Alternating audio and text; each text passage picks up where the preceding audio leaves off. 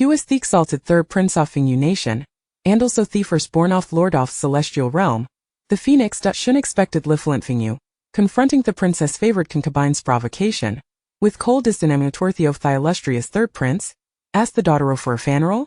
Chapter 1 Transmigration. Up and entering the room, an overwhelming silence engulfed Li's breath. There, not far from them, his wife trembled, supported by a maid, Hirazvik had done blinkingly on the pink cause canopy, utterly motionless. Lizu hurried forward, leaning over to examine his beloved daughter on the buffer. When will she waken? He skid hoarsely, his touching. The doctor continued stroking his grizzled and thoughtful silence, his brow furrowed. Realizing something, Li succeeded in a deep breath, lamenting with a heart-wrenching sigh, alas. Please do tell me. Everything is governed by fate. The doctor's words had scarcely left his lips when, unable to accept the harsh really, Li's wife suddenly fainted from overwhelming sorrow. Madam! Li Sugazet despairing like thrice unconscious wife in his arms, commanding the maid to take care waiterist, struggling took his voice as steady to her care. The atmosphere of grief gradually permeated the fragile dare, and Li's chaotic thoughts wovia tightening it, ensnaring she tuned to logical pain brought him a momentary reprieve. Ah, my head orchestrably. A soft female voice sudden lisha to red the stillness that Li lizard forward, tightly embracing his daughter. Tanger, middear Tanger, you have frightened your father to. Zitong depined Hirias and found herself enveloped by a middle Gedman. Her mind momentarily malfunctioned. What was happening?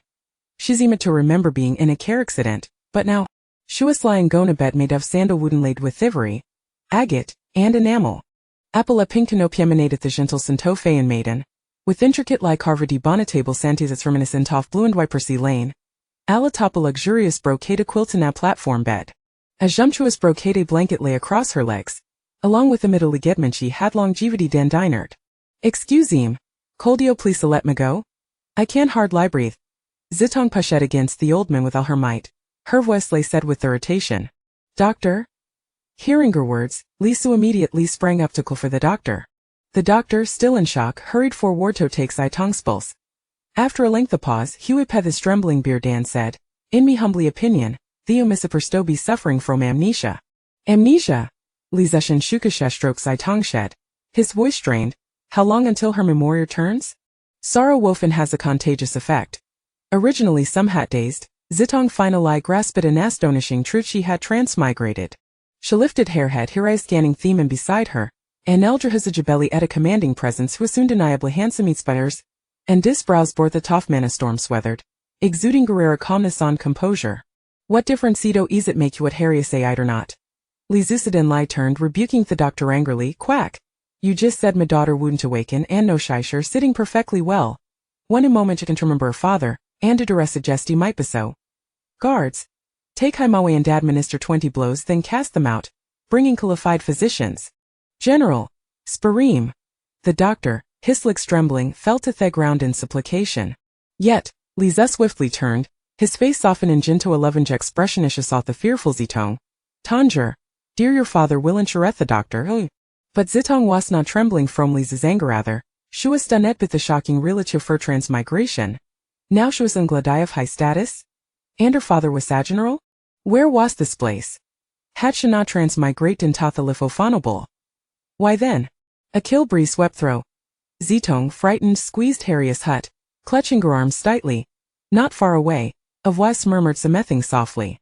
Following the sound, Shabil de Womanine White is standing beside a Druel. Her long, dark-haired incident went. Despite the brilliance and light, Zitong felt a wave of cold wash over her. Repeatedly telling herself curiosity kills the cat. Bistali vither feet unwittingly and ched closer to Thule. Her body trembled in fear and she could hear it chattering. Zitong, unoblito health advance, braced herself to speak to King Gadip steadying breath. Excuse him? Kaldi Adelmurum? Noon responded Zitong, paralyzed by fear, chuckled nervously while bending to control her unruly legs. Stop. Don't go forward. Coming closer, ever closer. As if she could touch Thumanine White with a mere hand's reach. Just then something crystal-like is splashed in Tathul? Tears? Hello? At that moment as she neareth well, Zitong inexplicably forgoeth her fear. Appenga familiar to reasoning the near. Had she been here before? How was that woman? Anxiety surged within Yaris heeling closer, eager to discern the visage obscured by disheveled hair. But everything transpired swiftly. Zitong watched helpless lias thumanine white resolutely leaped into thul. Help! Someone s jumped in ta thul. Zitong stararpted in ta screams as Huitna said frantically waving hands within thul, causing her to fall back in shock. Yet, no matter how she did, her voice failed her, panic coursing through her veins, leaving her pale and breathless. Miss! Miss! Wake up! Who was that? Zitong startled awake, drenched in cold sweat. Miss, where you dreaming? How is Scalinger? Hongyue? She had danced benazalary woman 9th 21st century, but after a car accident, she appeared here is to find herself in a dynasty that never appeared in her history textbooks, the Fengyu. Fegral before her, anxiously examining air body, wash her personal mid in thesera, Hongyue. With a round face and dark, expressive eyes, Shaborethia Fulinocencio Fajirlif 11 or 12. Gradually Zitong realized that Thadmer lip in a dream. Miss? Hongyu curiously touched her face, wondering if there was something gone it, for Yelsuth the miss bestaringether? Abries wafted in through Tia Pendor, carrying the faint scent of peach blossoms. To king a deep breath, Zitong gasket softly, Erethepiach blossom synthi quartered in full bloom. Here sparkled with curiositas they drifted towards the window, and with the neem pulses imatilo skontralof, Shes Wungerlich softhabed, but before she could place a foot in her slipper, she heard a startled beside her. Miss! Don't! Immerly wished tug off her astral. Zitong calmly explained to the overly dramatic Hongyu. Miss? Boo-hoo. Her right Kamigan. iPhone Lai Shuari in modern times say no Hollywoodster will be born. Tears streaming, Hongyu uphold to handkerchief from her waist and began to sob quietly. As if the moment Zitong set foot outside the bed, she would cry for her.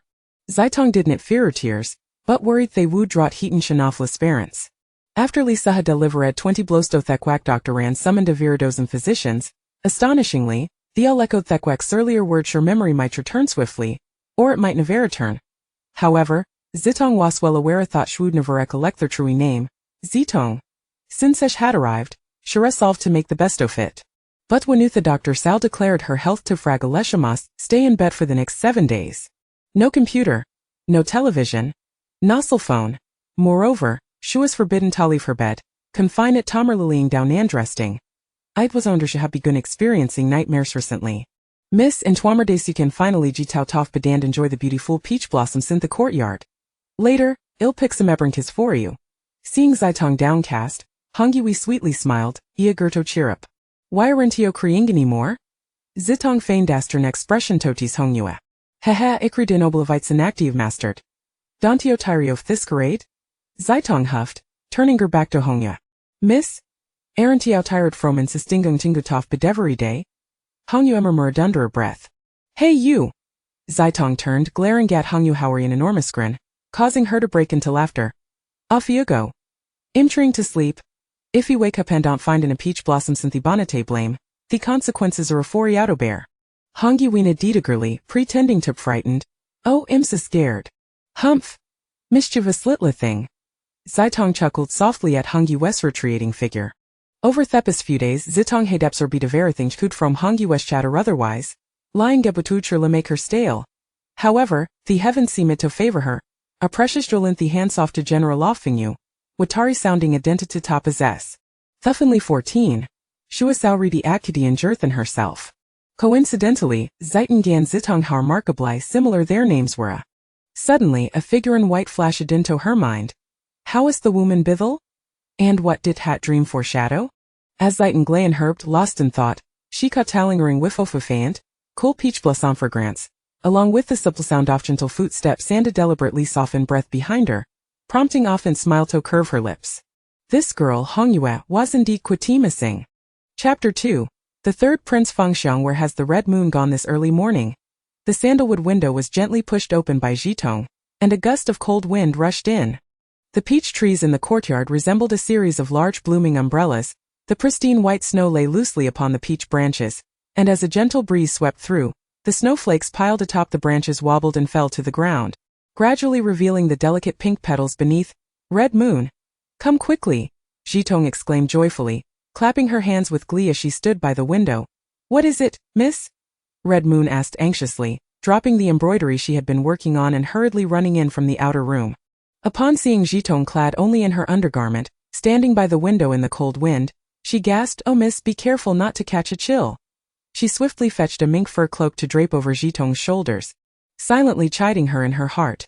Ever since the young lady lost her memory, she has become increasingly childlike. She has only just recovered from her illness, yet she neglects her health once again. If she falls ill once more, I fear the lady's heart will shatter. Red Moon, look! It's snowing. This is peach blossom snow. Zitong marveled, gripping the cloak with one hand while pulling Red Moon along toward the outdoors with the other. In this month of March, when the peach blossoms bloom, the saying goes, the warm spring of March, yet at this moment, the snow weighed heavily on the peach branches, creating a breathtaking scene of white expanses. Petals of pink danced alongside the snowflakes, the white snow and peach blossoms complementing each other, adding a touch of vivacity to the vast white landscape. Miss, please slow down. You should put on proper clothing before playing in the snow. How can you run outside dressed only in your undergarment? What if the servants see you? You are a precious young lady, how can you allow yourself to be disrespected? Come on. Haha. It's so beautiful. I haven't enjoyed the wonders of nature like this in ages. Zitong exclaimed, reaching out to catch a petal dusted with snow, thinking to herself that who says only the plum blossoms can bloom in the cold, peach blossoms are equally delightful. With playful delight, she would tiptoe to pluck a snow-laden peach blossom, then toss the flower into the air. Ah, how cold! The snowflakes have slipped down my neck. Zitong shivered involuntarily. Miss, you must be feeling cold. Please put on your clothes, Red Moon said helplessly, watching Zitong play in the snow like a child, holding her clothes with a sense of grievance. Over the past few days, she felt as if her young lady had transformed into a different person, finding the clothing cumbersome and spending all day gazing at herself in the mirror exclaiming, so this is what I look like. A willow waist and a lotus face, pearly teeth and delicate brows, truly a beauty descended from heaven. Red Moon felt a chill run down her spine. Is it truly just memory loss? If someone were to see her, they would surely think the young lady has gone mad. Realizing this, Red Moon shuddered and called out urgently. Miss, your clothes. Zitong snatched the clothes from Red Moon's hands and tossed them onto the nearby steps, pulling Red Moon into the open courtyard. I miss you? Red Moon exclaimed in dismay, watching helplessly as the pristine clothing became sullied with snow. Come. Don't mind such trivialities. Zitong crouched down to form a small snowball. Wow, this is incredibly icy. A snowball fight is so much fun. A snowball fight? Miss, you look as if you're holding a hot potato and don't know what to do with it. You can't bear to throw it away, yet it's too hot to hold? Smack! Red Moon felt a sudden chill on her cheek. The snowball Zitong had held vanished. Haha! Silly girl. Another snowball struck Red Moon on the head, and Zitong beamed with laughter, her delight blooming like a flower. Miss, don't run. Regaining her senses, Red Moon quickly crouched down to form a snowball and hurled it at Zitong. Not running would be foolish. And so, the two of them frolicked without regard for their social standings, oblivious to the imposing figure standing at the entrance of the courtyard. It turned out to be Miss Li. A deep, magnetic male voice resonated from the entrance. Is that the third prince? Zitong turned abruptly toward the sound. Miss, smack. Haha, got you. Red Moon clapped her hands joyfully, bouncing about. Snow tumbled into Zitong's mouth and she hastily spat it out. Oh, that mischievous Red Moon. How amusing. This is becoming more and more entertaining. As the man drew closer, Zitong found herself at a loss for words. Can a gentleman casually enter a lady's courtyard in ancient times? The servant pays respects to His Highness, the third prince. Upon recognizing the man's face, Red Moon was drenched in cold sweat, immediately kneeling to pay her respects, noticing that her mistress stood frozen in place. Red Moon gently tugged at the hem of Zitong's cloak. Red Moon, why are you pulling me? Zitong, still entranced by the handsome man before her, had completely lost her senses, forgetting the formal greeting of His Highness. The third prince, he appeared to be about 17 or 18, his long black hair was loosely tied back, his dark eyes filled with a mix of passion and indifference, a high nose and rosy lips. Clad in a white brocade robe, he held a folding fan in one hand, a golden belt around his waist, and black boots on his legs, with a jade pendant the size of an egg resting at the back of his boot. The beauty of his features blurred the lines of gender, and at that moment, he wore a charming smile. Unbeknownst to them, a petal drifted down between them, and time itself seemed to pause. Fengyu gently lifted Zitong's chin, tenderly wiping the melting snow from her face. Zitong stared blankly at the handsome figure suddenly before her, her heart racing. A handsome man. He is coming closer. He's actually wiping my face. Wait, why is he wiping my face? My face. Only then did Zitong remember that she had just been hit in the face with snow by Red Moon, and her current appearance was utterly disheveled. Fengyu's deep, rich laughter jolted Zitong back to reality. Hadn't Red Moon just called him His Highness the Third Prince? What? Paying respects to His Highness the Third Prince? Zitong awkwardly bowed, unsure where to place her hands. Haha, Miss Li, you are truly delightful. It seems life ahead will not be dull. Li Zitong, I have decided to claim you. Old Minister pays respects to His Highness, the Third Prince. The arriving Li Su immediately knelt before Fengxiang. Please rise, General Li. Fengxiang helped Li Su to his feet. Your Highness? Li Su wondered how the Third Prince had so brazenly entered his daughter's courtyard. Forgive me, General, I was drawn here by a burst of laughter. I was just pondering whether there might be a flower fairy in this courtyard. And then, Fengxiang turned to gaze at Zitong. Indeed, I have found a flower fairy. This? Li Su chuckled knowingly as he observed the Third Prince's unwavering gaze on his daughter. Zitong was all too aware of what General Li was laughing about. As a modern individual, she felt her cheeks flush in embarrassment in such an awkward situation. Your Highness, I shall take my leave. Zitong hurriedly performed another hasty bow and turned to enter the house. Ignoring the laughter of the Third Prince and her father behind her. Your Highness, I hear from the servants that you visited General Li's residence today. A young man in blue lounged lazily in a chair, holding a steaming teacup in one hand and a lid in the other, seemingly at leisure as he skimmed the tea's surface, yet a glint of sharpness flickered in his eyes. Is that amnesiac Miss Li doing well? Her memory loss has indeed been a great help to us. Fengxiang chuckled enigmatically. The blue-clad man spat out the tea he had just sipped in surprise. He actually smiled. Fengxiang shot a sidelong glance at Lu Lengan. How is it that you Haven tea choked to death?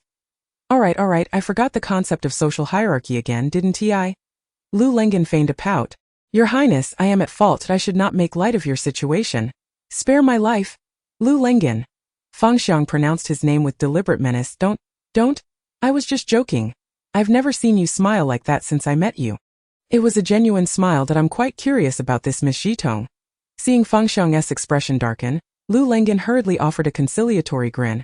Were it not for the fact that I once saved the Third Prince's life, would I be sitting here so comfortably conversing with him now? Enough of jokes. Let us discuss serious matters. How is the investigation regarding the second and fourth princes coming along? Fengxiang's playful demeanor vanished as he returned to a serious expression. They are getting close to Lu Shangshu and Zhao Shuesher. Humph. As expected, those two old geezers are supporting the second prince. Fengxiang slammed the table and stood up.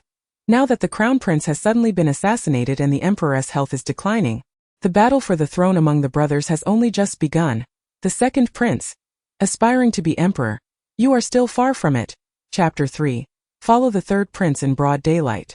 A girl in pink stealthily navigated the corridors of the manor, occasionally hiding behind columns, then quickly darting behind a rockery. Phew! After enduring numerous trials, Zitong finally arrived at the tall wall bordering the general's residence. Just a wall separates her from freedom. Suddenly, hearing the sound of galloping hooves outside, Zitong instinctively called out. He is not a returning person. He is merely a passerby. Once she finished speaking, she couldn't help but smile foolishly. Such a sentiment, indeed splendid, but who can tell me how to scale this nearly 5-meter-high wall? After several attempts of jumping and climbing, she simply couldn't reach the top, and to make matters worse, there wasn't even a tree nearby. Before long, Zitong sat down heavily on the ground, panting as she listened to the footsteps outside the high wall, which fluctuated between near and far. This scene mirrored that of Su Shi's ancient poem Butterfly Lovers. Gazing up at the stark white walls, I murmured softly to myself.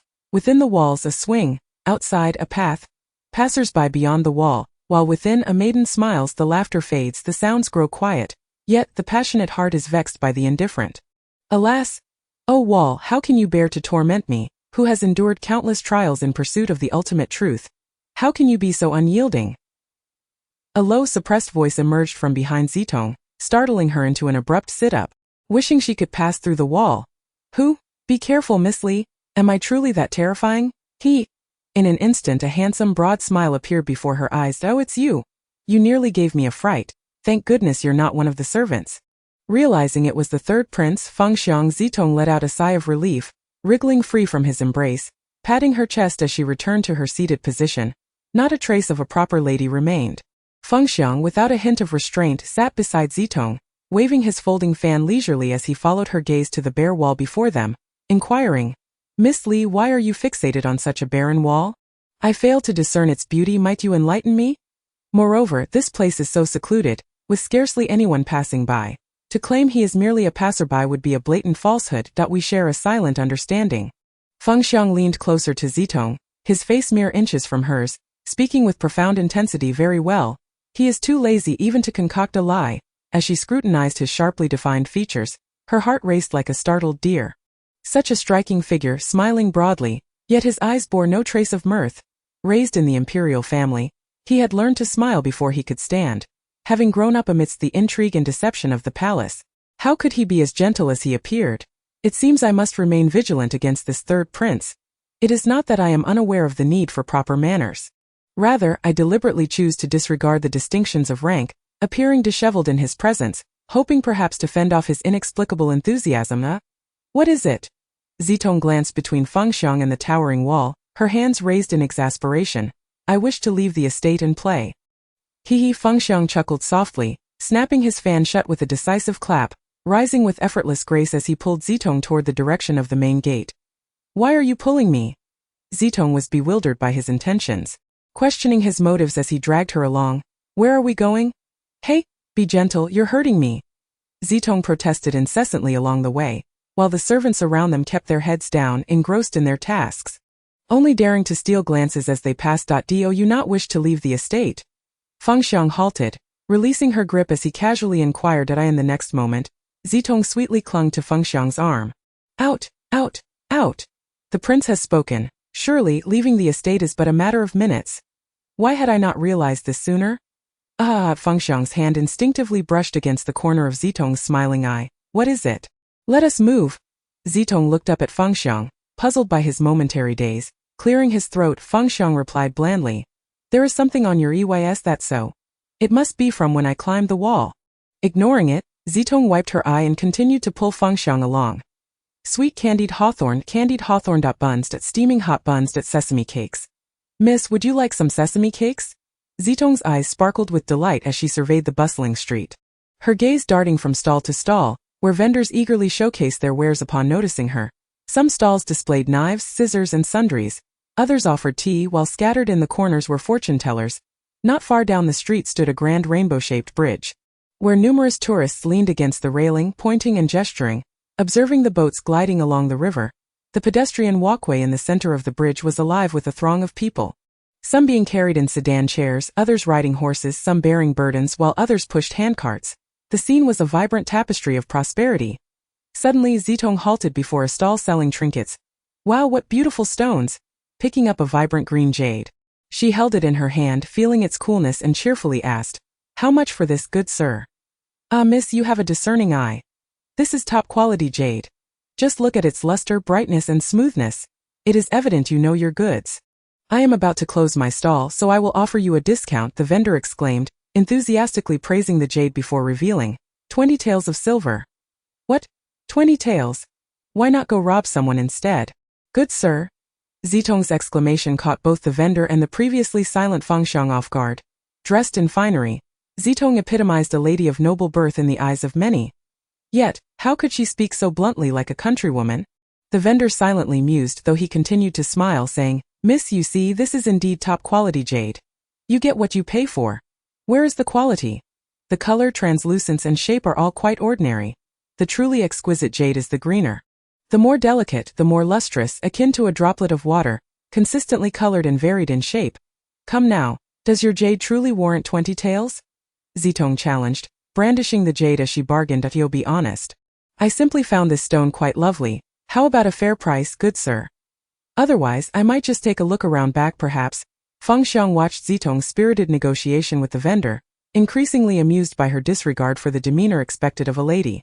In truth, he had intended to inform her of a nearby jade shop where top-notch jade was available for selection, yet he had not anticipated encountering such a unique version of her. What do you think is a fair price? The vendor, recognizing Zitong's expertise, dared not lie and asked tentatively, How about 1 tael? Business is hard, so I'll give you a little more. No need to thank me. Before Zitong could place her silver into the vendor's hand, she noticed that he had already set a tael of silver in her palm. I shall buy this for you. Later we'll head over there and see if there's anything else you fancy. I'll purchase whatever you like. Fengxiang gestured toward the jade shop and the exquisite embroidery workshop ahead. The young master is truly fortunate.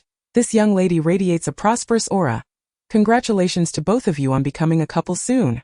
The vendor beamed as he pocketed the silver, realizing it was merely a trinket, yet feeling pleased to have made a small profit from such well-dressed customers.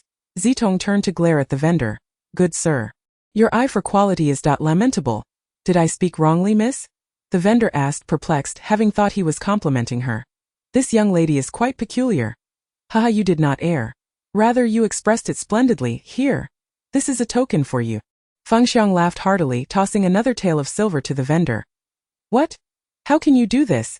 Zitong huffed, annoyed. Thank you, young master. Thank you. The vendor grinned widely, bowing repeatedly in gratitude. Fengxiang, with a gentle smile, waved his fan slowly. He speaks the truth. We shall indeed become a couple. Wait. Did she just receive a declaration of love from a man of old? Miss Li, are you well? Why are your cheeks so flushed? Fengxiang feigned ignorance, reaching out as if to touch Zitong's cheek. Mortified, yet how could she help but feel flustered? This was her first time receiving such an expression of affection. Watching Zitong hastily walk away in a flurry, Fengxiang knew he had achieved his goal. Upon Zitong's return home, Hongyue rushed forward, her eyes wide with concern. Ah, miss, have you caught a chill? Why are your cheeks so red?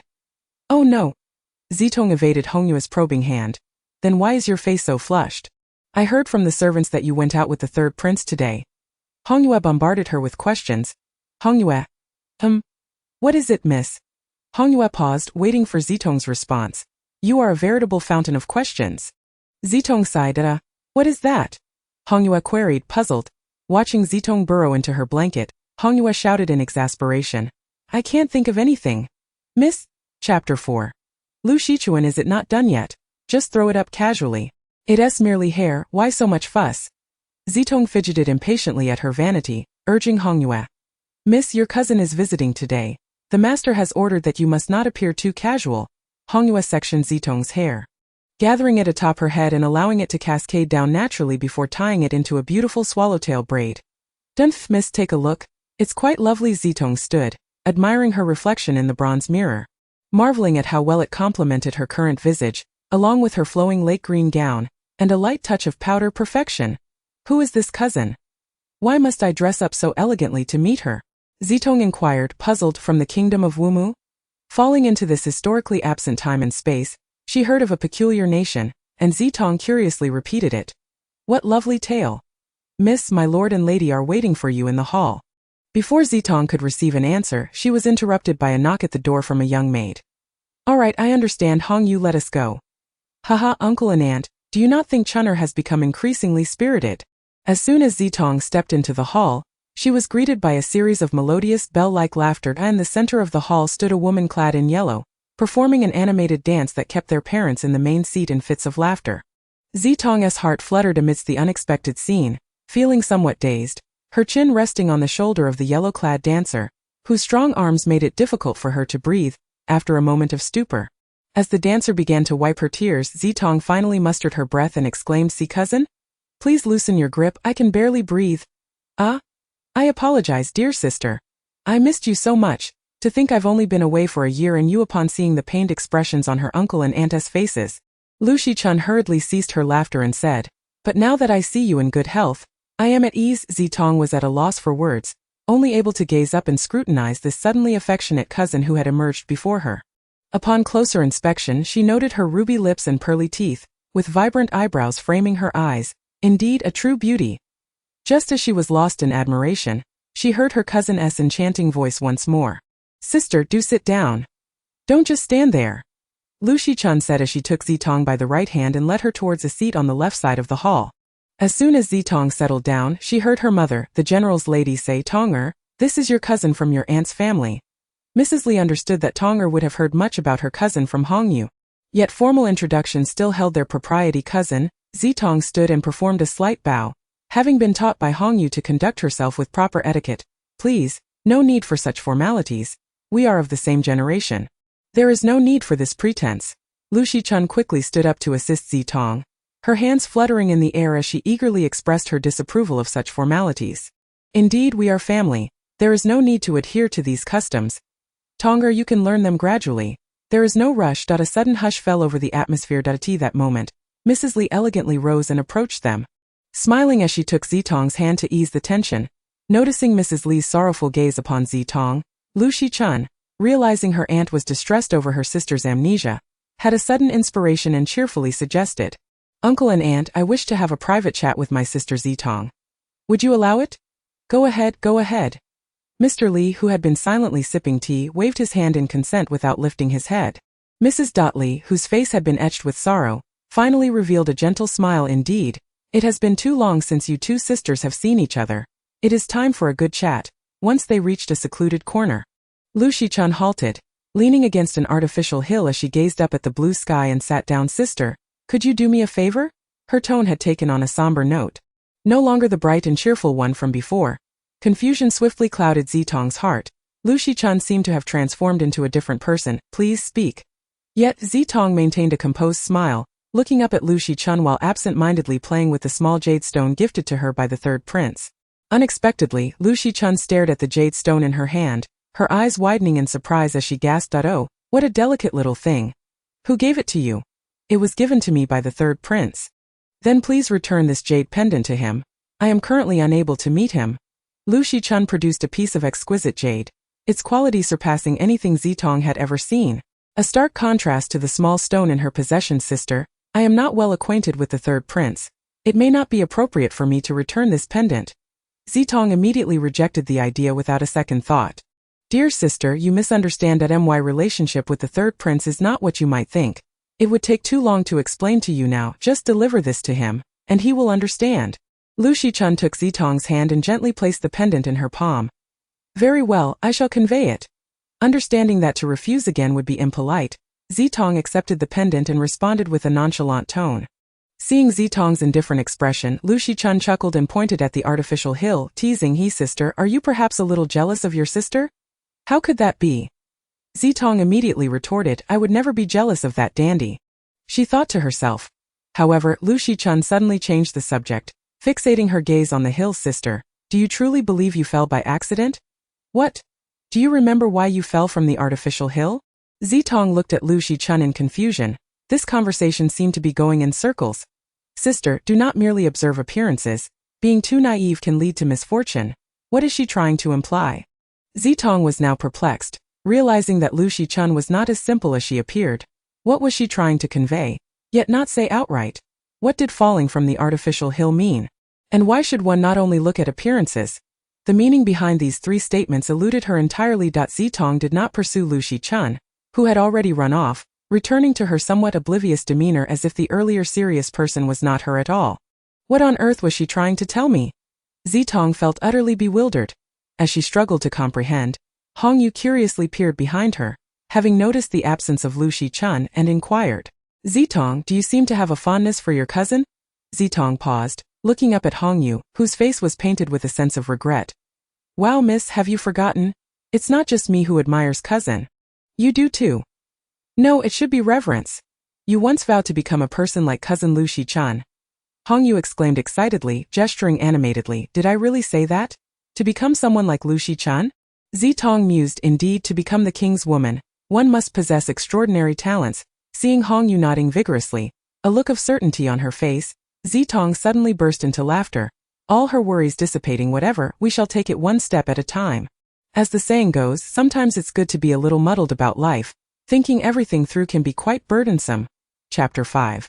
Is it good to be the prince's consort? The sun shone brightly. The weather was splendid, and the air was filled with a faint fragrance of flowers. Zitong sat on a swing, gently swinging her legs, while the third prince, Fengxiang, pushed her from behind, remembering she had forgotten to give him something. Zitong quickly planted her feet on the ground, pulled out a jade pendant from her bosom, and turned to hand it to Fengxiang. "Here, take this."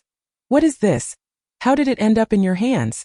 Upon receiving the pendant, Fengxiang momentarily froze, his expression shifting to one of wariness. "It was given to me by my cousin, Lu Shichun, to pass on to you, having held on to a question in his heart." Fengxiang fell silent upon accepting the pendant, and Zitong felt a large part of her curiosity dissipate. Yet, why did she feel a twinge of disappointment? She had never liked him in the first place. What was she feeling disappointed about? As the swing rose higher and higher, the wind tousled Zitong's hair, and her white silk dress rustled in the breeze. A soft, low sigh reached her ears. Snapping her back to reality, she had momentarily lost herself, forgetting that someone was still behind her. The swing had gone too high, nearly striking him. Why does it seem like you're speaking with a hint of jealousy? Fengxiang chuckled, carefully tucking the pendant into his bosom, maintaining his usual expression while teasing Zitong. Why apologies? I was simply born without a taste for jealousy. Perhaps the third prince's sense of smell is a bit off? Zitong replied, turning her back and walking towards the courtyard, ignoring Fengxiang as she glanced back at Zitong's retreating figure. Fengxiang remained momentarily stunned. She was truly unlike any other woman. How audacious to challenge the third prince. After contemplating for a moment, a joyful smile spread across his face as he called out to her. Are you no longer swinging? Just look at how acidic your words are. And yet you claim not to be jealous. Fengxiang strode forward, grasping Zitong's arm with his left hand and gently tapping her head with his right. That jade pendant, I assent. Don't explain. Has the third prince perhaps misunderstood something? Zitong laughed, brushing Fengxiang's hand away, turning with a smile. Li Zitong. This prince visits your home daily to keep you company. You must know the reason why? Suddenly, Fengxiang's expression turned serious, his previously charming dark eyes now filled with fury, the gentle demeanor he usually wore replaced by a fierce countenance. Tonger, would you consider becoming this prince's beloved consort? Thump!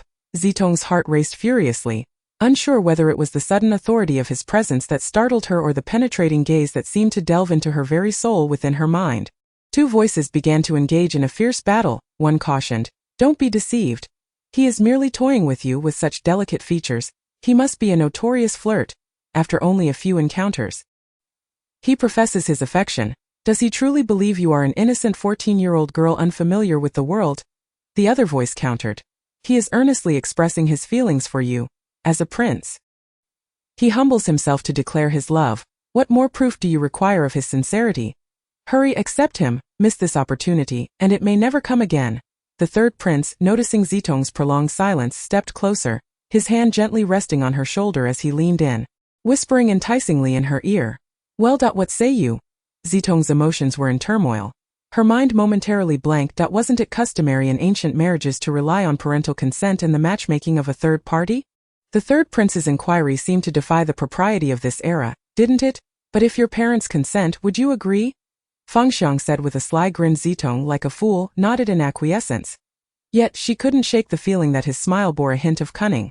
However, being proposed to for the first time in 24 years, especially by a man from a bygone era, it was only natural that her thoughts became muddled. If only she had known the consequences of that single nod, she would not have faced countless nights in the future, battling the urge to sever her own head.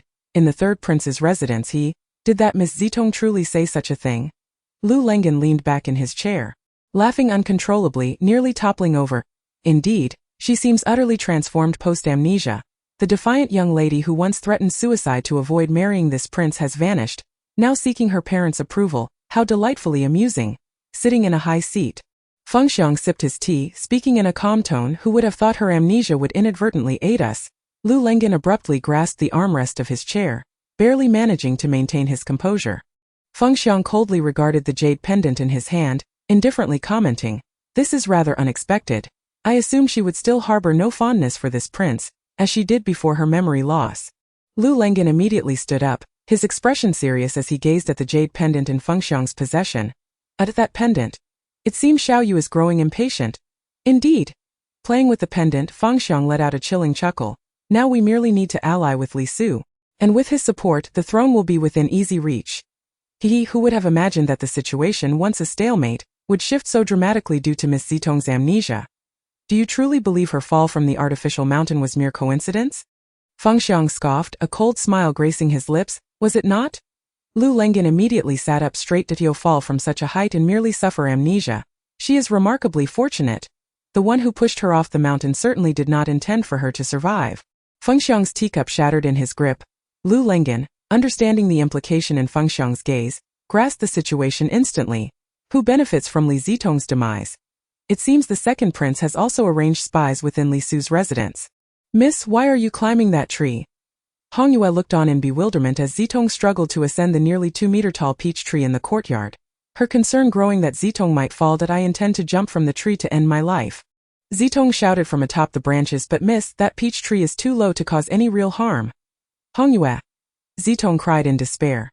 What is it, miss? Hongyue replied, oblivious to the gravity of the situation, smiling up at Zitong without a hint of concern. The revelation of her previous engagement to the third prince had sent Zitong into a frenzy, and she had been prepared to escape her fate. Hongyue, unaware of the turmoil, was shocked when Zitong began to demand her own demise. Why didn't you tell me about our prior engagement when the third prince first met me? Zitong lamented from her precarious perch. But you never asked me. Hongyue replied innocently, her eyes wide with confusion. No wonder you recognized the third prince at first sight. How foolish I was not to realize why a maid from the boudoir would recognize him. Zitong lamented, her mind racing, having declared that her parents would decide her fate. She had essentially agreed to become the third prince's consort. Miss, how much longer will you remain in that tree? Leave me be. Let me face my own fate. But the master and mistress, along with the third prince, are all waiting for you in the hall. Heavens! Are you truly jesting with me? Must I really wed that notorious flirt, the third prince? Zitong gazed mournfully at the azure sky, a petal drifting downwards. She caught it, inhaling deeply, and shouted down to Hongyue, go to the hall and tell the third prince that I have changed my mind. I refuse to marry him. Tonger? What are you saying? Father? Miss, be careful. The sudden appearance of Masterly startled Zitong, causing her to tumble from the tree. Though the fall was not far, it would undoubtedly be painful. She squeezed her eyes shut, bracing for the inevitable pain. But when she opened them, she was met with a broad grin directed at her. You haven't even married this prince yet, and you are already throwing yourself into his arms. Fengxiang Zitong, infuriated, closed her eyes again. Feigning unconsciousness. Humph! I shall scare you to death. Chapter 6. The peculiar poisoning. Zitong sat on the threshold of her boudoir, staring vacantly at the cerulean sky, a hue she had only witnessed during her childhood visits to her grandmother's rural home. The clouds were so white, resembling sweet cotton candy, that they made her mouth water. Oh! What troubles my sister? Zitong turned to the voice and saw Lu Shichuan clad in purple, standing at the foot of the steps. Her face brimming with a radiant smile that made Zitong internally applaud her. Her acting truly rivaled that of a Hollywood star, while Hongyue appeared nothing more than a novice in comparison. Rising slowly and brushing off the dirt from her attire, Zitong smiled and bowed gracefully to Lu Shichuan. It is my dear cousin. Please come inside. Instead of walking ahead, Lu Shichuan grasped Zitong's hand. Her eyes sparkling with mirth as she asked, I have heard that you are to marry the third prince next month? I too have only heard it from my mother, which is why I hurried to congratulate you. Lu Shichuan teased lightly, taking a sip of tea. However, her gaze remained fixed on the distance between them, her brow furrowing as if she were grappling with an internal struggle. Taking a deep breath, she gently set the teacup down and walked to the window, pushing it open as she gazed at the peach tree in the courtyard. Sister, are you truly resolved to wed the third prince? Upon hearing Lu Shichuan mention the third prince again, Zitong felt a surge of calculation. Since she was already to become another's wife, why must they dwell on former lovers? Hongyue had once informed her of her admiration for this cousin. Yet she found no trace of admirable qualities in her, save for her remarkable ability to change her demeanor. One moment she smiled, the next she frowned. Truly a woman of two faces. What exactly did her cousin wish to convey? Zitong, feeling somewhat dim-witted, decided to be direct. Sister, you do not wish for me to marry the third prince, do you? No. That is not it. Lu Shichuan hastily replied, her hands waving anxiously in front of her chest to clarify her stance. What do you mean then?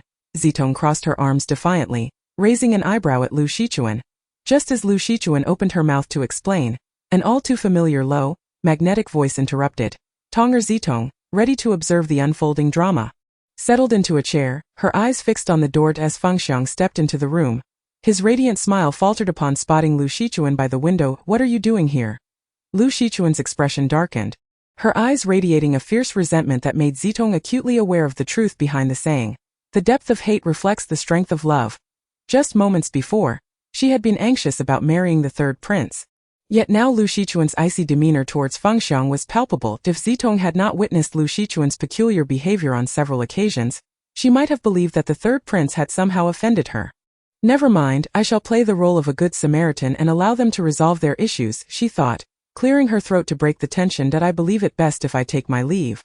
Allowing you two to reminisce, she suggested with a smile. Don't. Sister. Please don't. Zitong, amused by the unfolding scene, thought it quite entertaining that they claimed not to share any connection. Why are you not pursuing her? Zitong observed Fengxiang, who was intently gazing at Lu Shichuan's retreating figure. Very well. I shall come to see you again another day. Upon hearing Zitong's declaration, Fengxiang, disregarding any misconceptions Zitong may have had, hastily pursued her. "Ha! You claim there is nothing between you two, yet what is this? What does it matter to her? She has no affection for that ancient figure." Nevertheless, Zitong felt a warmth at the corner of her eyes, as something damp slid down her cheek, yet she was reluctant to delve into what it was at that moment. "Stop right there." Upon exiting the Li residence, Fengxiang seized Lu Shichuan, who was about to board her carriage. Ignoring the urgency of the situation, Fengxiang fixed his serious gaze upon Lu Shichuan and stated, "Let us find a place to converse." Lu Shichuan, having words of her own to share, promptly agreed very well. At the Drunken Immortal Pavilion, Lu Shichuan urged, "Speak your mind. Having sat here for so long, if you are not fatigued, I certainly am." As she sipped her tea, her eyes were aflame with menace directed at Fengxiang. With a forceful slam, she cast her teacup onto the table, splattering tea everywhere. "What do you truly intend to accomplish? Do not forget the pact between Xiao Yu and myself." Fengxiang, unfazed by Lu Shichuan's ferocious demeanor, merely glanced at the cracked teacup before calmly replying, "Yet I cannot allow you to jeopardize my cousin's happiness. She is such an innocent and delightful girl, nearly losing her life due to her association with you power-hungry individuals. You expect her to marry you? I fear that, should that happen, my cousin. Do you have any idea? She has always been closest to me, and now she has lost her memory, no longer recognizing me. And she even doubts me. Who is to blame for this?" Suddenly agitated, Lu Shichuan rose, grasping Fengxiang's collar and shouted, "Calm yourself." Fengxiang gently pried Lu Shichuan's hands from his collar with his fan, his expression unperturbed as he cautioned, "Mind your position." Enraged, Lu Shichuan turned to storm out, but Fengxiang's quiet declaration halted her. "Li Zitong is to be my bride." In an instant Lu Shichuan's fury surged, and she overturned the table, glaring at Fengxiang as she exclaimed, "You are all scoundrels, Miss? Hongyue frantically shook the unconscious Zitong lying on the bed, but no matter how much noise she made, there was no response. Panic washed over her, and her face turned pale. "Miss, do not frighten me. Miss, please awaken." Yet Zitong lay curled up like an infant, completely unresponsive. Realizing the gravity of the situation, Hongyue dashed out of the chamber like a gust of wind, shouting, "Master, madam, it is dire. What is it that has you in such a fluster? Have you forgotten all decorum?" Li Su reprimanded Hongyue, who had barged in while he was engaged in discussions at the main seat of the hall. Breathless, Hongyue stammered, "Master, it is bad to the young lady." "What has happened to the young lady?" Li Su exclaimed, abruptly rising and rushing towards Hongyue. She is unconscious." Finally, Hongyue managed to convey the message, but Li Su had already vanished from sight in an instant. "Master, has the physician not arrived yet?"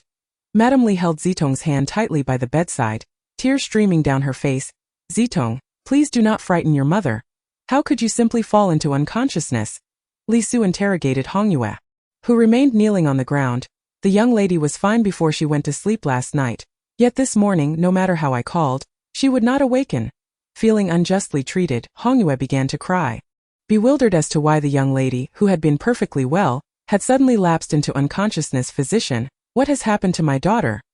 Li Su inquired urgently. "She has been poisoned by the heartbreak grass." The physician paused, deep in thought. "But what?" Li Su pressed. "Consuming this poison will lead to excruciating abdominal pain and death. If she was poisoned last night, she should have been in agony, so why has no one sought a physician until now?" "What?" Li Su glared at Hongyue, his eyes ablaze with fury, before turning back to the physician to inquire, "Is there any antidote?" "Well, allow me to draft a prescription. Whether she awakens depends entirely on fate." The physician replied quietly as he began to write. As he handed the prescription to Li Su and prepared to leave, he cast a puzzled glance at Zitong, shaking his head as if to dismiss his own thoughts. "Surely I am merely growing old and losing my senses. See the physician out." Li Su immediately commanded his servants to hasten to gather the medicine. Suddenly, Hongyue's emotions overwhelmed her, and with a final straw, she collapsed heavily to the ground. Chapter 7. "Xiaolian, my head aches terribly." "What is this?"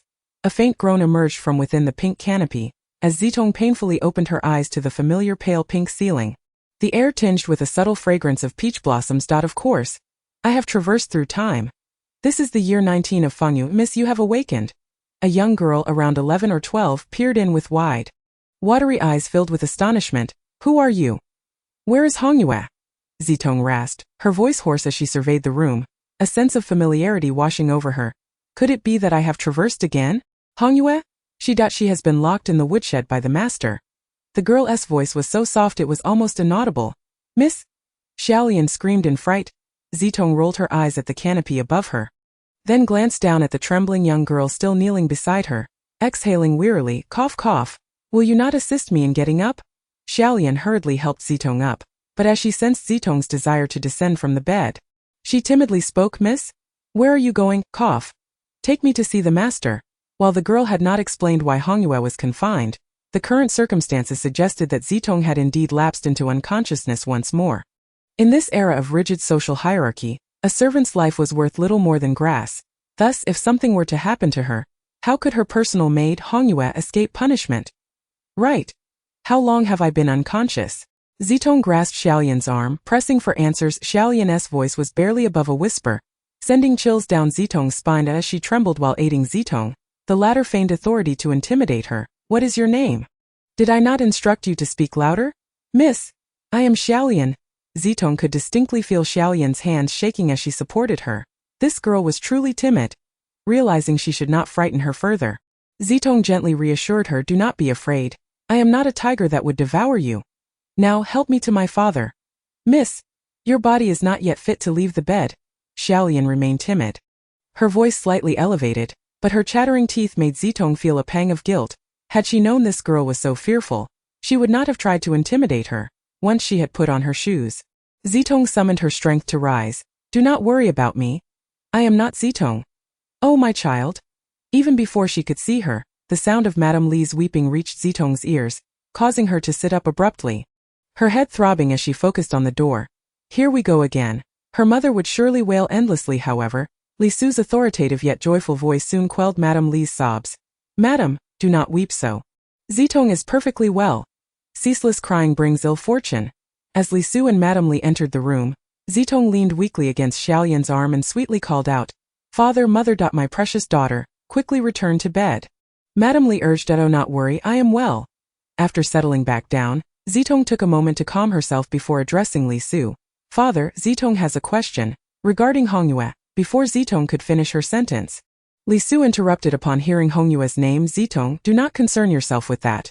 Xiaolian will attend to you from now on as your personal maid. She failed to safeguard you. Her negligence led to your predicament. She deserves punishment. Once your father uncovers the identity of the poisoner, if she is found innocent, she will be dismissed from the household. If she is implicated, humph. Zitong was at a loss, having just fallen from a rockery and now being poisoned. Heavens, you grant me another chance at life, yet you cannot treat me this way. How can a mere 14-year-old girl endure such a tumultuous fate? Zitong. What is the matter? The general called to the suddenly distracted Zitong. Ah, Zitong is fine. Father, mother, I am merely fatigued and wish to sleep a while. Zitong gently pulled away from Madame Li's tight grasp, her voice weak. While others traverse time and flourish effortlessly, I find myself transmigrated into a mere vessel for medicine, plagued by ailments and an endless supply of pills. After enduring this rebirth for what feels like an eternity, the majority of my days have been spent languishing in bed. Very well, Tonger, rest now. Your father and mother shall return shortly to visit you.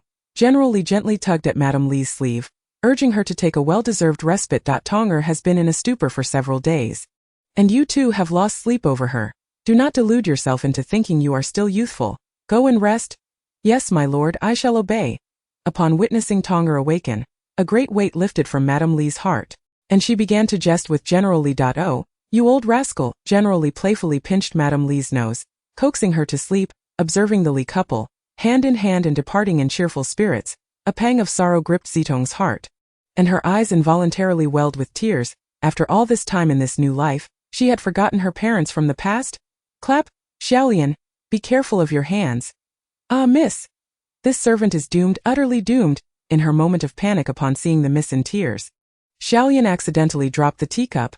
Hastily, Xiaolian scrambled to pick up the shards, her hands quickly becoming a gruesome sight. Zitong's heart raced at the sight, and she rose, feeling somewhat helpless. Yes, all right. Find another maid to clean this up, and quickly attend to your wounds. Miss, Xiaolian knelt, flustered. Zitong's tone grew stern as she commanded, if you do not hurry, I shall have my father dismiss you from the household. Ah, I shall go at once. Xiaolian hastily departed in a flurry. Watching Xiaolian flee in panic, Zitong wearily closed her eyes. Hongyue, she must quickly regain her strength to save Hongyue. In the depths of a dark slumber, Zitong sensed a gaze piercing through her. A cold, venomous scrutiny surveying her form inch by inch, an icy chill seeping through her skin. She instinctively clutched her brocade quilt tighter. Cold? So cold.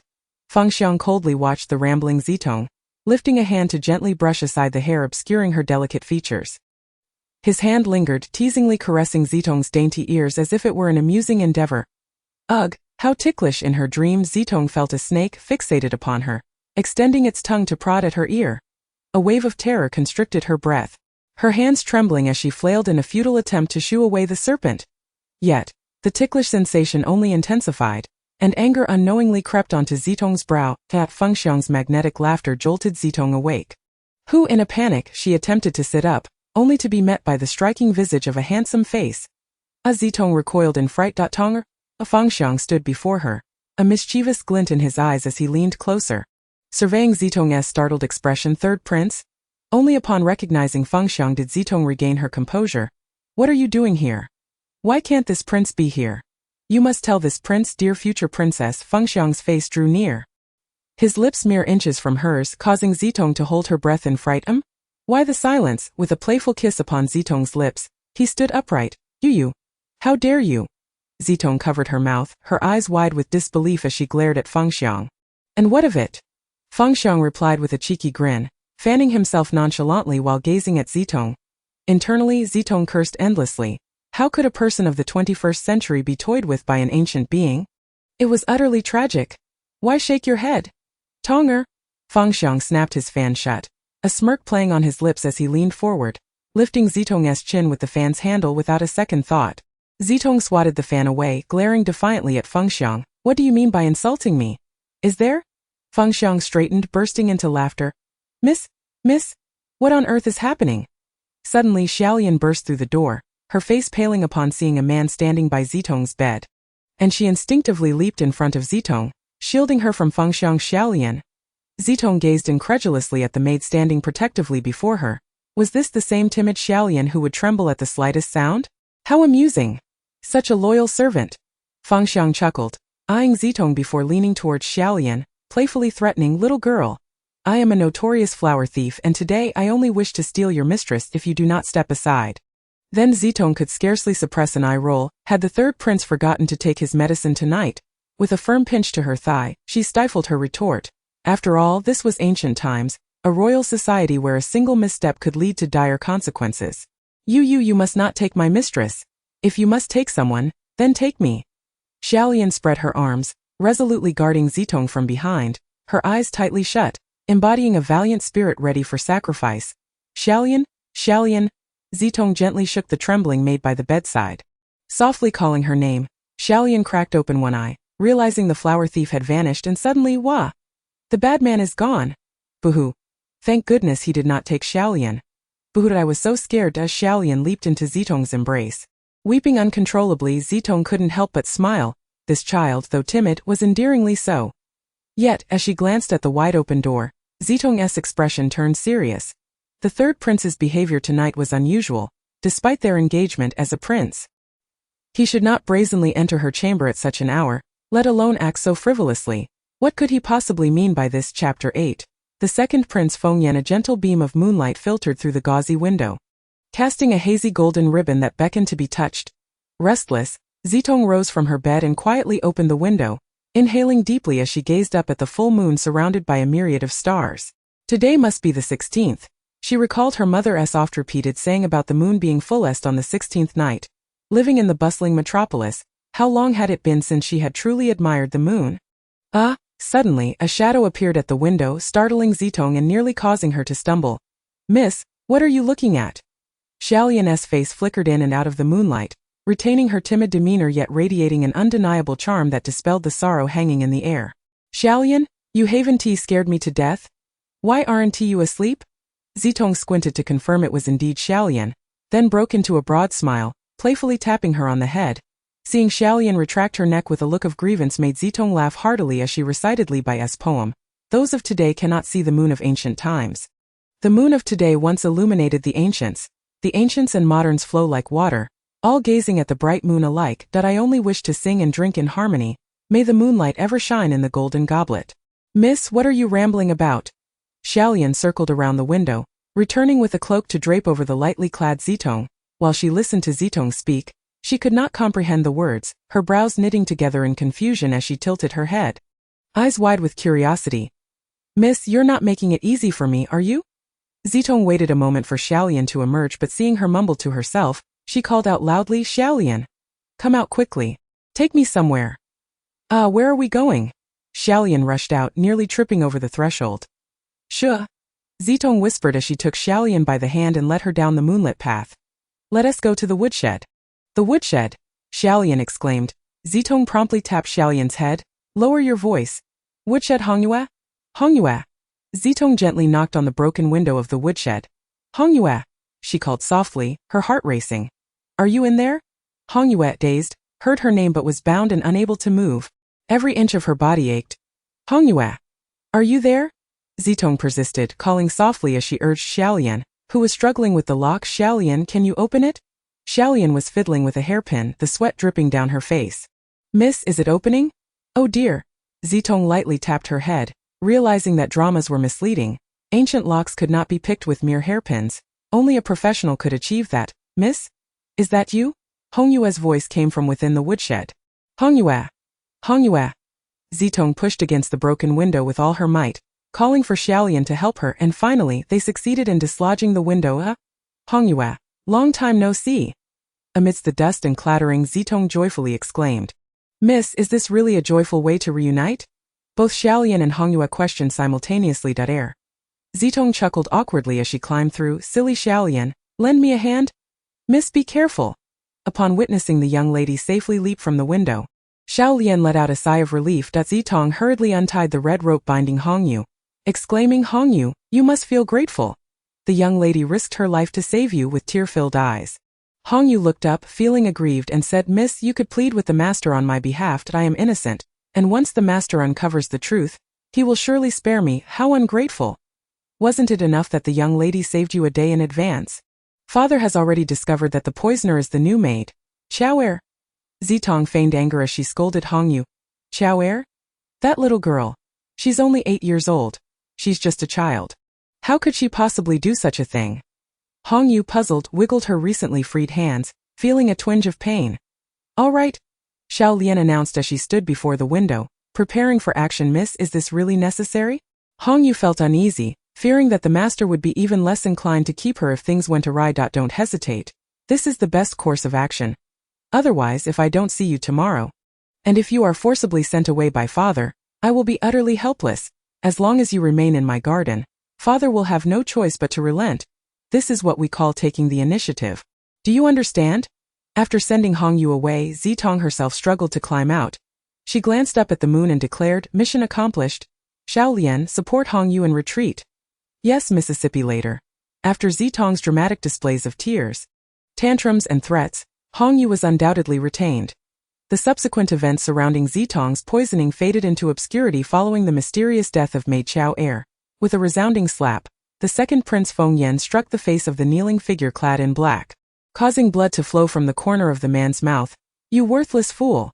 If it weren't for my cleverness in using a mere child to take the blame for you, you would not still be alive to kneel here. Fengyan gripped the man's chin tightly, raising his head forcefully, glaring at the seemingly delicate yet ruthlessly cunning woman before him. Thank you, master, for saving my life. The pain in his chin made it difficult for the man to speak clearly. He, what is this, Han? Have you been so utterly dazed by being called Xiaolian that you've forgotten your own blood's taste? The once calm Han suddenly began pleading for death upon hearing the mention of her blood. Fengyan looked into Han Yi's fearful eyes and coldly laughed. Bring him in. No. No. Han Yi, filled with terror, attempted to retreat. That a bloodied figure was roughly dragged in by several men in black, causing Han Yi to shiver uncontrollably. Those who err must be punished. Let the blood flow. Fengyan commanded coldly. No. No. He will die, brother. Brother. Woo-woo. Han Yi struggled frantically, tears streaming down her face as she attempted to crawl toward the bloodied man. Had Fengyan not possessed greater strength than Han Yi, he might not have been able to subdue her. Rest assured, this prince could never bear to let him die. I only wish for you to taste your own blood. It is crucial for fulfilling my royal tasks. Fengyan smiled at the bloodied man on the ground, saying, He is your brother, sharing the same blood. Surely, the taste will be quite similar. Before long, a guard brought a bowl of fresh blood. And Feng Yan forcefully pried open Han Yi's mouth, declaring, "Drink it obediently, spill a single drop, and I shall command someone to bring another bowl." Watching as Han Yi complied, Feng Yan released his grip on her. Gagging from the metallic taste of blood, Han Yi fell to the ground, retching violently. Currently, the third prince has assigned numerous dark guards to protect Li Zitong. You must keep a low profile and act as that timid maid, waiting for the right moment to eliminate Li Zitong. Should there be another misstep, you know the consequences. Feng Yan huffed, tossing his sleeve as he departed, followed closely by the guards dragging the bloodied man. Han Yi lay on the ground, gazing into the eyes of the bloodied figure, despair evident within. Once everyone had left, the dimly lit room plunged into an abyss of darkness. Han Yi, lying there and gasping in pain, clenched her fists against her aching chest. The oppressive scent of blood made her retch uncontrollably as she lifted her gaze toward the spot where her brother had just stood, silently vowing, "Brother, hold on a little longer. Xiao Yi will surely rescue you." Chapter 9. The Legend of Lu Shichuan Part 1. Zitong stretched her legs, and with Hong Yu's push from behind, the swing soared higher and higher. She gently closed her eyes, relishing the sunlight caressing her face, the earthy aroma wrapping around her like a delicate veil, and the faint scent of grass lingering in her nostrils. That if it weren't for her having crossed into this realm, if she hadn't left her parents behind, it would all merely be a dream, and what a beautiful dream it would be. Hong Yu! Zitong gently pushed off the ground with her feet, and with Hong Yu's help, she enjoyed a blissful day. Suddenly, a thought struck her, causing her to halt and turn her head back, whispering Hong Yu's name. Shaking her head, she broke into a cheerful smile and said, "Tell me about my cousin's story. I'm curious about what kind of person she truly is." Zitong stood up, her large watery eyes gazing at Hong Yu, as if silently urging her to share the tale. "Cousin?" Hong Yu hesitated, uncertain, but upon seeing Zitong's enthusiastic nod, she began, "Her story is indeed a legend in our Fengyu Kingdom. Cousin was once the object of admiration for all the women in Fengyu. With the saying, 'A woman who does not aspire to be Lu Shichuan is not a good woman,' becoming a popular catchphrase among all young ladies in waiting. Is it really that exaggerated? Hurry and tell me. Don't keep me in suspense. Otherwise I might." Zitong playfully raised her hand, mimicking a clawing motion to tease Hong Yu. Startled, Hong Yu instinctively took a step back, exclaiming, "Ah! Mississippi, please don't. Hurry and tell me. Or I might really scratch." With a mischievous grin, Zitong stepped closer to Hong Yu, causing the little maid to retreat further in fright. Initially, Zitong merely sought to entertain herself by teasing Hong Yu, but seeing her behave like a mouse being toyed with by a cat sparked a childlike joy in Zitong, prompting her to abandon her inquiries about Lu Shichuan and chase Hong Yu around the garden instead. "Hong Yu, stop right there!" Zitong called out as she pursued her. The two engaged in a delightful game of tag, thoroughly enjoying themselves. "Clap! How spirited you are, Tong Air!" A crisp round of applause accompanied a deep, magnetic voice that interrupted the merriment of the two girls. Upon seeing the third prince, Hong Yu immediately knelt and greeted. "This servant pays her respects to the third prince." Just then Xiao Lian, who had been outside fetching water, caught sight of the third prince standing before Zitong. Her expression darkened, and she feigned fear, dropping the wooden basin and hastily rushing to stand protectively in front of Zitong, raising her arms and declaring, "Flower thief, what are you up to now, miss? Step back. This servant will protect you." Zitong opened her mouth as if to say something, but upon seeing the little maid's valiant demeanor, she slowly lowered her hand. However, Hong Yu, still kneeling, was not thinking about the consequences and realized that Xiao Lian's actions were akin to throwing an egg against a rock. She was courting disaster. Not daring to lift her head, she quietly tugged at Xiao Lian's sleeve, whispering urgently, "Have you lost your mind? This is His Highness the third prince. Hurry and kneel." Xiao Lian's legs immediately buckled, and she collapsed in a heap, exclaiming, "Ah, this servant deserves to die. Spare me, your highness." Zitong raised an eyebrow at Fengxiang and bent down to help Xiao Lian up, saying, "It's all right, I don't hold it against you. That night, His Highness himself claimed to be a flower thief.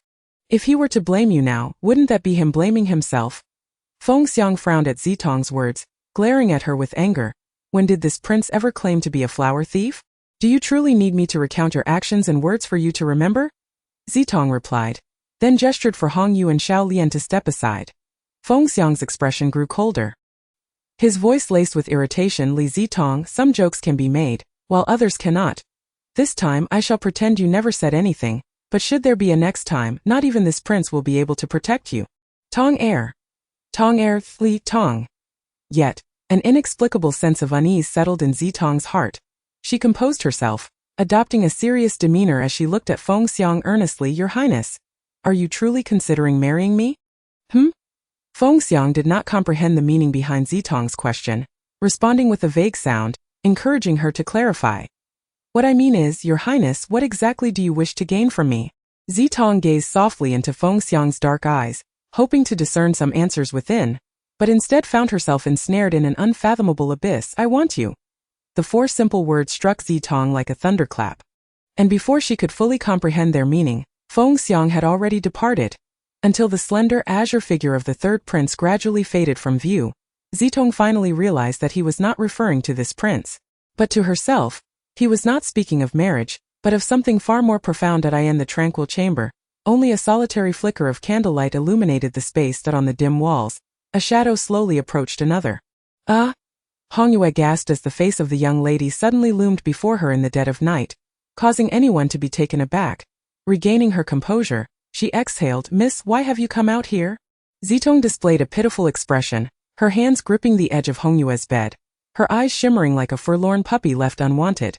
I cannot sleep. Please continue the story you didn't finish during the day. Still somewhat dazed, Hongyue yawned and asked in confusion, what story?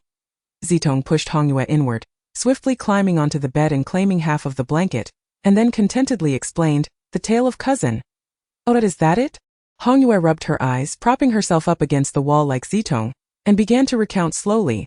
This story dates back to last year. In order to foster a harmonious relationship with the Wood Kingdom, the emperor decided to form a marriage alliance. However, our Fengyu Kingdom has no princess, and could only select from the daughters of ministers.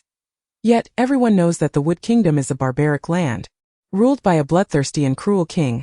What father would willingly send his daughter into such a hellish fate? Overnight, nearly all the ministers with unmarried daughters rushed to secure husbands for their girls, eager to marry them off at once. It was during this time that cousin unexpectedly declared her willingness to marry. The emperor was overjoyed and immediately conferred upon her the title of Princess Shanyang, sending her off to the Wood Kingdom on a designated day. I remember it was drizzling lightly at that time. You stood crying in the rain, asking cousin, who sat in the pavilion watching the lotus flowers, why? Yet, cousin merely smiled gently at you, saying, I am unencumbered and accustomed to being alone, unlike you all who have families to care for. Besides, sacrificing my own happiness could bring peace to the world and save countless sisters, allowing me to escape my current home. You should actually be happy for me. Happiness? I am so very happy. You go now. Go to that forsaken place and enjoy yourself. With that, the young lady ran off like the wind. No matter how much I chased, I couldn't catch up. Then came the day of cousin's wedding. The sun shone brightly, and the escorting party was already prepared and waiting.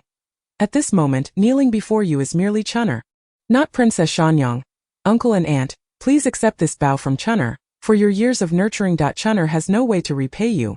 Clad in a splendid red wedding gown, cousin knelt beside the grand red carriage for a long time, while the elderly couple at the door repeatedly attempted to assist her but forced themselves to remain composed. Princess, it is time to set out. Uncle and Aunt Chunner is departing. Upon seeing the young lady display an expression that was both tearful and smiling, cousin also revealed her most beautiful smile and gently said to her, Cousin, remember, tears will not always resolve problems. Pay attention, this is what true smiling looks like. And then, is this how she became a legend? Zitong felt that there was nothing in this story worthy of becoming a legend, nothing to inspire other women to emulate. Hongyue shifted her stiff legs and, feeling slighted, said, Miss, I can barely keep my eyes open. All I can think about is sleeping, my mind is a blank. Let us continue this tomorrow, shall we? Zitong observed Hongyue's reddened eyes, coupled with her incessant yawning, and realized it was quite late. Gingerly, Zitong climbed down from Hongyue's bed, stretched her tightly bound legs, and entered the inner room. Gazing at the flickering candlelight on the table, a scene flashed through her mind of a moth drawn to a flame. Alas! This night she was fated to lose sleep. Chapter 10. The Legend of Lu Shichuan, Part 2. In the bright afternoon, everything under the sun exuded a sense of languor. Xiaolian crouched in the center of the garden, tending to the flower bed, her entire being hunched over among the blossoms without a careful glance. One would hardly notice her presence amidst the flora. The air was so still that only the sound of the flower swaying could be heard. Yet, as she busied herself, Xiaolian's eyes would occasionally flit toward the garden's shadowy corners, a smirk creeping onto her lips. Were it not for these dark guards, she and her brother might have long since lost their lives. Hani had never considered that upon completing her task, the second prince would spare both her and her brother. On the contrary, failing the mission might offer them a glimmer of hope. At least the second prince would not be foolish enough to sacrifice this meticulously nurtured pawn only to invest time in cultivating another. Xiaoyan's face immediately lit up with an innocent smile as she babbled to the flowers, little flowers, when will you grow up? Mississippi, she can't wait to bathe with you. As she spoke, she plucked a few blooming flowers, cradling them in her hands as if they were precious treasures. Puff, Xiaoyan stared blankly as Zitong slowly explained, Miss, those flowers cannot speak.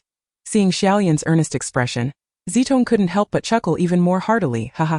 I certainly know that flowers cannot speak, but shouldn't they also be unable to comprehend human language when you just spoke to them? While speaking, Zitong bent down to pick a petal from the flowers and gently poked its slightly withered outline, murmuring, Hey flower, can you hear us? Are you mocking me? It took Xiaoyan a long moment to respond, her hands loosening their grip on the petal, which fluttered down to the ground like a colorful butterfly. No way. Zitong laughed, clutching her stomach, doubled over in mirth. Miss, why are you always teasing people? You're about to be wed, and if the master sees this, he might scold you. Hongyue stood at the entrance of the garden, holding a plate of delicate pastries, watching Zitong laugh without decorum. Miss, you truly are quite bored. Here. Hongyue stepped closer to Zitong, raising the plate. This was sent by the third prince, a reward from the emperor for you to try. Miss, this is a gift from the third prince to you. I cannot. Hongyue scrutinized the exquisite pastries that hardly resembled food, astonished that the miss would say she disliked them since it's meant for me. What's wrong with you all having some? Zitong suppressed the tumultuous heartbeat within her, entangled in her thoughts about her feelings for Fengxiang to marry him, to call off the engagement, reflecting on what the former Li Zitong had done. Would she repeat those actions? However, this time, the third prince had made the emperor arrange their betrothal out of fear she might annul the marriage again, if she were to voice her reluctance to wed the third prince. Would that be considered defying imperial orders? Yet, if she fled the marriage now, would it bring trouble to General Li and Lady Li? Although they had not yet developed deep feelings, they were, after all, the closest to her in this era. Zitong wished to avoid causing them harm. Miss? Zitong glanced at Hongyue in confusion. Miss, are you all right? I've called you several times, but you didn't respond.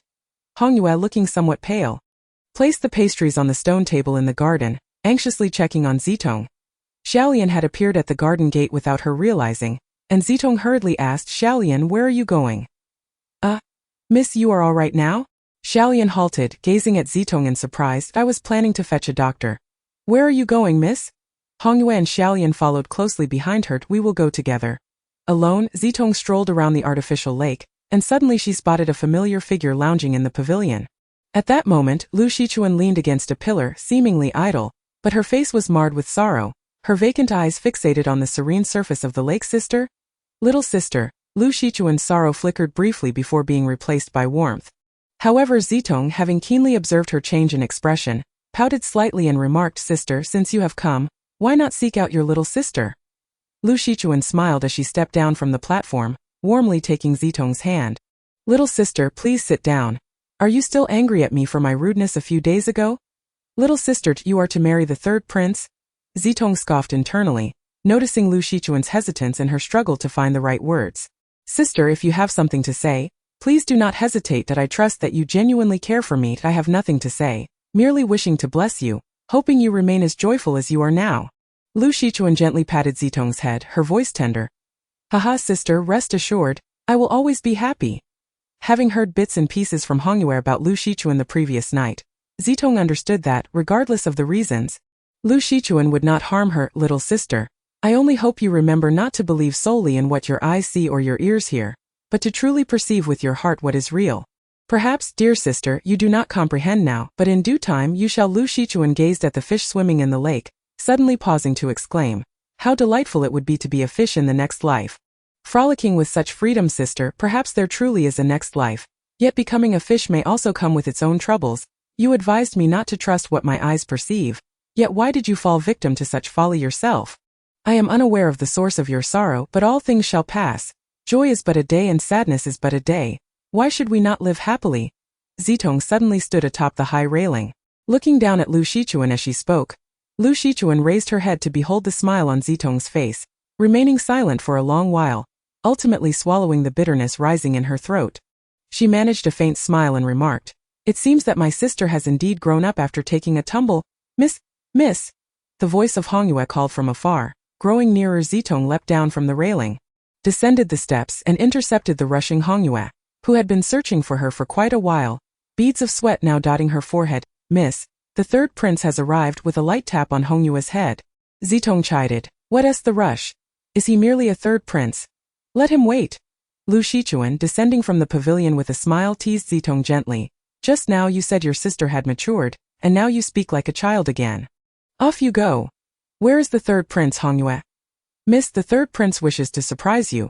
He has asked you to seek him out, and he is in this courtyard." Zitong abruptly grasped Hongyue, who was about to hurry away. "Wait. Hongyue, are you certain the third prince said that?" "Indeed, why do you ask, miss?" Hongyue responded with confusion. What do you mean? Could it be that Fengxiang intends to toy with her again like that night? Then feigning amnesia? How childish. "Miss, do not daydream, hurry and find him. I still have chores to attend to." Hongyue pried Zitong's fingers off her arm, one by one. "Hongyue, you wouldn't be trying to make fun of me, would you?" Zitong said, clinging to the last shred of hope. "The third prince is definitely in this courtyard. Do you think I would dare to play such a grand joke? Hurry, miss, or it will be harder to find him once night falls." Hongyue felt a chuckle bubbling up but managed to suppress it. Zitong plopped down onto the stone bench, took a large bite of the apple on the stone table, and in a moment of thought, she realized she could pretend to misunderstand Hongyue's intentions. Why truly seek out the third prince? "Miss, why are you eating? Aren't you going to look for him? That is the third prince." Seeing Zitong leisurely munching on the apple, Hongyue grew frantic. "If you wish to play tricks on me, you are still too naive. If you are busy, then go ahead and be busy." Zitong remained seated on the stone chair, relaxed in her apple eating. Let us see how long you can hide." "My apologies, third prince, but I cannot indulge in your childish games." Chapter 11. The Legend of Lu Shichuan, Part 3. Zitong was sprawled over the stone table, lost in a deep slumber, when she suddenly felt an itch in her ear, as if Xiaobai were licking it with its tongue. Xiaobai was a fox dog she had picked up on her way home from work. It loved to cling to her, even sleeping by her side with her eyes closed. Zitong waved her hand dismissively, mumbling, "Xiaobai, stop it." A crisp sound resonated as the two surfaces made contact. Realizing something was amiss, Zitong wondered how Xiaobai could possibly be in Fengyu country. Groggily, she opened her eyes to find a pair of crimson eyes glaring at her fiercely, causing her to leap up in fright, only to fall back down. "Alas! Why are my legs so numb? Tonger, did you sleep well?" Fengxiang's face was clearly marked by displeasure. She needed to tread carefully in her words. Zitong, feeling guilty, glanced at Fengxiang's handsome face, now bearing distinct fingerprints, and with a hint of a forced smile, greeted, "Third prince, what brings you here?" Confused, Zitong had completely forgotten about Hongyue's mention of the third prince playing hide-and-seek with her. After her words fell, Fengxiang's expression soured further, prompting Zitong to hurriedly call out, "Hongyue, quickly fetch the third prince a cup of fine Longjing tea." Fengxiang suddenly leaned closer to Zitong, lifting her chin with his right hand, his remarkably handsome visage coldly pressing against her left cheek, his scorching breath making Zitong feel a tickle. She couldn't help but want to turn her head, only to find her chin firmly held, like a lamb awaiting slaughter. Locking eyes with Fengxiang, "Tonger, you have truly wounded my heart, making me wait all this time while you sleep so soundly." "What?" Zitong was momentarily stunned, recalling what Hongyue had said before she fell asleep. Alarm bells rang in her mind, and without any words prepared, she found herself caught off guard by the third prince. "Surely your personal maid didn't inform you?" Fengxiang's gaze suddenly turned fierce, targeting the cautious Hongyue, who was carefully holding a cup of hot tea. Zitong quickly waved her hands in protest. No. She did tell me. What of it?" Fengxiang's hand remained on Zitong's chin, making it impossible for her to lower her head and contemplate how to resolve the situation. Ultimately, Zitong, with a reckless determination, shouted, "I found it quite boring." "Boring?" Fengxiang released Zitong, producing a jade-boned fan from somewhere and casually fanning himself. His gaze fixated on Zitong, eyebrows raised, urging her to continue. Zitong rolled her eyes, searching for words, but her mind was clouded with rebellious thoughts that would lead her to ruin if spoken aloud. Frustrated, she scratched her head and in a pleading tone said to Fengxiang, "Your Highness, please let me off the hook?" Fengxiang continued to gaze at Zitong with a charming smile, the sound of the fan cutting through the air. As his eyes deepened, Zitong felt her own cheeks flush with warmth, and she thought that if he continued to gaze at her like this, she might suffocate, just as she planned to voice her protest. Fengxiang spoke in a low, gentle tone. Put on an outer garment. I shall take you somewhere. Just as she donned the cloak that Hongyue had brought, her feet suddenly left the ground, and she found herself several meters in the air. Nearly screaming in fright, Zitong composed herself, clutching Fengxiang's clothing tightly, cautiously peering down. Could this be the legendary lightness skill? Do not look around. Falling would be quite painful, Fengxiang teasingly whispered in Zitong's ear, suddenly releasing one arm from around her waist to scare her. The air was filled with a faint scent of peach blossoms. Zitong tilted her head against the wind to look at the man holding her. His penetrating gaze was fixed ahead, and for a moment, she felt her heart racing, as if it were about to leap from her chest. Fengxiang did not gaze at the breathtaking scenery but instead focused intently on Zitong. Whenever I am in pain or sorrow, I come here to sit quietly for a day, and the beauty of the landscape calms my heart. Zitong looked at Fengxiang in surprise. Perhaps the scenery here was genuinely captivating, for she momentarily felt that the Fengxiang staring at her had become somewhat refined. The estrangement between them seemed to fade, deepening into. Zitong dared not ponder further, hastily turning to admire the tranquil mountain view, cheerfully exclaiming, "Indeed, no matter how troubled one might be, how could one bear to feel sorrow in the presence of such beauty?" Fengxiang stood beside Zitong, gazing at the mountains, replying, "This place is like a secret in my heart that I cannot share with anyone. Only you have been here. What are you running from?" Fengxiang disregarded Zitong's resistance, grasping her head with both hands, and suddenly pressed his lips against hers. "Third prince, you?" Zitong struggled fiercely, her tone panicked and stammering. Fengxiang released her lips, yet his hands remained firmly at the back of her head. Looking deeply into Zitong's eyes, "Tonger, you cannot escape." As Fengxiang uttered these words, a shower of golden light cascaded behind him, and the flowers blooming across the mountains grew even more vibrant. With a clang, Zitong realized she had fallen completely into the trap. "Miss, where have you been?" "I was worried sick." As soon as Zitong entered, she was seized by Hongyue. "Miss, why is your face so flushed?" "I am fine." Zitong evaded Hongyue's hand, reaching for her forehead, responding lightly to, "Miss, you are acting quite strangely. Weren't you just out with the third prince?" Hongyue eyed Zitong with a gossiping gaze. Xiaolian, who was embroidering flowers, suddenly lifted her head to glance at Zitong's flushed face, a chill running through her. She was so distracted that she didn't even feel the needle pierce her finger. If Li Zitong were truly to marry the third prince, she would become a useless pawn. "Brother." Xiaolian, what are you daydreaming about? Doesn't it hurt when the needle pierces your flesh?" Zitong looked at the embroidered handkerchief now stained with blood, noticing how Xiaolian had remained silent despite losing so much blood. Seizing the opportunity to change the subject, Zitong noticed Hongyue's attention was still on Xiaolian and swiftly slipped into the inner room. "Miss, where did you and the third prince go this afternoon?" Upon hearing Hongyue's inquiry, Zitong immediately sat up in bed, clutching the quilt, her large innocent eyes blinking innocently at Hongyue. "By the way, Hongyue, you never finished telling me about my cousin last time." Hongyue wanted to ask again, "That third what? Hurry up and speak." Zitong feigned authority, silencing Hongyue. Hongyue had no choice but to obediently share. After all, she was the young lady. "By the way, Hongyue, could you elucidate why cousin claimed to be alone at that time?" "Clearly, both aunt and uncle were present," Zitong inquired while adjusting the blanket. "In truth, the young lady was not the biological daughter of aunt. She was born of the uncle and a maid, who was expelled from the household by the aunt after giving birth to the young lady.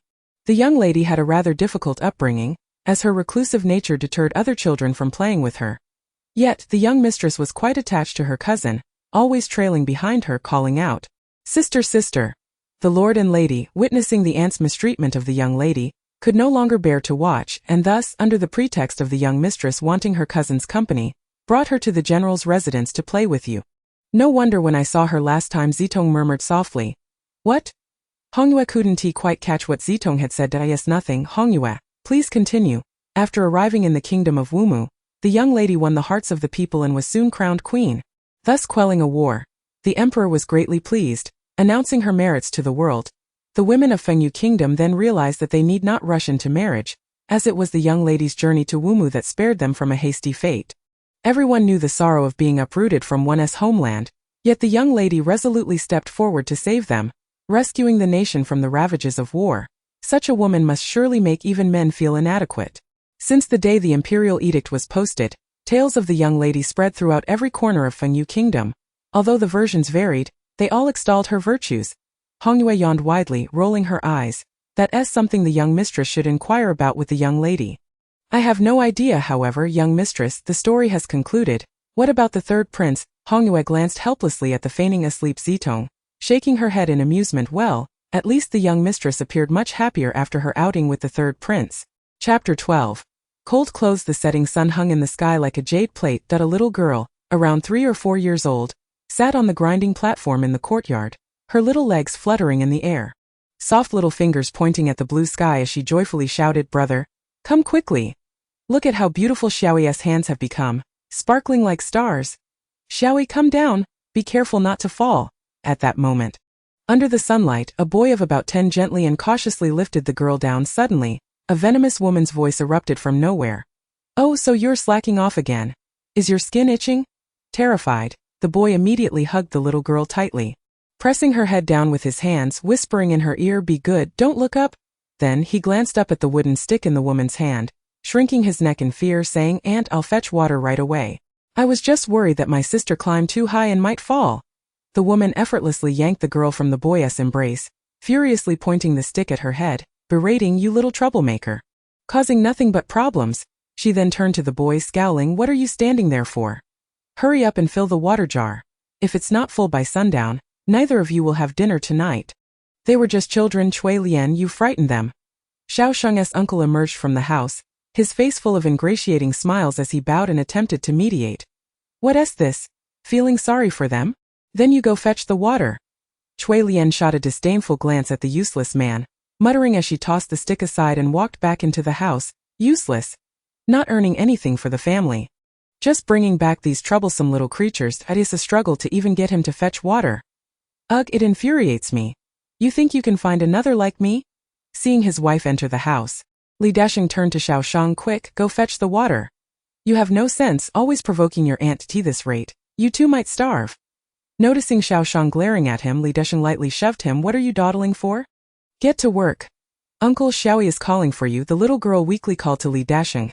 "What are you calling for? You know you've drawn your aunt's ire, yet you still loiter around. Go, go, go, you two, get out of here." "Brother, I'm hungry. Be good, Xiaoyi. Brother will definitely get you some buns, just trust me." Standing before a bun stall, Xiao Shang promised his salivating sister. "Shoo, shoo, shoo, don't block my business if you're not buying."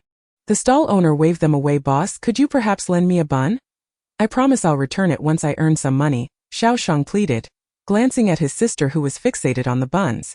"Little beggar, already learned to deceive, huh? If I trust you, I might as well close up shop. Go, go, go." The owner shoved Xiao Shang and Xiaoyi away. Sitting in a corner, Xiao Shang held his sister, who kept whining about being hungry, gazing helplessly at the sky. Did he make a mistake by escaping his uncle's home? Though he was often beaten there, at least he wouldn't have to endure constant hunger. "Do you want to eat a bun?" Suddenly, a shadow obscured the sunlight above them, but Xiao Sheng's eyes were drawn only to the steaming meat bun in the shadow's hand. "Brother, I want to eat." Xiaoyi whispered, "Be good, Xiaoyi." Xiao Shang patted her head, setting her down. "Conditions? Come with me. At least you won't starve," the shadow said coolly. "All right." Xiao Shang tightly grasped Xiaoyi's hand. "So much blood? Brother, does it hurt?" Xiaoyi cried, panic-stricken as she inspected the wounds on Xiao Sheng's body. "Xiaoyi, it doesn't hurt. We have meat now." Brother successfully completed his task, and the master rewarded me with a large piece of meat. Xiao Shang weakly reassured his sobbing sister, who looked like a pitiful mess beside the bed. "Xiaoyi, don't cry. You're 12 now, you're grown up. That big brother deceived you. He won't come back. Also, Xiaoyi, you must understand, once you step into the assassin's path, there's no turning back." Struggling to lift his hand, Xiao Shang gently patted Xiaoyi's head. "From now on, you shall be called Han Yi, and I shall be Han Sheng. Han means cold as ice to the core. From today, we must learn to have a heart as cold as ice. Only when our hearts are cold can others no longer harm us, and when our hearts are cold, the wounds won't hurt as much. Do you understand, Xiaoyi?" "Wu, I understand." "No, Han Yi understands." "Good, let brother rest for a while. Xiaoyi, could you prepare some meat?" Xiao Shang forced a smile through his pain, but the injuries caused him to grimace in agony. "All right, when brother wakes up, we can eat meat." Xiaoyi saw her brother's pale face and felt her heart breaking, yet he had told her to be cold-hearted, not to cry. With her eyes reddened, she took her brother's weak hand, forcing a smile in response. Yet that smile was more sorrowful than tears. "Master, please spare Han Yi. She is not suited to be an assassin." A bloodied Han Sheng knelt before Ling Outyen. The master of Haning Hall, repeatedly bowing his head, blood obscuring his vision, yet he continued to knock his head on the ground as if driven mad. Even if you knock half your life away, Hani must still go to the second prince, Han Sheng. Do not forget your identity. Ling Outyin coldly gazed at Han Sheng, whose head was bloodied from the relentless bowing master. It was you who saved Han Sheng and Han Yi when we were young. I am willing to use my life to repay you, but I implore you, spare my sister. The sound of heavy objects hitting the floor startled everyone present. Brother, don't bow, bursting into the hall. Hani hugged her bloody brother, crying, Master, I am willing to obey the second princess' orders, willing to assassinate Li Zitong. I will do everything, just please spare my brother. Brother, Hani has grown up and knows what she is doing. Hani can protect herself now. Let Hani protect you from now on. Hani wiped the blood from Han Sheng's forehead with her hand. All right, tomorrow Hani shall go to the second prince to receive orders. Ling Outyin waved his sleeve, tossing a bottle of healing medicine beside Hani before leaving nonchalantly. A leaf fell from the head of the sleeping Xiao Lian, and without opening her eyes, she deftly snatched it from the air. Upon opening her eyes, she noticed the yellowed leaf with a hint of green. She had been sitting on the railing embroidering, but had unknowingly dozed off against the pillar. It seemed her recent days had been rather slack, causing her vigilance to wane significantly. Looking up at the blazing sun, she realized she had just dreamt of her childhood. Since becoming an assassin, she hadn't dreamt of her past in a long time. Lowering her gaze to gently touch her wrist, she thought of how after one failure, the second prince had bled her brother once. He must be in great pain. The second prince was ruthless. Once the third prince married Miss Zitong, she and her brother would undoubtedly be killed by the enraged second prince. What should she do now? Xiao Lian, you've been daydreaming a lot lately. Suddenly confronted by the visage of Zitong, Hani feigned surprise, letting out a shrill cry and leaning back as if to tumble over the railing. In a fortuitous twist, her hand grasped Zitong's outstretched arm, stabilizing herself. Yet, in truth, she had sensed Zitong's presence long before the latter had approached with muted footsteps. Are you all right, Xiao Lian? I did not intend to startle you. I merely noticed you had been lost in thought for quite a while, and I came to rouse you. Zitong hurriedly stepped forward to steady the swaying figure of Xiao Lian, sheepishly scratching her head. Xiao Lian, do tell me what troubles you. Feel free to confide in this young lady. I assure you, I can resolve any predicament you face, Zitong proclaimed, sitting upon the railing behind Xiao Lian and patting her chest in assurance. I am fine, thank you for your concern, miss. Xiao Lian replied, Oh, I just remembered. I forgot to change the water in the vase. I shall do it right away. In a fluster, Xiao Lian set aside her embroidery and dashed into the room. Once inside, she pressed her hand against her chest, repeatedly muttering to herself, Do not be soft-hearted. Do not be soft-hearted. Chapter 13. The grand wedding. As the auspicious hour approached, the inner eunuchs placed the bridal sedan chair in the main hall. Zitong could not help but lean out the window to gaze outside. 8 eunuchs lifted the flower-laden chair, lanterns numbering 16 and torches 20 leading the way, while the female attendants mounted their steeds as they exited the grand doors. An imposing procession of ceremonial guards followed, led by the chief steward of the imperial household and the deputy commander of the guards. Just as her curiosity piqued, Hongyue suddenly urged her head forward, exclaiming anxiously, Oh dear, miss, hurry inside and cover your head properly. Upon reaching the outer precincts of the three sovereigns, the procession abruptly halted, and a throng of female attendants dismounted to enter on foot. Among them, the attendants would accompany the bridal sedan to the prince's residence, assisting Zitong in disembarking before departing to the palace. As soon as her bottom touched the bed, Zitong idly toyed with an apple in her hand, the vibrant red veil obscuring her vision. Whenever she attempted to sneak a peek, the matron beside her would warn her against it. When will the nuptial rites commence? I am so hungry. A peculiar sound, reminiscent of an unusual heavy object falling, struck Zitong as odd. Matron? Old woman? Are you all right? Zitong timidly called out, unsure of how to address the figure behind her. Suddenly, as she placed her hand on the veil, a sharp pain shot through her head, and her consciousness faded as she collapsed onto the bed, the veil drifting away. In her hazy state before losing consciousness, Zitong seemed to glimpse Xiao Lian in a dilapidated temple. With her mouth stuffed with tattered cloth and her hands bound behind her back, Zitong struggled against the shadowy figure that faced away from her. Thud! A flying dagger sliced through her hair, embedding itself in the wall behind her. Glancing down at the clumps of hair at her feet, she refrained from making any noise, fearing for her life. Bang! Hani smashed the incense burner on the offering table to the ground. Why hasn't the second prince brought brother here yet? Seizing the opportunity while the hidden guards were distracted during the wedding, Hani had abducted Zitong to this forsaken temple. Outside, the guards must have already surrounded the area. Brother Xiao Yi will surely rescue you. Trust in Xiao Hani. A male voice echoed, causing Hani to look up in terror at the man who had appeared behind her unawares. Master, Zitong observed as the figure that had been facing away from her suddenly knelt before a middle-aged man clad in green. Upon recognizing the black-clad assailant's countenance, Zitong's eyes widened in disbelief. It was none other than the timid Xiao Lian, the very one who had kidnapped her. Ling Outyan, you still recognize me as your master. Hani knelt on the ground, too frightened to speak. Your audacity has grown. You dare to threaten a prince? Master, Hani only wishes to save her brother. I would willingly sacrifice my life, provided he lives. Shall I act? Or will you? The voice emanating from the depths of hell pierced Hani's mind like a death warrant. Master, grant Hani a little more time. Hani only wants to save her brother. Hani pleaded incessantly before Ling Outyan. Han Shang has long since vanished. Ling Outyan's icy gaze bore into Hani, his words laced with malice. Now it is your turn. With a sudden motion he bent down, his hand seizing Hani's throat with a vice-like grip. His eyes glinting with a ruthless intensity as he pronounced, a dog that bites its master must die. Otherwise, others will think my shadow hall has lost its discipline. Brother has vanished?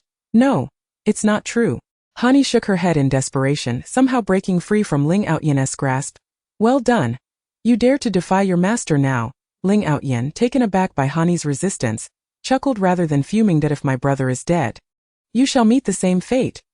Hani suddenly summoned all her strength and struck towards Ling Outyan, their palms clashing. Overpowered, Hani coughed up a fountain of blood, her face paling in horror as Zitong gasped in shock. Yes, master. The chorus of voices rang out. Zitong, striving to diminish her presence, observed Ling Outyan's unsettling smile, more chilling than the dagger that had just whizzed by her face. She buried her head deeper, wishing desperately for a turtle shell to shield her. Now it was time to address the unfinished task at hand. Miss Zitong, choose your method of death.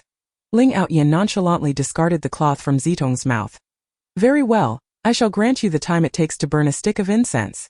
Ling Outyan readily replied, gesturing for his subordinate to light the incense. What progress has been made?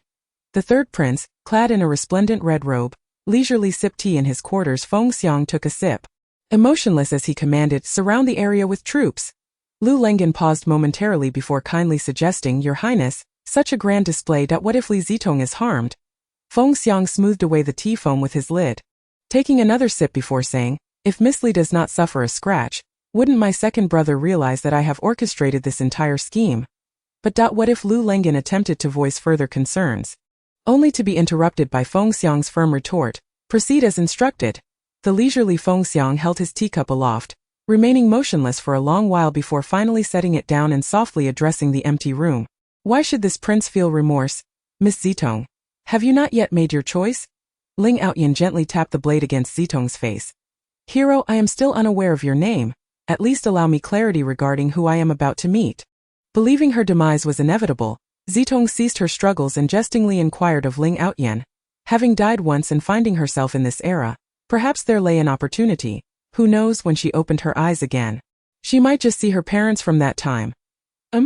A flicker of surprise crossed Ling Outyan's eyes as he regarded Zitong with newfound admiration. I am Ling Outyan. With that, he sliced through the ropes binding Zitong.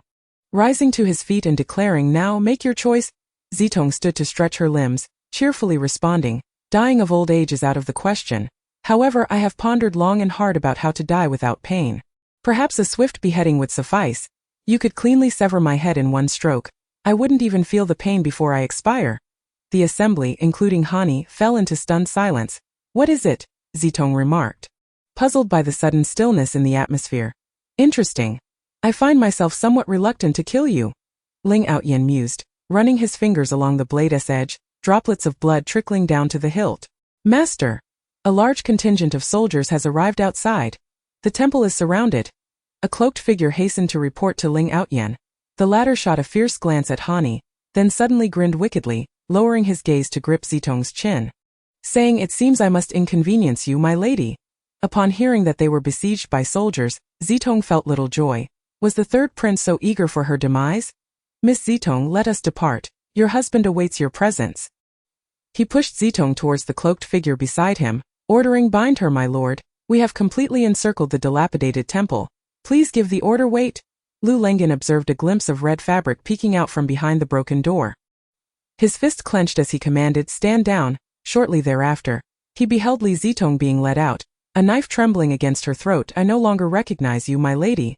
All of you step back." Following this, Ling Outyan's face gradually became visible from behind Zitong. Though he remained concealed behind her, the soldiers were thrown into a frenzy. "My lord, what shall we do? Bold brigand, how dare you abduct the prince's consort? Charge. His Highness has decreed that whoever rescues the consort shall be rewarded with 100 taels of gold." Lu Lengen glared at the pale-faced Li Zitong, steeling himself to follow Fengxiang's orders. "Your Highness, I hope you will not regret this." Chapter 14. If heaven had feelings, it would also grow old without warning. A blade sliced across Zitong's left cheek. The events unfolded with such suddenness that she felt unprepared. As the warmth trickled down her face, she noticed the leader of the advancing soldiers halt abruptly, raising his hand as the earth soldier surged forward in silence. Why have you ceased?"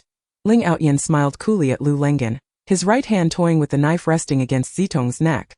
A crimson hue began to mar the beautiful red robe enveloping Zitong. "Ling Outyan, I advise you to release the consort. Otherwise, the consequences shall be beyond your reckoning." Lu Lengen, standing at the forefront, spoke with an icy demeanor. His voice devoid of warmth. "Behold such exquisite beauty. It would be a pity to mar it, even causing my own heart to ache." Ling Outyan secured his grip around Zitong's waist, the knife poised threateningly against her throat. Today, he underestimated the third prince's ability to locate this place. Without bringing many subordinates, Li Zitong has now become his lifeline. There must not be any mistakes. Lay down all weapons. Fall back. Otherwise, your Fujin's delicate face might end up in peril. A faintly indifferent yet familiar male voice resonated through the crowd, granting a glimmer of hope to the despairing Zitong. The third prince, clad in a similar red robe, Fengxiang, appeared remarkably at ease, as if he were graciously welcoming guests amidst the tense atmosphere that was on the verge of exploding. The third prince. Ling Outyan tightened his grip on Zitong, a smile gracing his lips, yet his eyes remained cold and fixed on the suddenly appearing Fengxiang, his expression taut with tension. "Ling Tangzhu." Fengxiang glanced at Zitong, halting beside Lu Lengen, and casually waved his hand behind him. "This prince wishes for you to meet someone." "Outyan, let me go." "Outyan, save me." "Outyan." Ling Outyan's body stiffened abruptly upon seeing the woman bound and dragged from the crowd, his heart clenched painfully. "Yunyang? Outyan, save me. I am so afraid." Fengxiang watched the now flustered Ling Outyan with a faint smile while leisurely fanning himself. "The outcome is evident. Ling Tangzhu, please proceed." Fengxiang nonchalantly observed Zitong's eyes, filled with a desperate will to survive, and suddenly let out a cold laugh. Seeing Ling Tangzhu's flustered expression, "It seems this Yunyang holds great significance for you?" As he spoke, he abruptly closed his fan, leaning down to scrutinize Yunyang's chin with great interest. "Hands off. Do not touch her." Ling Outyan's piercing roar echoed through the air. Lu Lengen complied. "Release Yunyang's chin." Fengxiang ordered indifferently. "Capture Ling Outyan alive." "Have you grown too arrogant, third prince? Your Fujin is still in my grasp." Ling Outyan pressed his blade down further, blood immediately seeping forth like a gentle stream. Cold and devoid of sentiment, it was as if her life meant nothing to him. As soldiers surged forth like a tide, Ling Outyan kicked aside an approaching officer, twirling Zitong to evade the onslaught of swords. Well aware that the leverage he held was futile against that man, yet Yunyang remained in his grasp, leaving no choice but to fight desperately. He could only wager on Li Zitong's significance in the third prince's heart. He lunged toward the encircled Yunyang, witnessing soldiers thrusting their blades at him. He did not flinch, retracting his right hand while forcefully pushing with his left, seizing the moment of the officer's distraction to reach for Yunyang. The blade pierced his waist, and Zitong was engulfed in a wave of excruciating pain that surged through her mind. Pain! Just as her consciousness flickered awake, she succumbed deeper into oblivion. In her haze, Zitong thought perhaps this was for the best, allowing her to leave in such a muted manner, avoiding the awkward confrontation with the third prince who had exploited her. A flawed conclusion, yet the anticipated pain failed to arrive, leading Zitong to ponder whether she had grown numb to the pain. How could such a heavy fall leave her devoid of sensation?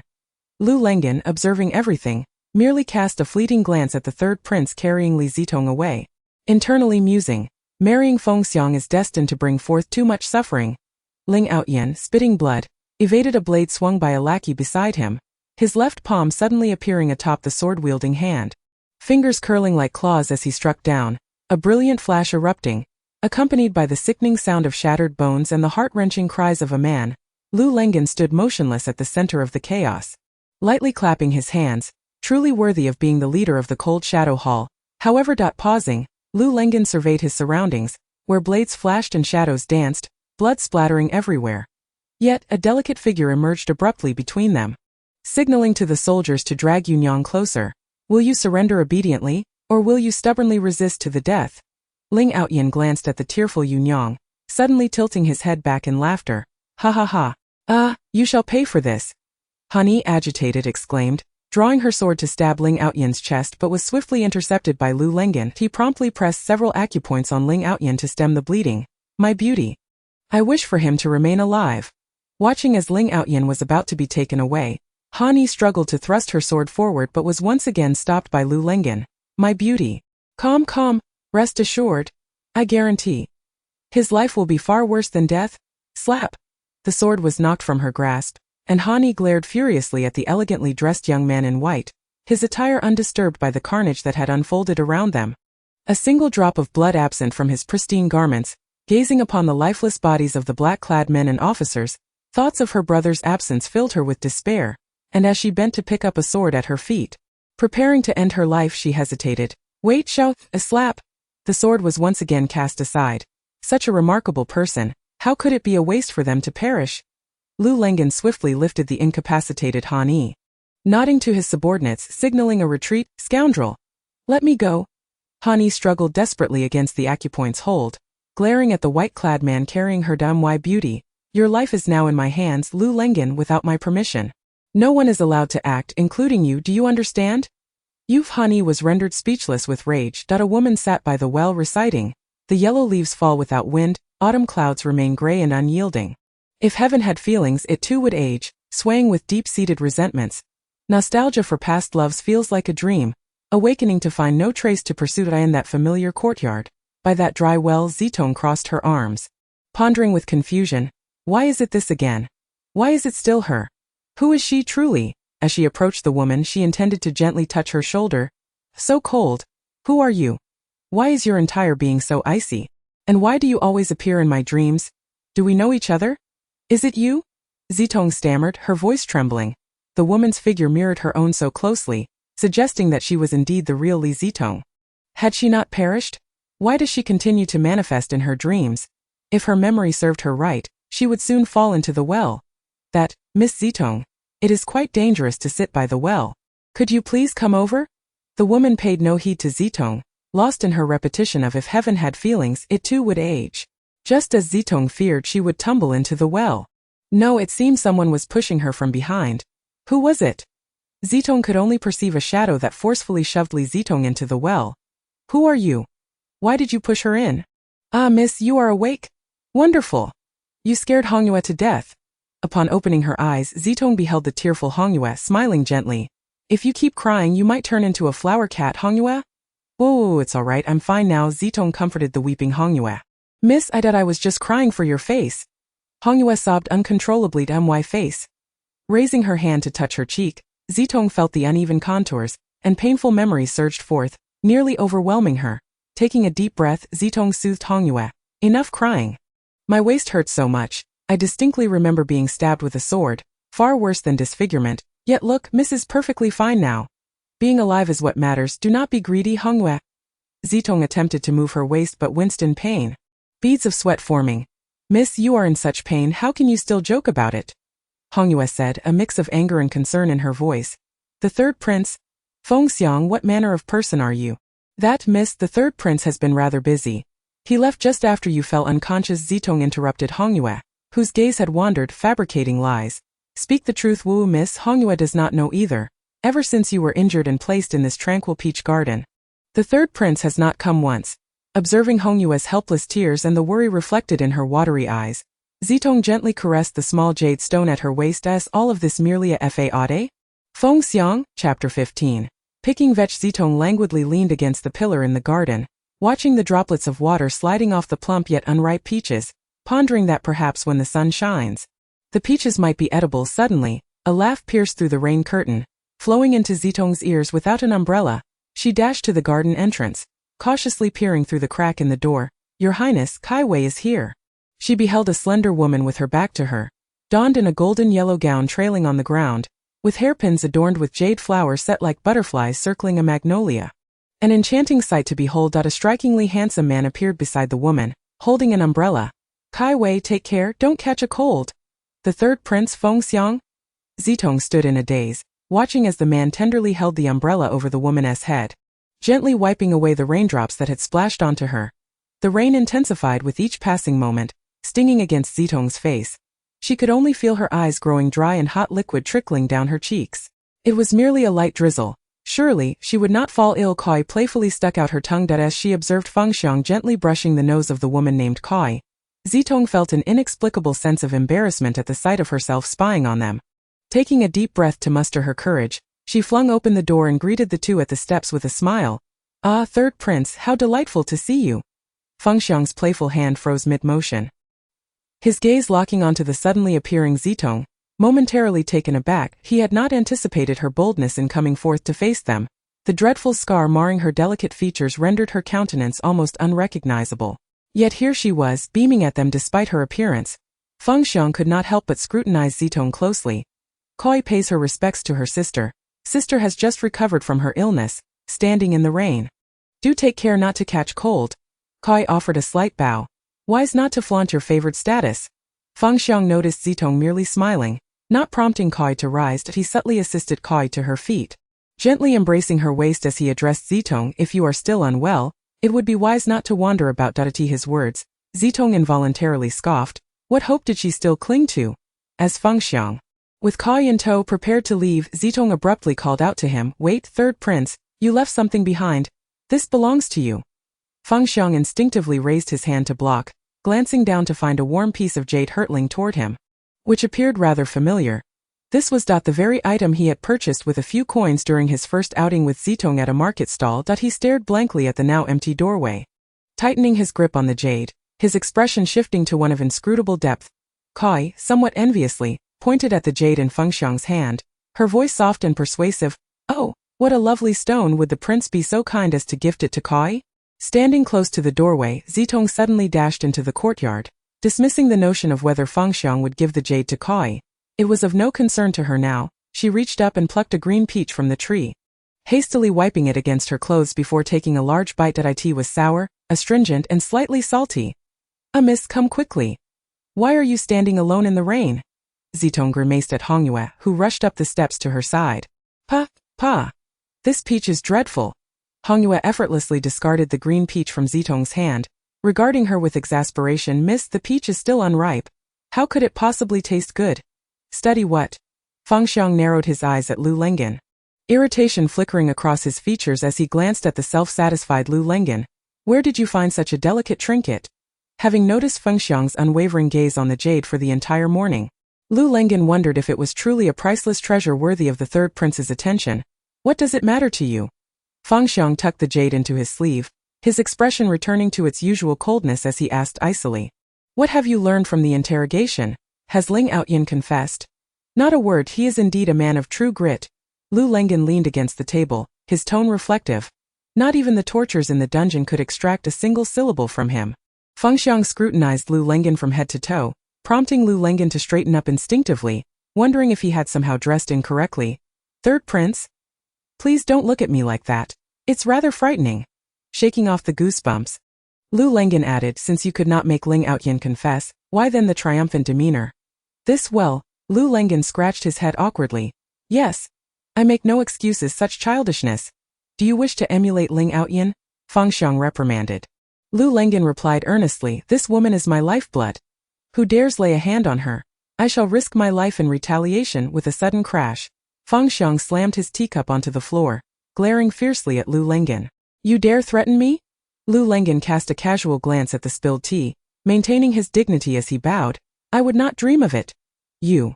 Enraged, Feng Xiang slammed his palm against the table and stood. Your Highness is aware of my previous identity.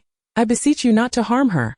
Lu Lengen bowed deeply as he exited the study. Feng Xiang's eyes burned with fury, his anger spilling over as he swept the documents off the table, coldly warning Lu Lengen, I hope you know your place. He paused, Knowing Lu Lengen's stubborn nature, he could not provoke him too far at this moment.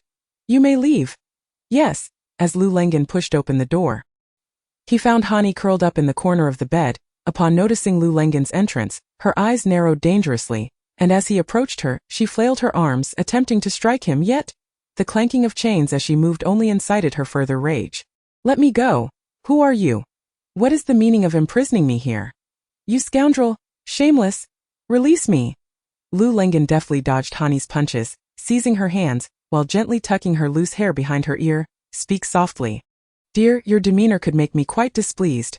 What do I care for your displeasure? Let me go. Do you hear me? Hani demanded furiously. Lu Lengen tenderly caressed Hani's cheek and professed, if I were to say I fell for you at first sight and wished to protect you, would you believe me? Pa! Shameless fool! Release me! Hani retorted fiercely, not one to fall for sweet nothings. You wish to protect me yet keep me bound in chains? See? I knew you would not believe me. Now let me free you and we can go dine together. But you must behave or else. Lu Lengen pressed a pressure point on Hani before producing a key to unlock the chains. You'd better not let me find an opportunity. Otherwise, I will kill you. Hani glared at Lu Lengen as he hoisted her up and carried her toward the hall. Hearing her spirited threats elicited a chuckle from Lu Lengen, who cradled Hani as if she were a precious treasure, softly murmuring, all right, but first we must ensure you are well fed. Only then will you have the strength to kill me, won't you? Chapter 16. A crisp autumn day. The youth, unaware of the taste of sorrow, delights in the upper floors. In his pursuit of new verses, he feigns grief now, having tasted sorrow to its fullest. He yearns to speak yet remains silent. That he wishes to express, yet refrains, remarking instead, what a fine autumn it is. As the sun dipped below the horizon, a gentle breeze wafted through the air. Zitong stood amidst the few peach trees in the courtyard, gazing at the setting sun. Sister. Turning around, she spotted Lu Shichuan standing at the entrance of the peach garden. Her face etched with pain, her hand resting lightly against the door. Come in, sister, Zitong beckoned with a smile, her stiff legs finally moving as she brushed off the leaves from her garments. Lu Shichuan struggled to find the words to convey to Zitong the truth about the third prince. Sister is the first to visit me since my marriage to the Wangfu. Since moving into this peach garden, it has only been me and Hongyue. Along with these few peach trees. Zitong twirled gracefully, her garments dancing in the wind, the scars stark against her serene smile. I often wonder, am I perhaps a fairy of the peach blossoms? Sister, do I resemble one? Lu Shichuan fell silent, recognizing the pain hidden behind Zitong's radiant smile. The innocent sister who once could not mask her emotions had transformed into someone who now concealed her suffering. Sister, your face? Sister, why have you come to visit? Zitong halted her spinning, narrowing her eyes at Lu Shichuan's serious expression. Lu Shichuan hesitated, the words caught in her throat. How could she reveal that the third prince had merely sought to exploit Zitong because she was the daughter of a general, and that she had known all along, allowing her to fall deeper into the trap? Observing Lu Shichuan's internal struggle, Zitong could no longer contain herself and burst into laughter. Sister, are you implying that the third prince has been using me all along, and you have felt guilty for keeping this from me? You? Lu Shichuan looked up in astonishment with a playful wink. Zitong proposed, if you take me out to play, I shall forgive you. What say you? Lu Shichuan nodded, a smile gracing her lips, though the pain in her eyes was evident, as if even the peach trees could sense her sorrow. The rustling of leaves in the breeze sounded almost like weeping. Hey Zitong, sister. Lu Shichuan called out, hurrying after the distracted Zitong, who was looking around in confusion. Upon hearing the call, Zitong quickly turned and placed a finger over Lu Shichuan's lips, whispering, Shu sister, we are in disguise as boys. You must call me Li Gongzi, and you are Lu Gongzi, remember? Were it not for the need to evade the throngs of attendants Lu Shichuan had brought along, Zitong and Lu Shichuan would not have donned such ill-fitting male attire. Sneaking out through a dog hole in the Wangfu. Just the thought of it made Zitong's cheeks flush with embarrassment. Hongyue had jokingly suggested, Miss, why don't we sneak out for a look? No one will know we are gone at tea that time. Zitong had retorted, Hongyue, are you foolish? This is a dog hole. Ah, fate truly plays its tricks. If Hongyue were to discover that she had dug a hole for herself, she would undoubtedly laugh until her belly ached. Sister, oh no, young Master Li, where are we headed? Lu Shichuan inquired, tugging at Zitong. Young Master Lu, this is merely a stroll to clear the mind when one is in a foul mood. A brief walk will soon remedy it, Zitong replied as she waved her fan, mimicking the idle young scions of television dramas who roam the streets in search of amusement after a hearty meal. Striding confidently ahead. Hey! Lu Shichuan hurried to catch up, whispering urgently in Zitong's ear, "Sister, maintain your composure. Walk steadily. What do you think you look like?" Zitong insisted on pulling Lu Shichuan along, stating, "Sister, you are far too serious. Living like this is exhausting. Take a leaf out of my book. Even if the sky were to fall, there are taller folks to shoulder it." "What?" Lu Shichuan exclaimed, her mouth agape in astonishment. "Slow down. I'm going to fall. I'm going to fall. If you fall, just get back up." Haha, passers-by avoided the two, glancing curiously at their swaying gait, wondering if they were intoxicated. "Help! Help!" A delicate beauty suddenly leaped into Zitong's embrace. "Is it really necessary to be so melodramatic?" The scene resembled a cliché from a drama, where bullies threaten a damsel in distress, only this time, she found herself in the role of the would-be hero. "Sister," Lu Shichuan gently tugged at Zitong's garment from behind, murmuring, "We are without servants. We are outnumbered and cannot act rashly." "Wise words. Be off with you," barked the apparent leader, glaring menacingly at Zitong. "Sir, what do you mean by wise?" "Please elaborate," Zitong retorted, pushing the woman behind her with a graceful flick of her fan, then turning with flair to flee with Lu Shichuan and the beauty in tow, leaving a bewildered group of ruffians in their wake. Who would have thought that they, who seemed eager for a fight, would bolt at the first opportunity? "Chase them! Hurry!" the leader shouted in frustration. "Make way! Clear the path!" Zitong yelled as the ruffians closed in. Zitong urged Lu Shichuan and the beauty, "You go ahead. I will catch up shortly, sister." Lu Shichuan protested, unwilling to leave her behind. "Summon reinforcements." "Silly sister, hurry!" Zitong shot Lu Shichuan a look that said, "You're hopeless." Where was the semblance of a royal woman in her? Did she lack basic common sense? "Ah yes, run!" Lu Shichuan grasped the beauty's hand and dashed towards the third princess residence. A few ruffians quickly surrounded Zitong. "Why aren't you running?" Haha, Zitong laughed. Observing the panting ruffians, "Humph, even when death is imminent, you still laugh."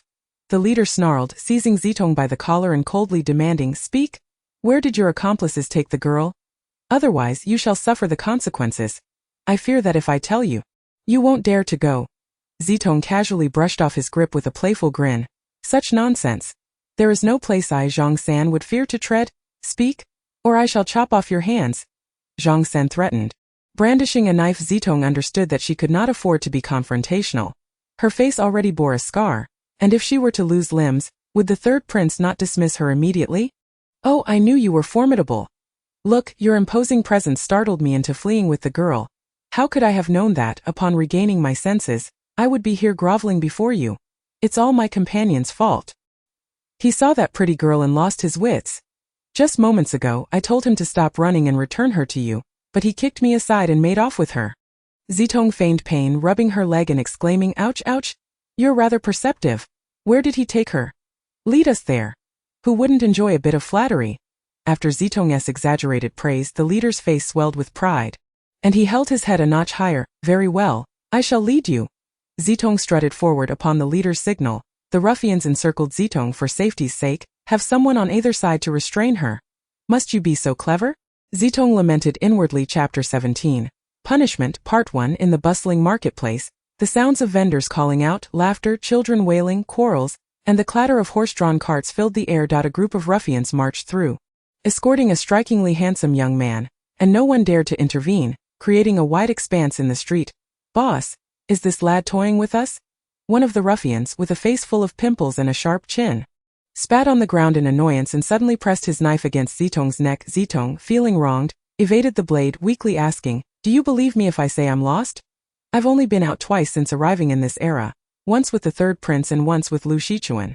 If I were to suggest that we visit the third prince's residence to find a beauty, these ruffians would surely turn me into minced meat." Zitong sighed heavily. "Are you seeking death?" Zhang San shoved aside the ruffian holding Zitong's left arm, gripping her wrist as he prepared to strike down with his knife. "Dare to play tricks on me, do you? You must want your arm to compete with my knife." "Ah," Zitong gasped, squeezing her eyes shut and burying her head in her chest. "Hold on." A warm male voice suddenly rang out. Had she heard it before? The third prince. When she opened her eyes, she saw a refined gentleman standing 10 meters away, and her eyes widened in disbelief. Fengxiang, clad in a long robe of purple adorned with green patterns, the edges of which revealed silver filigree hibiscus flowers, with a jade belt cinching his waist and a white folding fan in hand, stood leisurely before her. "Him?" Zhang San scoffed. "If he is the third prince, then I must be the Jade Emperor." Zhang San shoved Zitong forward to his subordinates, instructing them to keep a tight grip on her. Then swaggered over to Fengxiang bellowing, "Do not think that just because you're dressed respectably, you can intimidate me. Are you also in league with him? Be smart and hand over the girl. Otherwise, next year on this day will be your death anniversary." Fengxiang gently flicked his fan, still wearing a warm smile, and spoke slowly, "Such grandiose claims. Lord Huang, did you hear that? Someone just declared that next year on this day will be the anniversary of both this prince and the noble consort's demise. What shall we do about this? I am to blame. I have neglected my duties and allowed the noble consort to be harmed." The sudden appearance of Shuntian prefect Huang Tianjun had him kneeling in apology. The situation took a swift turn as a large contingent of soldiers surrounded the ruffians, and Zitong was rescued by Lu Lengan, brought before Fengxiang. Fengxiang extended his hand and drew Zitong into his embrace, roughly loosening her hairpin, letting her hair cascade over her shoulders. "What? You're a woman," Zhang San gasped, his face pressed to the ground, too frightened to struggle. So it was indeed the third prince. How many heads could he lose for this blunder? We bid farewell to the third prince and the noble consort. In a flash, both the third prince and Zitong vanished from sight. "Thank heavens you are safe, sister. You frightened me to death."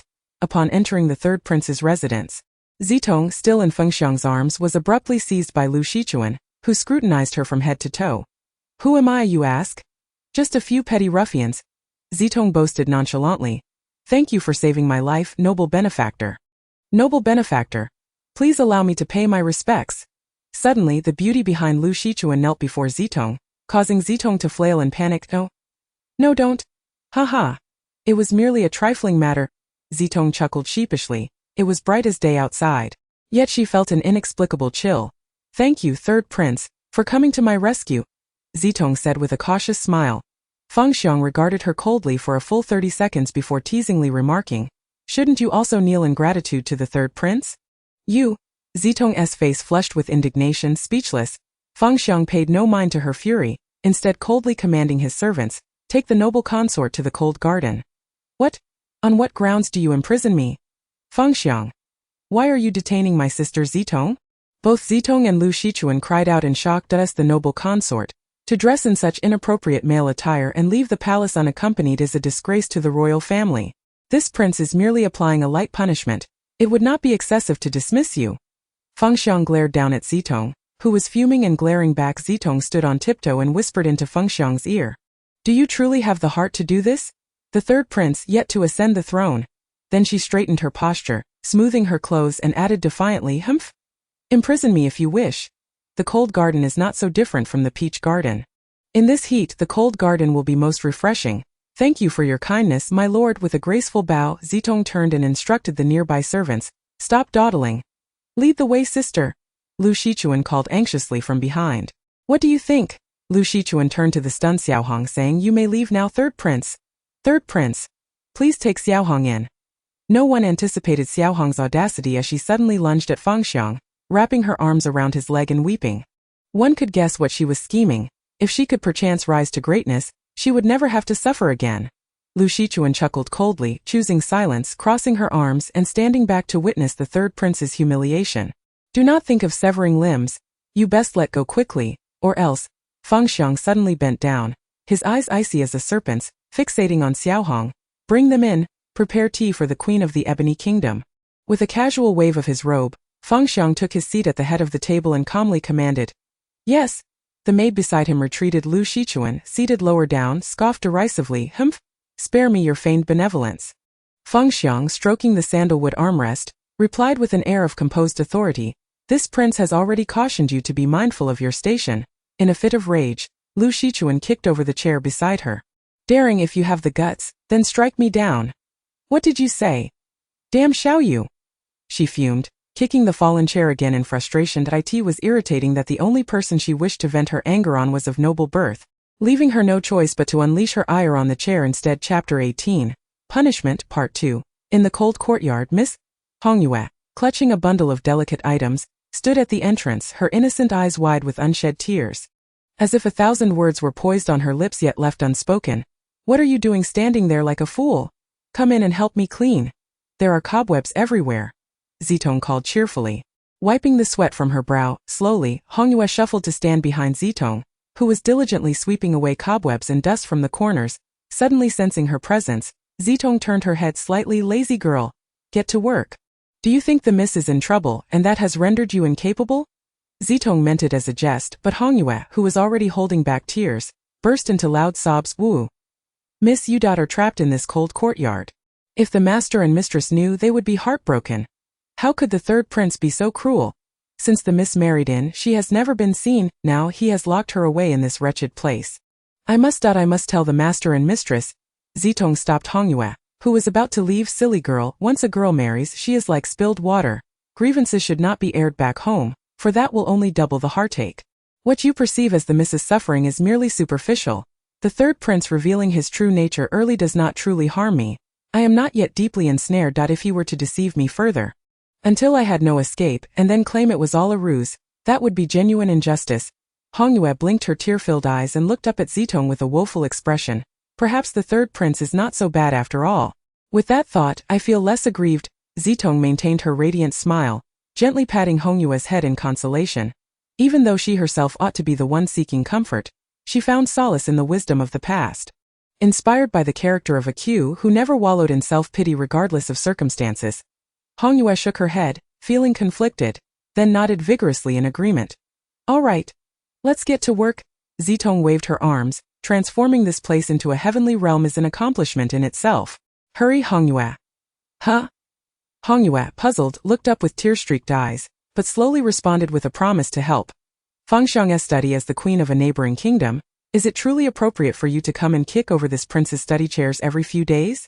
Fengxiang sipped his tea leisurely, reclining comfortably against the chair's back, gazing at the heap of damaged chairs beside Lu Shichuan with an expression of satisfaction. Lu Shichuan, her face flushed with anger, retorted, the more you release my sister Zitong, the less I will resort to such antics.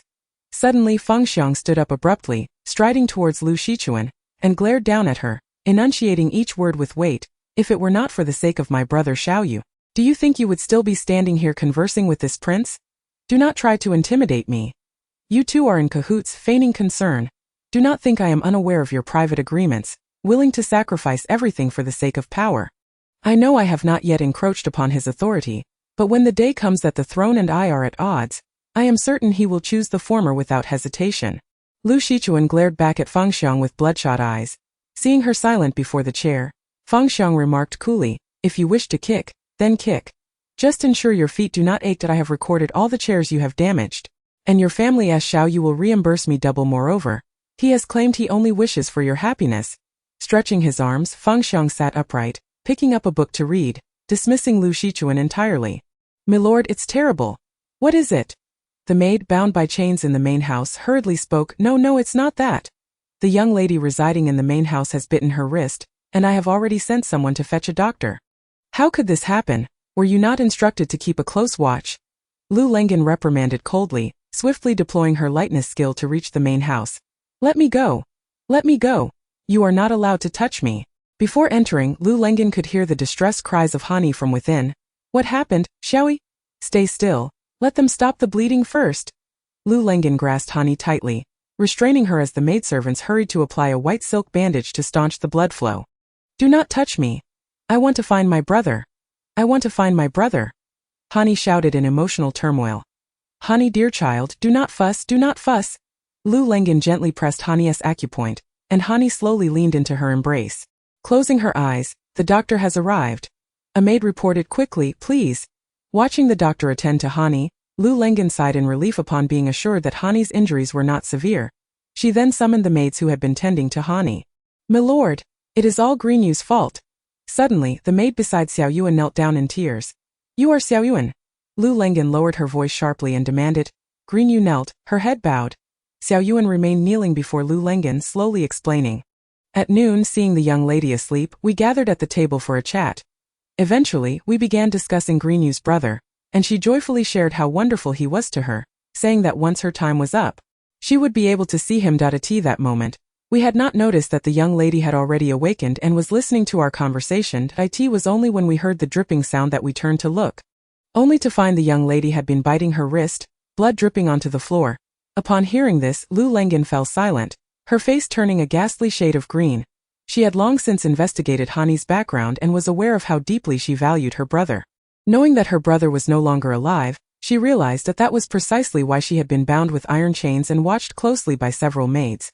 Lu Lengen understood her stubbornness all too well.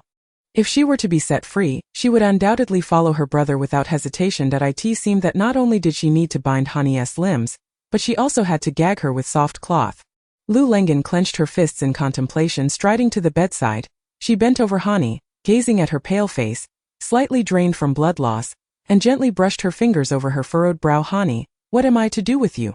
She ordered. Prepare some chicken soup. Having lost so much blood, she needs proper nourishment. Lu Lengen stood up, massaging her temples, and instructed Xiaoyuan, who was still kneeling. Xiaoyuan, without raising your head, retreat and exit the door. It was then that Lu Lengen coldly fixed her gaze on Greenyu, who dared not lift her head, her expression stern. Raise your head. Upon hearing the command, Greenyu timidly lifted her head, her eyes swollen and red, gazing at Lu Lengen as she whispered, My lord, Greenyu is at fault. Greenyu has neglected her duties and failed to care for the young lady, causing her to— Enough! Lu Lengen interrupted impatiently, staring coldly at her. From now on, do not speak your brother's name in front of the young lady.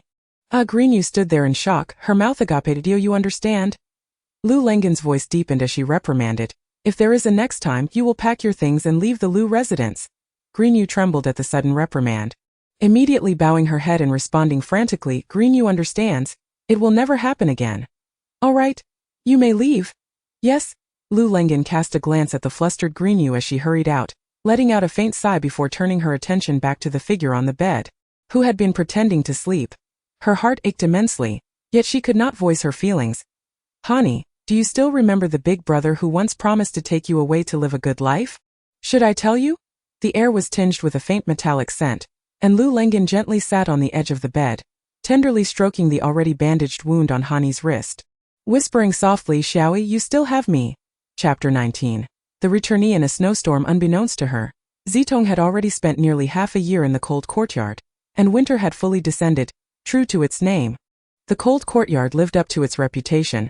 Even under a double layer of cotton blankets at night, one would still shiver uncontrollably, and merely stretching out an arm would leave goosebumps rising. Zitong glanced at the sleeping Hongyue beside her, quietly climbed over her, got out of bed, and donned a thick cotton coat. With a soft creak, she gently opened the door, and a biting wind rushed in, startling her so much that she nearly cried out. To her astonishment, it was snowing. Under the moonlight, snowflakes danced and swirled down like goose feathers, drifting gracefully through the air. The sporadic snowflakes floated playfully, like butterflies in a joyous frolic stepping onto the snow-covered ground.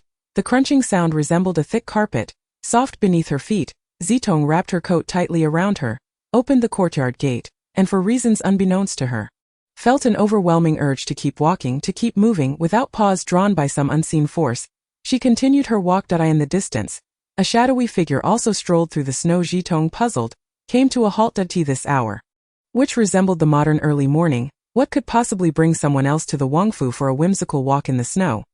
A returnee. Do you think I resemble one? The third prince, Fengxiang, also paused, peering through the swirling snowflakes, his brow furrowed as he scrutinized the disheveled Zitong.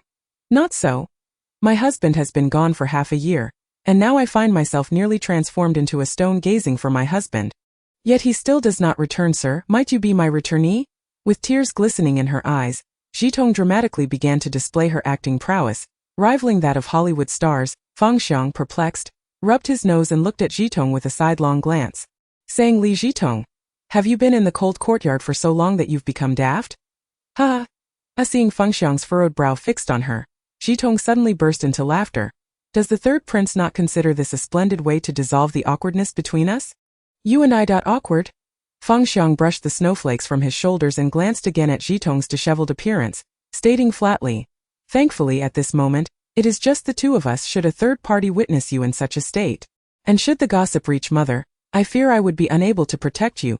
Zitong lowered her gaze, inspecting her own attire, which resembled a cocoon of cotton, snugly wrapped around her, though she was dressed warmly.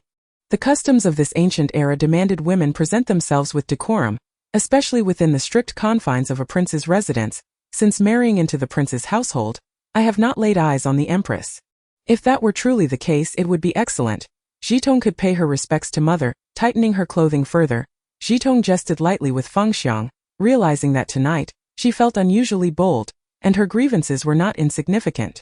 You?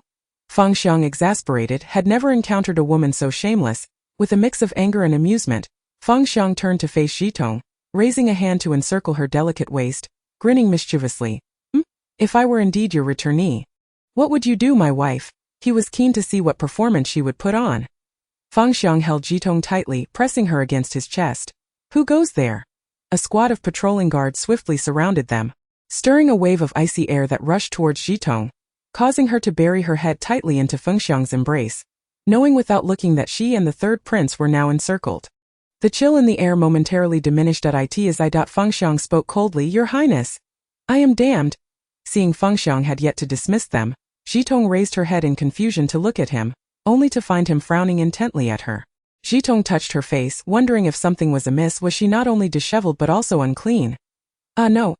I was merely jesting. Third prince, please do not take it to heart.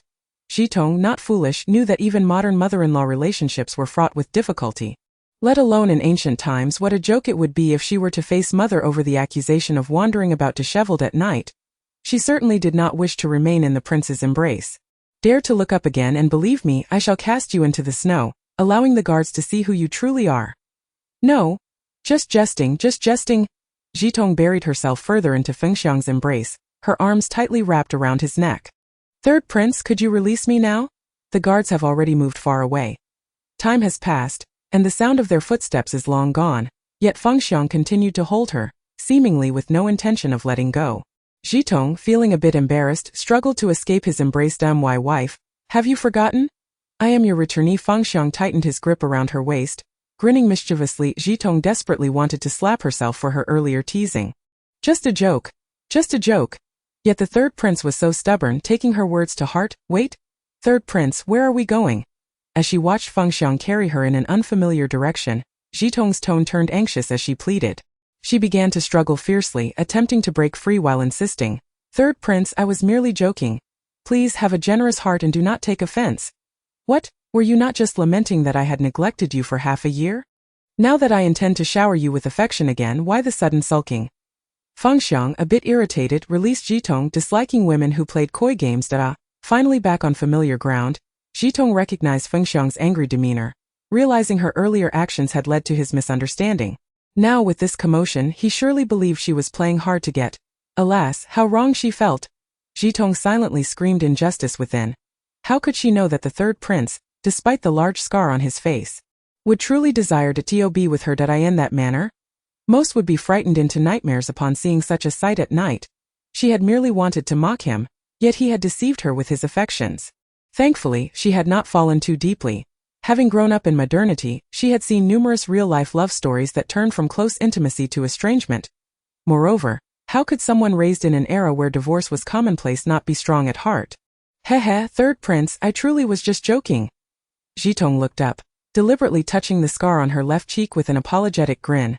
Noticing Fengxiang reaching out to grab her arm, she swiftly stepped back, only to slip and fall into the snow with a thud. Zitong grimaced in pain, glaring at the gleeful Fengxiang standing nearby, silently cursing him as a villain devoid of compassion, relishing in her misfortune. Come! Fengxiang suddenly bent down, extending his hand in a show of kindness, raising an eyebrow as he beckoned her to take his hand. Zitong, first placing her hand gently in his, then counting 1, 2, 3, yanked her body to the side with all her might, sending the unprepared Fengxiang tumbling into the snow. Ah! Zitong dusted the snow off her clothes, beaming with delight at the sight of Fengxiang sprawled in the snow, relishing her sweet revenge. Retreat was the best strategy. Fengxiang lay in the snow, spitting out the snow water in his mouth, taking a long moment to rise. He had actually been knocked down by a woman. It seemed he had underestimated Zitong's audacity. Li Zitong, well done. Chapter 20. Night finds the white fox in the damp, windowless dungeon lit by small flickering flames. Fengxiang sat coldly in a chair, glaring at Ling Outyan, who was bound to the wall by iron rings. Covered in whip marks, his body was a bloody mess, with no part unscathed. A man of fortitude. Yet do you think this will deter me from you? Ling Outyan, a man of resilience, had endured the tortures for half a year.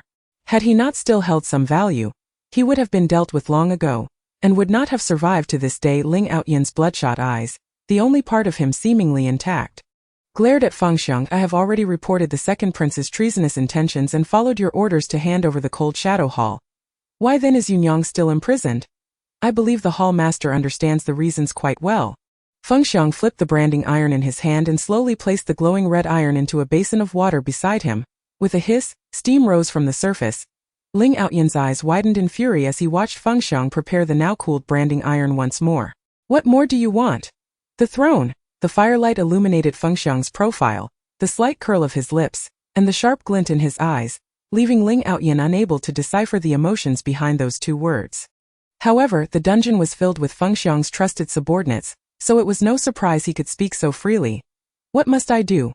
Obey me. Without any deceit. How can I trust that you, a man of broken promises, will truly release Yunyang this time? At the mention of Yunyang, Ling Outyan's eyes darkened and deepened. Fengxiang's eyes sparkled with mischief as he grinned. At the very least, I can assure you that Yunyang will be well cared for. Very well. I promise you. Ling Outyan closed his eyes and took a deep breath, recalling the gentle woman who used to call him Outyan, smiling brightly at him. A man of his word. Quickly, take the hall master away to freshen up. Exiting the dungeon, Fengxiang abruptly shielded his eyes with his hand, temporarily blinded by the sharp light reflecting off the white snow after emerging from the dim confines. Once in a secluded area, he halted, turning sharply to fix a sharp gaze on Lu Lengen behind him. Ling Outyan is a bloody example. Those who aspire to great things will surely fail if they harbor attachments. Lengen, I hope you can swiftly deal with that individual in your household. Lu Lengen clenched his fists, speechless. The individual before him was an exalted prince. While he could joke around, he could not afford to provoke him now. Suddenly, he lifted his robe and knelt. I wish to resign and return to the fields. Fengxiang looked down at the kneeling Lu Lengen with a cold smile. Are you threatening me? Although you saved my life, I could spare you, but do you believe you can protect that individual in your household? No longer addressing Lu Lengen as a prince, his words made Lu Lengen's fists clench tightly. Third prince. Lu Lengen glared up at Fengxiang in anger, exclaiming, do not harm her. If you wish for this prince to refrain from causing her any harm, you must send her away at once. Once the matter is settled, you may devise your plans, and I shall no longer interfere. Observing Fengxiang's retreating figure, Lu Lengen knelt in the snow, unable to rise for a long time, just as he was on the verge of being moved to tears for Hani. The thought of sending her away so abruptly filled him with dread for the consequences. Lu Lengen. Startled by the voice, Lu Lengen turned to see Hani standing beneath the plum tree outside the corridor. Clad in a simple white cotton coat, the chill wind had rendered her delicate features pale. Why are you standing out here in such cold weather? Lu Lengen shot a reproachful glance at the small figure of Xiao Yuan beside her. Hani hurriedly approached the corridor, clutching Lu Lengen's lapel. Have you found my brother's body? Lu Lengen took Hani's icy hand and breathed warmth onto it. How long have you been standing here? Your hands are so cold. Have you located your brother? Hani struggled to free her hand, urgently repeating her question. Speak quickly. Did you not promise to help me find him? Has Ling Outyan made any moves? Lu Lengen embraced Hani and led her indoors. Noticing that her wind-kissed face had regained a hint of color from her anxiety. Let us discuss this inside. Prepare some ginger syrup, he instructed. Once Xiao Yuan had retreated, Lu Lengen gently squatted in front of Hani. Placing his hand on her leg and tenderly holding her hand, I have purchased a house for you far from the capital, where I have enshrined your brother's ashes. Would you be willing to wait for me there? His eyes were filled with an unfathomable depth, shimmering with heart-wrenching sorrow.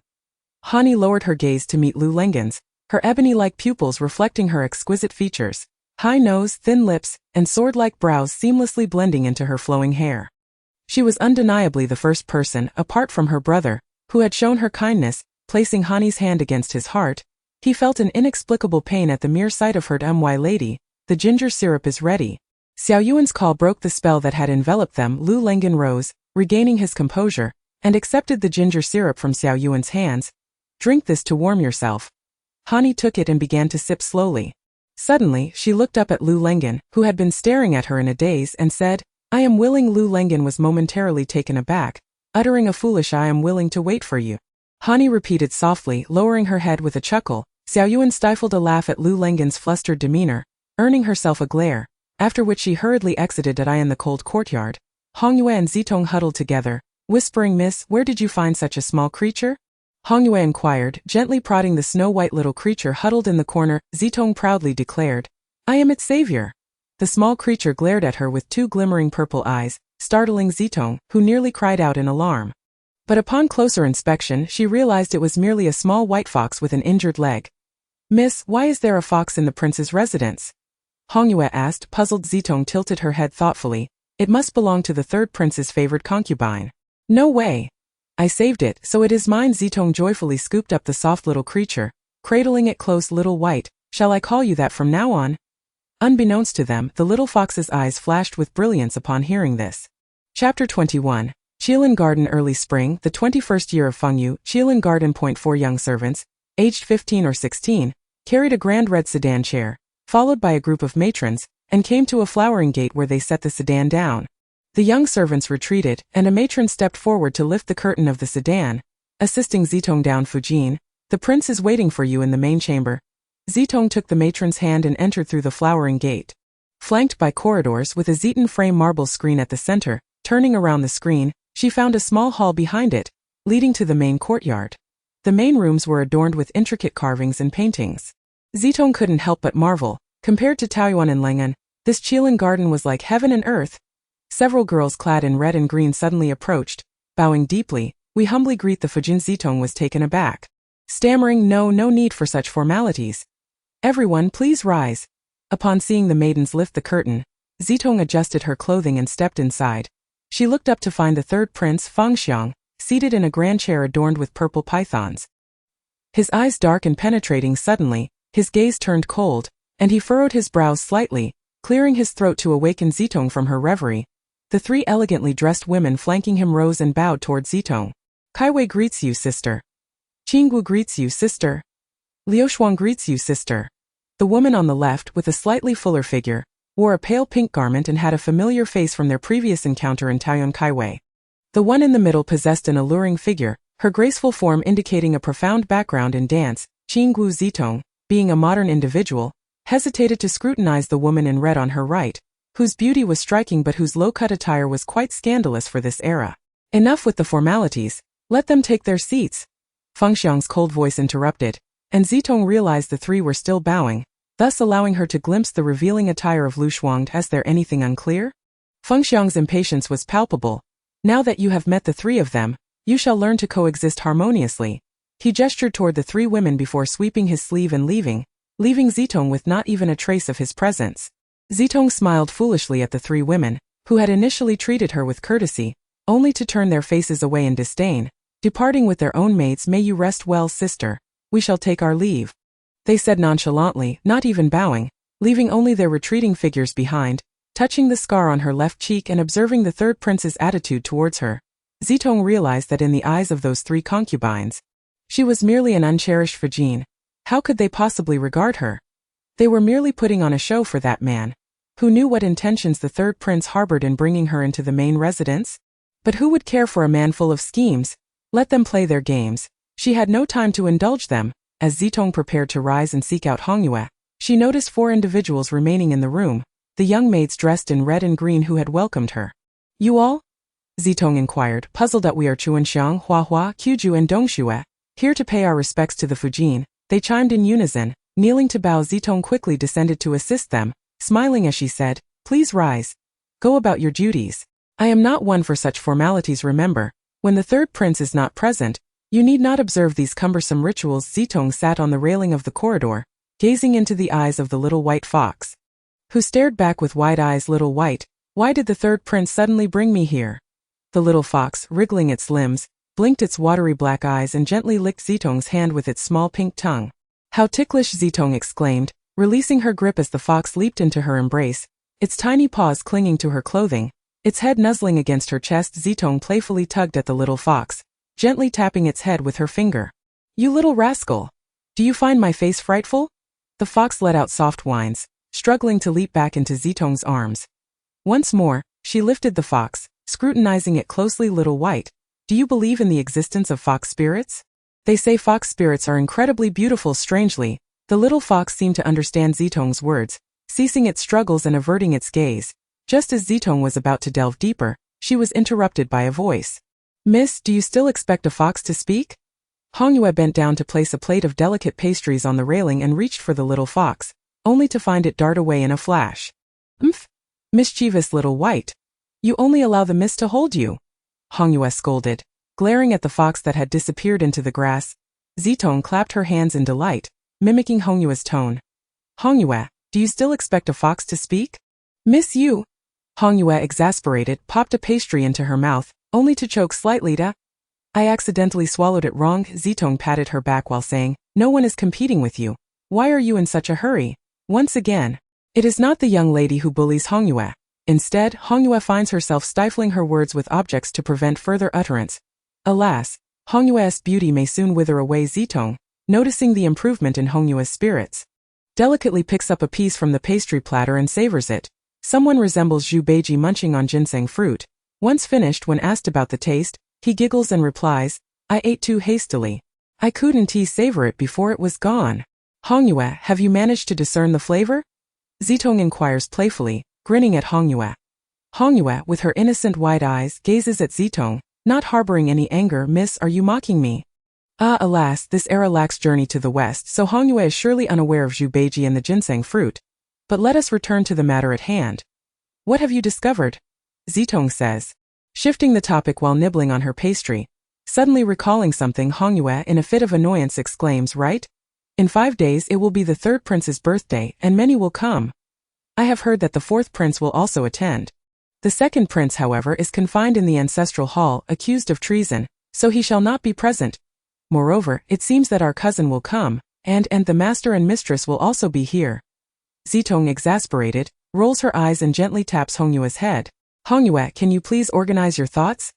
Look, who can comprehend what you are saying? Miss, did you not understand? Hongyue, twisting her handkerchief, asks pitifully that I did. It seems you fear being discovered by my parents, confident that I would not betray you? Hongyue, rubbing her head, mutters in grievance, then it is not right for the young lady to casually strike someone's head. Perhaps Zitong, noticing a foxtail peeking from behind a rockery, slowly suggests, I will catch Xiaobai for you to hold. How does that sound? Deal. Hongyue's face brightens instantly. Chapter 22. Dance Battle, Part 1. In the early hours as Zitong lay in bed, she was already wide awake, listening to the rhythmic patter of rain outside, which struck her heart like a drum. Despite having resided in the peach garden and the cold courtyard without a hint of insomnia, now in the splendid Qilin garden, she found herself restless. With a deep sigh, she turned over, sitting up, threw off the silk quilt, and barefoot, approached the window. Upon opening it, a rush of fresh, fragrant, and delicate earthy aroma enveloped her. Mischievous raindrops slid from the eaves, drumming on the blue stone floor, composing a melancholic melody. In that moment, Zitong felt a surge of tears welling up. She gently touched the scar on her left cheek. Although this face had accompanied her for less than a year, everyone possesses the desire for beauty. Since her visage was marred and she was cast into the cold courtyard by the third prince, Zitong had remained carefree and unbothered, smiling and playing as if there were no reason for sorrow. Yet now, listening to the rhythmic, sorrowful tune, inexplicably, all her grievances resurfaced. The third prince, Fengxiang, utilized her, not because she wished to weep, but because tears seemed futile. The destruction of her face did not evoke tears, as it was never truly hers. Being confined to the cold courtyard for a trivial matter was not merely unjust. It was knowing that someone's heart was never with her. What difference was there between residing in a luxurious abode and the cold courtyard? Something soft and warm brushed against her already frigid feet. Zitong lifted her tear-filled eyes and, with a hoarse voice, called to the small fox gazing at her curiously, Xiaobai. Oh, I do not wish to cry. Yet I feel so distressed. Embracing Xiaobai tightly, she cried unabashedly. The little fox struggled to stand on its hind legs, grasping Zitong's front with its tiny paws and gently licking away her tears with its small red tongue. Hearing the commotion, Hongyue hurried in from the outer room, observing the gusts of wind swirling inside. Though it was early spring, with the rain falling, the temperature had sharply dropped, and with the chilling wind, it was certain that one might catch a cold. Miss, what has happened? Why are you only in your undergarments with the window wide open? She exclaimed while closing the window. The small fox in Zitong's arms whimpered softly, licking its front paws before extending its claws, mimicking the action of wiping away Zitong's tears. After witnessing this, Hongyue fell silent for a moment. Miss, I find this little fox to be quite spirited. Zitong lifted the little fox and planted a kiss on its furry face. I have always known that my Xiaobai could understand my words. Right, Xiaobai? Following this commotion, Zitong's inexplicable grievances vanished. Though tears still adorned her face, she beamed a broad smile at Hongyue. This sight sent chills down Hongyue's spine. Miss, this is rather peculiar. One moment you weep, the next you laugh. Could it be that you have lost your sanity from all the turmoil? Indeed, if it were an ordinary woman, having her beauty ruined, deceived by a loved one, and tormented in the cold courtyard, she would have long succumbed to madness. Yet, you appear unfazed, as if none of this befall you. Watching the young lady, who lay with her back to her while playing with the little fox, laughter occasionally escaping her lips, Hongyue could not shake the lingering sorrow. The young lady had always pretended to be indifferent. A sudden thought struck Hongyue's mind. Zitong paused, a radiant smile adorning her face. You are no longer troubled. From earlier until now, you wore a face of deep sorrow, as if someone had bullied you. Zitong understood that she could no longer tease the young girl, though she was only 2 years older than her in this ancient world. Her true age surpassed hers by over a decade. Always treating her as a younger sister, seeing Hongyue distressed by her inexplicable tears that morning, she wished to cheer her up by taking her to the garden for a stroll. That I have already inquired with Chuanxiang. She mentioned that no lady in the household keeps a fox, so Xiaobai must be a lost little fox. Zitong held the little fox up to her nose and affectionately rubbed against it. What do you think, my Xiaobai? Upon hearing Zitong's words, Hongyue felt reassured. As they approached a rockery, 2 voices emerged from within. One voice declared, Madam, in a few days, that master residing in the Qilin garden will surely embarrass herself. She knows nothing of the arts, music, chess, calligraphy, or painting. It is said she only practiced swordplay in the general's residence.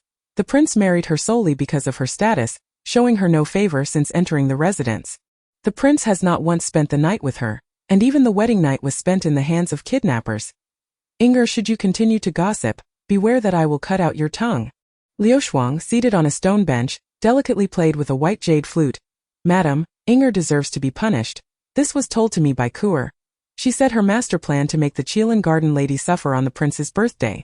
Liu Shuang turned the jade flute in her hand, speaking slowly. What have I taught you before? Do not provoke trouble. Besides, what right do I have to mock the lady of the Qilin garden? After all, she is the daughter of a general, while I hail from a brothel. What could I possibly contest with her? Qinggu, a performer, foolishly seeks to provoke that lady. In the end, it will be she who suffers.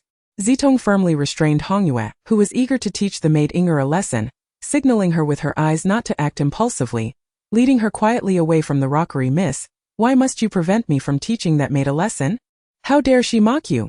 Hongyue exclaimed, her fists clenched in indignation. Zitong smiled gently, stroking Xiaobai's furry head. She spoke the truth, and besides, hasn't her master already punished her?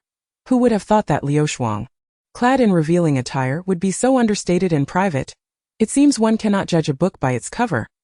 Miss, she mentioned that you would embarrass yourself in a few days. Why won't you allow me to clarify? Hongyue pressed on. Zitong smiled lightly, glancing at the flowers blooming more vibrantly from the rain, and said slowly, do you think she would answer truthfully if you asked her?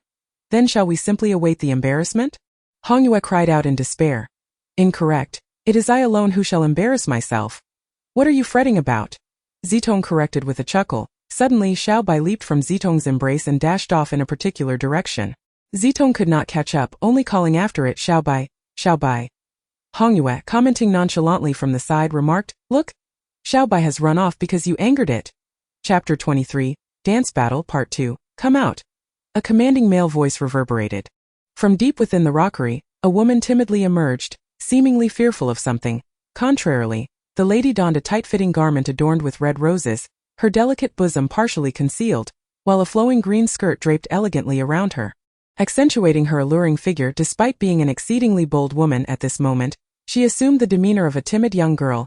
Brother Muli, her voice, sweet as honey, emerged, instantly rendering anyone who heard it weak and dazed. Do not employ your beguiling arts on me. The authoritative male voice returned, sternly admonishing the bashful woman who seemed on the verge of sinking into the ground. Zuyan cautiously gazed up at the furious man before her. Clad in audacious red, his exquisitely perfect features and enchanting peach blossom eyes captivating enough to steal her breath. Su, Brother Muli. It has been so long. Zuyan, still maintaining her coyness, leaned toward Muli. Though her voice bore an unmistakable hint of grievance, Muli initially frowned as he fixed his gaze on Cui Yan. Suddenly, upon hearing footsteps, he swiftly raised his hand to conjure a barrier, effectively severing their connection to the outside world. Leaping to the summit of the artificial hill, Muli looked down coldly at Cui Yan, who was still pretending. What brings you here? Cui Yan, internally panicking, thought to herself, what should I do? How could I be so careless to be discovered by him? I shouldn't have approached that purple-eyed one so closely. His magical prowess far exceeds mine. And there's no escaping now. Brother Muli, actually, I haven't seen you in ages and I've missed you dearly. Cui Yen suddenly transformed her expression into one of endearing innocence, her eyes sparkling, though her enchanting attire seemed rather incongruous. Mu Li's previously furrowed brow tightened even further. So, you came to the prince's residence just to see me? Cui Yen nodded vigorously, her head bobbing like a garlic peeler. Yes, but why not speak the truth? A chilling voice rumbled ominously above her head, akin to thunder. Looking up, Cui Yen saw the fireball in Mu Li's palm swelling larger and turning a deeper red, causing her to tremble in fear as she quickly admitted. Calm down, brother Mu Li, I will tell you. Mu Li shot her a fierce glare, his brow arched in disdain as if to say, at least you know your place. Otherwise. Humph. Cui Yen fidgeted with the white fox jade pendant at her waist and beckoned to Mu Li. Brother Mu Li, come down, you're so high up it's exhausting to look up at you while we talk. This will take a while. With a swift motion, Mu Li leaped down to stand before her. Speak but tread carefully. Should you attempt any tricks, I won't. Cui Yen whispered into Mu Li's ear, here's the thing. Just as Mu Li was listening intently, Cui Yen abruptly transformed into a white fox, breaking through the barrier and darting out from behind the hill, only to be spotted by Zitong, who was searching for Xiao Bai. Xiao Bai, so you're here. Don't run. Xiao Bai. Upon hearing her call, the white fox attempted to flee even faster. In the blink of an eye, it seemed to vanish into thin air. Zitong, feeling disgruntled and muttering to herself, suddenly saw the white fox re-emerge from behind the hill. Doubting her eyes, she rubbed them in disbelief and in a fit of anger seized the white fox, admonishing, I knew it. How could you just vanish before my eyes? You little rascal, playing hide and seek with me. Xiao Bai let out a soft whimper and obediently nestled into Zitong's arms. Cui Yen, you clever one. How dare you toy with me? If I catch you again, I shall not let you off lightly. As the heir of the snow fox lineage, I will not let this slide. Seeing Mu Li being carried away by Zitong, Cui Yen, hidden among the flowers, let out a sigh of relief, grateful for her quick reflexes. Standing before the bronze mirror, Zitong meticulously examined the beauty reflected within. Adorned with a jeweled golden phoenix crown, she wore a crimson long-sleeved tunic, over which she donned a deep azure outer garment. Draped with a golden embroidered cape of clouds and mist, and finished with golden embroidered shoes. But this scar on my face is somewhat unsightly. She spread her arms wide, gazing at her reflection. Spinning in delight. Again. I shall spin once more. Zitong was thoroughly entertained by her own antics. Miss, be careful not to let your crown fall. Hongyu, witnessing the spinning maiden from outside the window, rushed in to intervene. This? Hongyu, mind your tongue. Today you must address me as Fujin. The third prince hears you. Zitong feigned seriousness, trying to scare her. As Hongyu adjusted Zitong's attire, she halted, muttering under her breath. Damn it, I nearly forgot to change my address. Miss is quite right. If the third prince hears, I will surely lose my head. Spring fragrance, summer flowers, autumn chrysanthemums, winter snow. Zitong ignored Hongyu's self-talk and suddenly turned to the 4 attendants standing neatly by the door, exclaiming, prepare to depart at last. She would reunite with her stern yet doting general father and her mother, who fretted over her every tear. Feeling a warm glow in her heart, she was eager to start teasing those around her. Not even sparing the fox. Had she just been looked down upon by a fox? Hongyu, along with Chun, Xia, Qiu and Dong, struggled to suppress their laughter. However, under Zitong's stern gaze, they could no longer hold back and burst into laughter. Fuming, Zitong marched ahead, her irritation growing with every step. Realizing that her companions had likely lowered their guard, suddenly she spun around, making a silly face at the 5 trailing behind her, shouting, are you all itching for a beating? Hongyu and the 4 attendants were so startled that they stumbled backward, dropping their handkerchiefs to the ground. Seeing this, Zitong erupted into laughter, her hair nearly coming undone and her crown almost falling to the floor. Before regaining her composure and saying, what are you all standing around for? Move! Recovering, Hongyu muttered softly, boring. What did you say? Zitong raised an eyebrow, directing her gaze at Hongyu. Huh? Hongyu quickly glanced at Zitong and shook her head vigorously. Nothing at all. Miss, Fujin, let us hurry or the prince will be furious. Hongyu stepped forward, adjusting the crown atop Zitong's head, gently guiding her toward the Silver Peace Hall. Inside the Silver Peace Hall, the atmosphere was festively decorated, with a plush golden threaded carpet covering the floor, intricately painted palace lanterns hanging from the beams, adorned with bright red silk flowers. On tiptoe, Zitong craned her neck, searching for her parents. Occasionally, passers-by would bow to her, and although she did not recognize them, she graciously acknowledged each one. Sister, who are you looking for? Zitong turned to find Qing Wu blocking her path, clad in a light blue dress, with an embroidered cloud and magpie pattern belt cinched at her waist, draped in a floral shawl that encircled her arm. Her eyes were fixed intently on the scar on Zitong's left cheek. Unblinking, Zitong realized her intent and feigned friendliness, asking, "What's the matter? Are you envious of this scar on my face, wishing for one of your own? If you don't mind, sister, I could give you a more beautiful one." Qing Wu's previously cheerful expression twisted for a fleeting moment before quickly reverting to normal. "Sister, you certainly know how to amuse me. This scar is not suitable for me." Zitong touched her scar with a smile and replied, "As long as you know it doesn't suit you, do not obstruct my path. Haven't you heard that a good dog does not block the road?" Unexpectedly, the once timid Qing Wu transformed in an instant, her demeanor shifting to a pitiful facade, and she began to cry while apologizing. "Wu, I'm sorry, sister. I didn't mean to block your way.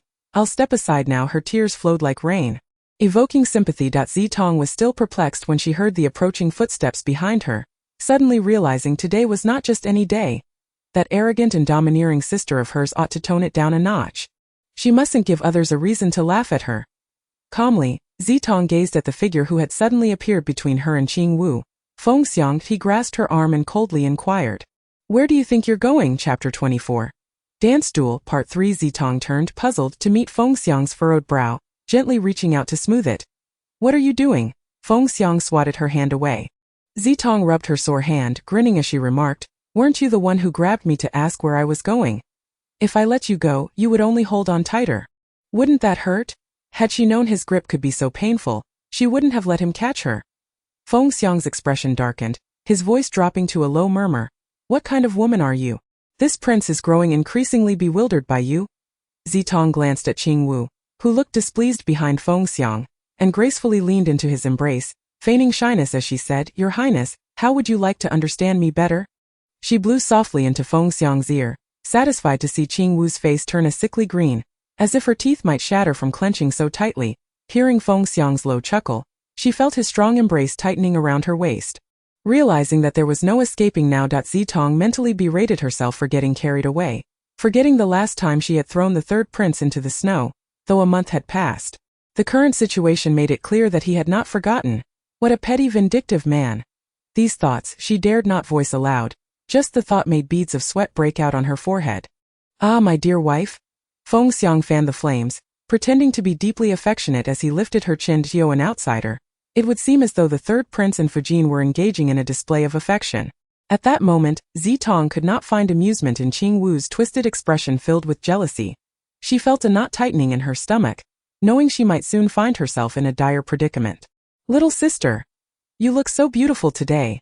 Lu Shichun's voice shattered the awkward tension, prompting Zitong to turn and see her cousin approaching. Struggling to free herself, she found Fengxiang unwilling to release her grip. With a pout, she whispered, "Can't you just let me win for once? There are so many people watching. You can deal with me later when no one is around." "Please." To her surprise, Fengxiang, taken aback by her playful demeanor, loosened his grip, allowing Zitong to break free. Phew! With a sigh of relief, Zitong grabbed Lu Shichun and dashed away, eager to escape the scene. "Sister, where are you going?" Hong Yu and the four attendants stood dazed, unsure whether to pursue or not. "Don't run too far. The banquet will commence soon." Fengxiang's voice trailed behind them. Bang! Zitong collided headlong into a sturdy chest. "Be careful!" With arms encircling her waist, Zitong hastily lifted her gaze to meet a pair of profound, dark eyes. "Sister." Just as Zitong, who had been running headlong, nearly crashed into someone, she wished to avert the crisis. But it was too late. "Are you all right?" The man before her, who bore the countenance of a delicate scholar, did not release his hold. Instead, he wore an expression of genuine concern. Once calm, Lu Shichun recognized the man as the fourth prince. "Feng Qi." She stepped forward to separate them, positioning Zitong behind herself. "Thank you for your concern, Your Highness."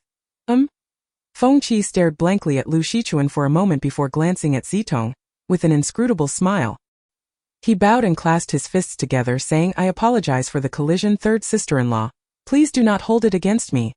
Not at all. It was I who bumped into you. I should be the one apologizing."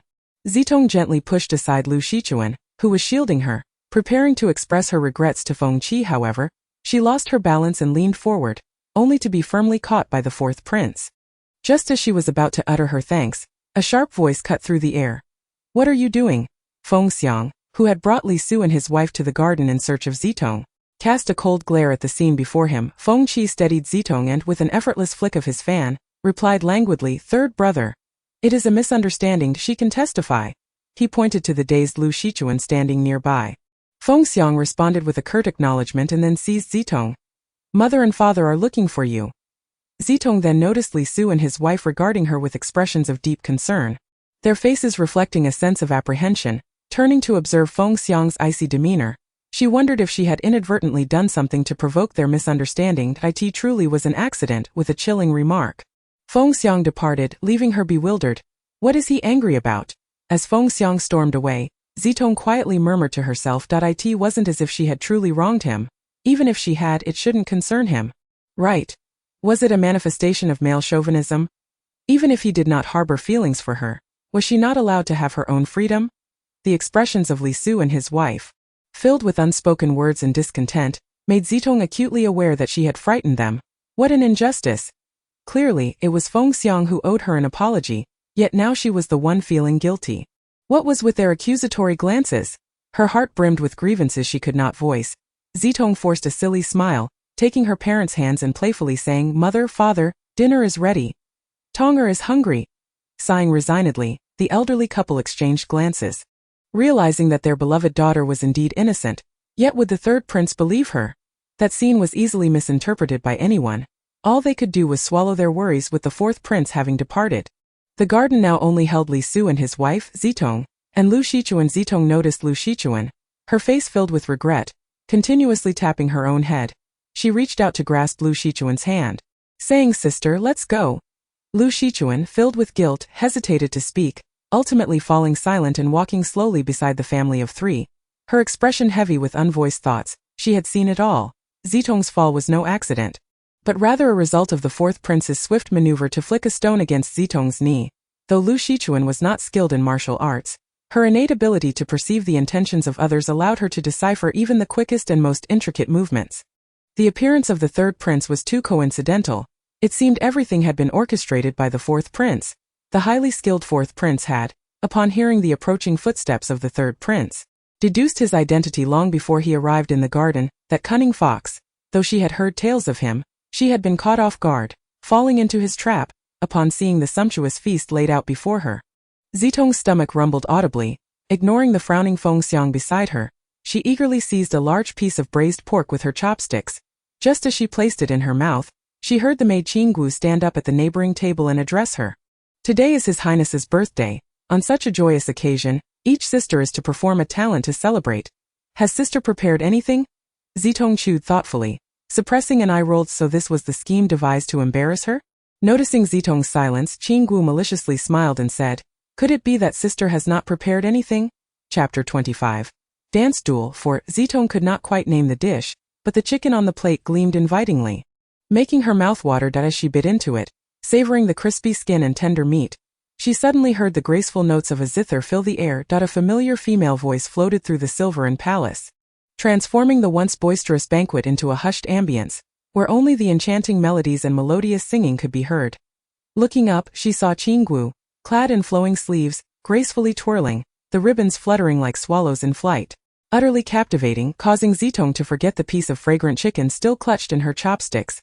Suddenly, the third prince seized Zitong's hand, snatching the chicken from her grasp. Startled, she cried out as he placed a finger to her lips, whispering, "Shua, do not disturb the guests watching the dance." Furrowing her brow, Zitong muttered under her breath, "There is still so much left on the plate. Why take what I was holding?"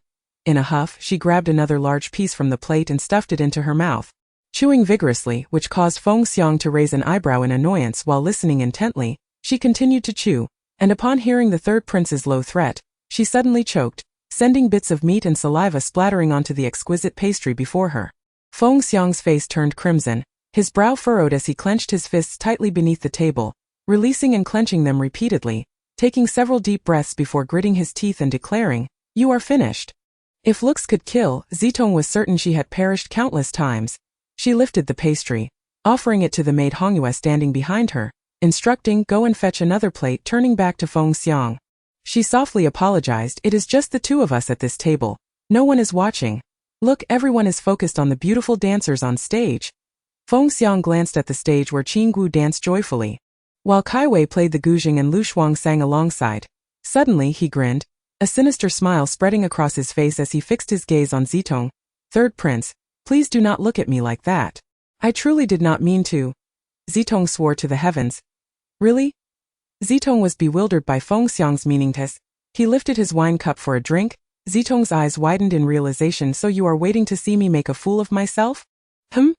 Fengxiang triumphantly raised his glass, draining it in one gulp, while a nearby servant hurried to refill it. As Zitong observed Hongyue bringing in a new pastry, she took a bite, savoring its soft, delightful flavor, and her mood brightened as she smiled. Aren't you worried I might embarrass you, third prince?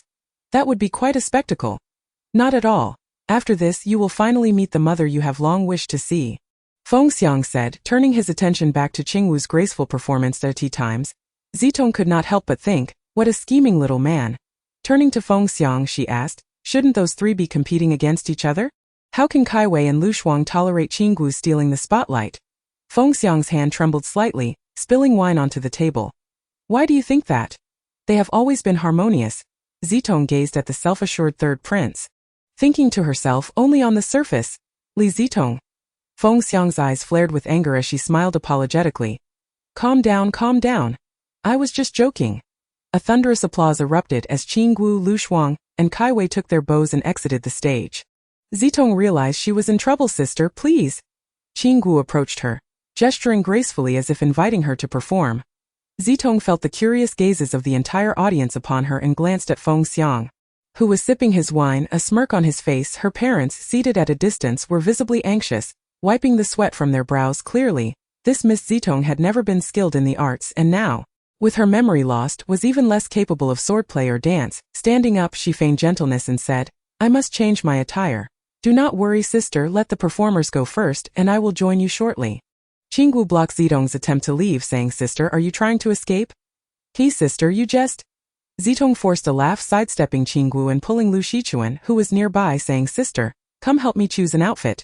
Turning back to Fengxiang, she silently pleaded with her eyes for permission to leave.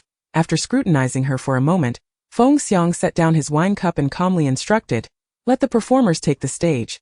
The previously hushed Silveren Palace was once again enveloped in the lively sounds of drums and music.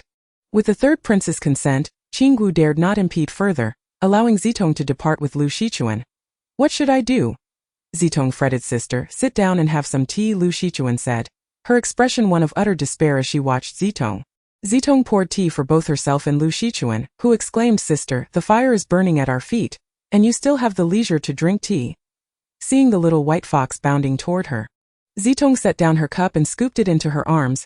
Where did this fox come from? Lu Shichuan suddenly fell silent, studying the white fox in Zitong's embrace intently. I found it. Zitong brought the fox closer to Lu Shichuan.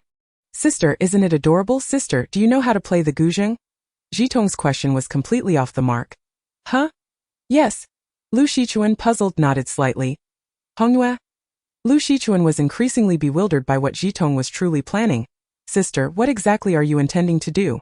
Zitong, cradling a fox, hummed a tune before looking up at Lu Shichuan and asking, Sister, is this melody playable? Lu Shichuan hummed a couple of notes, then pondered for a moment. It can be. Excellent, everything is in place. We just need the eastern wind. Zitong joyfully played with the fox, leaving Lu Shichuan utterly perplexed. Miss, the clothes have been borrowed. Suddenly, Hongyue rushed in from outside in a flurry. Good, the eastern wind has arrived. Qinggu, let us see, you must keep your eyes wide open and watch closely. Chapter 26. Dance Duel, Part 5. Kaiwei gently nestled to the left of Fengxiang, lifting her wine cup with a playful smile as she sweetly called out, Your Highness, Kaiwei wishes you a happy 20th birthday. To the same time, Qinggu raised her cup and gracefully stepped to Fengxiang's right, her voice dripping with sweetness as she said, Qinggu also wishes Your Highness a happy 20th birthday. At that moment, Liu Shuang finally raised her slightly reddened eyes. Staring blankly at Qinggu before appearing to come to her senses, she abruptly stood, lifting her cup, and a seductive smile with a hint of worldly allure resurfaced on her face. Liu Shuang congratulated Your Highness on your birthday. Fengxiang, refusing to accept anyone's toast, coldly fixed his gaze upon the jade flute at Liu Shuang's waist, raising his hand and commanding, Hand it over. Liu Shuang instinctively covered the flute with her hand at his piercing gaze but ultimately removed it and handed it to Fengxiang. Does this prince take it for some treasure to hold his beloved so entranced? Surely there must be a story behind it. Fengxiang examined the flute's exterior with a detached gaze, toying with it in his hands. Noticing that Liu Shuang had remained silent for an extended period, he instructed the others to withdraw and enjoy the performance. The performers concluded their act with a bow, and the third prince signaled for rewards. At that moment, a peculiar guzheng melody began to rise, filling the hall with an ethereal stillness. A woman appeared, her face concealed by a white veil, adorned in a long skirt of red and gold. The fabric flowing like clouds, her dark hair gathered with a single wide white pearl ribbon as the music played. Her sleeves danced gracefully, her waist as delicate as a flower petal. Fengxiang, with his cup still raised, gazed at the woman on stage, momentarily forgetting to drink. The entire hall held its breath, fearing to startle the enchanting figure. Li Su and his wife exchanged incredulous glances, wondering when their daughter had learned to dance. The jade ornaments at her waist jingled melodiously as she twirled, while Lu Shichuan, matching the rhythm of the golden notes, began to quicken her fingers on the strings. Zitong spun faster, her skirt blossoming like pomegranate flowers. The jingling of her accessories flowing like water among the spectators. Only Kai Wei and Qinggu clenched their fists beneath the table, forcing smiles upon their faces. Meanwhile, a throng of noblemen was utterly entranced by the mesmerizing dance of the woman on stage. Lost to time. In the final flourish, Zitong's fingers brushed the veil that concealed her face, gliding over her jade neck and slowly descending to her chest. The mystery of the veil lent an alluring charm to her movements. Zitong unveiled her face, stepping forward to perform a graceful bow, her violet eyes shimmering with mischief. I wish your highness a happy 20th birthday. Lifting her head, she offered a gentle smile to Fengxiang, who sat in a stupor with his cup raised. The sunlight bathed her in a golden hue, rendering her breathtakingly beautiful. Even the scar on her left cheek appeared endearing. Fortuitously, she had diligently practiced the captivating dance from the popular drama Zhan Huan Zhuan to shine at the company annual meeting. Though she had not garnered the acclaim she sought then, she had unexpectedly found resonance in this alternate realm. Observing the silent audience, Zitong knew she had triumphed, as she noticed Fengxiang carefully wiping the wine that had soaked his garments. It became clear that he had knocked over his cup in surprise at Zitong's enchanting smile. Fengxiang fiercely yanked Zitong to sit beside him, his gaze threatening, warning her that if she dared to laugh, she would face dire consequences. Second brother, things are getting more interesting. Fengqi chuckled lightly, waving his fan as he turned to leave. What good is it to touch such filth? Zitong, incensed, dared not be too audacious. Indeed, their parents were present. Zitong felt an unsettling gaze upon her back. Could it be Qinggu still glaring at her? Zitong raised an eyebrow, her eyes inquiring, is the jade flute yours? Yet, the response came from Liu Shuang. Cold and turned away. Zitong clicked her tongue, utterly baffled. Liu Shuang tightened her grip on her clothing, repeatedly telling herself she must not go. Must not go. Her shoulders tensed, her hands trembling as they alternated between clutching her garment tightly and relaxing. Qinggu spoke sharply first. Sister, do not be angry. Even though that ugly creature stole the spotlight today, just look at her smile. That scar resembles a centipede, utterly repulsive. Your highness won't be enchanted by her. At this moment, Kai Wei softly interjected. Qinggu, do not speak so of the favored concubine. It was I who spoke the truth of my sister's heart. Was it not? Qinggu raised her hand to dab at the corner of her mouth with a handkerchief, her voice dripping with sarcasm as she cast a sidelong glance. Qinggu, do not go too far. Kai Wei retorted angrily. The atmosphere thickened with tension between them, though they attempted to keep their voices low. Liu Shuang, caught in the eye of the storm, remained oblivious, lost in her thoughts. That isn't it you, sister, who always pretends to be the epitome of propriety in front of the court? Who was it that fiercely pinched her thigh when she saw the ugly creature ensnare the prince's attention?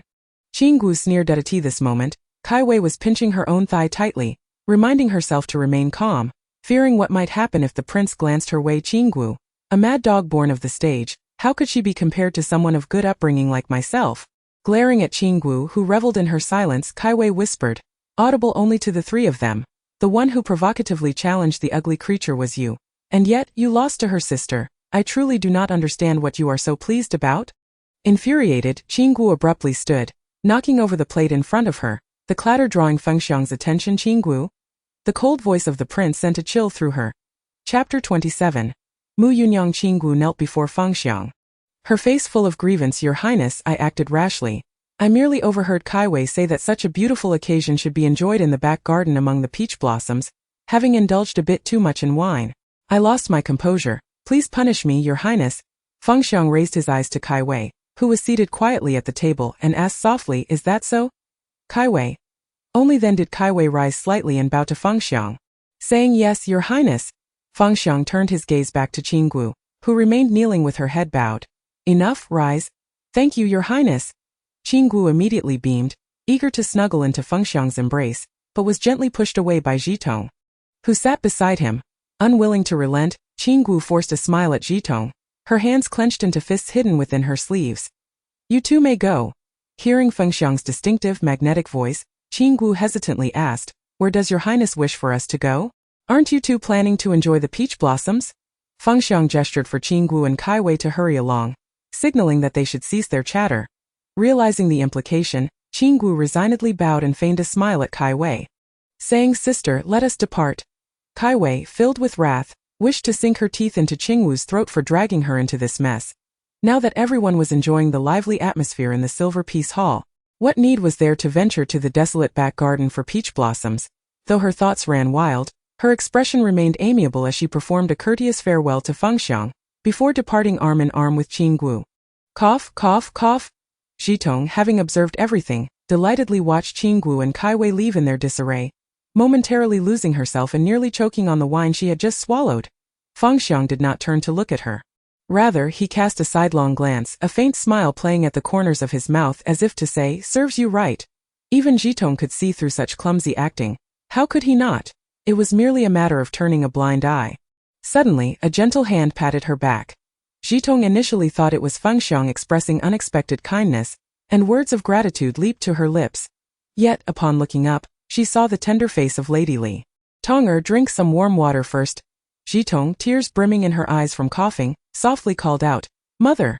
Lady Li gently patted Zitong's back, and upon seeing her drink the warm water from her hand, her cough subsided. She smiled, saying, "You act like a child, choking on your food. How will that not cause the prince to laugh at you?" Upon hearing Lady Li mention her, Feng Xiang set his cup down and turned. Affectionately ruffling Zitong's hair with refined elegance, he addressed Lady Li, saying, "Mother, I find Tonger to be quite adorable in this manner. Remember that snowy day? We were walking along nicely, and suddenly she, like a child, tumbled into a snowdrift.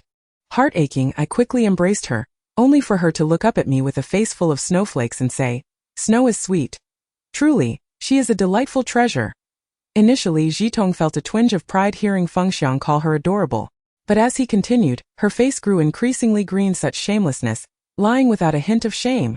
She was even more fox-like than the little white one. Madame Li, with a motherly affection, lovingly held Zitong's hand and, feeling a bit shy, gently tapped Zitong's nose. Her hand paused momentarily as it grazed the scar on Zitong's left cheek. Forcing herself not to touch it with a strained smile, she turned to Feng Xiang and said, "She has always been mischievous since childhood. Even now that she is married, she still hasn't matured. I wish to convey, Your Highness, that you should be more forgiving and cherish her." However, the words remained unspoken. From the very beginning, she never wished for Tonger to enter the royal family. Entering the palace is akin to plunging into an abyss. How could she have known? Madame Li shot a resentful glare at Li Su, who was merrily toasting with others in the distance. Upon seeing the grimace on Madame Li's face, which was more sorrowful than a cry, Zitong realized that if she did not intervene, her mother would indeed break down in tears. She reached out and threw herself into Madame Li's embrace, playfully declaring, "Tonger, doesn't he want to grow up? Tonger will always be Mother's little cotton-padded jacket." Feng Xiang watched the affectionate exchange between the mother and daughter beside him, tightening his grip on the wine cup. Such warmth had never been his. Annoyed, he picked up the jade flute on the table and turned to glance at Lu Shuang, who was fixated on him. His gaze instantly turned icy. Although Lu Shuang quickly averted her eyes, Feng Xiang could not suppress the simmering anger within him. "Mother, you and Tonger haven't seen each other for quite a while. Why don't you take her downstairs and catch up?" Feng Xiang said, gently twirling the white jade flute as he addressed the two, who were whispering softly to each other. Zitong was more than happy to oblige, cheerfully leading her mother to Qilin Garden. As Zitong and Madame Li departed, Feng Xiang summoned Lu Shuang to him. "Sit down." Lu Shuang timidly complied, her hands awkwardly resting on her lap. "Pour the wine." Lu Shuang lifted the wine jug and slowly poured wine for Feng Xiang. As Feng Xiang caressed the jade flute in his hands, he coldly asked Lu Shuang, "How has this prince treated you?" Feng Xiang let out a chilling laugh and turned to his personal guard behind him, inquiring, "Do you recognize this person?" Lu Shuang looked up, unable to suppress the shudder that coursed through her, clad in a blue garment. With an expressionless handsome face, a tall and slender figure, sun-kissed skin, sharp brows, thin but tightly pressed lips, and a pair of black eyes that she had long engraved in her heart, Lu Shuang averted her gaze. Trembling as she stammered, her hands beneath the table nearly tearing her clothing apart. "Then that is splendid. Yunyang, do you recognize her?" This time, Feng Xiang directed his question towards the personal guard behind him. "Furthermore, have you encountered her before?" Feng Xiang continued in an even tone, but Lu Shuang was already drenched in cold sweat from fear at first glance. Lu Shuang's appearance bore a striking resemblance to a deceased acquaintance of the subordinate. But Feng Xiang continued to twirl the white jade flute. "But what?" Mu Yunyang raised his gaze and, looking at the petrified Lu Shuang, uttered each word with precision. "Upon closer inspection, it is indeed not her." Ding! A crisp sound pierced through the air. "This prince has momentarily slipped." Feng Xiang lightly kicked the shattered pieces of the jade flute with his foot, seemingly oblivious to any wrongdoing as he remarked, "What a pity it has broken. Not to worry, this prince will gift you a much finer one later." Lu Shuang fought back the urge to kneel and collect the shards, desperately suppressing her tears as she said, "It was an inconsequential item. If it's broken, then so be it." Feeling a piercing glare directed at her, she was overwhelmed with pain. Feng Xiang noticed that Mu Yunyang, kneeling before him, had clenched his fists. His expression pained as he gazed at the still downcast Lu Shuang. Chapter 28. Bloodshed. Yunyang? Why are you kneeling before the prince? Lu Lengan stood behind Mu Yunyang, holding a cup of wine slightly swaying, indicating that he had indulged. His face, however, bore the semblance of mild inebriation. Mu Yunyang remained stiff, bowing his head as if he had not heard at that moment. Feng Xiang rose with a smile, raising his cup to clink with Lu Lengan's. "Didn't you come to toast?" "Indeed." Lu Lengan recalled his purpose, lifting his cup to say, "This subordinate wishes to congratulate the prince on his 20th birthday." As he tilted his head to gulp down the wine, a flicker of doubt crossed his mind. How could Mu Yunyang, who had always been loyal, have committed a mistake? Could it be? His sharp gaze darted towards Lu Shuang seated nearby. Were those remnants of the flute at her feet? Indeed. Mu Yunyang swiftly rose to stand behind Feng Xiang. That brief utterance became the final straw that broke Lu Shuang's spirit. Trembling, she raised her hand to clutch her heart, crying, 5 years. Yunyang, we meet again. I never imagined you would become the personal guard of the third prince. How ridiculous. In 2 years at the manor, I hadn't noticed you at all. What a grand joke. You've been by my side all along. And I remained oblivious. Lu Shuang suddenly burst into laughter, tears cascading like pearls from a broken string, soaking her garments. Feng Xiang scolded harshly, "What madness is this?" Lu Shuang, wiping her seemingly endless tears with a handkerchief, replied hoarsely, "Your Highness's birthday, I am overjoyed."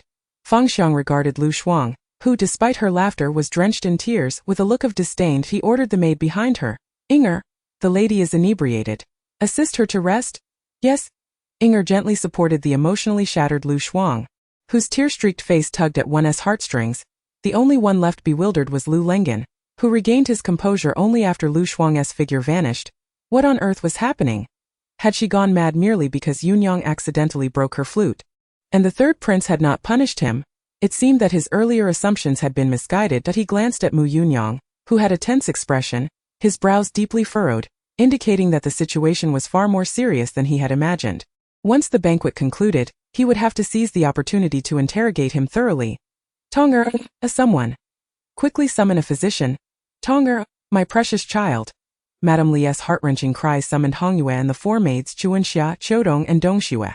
Upon entering, Hongyue was met with the sight of Zitong lying in a pool of blood in Madame Li's arms, while a figure in black stood nearby, gripping a bloodied sword seemingly frozen in place.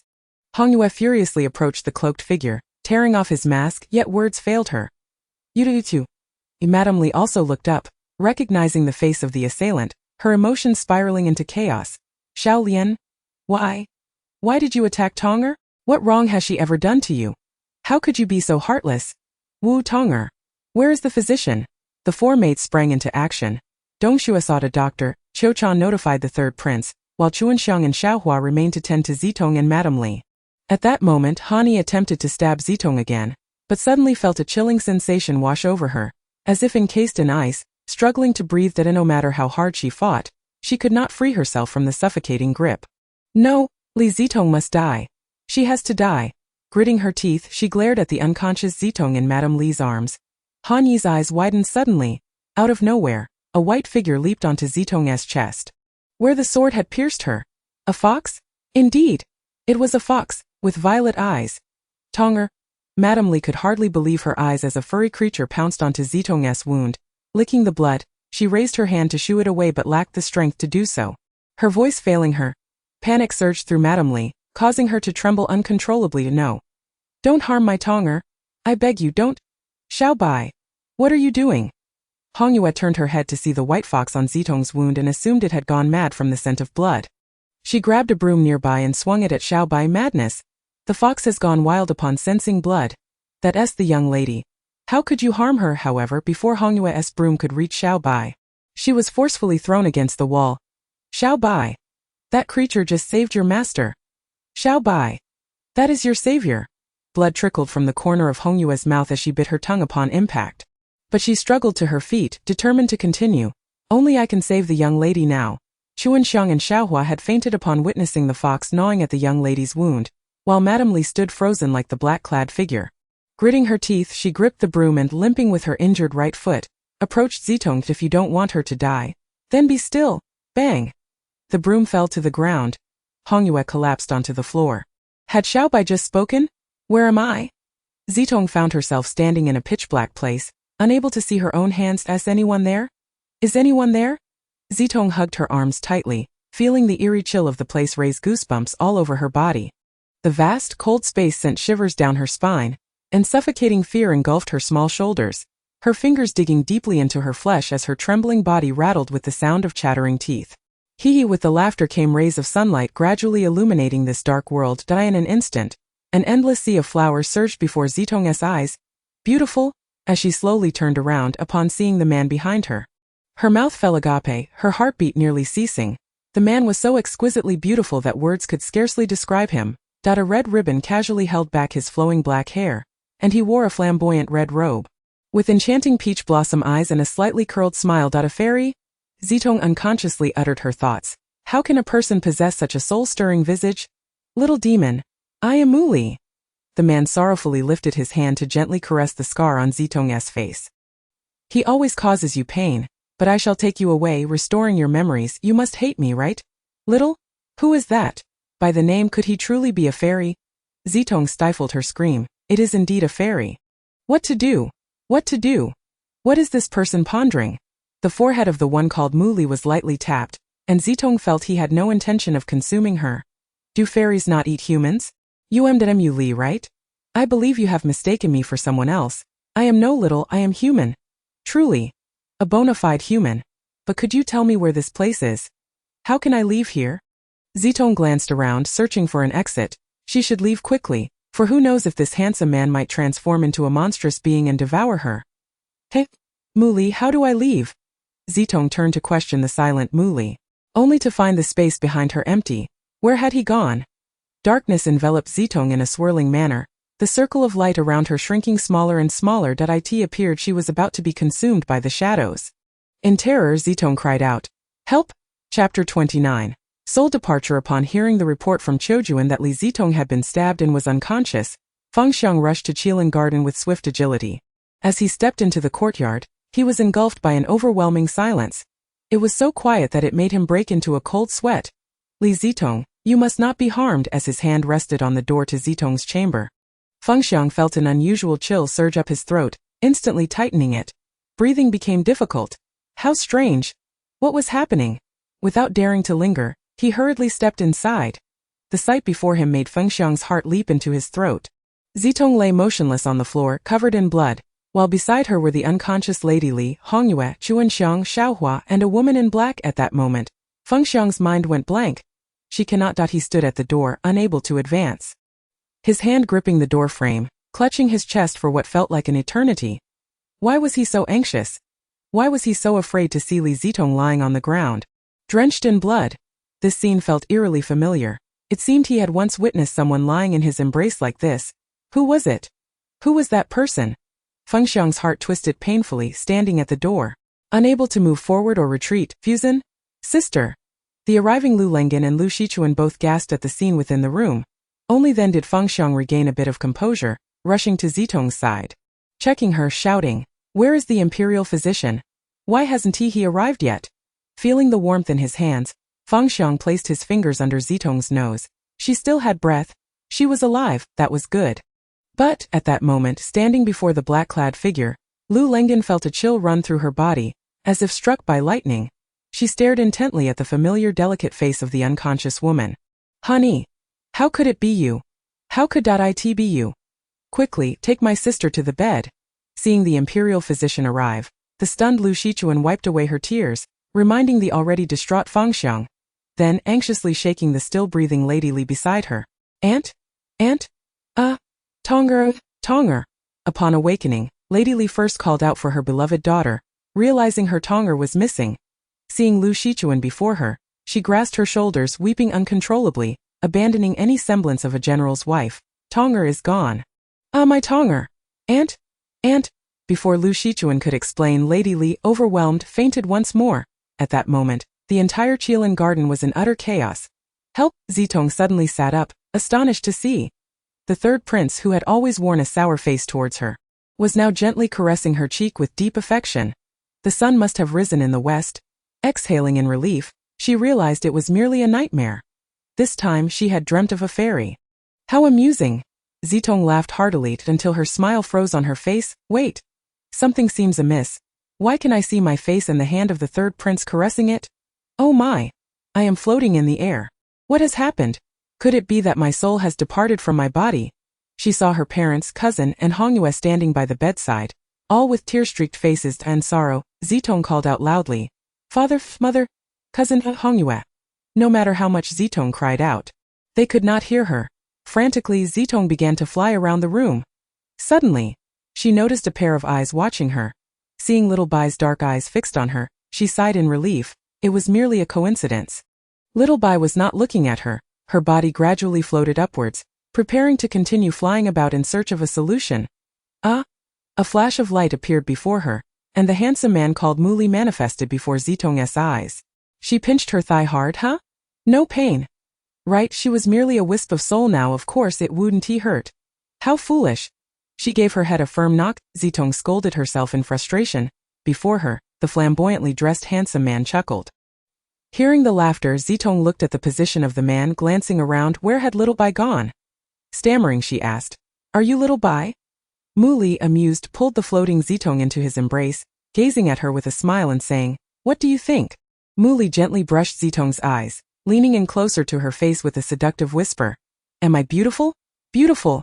Beautiful. Beautiful. You are the most beautiful person I have ever seen in my life. Zitong nodded in agreement, then suddenly shook her head. No.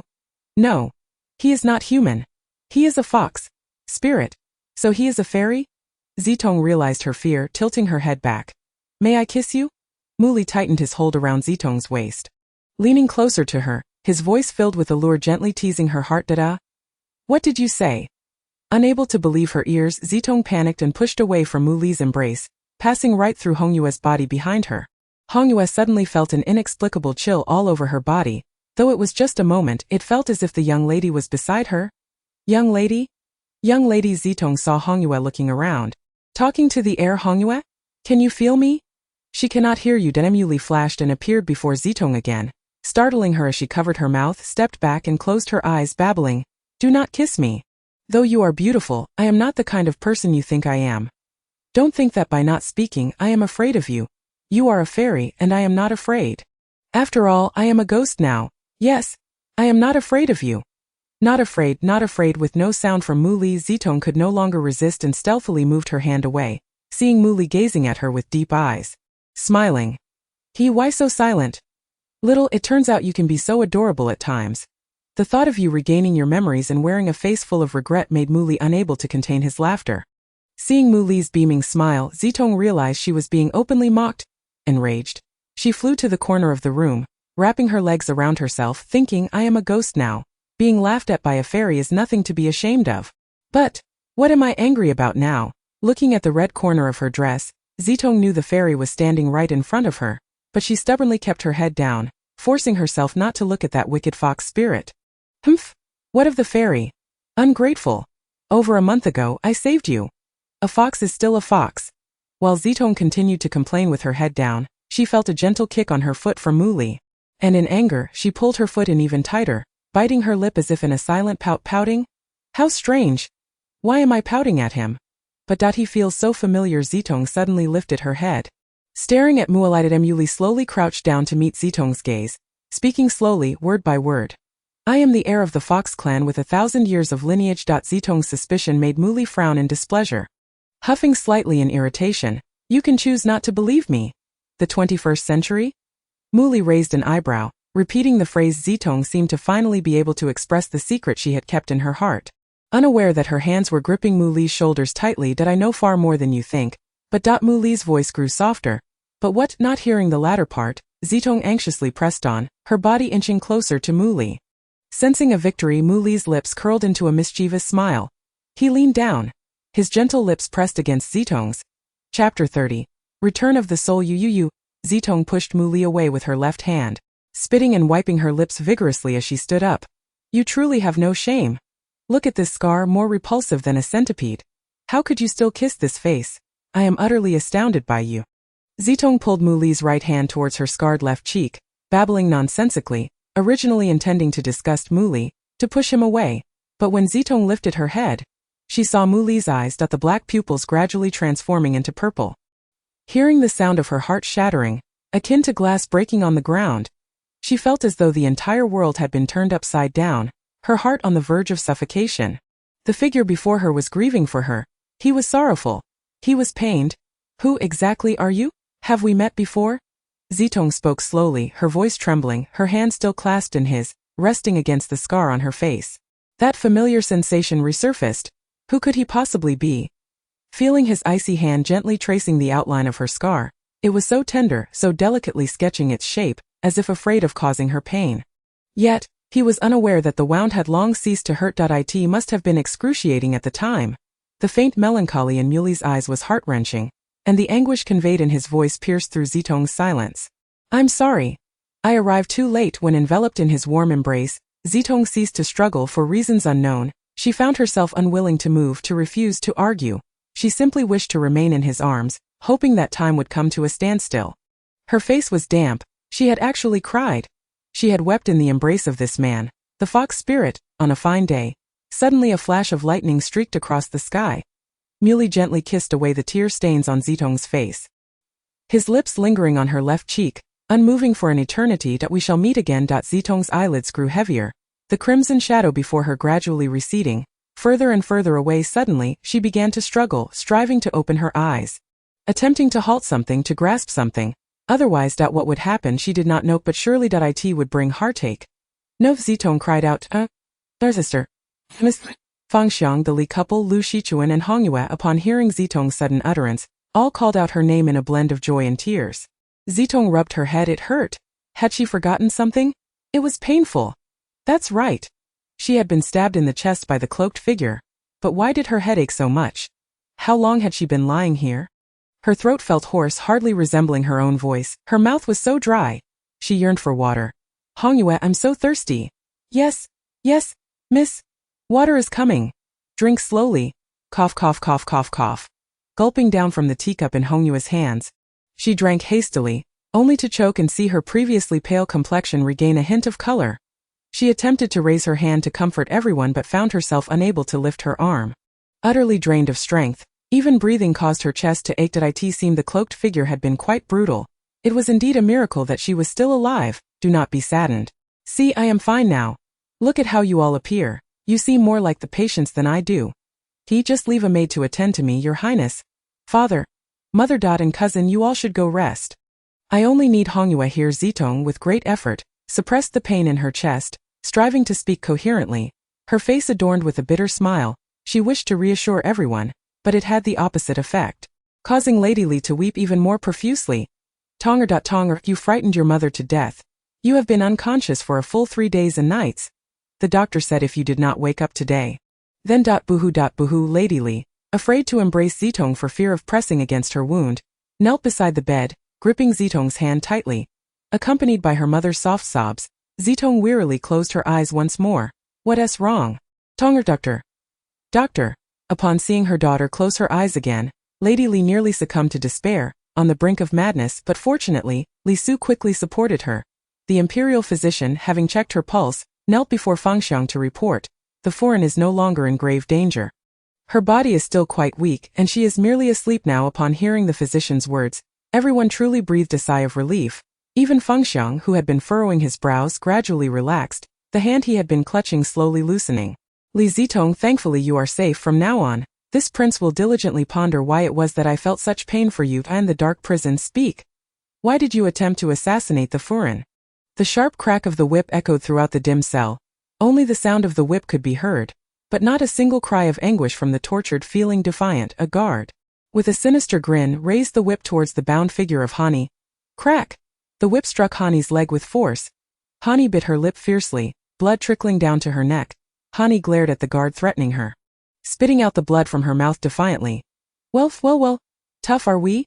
Seeing Hani show no fear, the guard turned to another guard behind him and said, Bring the tongs. It seems she won't learn her lesson until she feels some real pain. The second guard appeared hesitant, finally leaning in to whisper to the first guard. Zhao, didn't Lord Lu say this one must not? Zhao spat in disdain at the second guard. Humph, is Lord Lu of higher rank than the third prince? If we fail to extract information, our heads will roll. Go fetch them quickly. Upon hearing that their heads might roll, the second guard turned pale and hurried to get the tongs. Lord Lu isn't refusing to help you. This is a matter of life and death. Chapter 31. The curtain drawn back on a rainy night of early spring. On a tranquil night, Hongyue tucked Zitong snugly into her quilt. Quietly withdrawing from the inner room, suddenly a loud crash. Startled from her dream, Zitong bolted upright. Zitong gasped, exerting too much effort and pulling at her chest wound. Miss, what happened? Hearing Zitong's exclamation, Hongyue rushed in barefoot, her face a mask of worry as she examined Zitong's condition.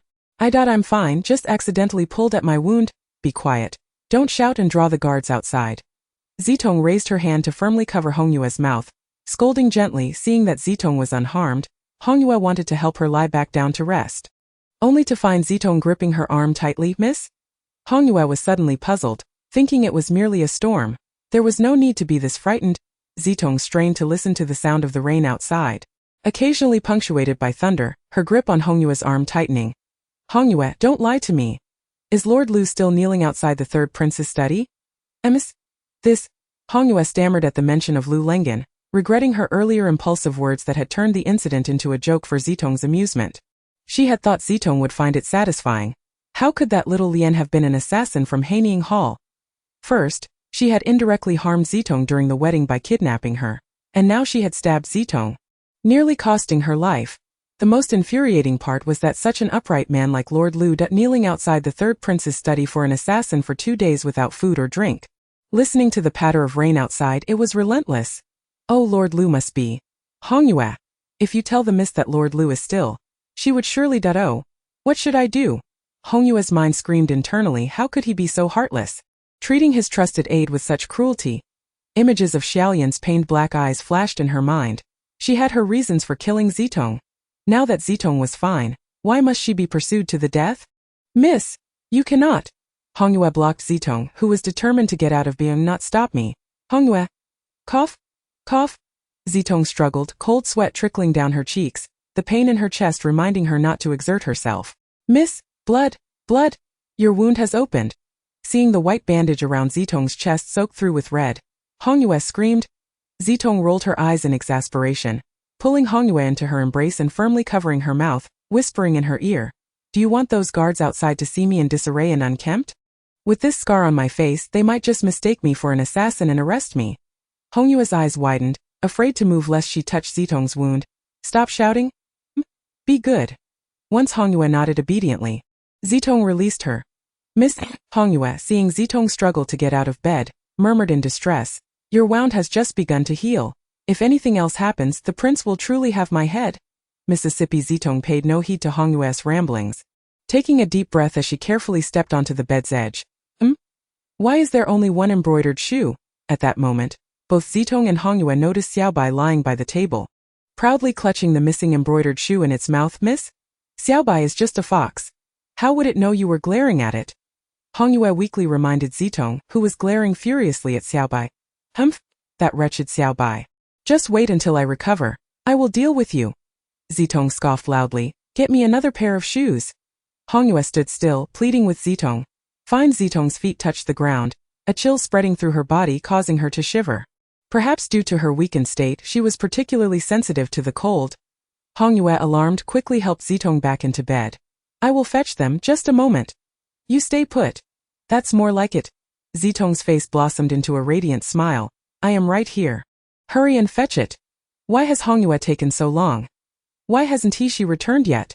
Zitong felt her eyelids growing heavier. She must save Lord Lu. Struggling to rise, the biting cold jolted her back to a semblance of awareness. Hongyue? Hongyue? Why does it take you so long to fetch a pair of shoes? Am I seeing things? Xiaobai, how have you transformed into such a handsome man? Strange. I feel so drowsy. Zitong rubbed her eyes and shook her head vigorously. Yet the sleepiness lingered. Why am I standing here? I long to sleep. My eyes feel so heavy. Thud. Zitong felt herself falling into a warm embrace, which exuded the fragrance of peach blossoms, her favorite scent. Wrapping her arms around this person's neck, she felt her feet leave the ground as he lifted her effortlessly. Zitong blissfully exclaimed, You smell wonderful. Hey, do I? Muli's deep, soothing laughter resonated like a lullaby, lulling Zitong into a peaceful slumber as she nestled against his chest, listening to the rhythm of his heartbeat. Such a familiar embrace. Such a familiar heartbeat. Such a familiar laughter. Such a familiar feeling. Do not leave. Muli gently placed Zitong on the bed and prepared to rise, but she clung tightly to his neck, refusing to let go. With a tender smile, Muli leaned down to kiss Zitong's forehead and softly said, Silly girl, tomorrow when you see yourself holding on to a man, won't you be startled? Hearing footsteps, Muli immediately transformed into his true form, a white fox, and lay quietly in Zitong's embrace. Hongyue entered with a pair of embroidered shoes. Lifting the curtain, and upon seeing the young mistress sound asleep with Xiaobai, she let out a deep sigh of relief. Thankfully, the young mistress is asleep. If this were to reach His Highness, just the thought sends chills down my spine. Carefully pulling the silk quilt over them, she decided to let Xiaobai remain in the young mistress's arms, tiptoeing out of the inner room. Mistress, please do not cause any more trouble. Let Hongyue enjoy a good sleep. Chapter 32. The most heartless of imperial families crack. The teacup shattered at Lu Lengen's feet, tea splattering across his white robes. Even though his body trembled from the cold, he stifled his breath. Betting on the importance of his plea for the third princess claim to the throne, Lu Lengen, you are something. Fengxiang, enraged, slammed his hands against the nearby red pillar, blood trickling down his fingers as he gritted his teeth and asked again, Are you truly determined to plead for that assassin? Please, Your Highness, have mercy and spare her. Kneeling for 2 days and nights, drenched by the relentless rain, Lu Lengen, despite his youth and vigor, felt his body collapsing. Now he was ice-cold and powerless, his head pounding, and below his waist, he felt nothing, but he could not succumb. He was the only one who could save Hani. Fengxiang scoffed. Who would have thought that the once-renowned heartless swordsman Lu Lengen would also know the pangs of love? Look at your current state. Where is the dignity of a swordsman? Lu Lengen, you are unworthy of the Zhanlu sword bestowed by this prince. With a kick, he sent the sword hanging at Lu Lengen's waist clattering across the damp marble steps. Rolling further away, Fengxiang seethed with rage. Where has your once noble spirit gone? Now you sully yourself for a lowly assassin, provoking this prince time and again. Lu Lengen bowed his head against the wet stone floor, striving to speak without gasping for breath. Your Highness, it was I who saved your life, but my life. It was she who saved. Good. You remind me. Fengxiang replied, furious yet smiling. Very well, in light of your saving this prince's life, I shall spare her from death, but the death penalty can be avoided. The living punishment cannot. Your Highness. Lu Lengen looked up in terror at Fengxiang. Someone. Instruct Zhao to sever the tendons of that assassin in the prison and blind her. But do not take her life. Fengxiang commanded to the guard standing nearby. Your Highness, this Mu Yunyang stammered, wanting to speak but hesitating. What? Have you all turned against heaven? Fengxiang bellowed. It seems I should have Zhao investigate who the owner of the jade flute in Lu Shuang's possession is. Your subordinate will go and inquire.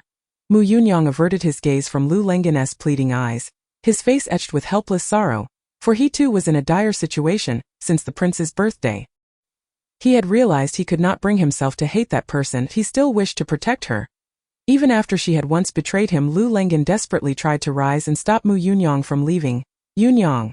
Don T. But after kneeling for too long in the rain, he collapsed to the ground. Fortunately, he clung tightly to the hem of Mu Yunyang's garment. Seeing Mu Yunyang finally halt, Lu Lengen turned to Fengxiang with a face full of urgency. I implore you to reconsider. Why must you make things difficult for the lovers? Your Highness, are you not afraid of retribution? Fengxiang looked down disdainful and scoffed. Retribution? Utterly laughable. He laughed heartily, saying to Mu Yunyang, why don't you hurry? I want to see what this retribution you speak of looks like. Ha ha ha ha. The imperial family has always been heartless. Fengxiang. I, Lu Lengen, misjudged you. If you were to rule, you would be a cold-blooded tyrant. Gripping the torn fabric from Mu Yunyang's clothing, Lu Lengen watched helplessly as Mu Yunyang vanished from sight. A surge of anger causing him to faint. Big brother, wake up! Big brother, wake up!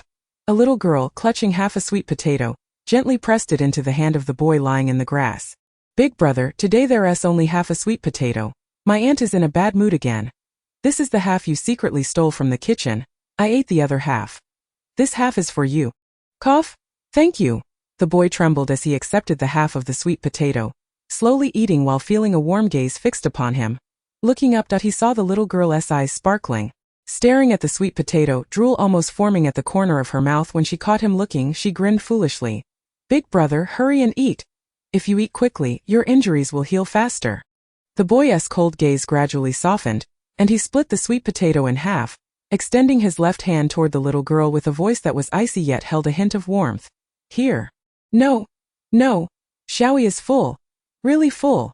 The little girl feigned an adult demeanor, patting her belly and swaying. Here, he insisted, his tone leaving no room for refusal. Big brother. The little girl protested softly, feeling a little wronged. Here, he remained stubborn. Holding up his left hand, determined to keep it raised until she accepted. Unable to resist the boy's persistence, the little girl finally took the sweet potato reluctantly, but he did not miss the hint of a smile in her eyes. I am Lu Lengen, what about you?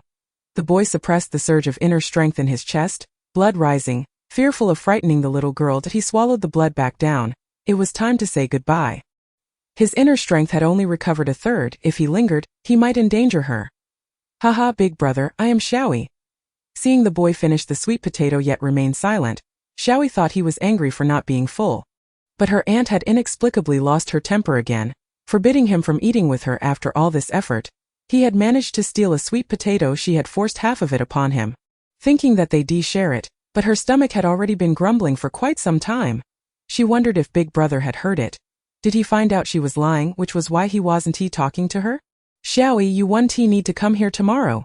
The boy pronounced her name heavily, sighing as he expressed his disappointment. I really want to take her away, but I am a person living on the edge of a blade. She remains here only to suffer her aunt's abuse. If she follows me, it would be a life of fleeing. Big brother, are you angry at Xiaoyi? Tomorrow I will bring you more food. Please don't be mad. Xiaoyi's little face crinkled into a frown, her eyes glistening with tears as she looked at Lu Lengen. No. I am leaving here, big brother. Has your aunt left? Xiaoyi peeked from behind the grass, looking around curiously. Aunt? Silly girl, what are you talking about? Lu Lengen gently ruffled Xiaoyi's hair, smiling as he asked, Didn't your aunt beat you up? Aren't you hiding here to avoid her? Xiaoyi said. My aunt often beats big brother and me, it hurts so much. But Xiaoyi would rather be beaten than go hungry. Isn't that strange, big brother? Xiaoyi, would you wait for big brother? The elder brother will surely take you to a place where you can eat your fill. Stay warm and no one will ever strike you again, alright? Lu Lengen gazed at the little girl who, despite her apparent distress, feigned strength. With her head bowed down in a moment of impulse, he made a promise. And as the words left his lips, his heart felt lighter. Once he had stabilized himself, he would come to fetch her. Xiaoyi, wait for your elder brother. Will you also take my brother away? Xiaoyi joyfully inquired, lifting her head. If Xiaoyi says to take, then I shall take. Lu Lengen assured her after a moment of silence. All right, Xiaoyi will wait for her elder brother with a beaming smile. Xiaoyi leaped into the youth's embrace, exclaiming, Elder brother, hurry and come to take Xiaoyi and brother away.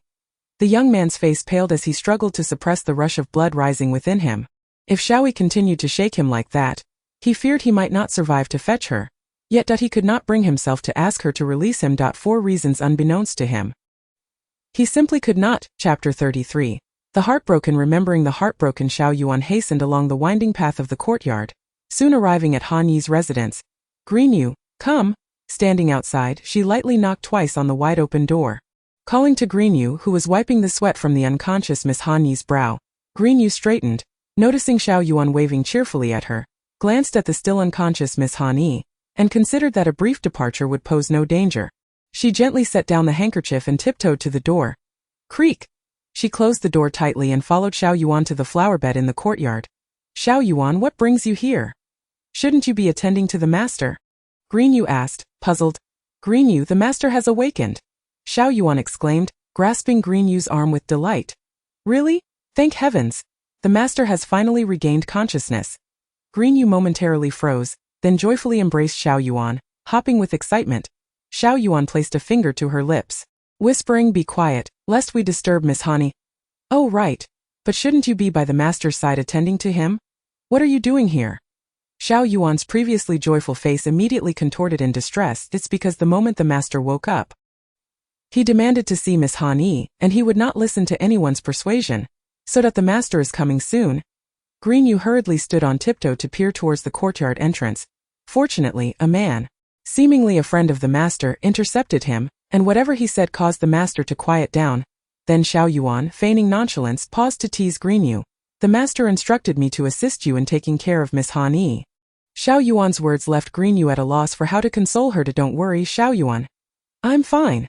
The master trusts me to care for Miss Han as long as the master and Miss Hani are well. I shall be content. Xiao Yuan babbled incoherently, occasionally glancing skyward, striving to steady her voice, until smiles once again spread across her face. But this smile was heart-wrenching. Xiao Yuan, the master is our lord. We are merely servants. It is sinful for a servant to fall in love with their master. Green Yu attempted to comfort her. Stop. Don't say any more. I know, I have always known that the master is our lord. And I am but a servant, that I cannot harbor such feelings, that I am aware. Oh, I never dared to hope the master would care for me. I just suddenly Xiao Yuan crouched down, covering her eyes, crying out in despair. I only wanted to stay by his side, to serve him as a maid. But why has everything changed the moment I arrived? Green Yu sought to lift the distraught Xiao Yuan. Xiao Yuan. Please calm down. Green Yu, I hate her. What should I do? I hate her. I wish she would never wake up. How could I think such thoughts? It's terrifying, truly terrifying. Xiao Yuan clutched Green Yu's hand, burying her head in Green Yu's embrace as she wept in anguish. Green Yu gently patted her back, softly guiding her. Calm down. Weren't you always adept at hiding your feelings? So don't act this way. You truly do not hate Miss Han, nor do you wish to harm her. Stop speaking nonsense, stand up, wash your face, and forget what you just said. Just remember that Miss Han is now your master. Yes, haha, Miss Han is my master. She is my master, my master. Supported by Green Yu, Xiao Yuan stood up, using a handkerchief to wipe away her incessant tears. Servants should have the awareness of their station. It is a crime for a servant to fall in love with their master. It is against the natural order. Xiao Yuan, Green Yu called out worriedly as she watched Xiao Yuan's retreating figure. What is it? Xiao Yuan turned, a tearful smile adorning her face as she looked back at Green Yu. It's nothing, I just wanted to say, you should quickly tidy yourself up and get back to attending to Miss Han. Green Yu hesitated, not out of malice, but out of concern for Xiao Yuan being alone, fearing she might fall into despair and cause further trouble. Understood. Xiao Yuan laughed heartily and slowly turned to leave. The joy on her face was visible to others, yet who could feel the pain in her heart? It was not that she wished to let go. Rather, she could not bear to do so. She could not relinquish her feelings, not because she was unable, but because she simply could not bring herself to part with them. Master.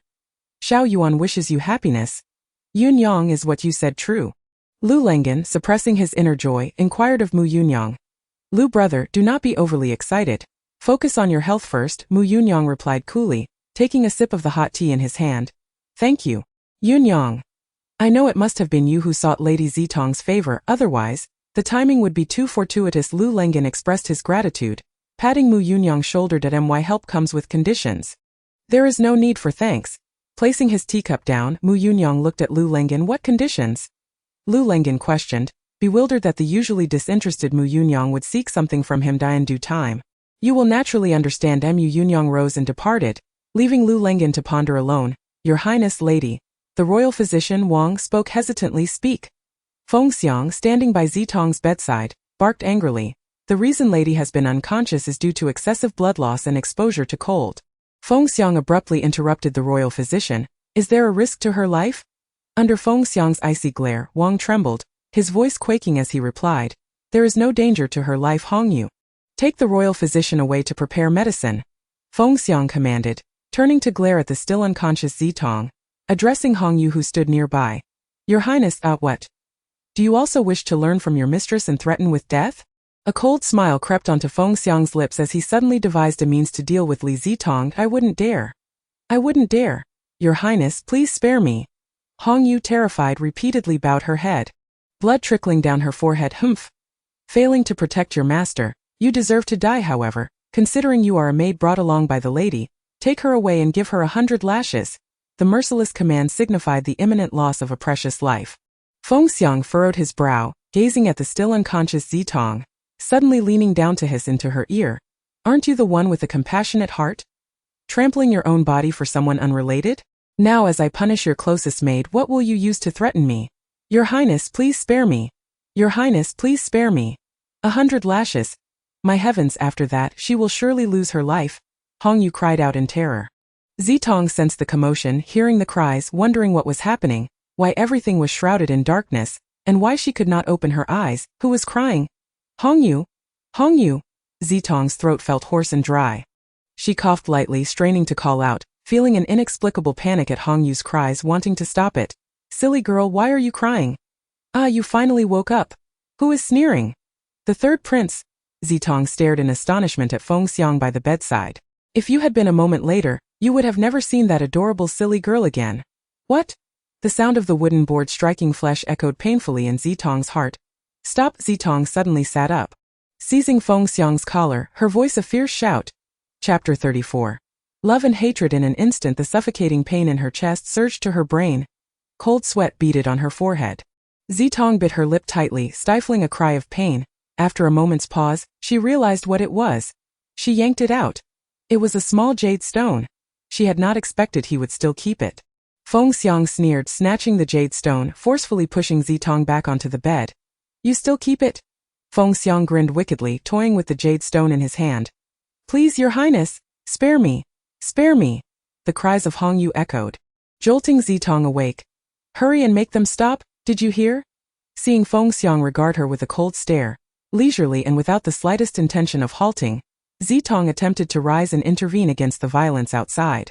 But Feng Xiang prevented her from getting out of bed. How can you be so cruel? Stop. Make them stop. Feng Xiang lowered his head to gently wipe away the tears at the corner of Zitong's eyes. Rising to his full height, he spoke to the anguished Zitong with a voice both stern and fierce, enunciating each word. No one dares to threaten this prince who has yet to be born. Do you now understand the pain? Your Highness, please spare me. I beg for your mercy. The voice of Hongyu outside the room grew weaker. If the beatings continued, she would surely lose her life. It was imperative to stop.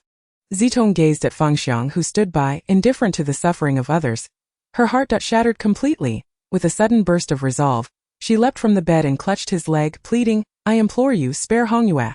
Feng Xiang squatted down, gripping Zitong's chin as he scrutinized her tear-filled, defiant black eyes and coldly inquired, Who are you pleading for? The third prince, Zitong cried out in despair, her heart fracturing with each syllable. Is there no sincerity in your words? It seems that girl's life holds little significance.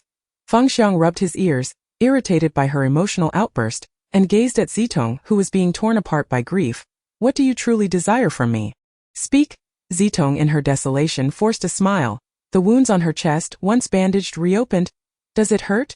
To save Hani, I have torn apart the wounds that were nearly healed, threatening you to release her. That I thought that the identity of a general's daughter would be of great importance to you, that you could never bear to see her perish. Yet, in the end, it was Hani who was saved. And I, in my fervor, bled excessively and fainted. Yet I forgot that he is the proud and unyielding third prince. How could he permit a woman to challenge his royal authority? Is it only by giving my life that you would see my sincerity? Is that it, exalted third prince? Zitong in a daze grasped Feng Xiang's hand, touching the scar on her left cheek, and with a heart full of wrath asked, I have always wanted to pry open your heart and see how cold-blooded a person must be to be so unfeeling. Have you never felt a pang of regret when you look at this scar on my face? Have you truly never felt remorse for using me? I was wrong, third prince. I truly understand my mistakes. She naively believed that he had merely grown up in the cold palace and had yet to learn the art of love. How foolish she was. She still harbored the hope that one day he would awaken to the realization that he loved her. Reality is not fiction. She foolishly thought he would eventually fall in love with her. Just like the protagonists in novels. Suppressing her tears, Zitong forcefully bowed her head at Feng Xiang's feet, inhaling deeply. Spare Hongyu. Do as you wish with me. I shall never resist again, never defy you. I beseech you, third prince, I beg of you. I bow to you, I was wrong. I am guilty of treason. I deserve to die. I bow to you. Spare Hongyue. Observing the frantic Zitong before him, her forehead bloodied from the repeated bows. At this moment, Feng Xiang should have felt elated, yet why did he feel a heavy weight pressing upon his heart, making it difficult to breathe? Enough is enough, let it cease, he shouted irritably toward the door. Thank you, third prince. Thank you, third prince. Thank you, third prince. Zitong's head struck the ground with a resounding thud, though it appeared a humble gesture. It was imbued with determination and dignity. Enough? Stop, Feng Xiang said coldly, his voice strained, as he roughly pulled Zitong up. Did I hate you? Zitong's head tilted, and she fainted once more. Someone! Fetch the imperial physician, Feng Xiang commanded loudly, cradling Zitong in his arms as he rushed toward the door. The hurried footsteps echoed as people came and went, yet none noticed the white fox nestled quietly in the corner, its gaze fixed upon one individual phoenix. In this lifetime, you have hurt her so deeply. You shall surely regret it. She will forever belong to me, sister. Have you awakened? Lu Shichuan, with reddened eyes, continuously dabbed at the corners of her own eyes with a handkerchief, though her hair obscured her tightly furrowed brow. An aura of sorrow emanated from her. Zitong opened her eyes to behold this scene, weakly reaching out to grasp Lu Shichuan's hand resting by the bedside. Managing a smile, sister, have you been wronged by someone? Tell me, and I shall help you teach them a lesson. With a heart torn asunder, Lu Shichuan knelt beside the bed. I'm so sorry, sister. It's all my fault for being so selfish. I have brought you harm from the very beginning. I knew the third prince was exploiting you. But sister, please rise quickly. My wounds have reopened many times. Do you wish for them to tear again? Zitong slowly shifted her body, attempting to pull Lu Shichuan up, but even the slightest effort caused her pain. Hearing Zitong's sharp intake of breath, Lu Shichuan hurriedly stood and supported her. Miss, at that moment, Chuanxiang entered, assisting the limping Hongyue toward Zitong. Seeing that Hongyue was not gravely harmed, the heavy stone pressing upon Zitong's heart finally lightened. Come, silly girl. Zitong, supported by Lu Shichuan, leaned back against the soft bedding. Smiling and waving at Hongyue, look at us, we resemble sisters, both of us frail and ailing, miss. How can you still jest at this moment?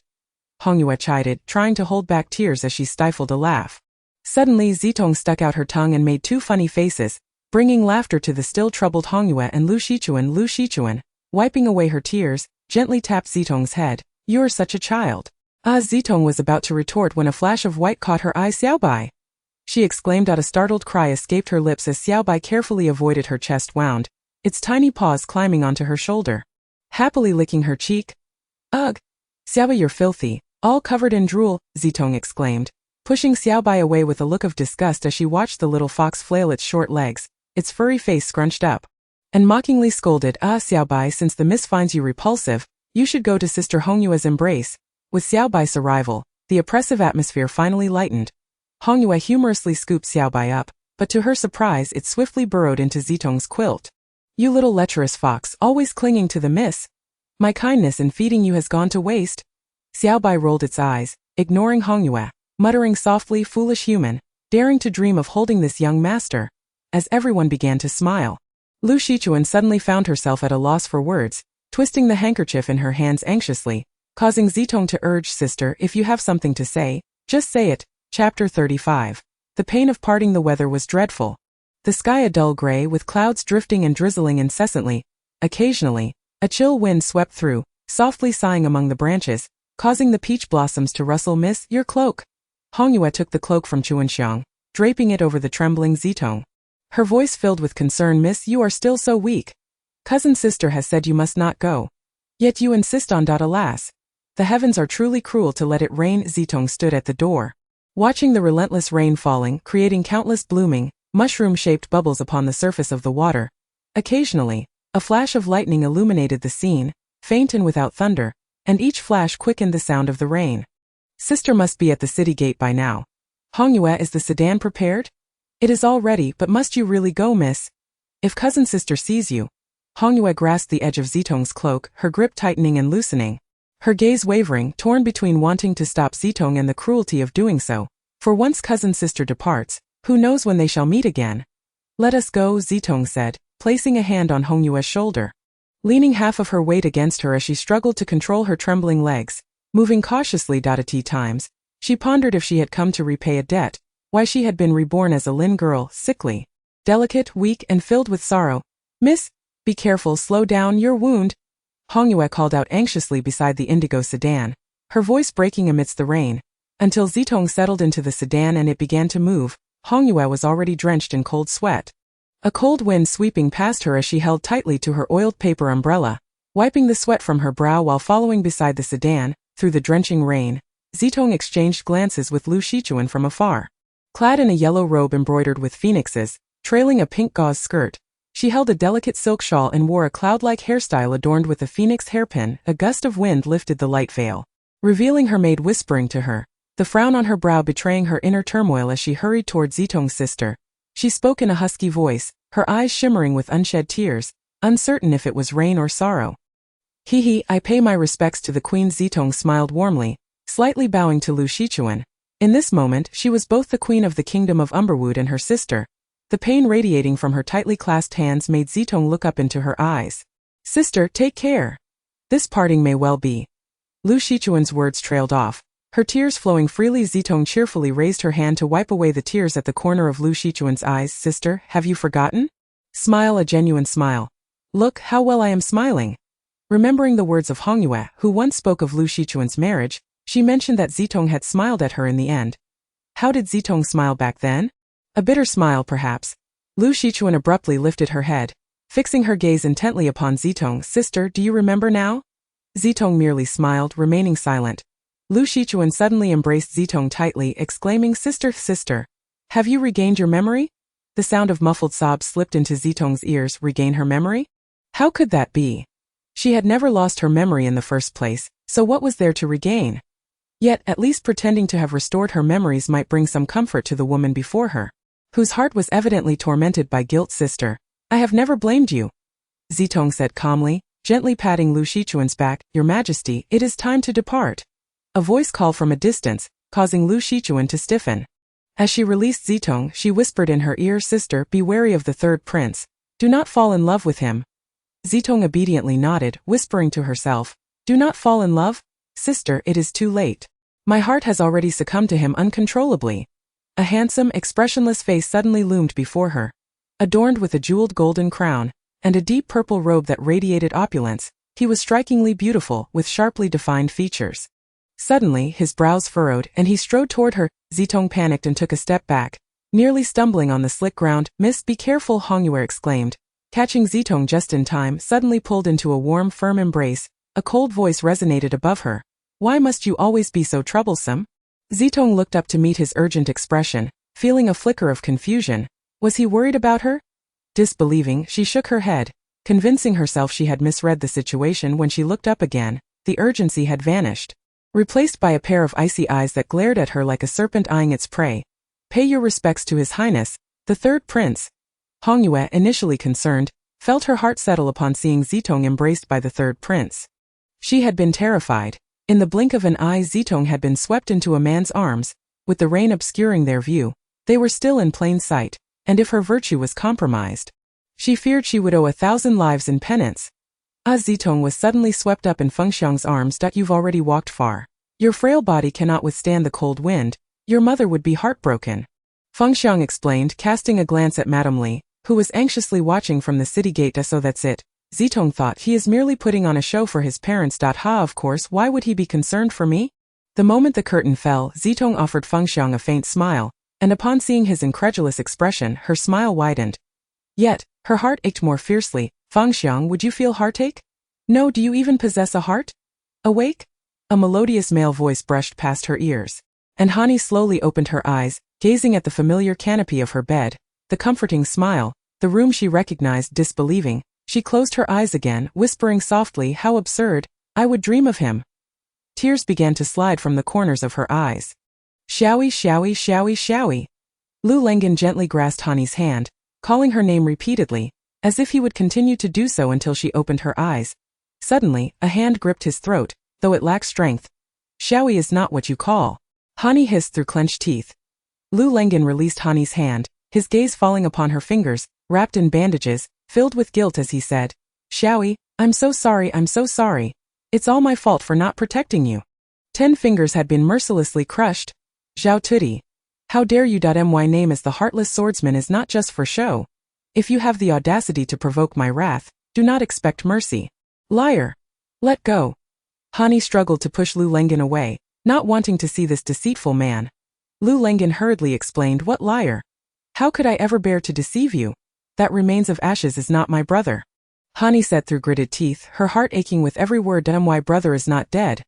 Why did you lie to me? With a loud crash, Lu Lengen felt icy all over, his mind blank. She knew everything. Chapter 36. A love entangled for a lifetime. Silence enveloped the air, laden with an uneasy atmosphere. Lu Lengen was at a loss for words, his heart chilling as he gazed into Hani's eyes. Filled with hatred towards him, he raised his hand, intending to rest it on her shoulder, but upon witnessing her rejection, he hesitated and lowered it. I did not intend to deceive you, truly Hani, please believe me. Because I am your elder brother, Lu Lengen attempted to explain but was interrupted by Hani's furious shout, be quiet. I don't want to hear it. Whether to kill or to torture, do as you please, as long as I live. I will kill. Hani declared, slipping on her shoes, preparing to leave. Li Zitong, Lu Lengen silently repeated in his heart. She is Xiaoyi, remain calm, remain calm. Taking a deep breath, he asked, where are you going? Hani gritted her teeth, ignoring him as she forced her battered body toward the door. Suddenly, her wrist was tightly grasped, and looking up, she met a pair of furious black eyes. Let go, she shook her arm. Attempting to continue her escape, she had to kill Li Zitong. It was imperative. But killing was not so simple for her brother. She was willing to kill anyone, even if her hand trembled with the knife. It would still pierce the heart, even if that person had treated her well. For in Hani's life, there had always been only her brother. The person before her was someone she had tentatively tried to let into her life. But he had deceived her. No matter the circumstances, she could not permit deceit. I will not let go. Where do you think you're going? Lu Lengen's eyes were reddened, his grip tightening. Hani frowned, struggling, stubbornly refusing to cry out in pain. My brother is so important to me that I would kill you without a moment's hesitation, Hani said, tilting her head back, coldly laughing at Lu Lengen, realizing that the grip on her arm was loosening.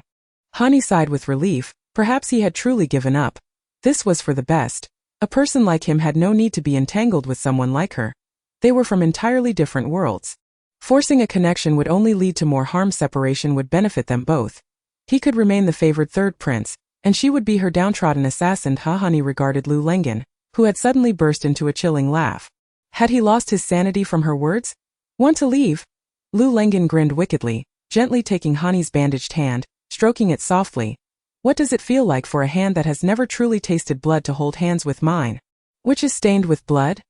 Since following the third prince, I have become so merciful that I seem to have forgotten I was once a heartless swordsman who relied on killing to survive. Since you do not wish to indulge in wine, you must instead drink the penalty wine, Hani stared blankly at the man before her, disbelief evident in her widened eyes. The refined gentleman who had always appeared before her was now grinning in a manner that sent chills down her spine. Like a vengeful spirit rising from hell, clap, clap. Lu Lengen clapped his hands and immediately 2 servants entered, heavy iron chains in hand.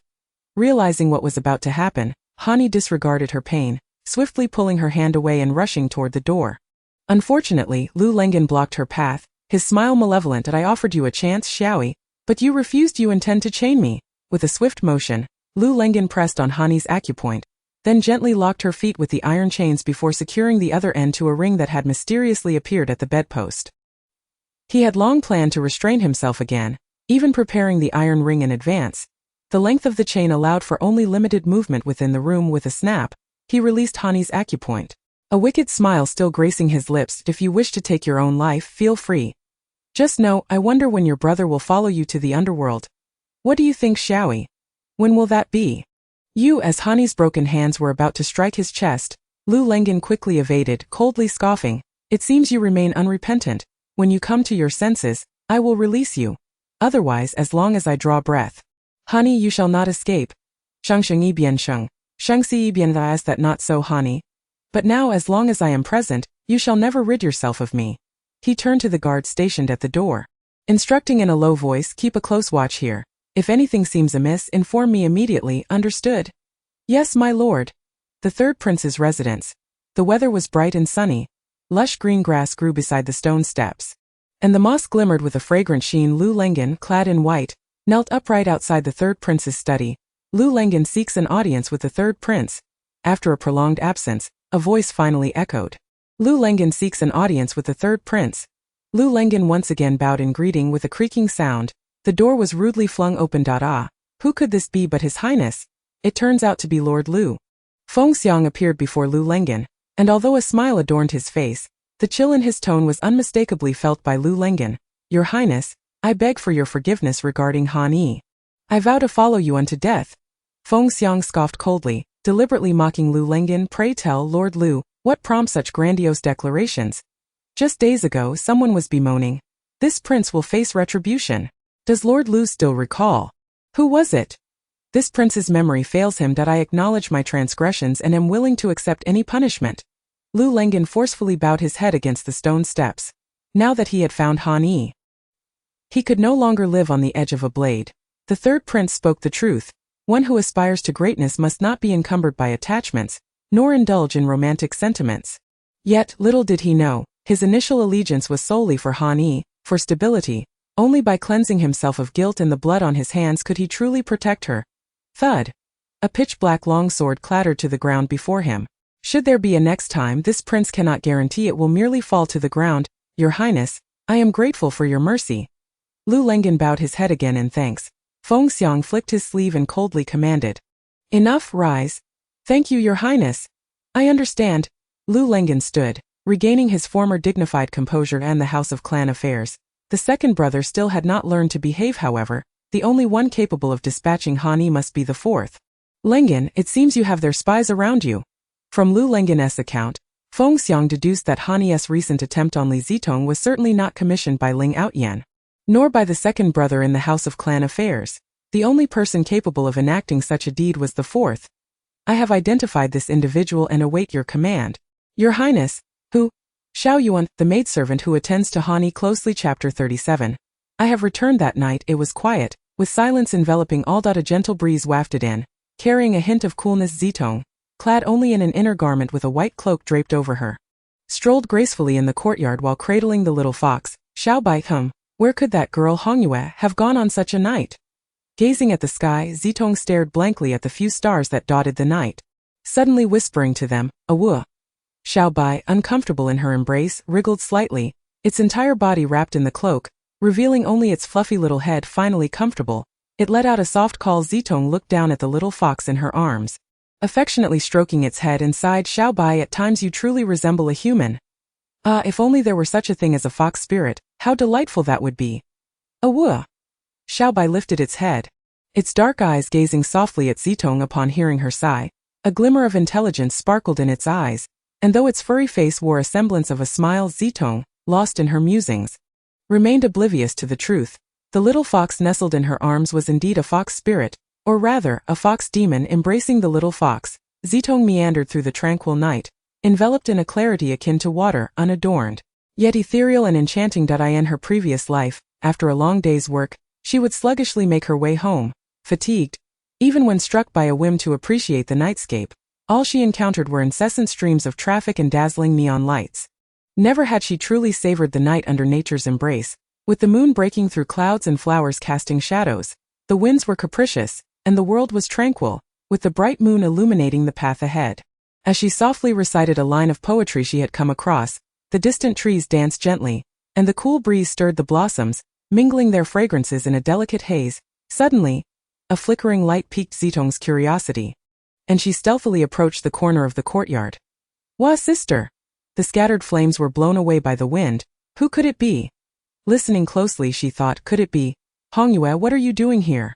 Ms, why have you not retired yet? Hongyue's voice trembled, her eyes swollen and red, her body quivering. Zitong felt as though she had uncovered a secret, momentarily at a loss for words. Hongyue? What is the meaning of this? What was happening before her? The usually playful Hongyue now appeared so frightened. Was it merely a ritual to honor her ancestors? Why would she blame her? Setting Xiao Bai down, she helped Hongyue to her feet, gently patting her back in comfort. It's all right, do not worry. Honoring one's ancestors is nothing wrong. How could I blame you? Hongyue, come, let us continue with the offerings. I shall assist you, shall we? Zitong felt an oddity about Hongyue tonight, sensing she was concealing something. which had led to her earlier panic. It was truly perplexing. Watching Hongyue hastily depart with her offerings and firepot, Zitong found herself rooted in place. What could be troubling her? What had transpired after disembarking from the carriage? Lu Shichuan was greeted by an endless expanse of verdant carpet, stepping onto the soft grass as she walked towards the faint light of dawn, oblivious to the dew soaking her shoes. For the one she sought was smiling at her from not far away, dressed in splendid deep purple. He rode a black horse, charging forward, while the surrounding guards respectfully parted ways. His fair, chiseled face radiated a striking coldness. His dark, profound eyes glimmered with alluring hues. Thick brows framed a prominent nose, and beneath long, slightly curled lashes lay eyes as clear as morning dew, his lips curling into a familiar mischievous grin. "Ah, your majesty, I have missed you dearly. Your servant has yet to pay respects to the king." Lu Shichuan struggled to dismount. A firm grip tightened around her waist as his lips approached her ear. Murmuring in a low voice, "The queen is mischievous again. How could I not know you would greet me so properly?" Lu Shichuan, displeased, lowered her voice and pushed against Xiao Yu's encroaching figure. "Xiao Yu, in public, be mindful of your status. Do not let your subjects think less of you." Ha ha ha. Upon hearing Lu Shichuan's words, Xiao Yu suddenly laughed heartily. "My beloved queen, my subjects could only rejoice." With that, he abruptly kissed Lu Shichuan. "Oh! Oh! Oh! Oh!" The surrounding cheers erupted. When Lu Shichuan struggled to breathe, Xiao Yu finally released her lips, wearing a proud smile. You. Lu Shichuan pointed at Xiao Yu, a flurry of embarrassment and anger coloring her expression as she stumbled over her words. "What has come over the queen?" Xiao Yu continued to tease, feigning innocence as he loudly asked in front of the crowd. Lu Shichuan looked up towards the sky. The sky here is so blue. I could almost reach out and grab the clouds, your majesty." The little grass, woven from a myriad of green, forms a carpet surpassing even the finest artisans of Fengyu Kingdom. Lu Shichuan deliberately ignored Xiao Yu's reproachful gaze, pretending not to hear him call her name, as she tightened her grip on the mane of her steed and spoke to the verdant grass. "Very well, your majesty, I concede." Xiao Yu sighed dramatically, wrapping his arms tightly around Lu Shichuan's waist, resting his head on her shoulder, and playfully said, "Please do not ignore me. What have you aired?" Lu Shichuan maintained her haughty demeanor, questioning him from a lofty perch. "I should not have allowed you to embarrass yourself in front of my subjects the moment I saw you. And what else? Perhaps we should not discuss that." Lu Shichuan shot a sidelong glance at the pitiful Xiao Yu. "I should not have kissed you without your permission in public." Xiao Yu's face brushed against Lu Shichuan's neck as his grip around her waist tightened, earnestly whispering in her ear, "But I truly missed you." Listening to the distant chirping of birds and inhaling the familiar scent of fresh grass, Lu Shichuan slowly leaned closer to Xiao Yu, whispering softly. Chapter 38. Choosing desserts. The swirling crimson dawn peeked through the slight crevice of the sandalwood window, casting a delicate glow. The woman in blue, leaning against the corner of the table, suddenly lifted her head, her drowsy eyes fixated on that glimmer of light, supporting her numb and weak legs with her hands on the table. She gradually stood, moving her lotus-like feet toward the light. Amidst the clinking of chains, Han Yi's eyes flickered with disdain as she glared at the iron shackles on her feet, stomping her foot in frustration and muttering fiercely. "Lu Lengan, you wait." With a creak, she pushed open the window, squinting as she inhaled deeply, the cool air mingling with the warm sunlight filling her lungs. Opening her eyes, she was startled to see the maid Lu Yu in the courtyard, secretly wiping her tears as she looked up in alarm. Ignoring her, Han Yi raised her gaze to the fiery red light spilling across the land. Hearing the door creak open, she continued to stare out the window, disregarding the presence behind her. "Miss? May I assist you with your washing?" The atmosphere was so still that even the sound of breathing could be distinctly perceived. Green Yu weakly called out once more. "Miss? May I assist you with your morning routine?" Standing by the window, Han Yi closed her eyes and tilted her head back, basking in the sunlight, envisioning herself as free in that moment. "Miss? What miss? Lu Lengan truly overestimates me, thoughtlessly imposing upon me an identity that feels so out of place. To use love as an excuse to imprison oneself is an exceedingly cruel act. And he dares to mockingly claim that it is because he loves me. Miss? Honey, miss?" The voice of the maid behind her now hinted at tears. Honey sighed. They were both daughters of unfortunate families. Why should she vent her frustrations on someone who shares her plight? Turning around, she replied indifferently, "Leave it be." Seeing Green Yu's surprised gaze, her reddened eyes brimming with gratitude, Hani suddenly felt a twinge of discomfort. Was her heart softening? Did she even possess such a quality? After freshening up, Green Yu styled Han Yi's hair into a simple updo, her eyes still glistening with tears. Initially, Hani thought it was her own harshness that made Greenyu cry. But upon reflection, she realized that the maid had likely been weeping over her own troubles. Even those who live beneath others' feet are born of parents. If her own dignity was trampled upon, should she now begin to trample upon the dignity of others? Did she truly believe herself to be someone of importance? I apologize for that, she began. Greenyu, I am not amiss. Yet before Hani could finish, she was taken aback by the scene before her. Miss! Upon hearing Hani apologize, Greenyu seemed to find a glimmer of hope and suddenly knelt before her. Weeping you? I merely offered an apology. And it frightens you this much? Miss? Please save Xiaoyun. She was only confused for a moment, she is not anyone's spy. I beg you, miss. Greenyu repeatedly bowed her head in supplication, unaware of the situation. Hani called out in confusion, Xiaoyuan. Is that why I haven't seen that maid these past couple of days? Has she made a mistake? Yes, miss. If you plead for her, the noble will surely spare her life. Greenyu continued to plead, banging her head against the ground. She begs Lu Lengen. Hani observed Greenyu, whose head was now bloodied from her insistence, and shook the iron chain on her ankle to remind Greenyu. Have you made a mistake? No. No. If you plead, Miss Xiaoyuan can live. Please, I beg you, she did not mean to harm you. Harm me? The more Hani listened, the more confused she became. When has this Xiaoyuan ever harmed her? A spy? Suddenly realizing that the fourth prince could relay messages to her, Hani cast a sorrowful glance at Greenyu and slowly said, I cannot save her. How would your noble listen to my words? Upon hearing Hanyi's refusal, Greenyu became frantic in her pleas. Miss, please help her. Just ask the noble. Ask for what? A smooth male voice cut through the air, causing Greenyu's face to turn pale as she nervously lowered her head. No longer daring to speak, Lu Lengen, clad in pristine white, untainted by the world, with a jade belt at his waist and an ivory fan in hand, lifted his chin slightly. His apricot-shaped eyes sparkled like the stars in the galaxy. His attire fit for a charming young gentleman, yet at this moment, he sent chills down Hanya's spine, for his smile was exceedingly disingenuous. Why the silence? Greenyu? Lu Lengen crouched before Greenyu, gently lifting her chin to inquire. Why, your grace? Greenyu trembled, her entire body shaking from fear, and even Hani could sense the palpable aura of menace in the air. How could she not be afraid? Hani, feeling helpless, interrupted Lu Lengen's intimidating questions, using her already scarred hands to separate Lu Lengen's grasp from Greenyu's chin. Lu Lengen. What sort of man bullies a defenseless woman? Let her go. Little E is beginning to show concern for others? Lu Lengen grasped Hanyi's hand that sought to pull away and stood up, waving his hand at Greenyu. I shall spare you this time. Dare not let it happen again. You may leave, your grace. Miss Hani, I take my leave. Greenyu hurriedly fled the room. Bring them in, Lu Lengen commanded, and soon a procession of women clad in colorful garments entered, each carrying a tray of delicacies standing in neat rows. Little E, come, tell me which you fancy? Or do you like them all? Lu Lengen attempted to help Hani up, only to have her shrug off his hand. Lu Lengen, spare me your tricks. I, Hani, will not fall for your ploys. Either release me or leave this room. Unfazed, Lu Lengen took a tray from one of the maidens and enthusiastically introduced Little E. This tray contains the renowned osmanthus tea cakes from Lingzhou. To give it a taste. They are delicate yet crisp, sweet yet fragrant, and have become a sensation throughout the Fengyu Kingdom. Care to try? Hani coldly glanced at the paper-thin golden tea cakes before raising her gaze to glare at Lu Lengen. Why go through such trouble? If you wish to win my favor, simply let me go, and I shall be exceedingly grateful. Not eating?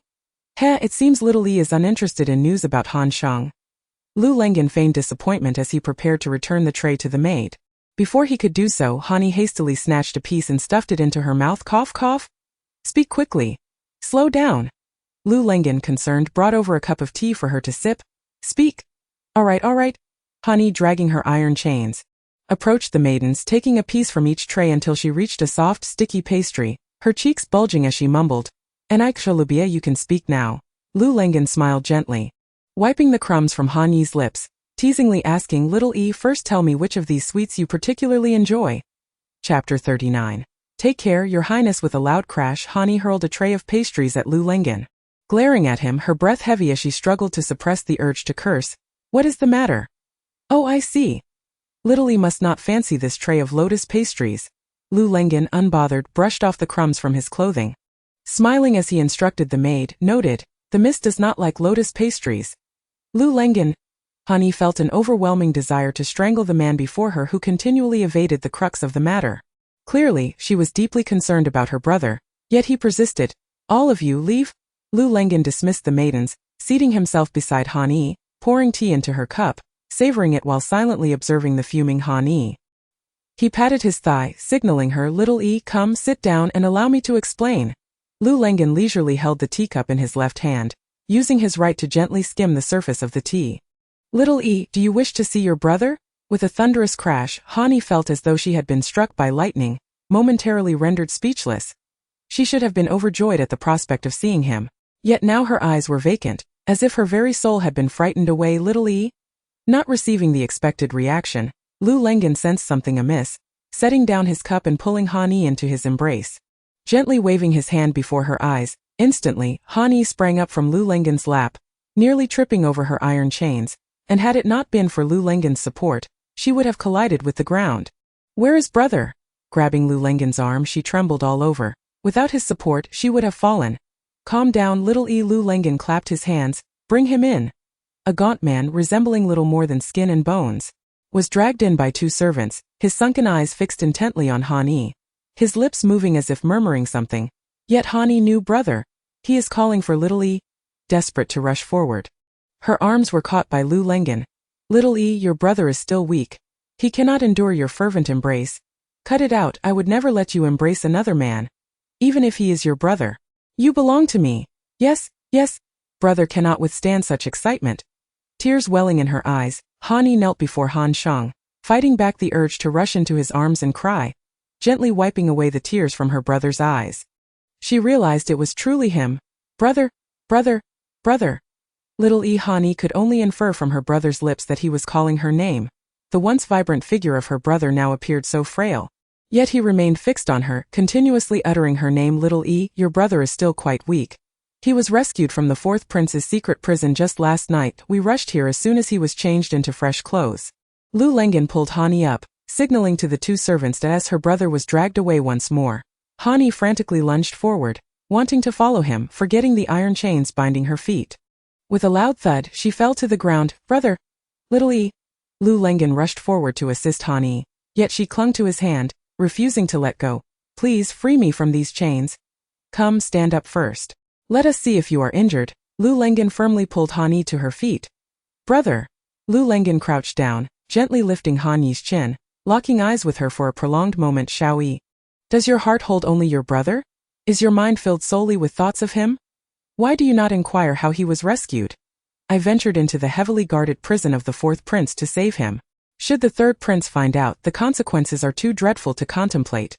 Everything transpires because I care for you. Xiao Yi, do you harbor even a hint of concern for me? Ha, to be my lifelong maidservant? Oh Xiao Yi, you truly know how to wound me." Sighing, Lu Lengen retrieved a key from his pocket and unshackled the iron chains binding Han Yi's feet, speaking through his pain. "You may go.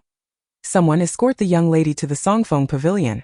As Han Yi observed Lu Lengen's despondent figure turning his back to her, she wished to explain, but thoughts of her brother overwhelmed her, and she hurriedly followed the servant away. It was only when Han Yi's scent faded into the air that Lu Lengen unsteadily leaned against the table. Having endured until now, with her departure, the wound on his shoulder throbbed painfully. At this moment, seated beside Xiao Yu, Lu Shichuan wore a cold expression. The flames of the campfire flickered, yet the mingling aromas of wine and meat, alongside a faint fresh scent, failed to warm her heart. "Xiao Yu, how dare you? She has only been gone for a year, and you dare to seek another beauty. Your Majesty Loner wishes to eat grapes. Will you peel them for her? Ah, bah, vixen. Come, my beloved, open your mouth. I shall feed you." Xiao Yu indulgently peeled a grape and placed it in the mouth of Lan Fei, deliberately averting his gaze from the furious Lu Shichuan, who was blushing with anger, her lips involuntarily twitching. He peeled another grape and leaned closer to Lu Shichuan, whispering with a chuckle, "Your Majesty, I have one for you too." Xiao Yu feigned understanding, turning back to sweetly feed Lan Fei another grape. "Your Majesty, you are too kind to Lan Wu." Lan Fei feigned a delicate and grateful demeanor, snuggling into Xiao Yu's embrace. Frustrated, Lu Shichuan poured wine into her own cup, her chest heaving with anger, while her attendant Huasu rushed to intervene. "Your Highness, you have already had quite enough. You will get drunk." Lu Shichuan pushed Huasu's hand away and seized the wine bottle, pouring for herself. "Huasu, give it to me. Don't worry about me. Huasu wanting to stop her. Noticed the emperor's forbidding glance and reluctantly lowered her hand. What is wrong with the emperor? Knowing the empress is angry, yet remaining so close to that vixen Lan Fei, and forbidding me from stopping the empress from drinking. If she continues, she will surely become inebriated. A chilling thought crossed Huasu's mind. Is the emperor deliberately trying to make the empress drunk? Watching the oblivious empress gulp down wine, Huasu quietly thought. Empress, please take care. Who knows what ill intentions the emperor harbors? It is not that she does not wish to warn the empress, but one must have the courage to do so, perhaps before she could speak. The emperor would have silenced her. Empress, take care of yourself. Chapter 40. Xiaobai turns out to be a fox demon. Ugh. Lu Shichuan swayed unsteadily on the soft grass, letting out a drunken hiccup, irritably pushing away the warm chest that kept pressing close to her. Hut! Go away! Then she stretched her arms and joyfully danced in the moonlight, accidentally stepping on her garment and losing her balance.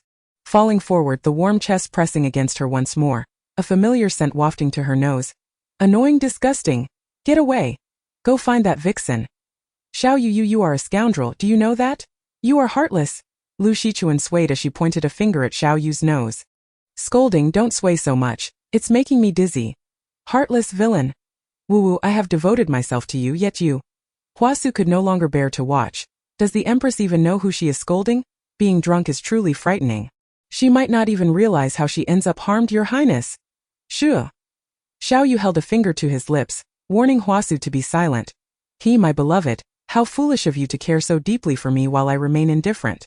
I will carry you, Lu Shichuan, he said gently, cradling her in his arms, his mood inexplicably bright. Huasu could not comprehend how, despite being scolded, the emperor now resembled a bear that had just consumed honey.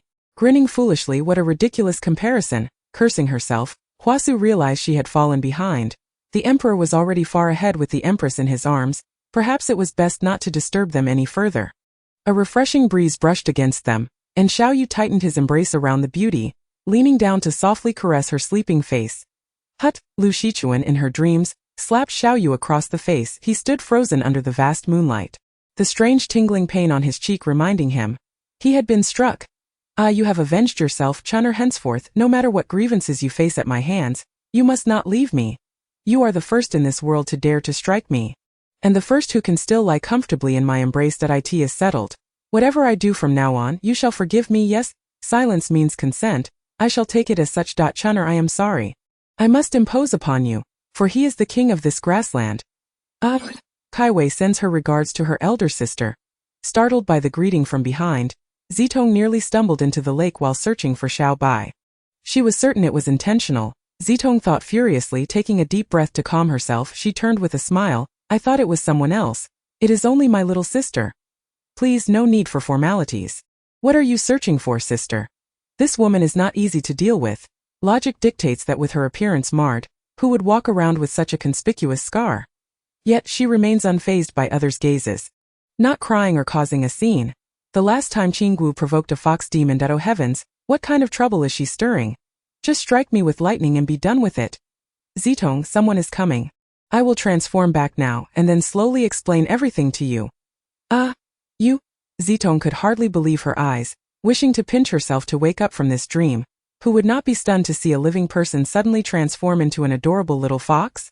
Hey, miss, have you found Xiaobai? Hongyue chirped excitedly, running around Zitong. Miss, why do you look so strange? Why is your mouth so wide open? Rongyue, my mouth cannot close. Zitong stammered. Miss, what are you saying? Close your mouth first. Is it fun to speak like that? Let me try. Hongyue exclaimed, opening her mouth wide. Xiaobai. Hey, miss, why did you walk off on your own? Why not hold on to Xiaobai? With a sudden movement.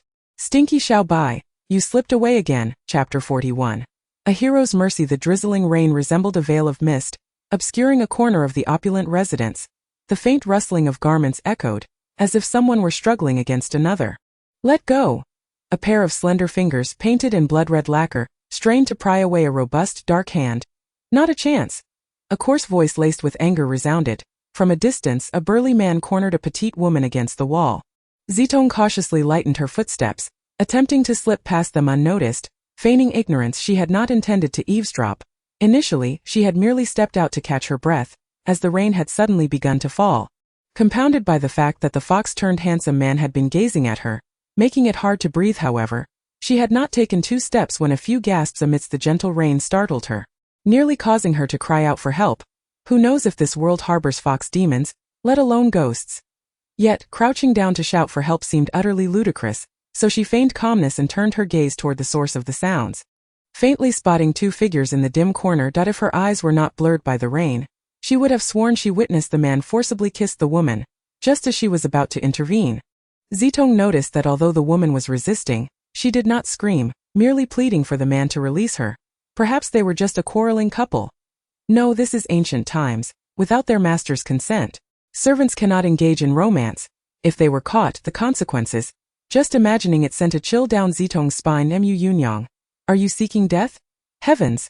This is the master and the guard stealthily engaging in clandestine affairs while maintaining a low profile. Had she misjudged? Perhaps the guard was simply being bold. Her mouth was abruptly covered, and her neck was gripped tightly, making it hard to breathe. Her head began to spin. A familiar female voice rang in her ears. Yunyang. No, do not kill her, but she has seen us. If we do not kill her, it will be our demise. Mu Yunyang tightened his grip, disregarding the struggles of Zitong, who was trapped in his embrace. Suddenly struck by inspiration, Zitong recalled having seen some self-defense techniques for women in modern times, which could enable one to survive with minimal effort. It seemed that one could break the little finger of a villain who was covering their mouth without exerting much force. Growing increasingly dazed, Zitong dared not hesitate as she suddenly grasped the little finger of Mu Yunyang's right hand, which was covering her mouth, and with a determined twist, she snapped it cleanly, denying him even a moment to react.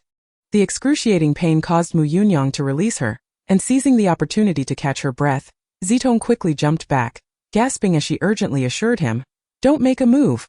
I won't tell anyone. You have my word." At that moment, Mu Yunyang, writhing in agony, glared at Zitong with bloodshot eyes, unafraid of her calling for help. Firstly, the location was quite remote, and the rain deterred visitors. Secondly, he could swiftly silence her before she could raise an alarm. It was foolish of him to hesitate and worry about staining his blade. He should have acted decisively with it. Zitong watched as Mu Yunyang drew a knife from his waist, advancing step by step toward her.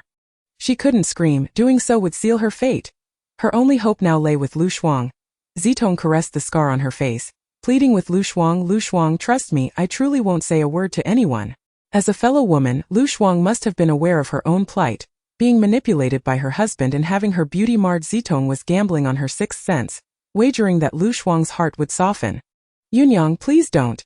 She won't speak. Lu Shuang implored, stepping in front of Yunyang's arm. Moreover, I wouldn't wish for you to become a murderer of innocence. Don't transform into the very villain I despise. You know well that my current state is a result of that wicked person. No, Fengyu. Indeed, noble hero, I assure you I have no interest in your affairs. Besides, your hand. Zitong stuttered, observing Mu Yunyang's menacing gaze sweep over her, sending a shiver down her spine.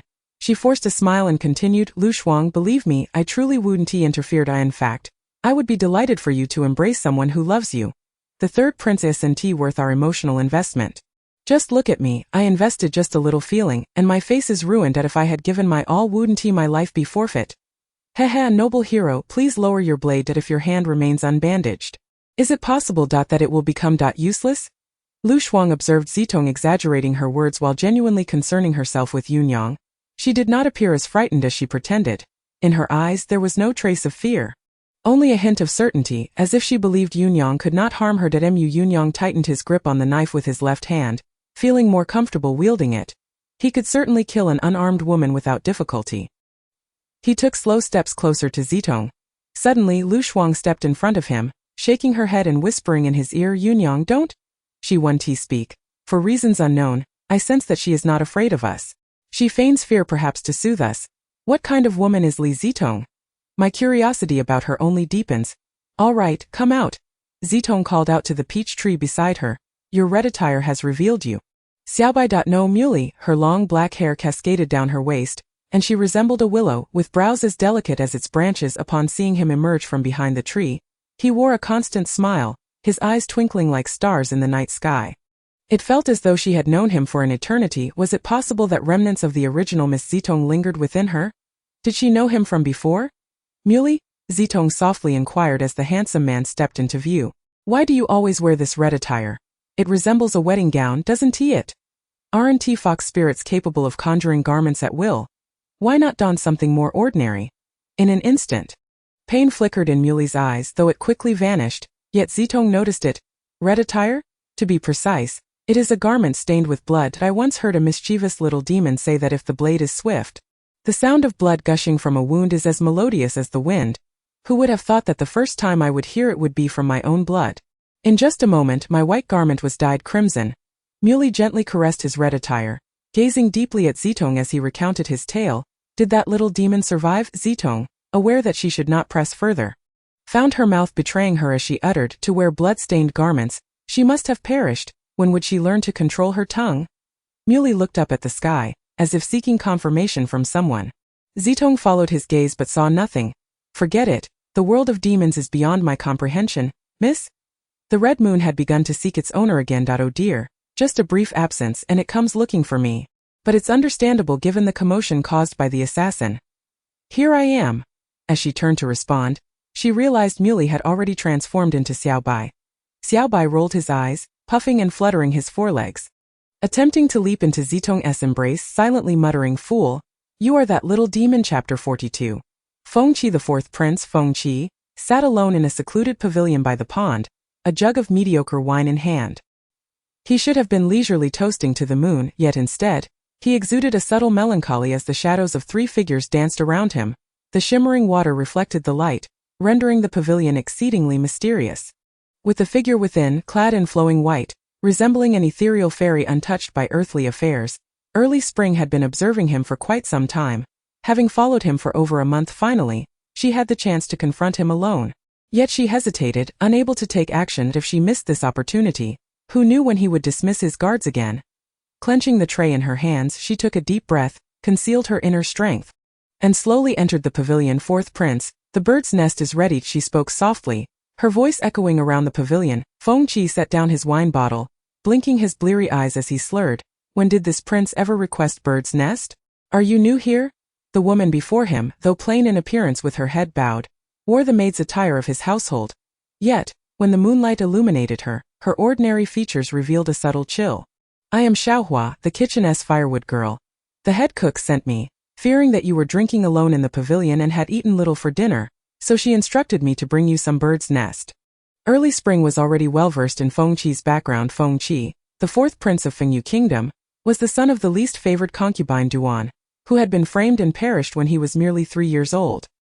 His childhood in the palace was marked by darkness, leading him to cultivate a gentle demeanor, always appearing amiable. At the age of 7, he was accidentally pushed into a lake by the favored third prince, Feng Xiang, nearly drowning. Fortunately, the second prince, Feng Yan, had cried out for help, leading to his rescue. From that moment on, he regarded Feng Yan as his savior, obediently following whatever he asked of him. Today marked the anniversary of his mother's passing, which was why he sat in the pavilion drinking alone, having even sent his guards elsewhere. "Head cook? Yes, please set it down." He gestured for her to place the bird's nest on the jade table. Then he began to gulp down the wine, never once casting a glance at Early Spring. Suddenly, the wine bottle slipped from his grasp, crashing to the ground and rolling down the steps, clattering against several empty bottles already lying there before gradually settling into silence. Fengqi steadied himself against the stone table, turning to Early Spring and speaking deliberately, "Can we delay our actions until after tonight?" What, was he speaking in a drunken stupor, or had he become aware of his own circumstances? Early Spring's heart raced, torn between the decision to kill or spare him. Given the current situation, with his guards absent and him being a staggering drunk, now was the perfect moment to eliminate him. Kill him! Now, do it! Suddenly, her wrist, holding the concealed weapon, was seized firmly by Fengqi's powerful hand. If he applied even a bit more force, she would soon be no more than a fading memory. "Regardless of who sent you to assassinate this prince, I implore you not to act tonight, for I have no desire to take a life." What audacity! Early Spring defiantly raised her chin, glaring at Fengqi. The man before her bore no trace of drunkenness. His clear gaze held a fierce determination, and an undeniable force emanated from the hand gripping her wrist. She had underestimated him. Who would have thought that he concealed such depth? Even the infamous Han Tang, said to possess the most comprehensive intelligence in the realm, had overlooked the fact that fourth Prince Fengqi was not the feeble prince he appeared to be. With no means to resist, she could discern that he was a master of unparalleled skill. "Remain seated." Fengqi released Early Spring's hand, took the small iron spoon from her grasp, and began to consume the bird's nest. each spoonful disappearing into his mouth, leaving the once solitary porcelain spoon abandoned on the tray.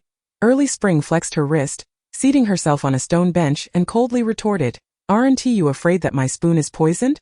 Fengyu paused, raising his head with a cultured smile. "This prince, who has been raised on a diet of poison, fears little from a mere spoonful of your concoction, does he? Since the day his beloved mother departed from this world, he should have ceased to exist in this realm. Yet, it is laughable that each time he believed closing his eyes would result in never opening them again, just as his mother did, forever closing her eyes without uttering a single word to him. However, each time he ingested the concocted by those around him, after spitting blood and losing consciousness, he astonishingly awoke the next day as if nothing had ever transpired with that poison-sweet soup. You cannot kill this prince, so do not waste your efforts. Reveal what you hold in your hands. Many have plotted to take this princess' life, but since that fateful day when he fell into the lake at the age of 7 and miraculously survived, he has been invincible to death." Fengyu gazed intently as Zitong slowly placed the poison dart onto the table, setting down the porcelain bowl enchanted. He seized the dart, swiftly slicing his fingertip, blood dripping rhythmically into the bowl. Merging with the unfinished bird's nest within, Zitong was already petrified by the sight of his bleeding fingertip. How could this be? That concealed weapon was evidently laced with deadly poison. Yet why was he sitting there, unperturbed, engaging in casual conversation with her? What exactly was amiss? Fengyu raised an eyebrow. It appeared that this little assassin had succumbed to his psychological manipulation. The throne, you think it is within your grasp. Third brother. Do you believe that by confining second brother to the ancestral hall, the throne will be yours? You shall never comprehend that the one who has always contended with you for the throne is I, the fourth Prince Fengyu. Now gaze upon this princess' hand. What do you see?" Fengyu's voice was laced with an eerie charm, imbued with a chilling lethargy. Zitong felt an intense headache, her mouth uncontrollably uttering words she could not comprehend. "No, no." A figure in white began to materialize behind him, her feet seemingly floating above the ground. A ghost? Suddenly darkness enveloped her, and Zitong fell heavily to the ground. Chapter 43, Misadventure with a Wild Steed. Underneath the vast, cerulean sky, a boundless expanse unfolded, teeming with thriving flocks of sheep, herds of horses, and clusters of cattle. Maidens adorned in silver embellishments laughed joyfully as they galloped alongside the frolicking horses. The wind weaving through the herds, carrying the melodious sound of jingling bells, Lu Shichuan stood upon the endless, sweeping emerald prairie, marveling at the vastness of the land stretching beneath the sky, its grandeur awe-inspiring. Ever since she set foot upon this prairie, she had fallen deeply in love with it. Living here for a lifetime would not be a hardship, however. Lu Shichuan gazed into the distance, where a man in black was embracing a woman clad in red. Galloping freely across the 1,000-mile expanse, the woman's melodious laughter echoed across the prairie, occasionally accompanied by the man's deep, resonant chuckles carried by the wind. "Your Highness," Huashi observed Lu Shichuan's solitary figure, contrasting starkly with the fleeting red silhouette across the prairie, always imbued with an indescribable sorrow. She yearned to offer comfort but found herself at a loss for words. Regardless, Huashi could not fathom. What had befallen the king? Had he truly ceased to love the princess? Each night, as she watched the princess standing outside the tent gazing at the moon, Huashi felt as though the princess's heart was shedding tears. Since that fateful bonfire night, the king had not visited the princess, instead spending each night in the tent of that fox-like concubine Lan, devoting all his spare time to her after attending to state affairs. There, concubine Lan, with a delicate demeanor, nestled against the king, lamenting her desire to ride horses, presenting herself in a manner that evoked sympathy. Surely, this must have melted the king's heart. The king immediately set aside the matters of state, taking concubine Lan to gallop across the prairie. Inciting a furious uproar among the ministers, they approached the queen, imploring her to advise the king against indulging in frivolities at the expense of state affairs. These old fogies could never understand the princess's suffering. Being a foreigner in a strange land, it was evident that the king's heart had long since abandoned the princess. Her position had become exceedingly awkward. As a princess of alliance, even as the queen here, she held no greater esteem than concubine Lan, who was laughing joyously in the king's embrace, with a mere flicker of the king's desire. He could elevate any woman to the status of queen, for he was the ruler of this prairie. Drive all the horses to that stretch of prairie. Lu Shichuan glanced at the jubilant Xiaoyu and concubine Lan, murmuring to herself, "Xiaoyu, do you not wish to play? I shall grant you ample opportunity. Your Highness, the king is still riding." This. La Ba, trembling with trepidation, dared not straighten up to meet Lu Shichuan's gaze. Good heavens, should these beasts bolt and startle the king's horse, he would surely face a gruesome end.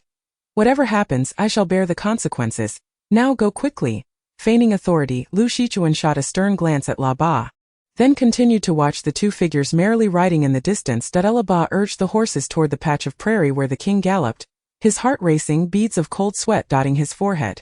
What he was doing now could very well lead to a dire punishment, yet with the queen's command, he had no choice but to obey. Otherwise, death awaited him. Whether left or right, it was death. Better to take a gamble. The queen was merely sulking in jealousy over concubine Lan's playful antics. Heaven help us, the king must not suffer any misfortune. Go horses, be sure to avoid the king's steed. Black Feather. The king is in danger. So many horses are rushing toward us.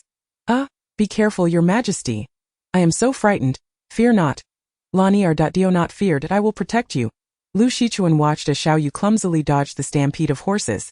A cold smile gracing her lips as their eyes met in a moment of confusion. Xiao Yu, are you not enjoying this escapade even more now?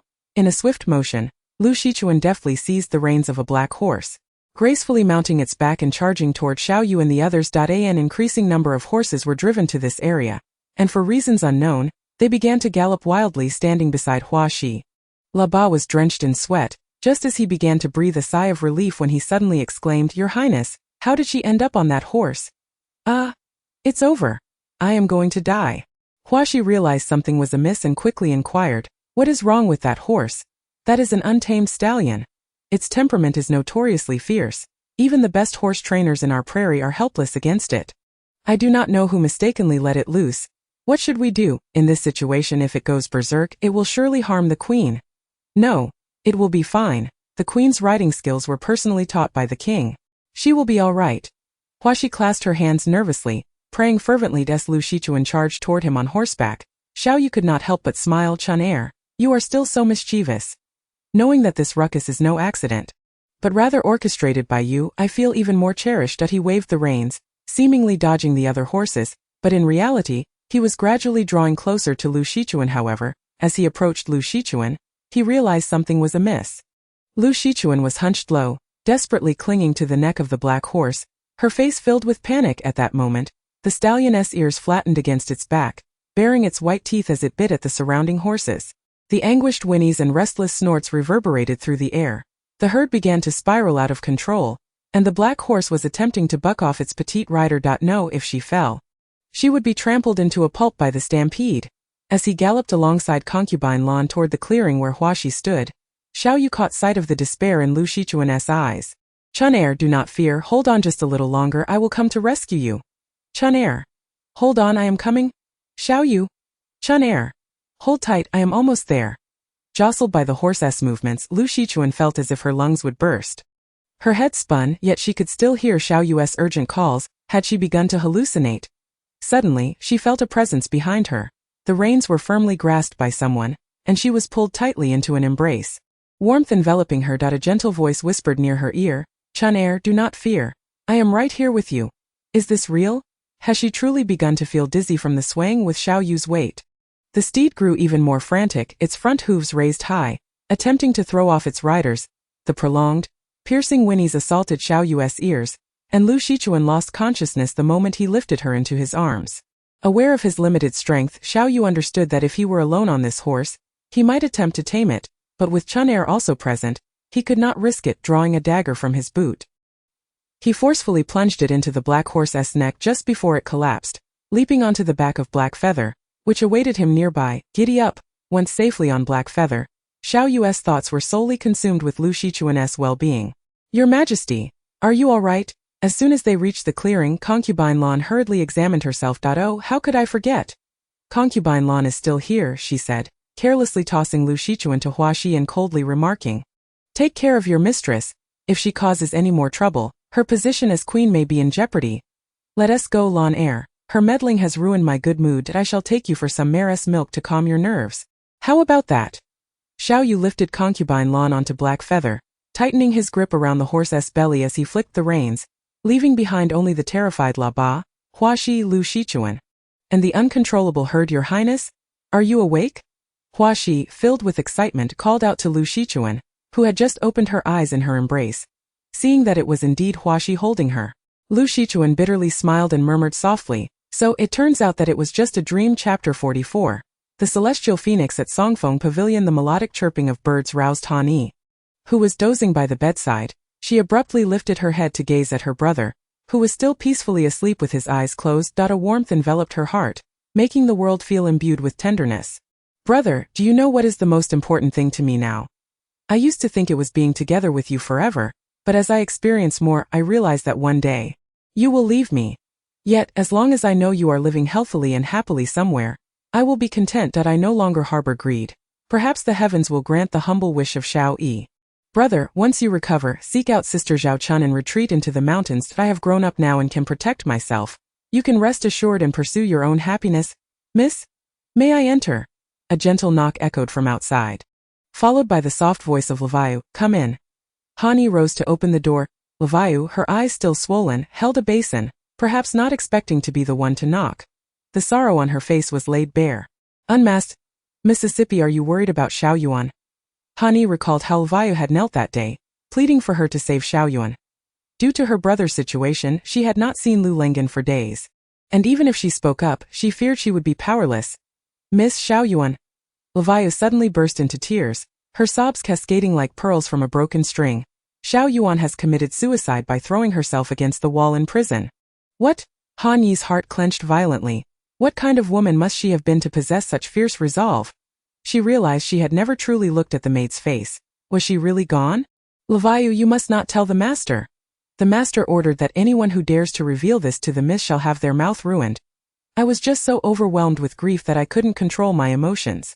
Han Yi observed the trembling maid kneeling before her, slowly asking, "Are you blaming me for not pleading for her, causing her demise?" "I would never dare. I would never dare." Levayu, her face streaked with tears, shook her head vehemently. It was Xiao Yuan's own fiery temperament. She could not endure torture and false accusations, so she chose death to prove her innocence. Is that not blame? Then why are your clenched fists trembling with restraint? Were you close to her? Han Yi suddenly felt drained of strength, retreating a few steps to lean against the table. "You mourn her loss, but I do not wish for you to vent your frustrations upon my brother. I would never dare that I would never dare. I have seen it." Han Yi exclaimed, "My brother has a bruise on his forehead that is now turning blue.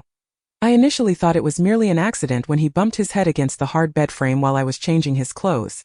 Was it you who wished for me to feel the pain?" "Yes. I did it intentionally to make you feel sorrow. How dare you receive everything Xiao Yuan longed for without sacrificing anything yourself? You were once a maid and a despised assassin at that." "Assassin? Do you understand what that means? Lu Lengen was willing to sacrifice Xiao Yuan's life to protect me. I could take your life for my brother." Levayu stared, wide-eyed in disbelief, unable to fathom that such words came from the girl before her. "Although you perceive me as battered and fragile, and once considered me kind enough to plead for Xiao Yuan's life, I now tell you sincerely, whether Xiao Yuan lives or dies is of no concern to me, but if even a single hair on my brother's body is harmed, your life or death will greatly matter to me. If you feel your life has been too long, perhaps you should test the limits of my patience." Levayu trembled uncontrollably, the icy aura emanating from Han Yi freezing her in place, her legs nearly giving way beneath her. Yet Han Yi remained compassionate, her left hand supporting her, while her right gently wiped the cold sweat from her forehead. "Cough, cough, brother. He has finally awakened." As Han Yi released her grip, Levayu collapsed to the ground like a rag doll, her arms tightly wrapped around her legs, her courage shattered by the murderous intent in Han Yi's eyes. Outside the door, Lu Lengen, who had been in a daze for quite some time, ultimately chose not to enter the room.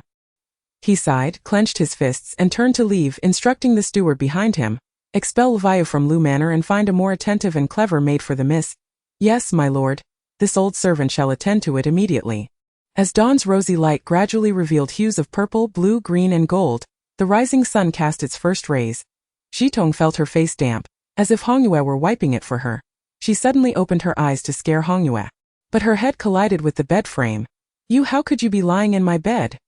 Zitong exclaimed in alarm. "I am your husband, so it is perfectly normal for me to lie in your bed." Fengxiang replied with a nonchalant expression, rolling over to continue resting. "Wait. Why is her face wet? Did he just kiss me? Third prince. You aren't having another episode, are you?" At that moment, Fengxiang resembled the boy who had unexpectedly appeared in her room long ago. Mischievous, roguish yet approachable, devoid of any princely airs. Fengxiang kissed Zitong heartily, cheerfully exclaiming, "Tanjir, you are becoming more and more adorable." Zitong, incredulous, wiped her lips and gazed at Fengxiang before her. That night, she had hardly noticed, but today she was acutely aware that this person, though he claimed to be Fengxiang, was not entirely so. "Who exactly are you?" "You are not Fengxiang. I am the celestial phoenix of this fellow. Since that wretched creature has exposed his identity, if I do not reveal myself to see my dear Tanjir, what if he abducts her away?" Fengxiang propped his head up with his left arm, gazing intently at Zitong. "Was it you that night as well?" So Fengxiang truly does not remember that evening when he appeared in my room and stole my first kiss? Chapter 45. The ugly bride must meet her in-laws. Tanjir, you are so clever. But where has that timid maid gone? The phoenix sensed the increasing malevolence behind her. Her seemingly casual movements to rise from bed were, in truth, an evasion of a deadly assault. "Show yourself. It is rather disgraceful to hide and attack me from behind." Muli. Zitong gaped as a figure gradually materialized from the previously empty air, revealing Muli. "What is happening? Why are you both surrounding me? A celestial being and a demon, both here beside me. Why do I suddenly feel so uneasy?" Muli's previously cheerful face now bore a chilling demeanor, rivaling that of the third prince Fengxiang. What? Have their souls intertwined? The one who never smiled is now smiling, while the one who always smiled now wears a cold expression as if someone owed him money. Zitong realized she could not evade the situation any longer. With a curious heart, she timidly asked, "Can either of you explain what is going on? I am becoming increasingly confused. Do you both like Miss Li Zitong?" "In truth, I am not the real Miss Li Zitong." Seeing both of them raise their eyebrows in unison, encouraging her to continue, Zitong took a deep breath and proclaimed, "So regardless of whether you are a demon or a celestial being, I implore you to keep your distance from me. Do not frighten me. My heart is not well. Tanjir, you must listen to me. That I cannot stay long, or I will harm Fengxiang's body. That I sought you out. And I am certain of it. The reason I have come to see you now is because..." The phoenix suddenly found herself at a loss for words, turning sharply to Muli. "You dare to use a silencing spell on a mortal?" Muli leaned casually against the bed frame, unperturbed. "Are you trying to cheat?" "Cheating is your doing, fox young master." The phoenix scoffed. "You foxes are always so cunning, it infuriates me. The snow maiden shall undoubtedly become the consort of my great prince in the celestial realm. How dare you, a mere little demon, compete with me for her? With love. She loves me." Muli ruthlessly struck at the phoenix's heart. "You lie. You merely knew her before I did." The phoenix's expression twisted. Her fists clenched tightly. The pain in her heart surged anew. "That alone is enough for her to belong to me. If it weren't for you stealing her away, we would have long been a pair of celestial lovers. Do you think being a lofty prince in the heavenly realm grants you the power to command the winds and the rains? Since you are willing to destroy your celestial body to stage this farce, I, the fox young master, though a mere little demon, shall accompany you to the end." Muli radiated an aura of demonic flames, his eyes filled with fervent hatred. "Muli, you are still deceiving yourself. I have no time left. I must return the body to Fengxiang henceforth. Let us not interfere with Zitong's decision." Muli sensed that the ethereal aura was gradually fading. With a wave of her hand, she transformed into a small white fox. "How peculiar! How could this prince find himself in your chamber?" Fengxiang, annoyed, complained to the recently revived Zitong. "What do you mean what? Why can't I remember anything?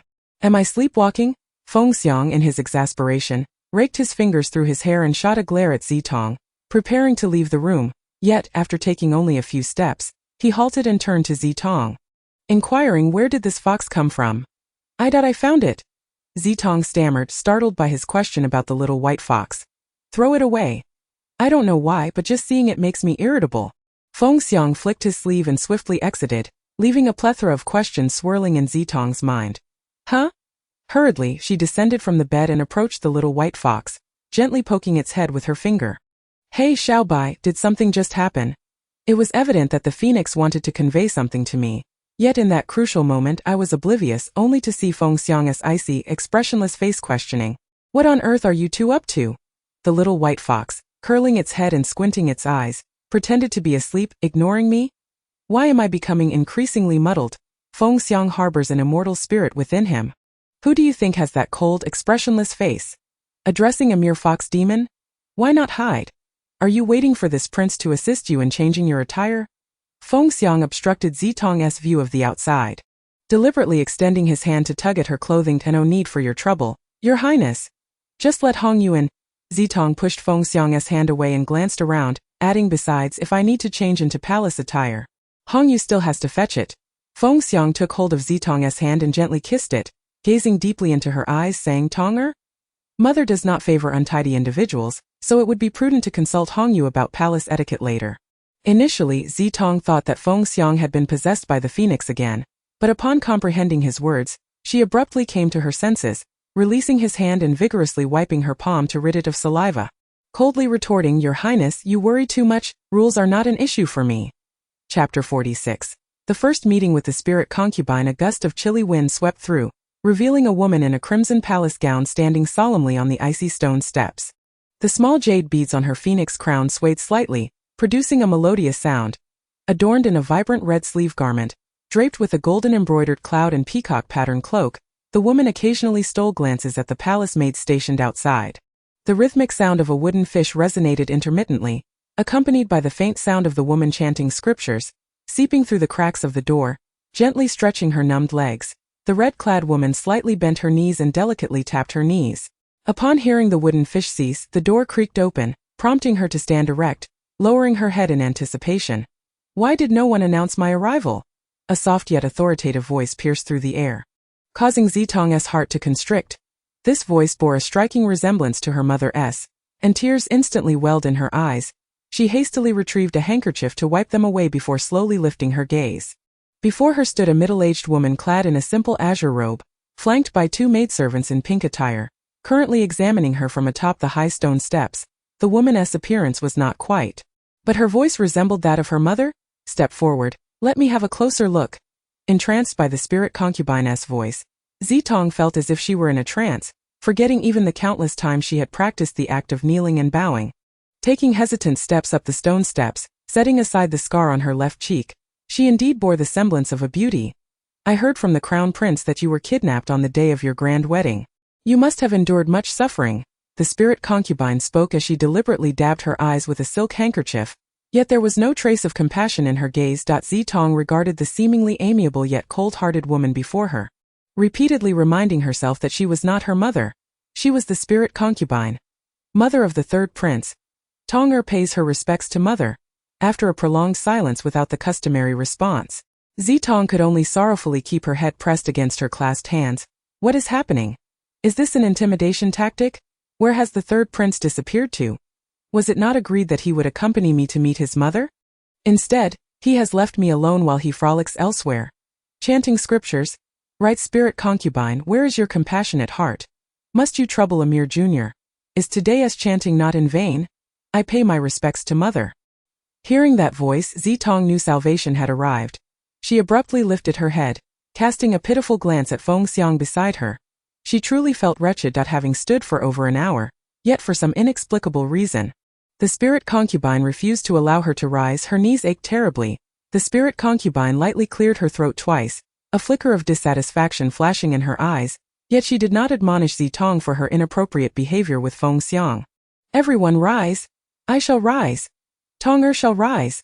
Zitong coldly glared at Fengxiang, extending her hand towards him, snorting lightly as she brushed his hand aside and adeptly stood upright, coolly stating, I cannot bear it.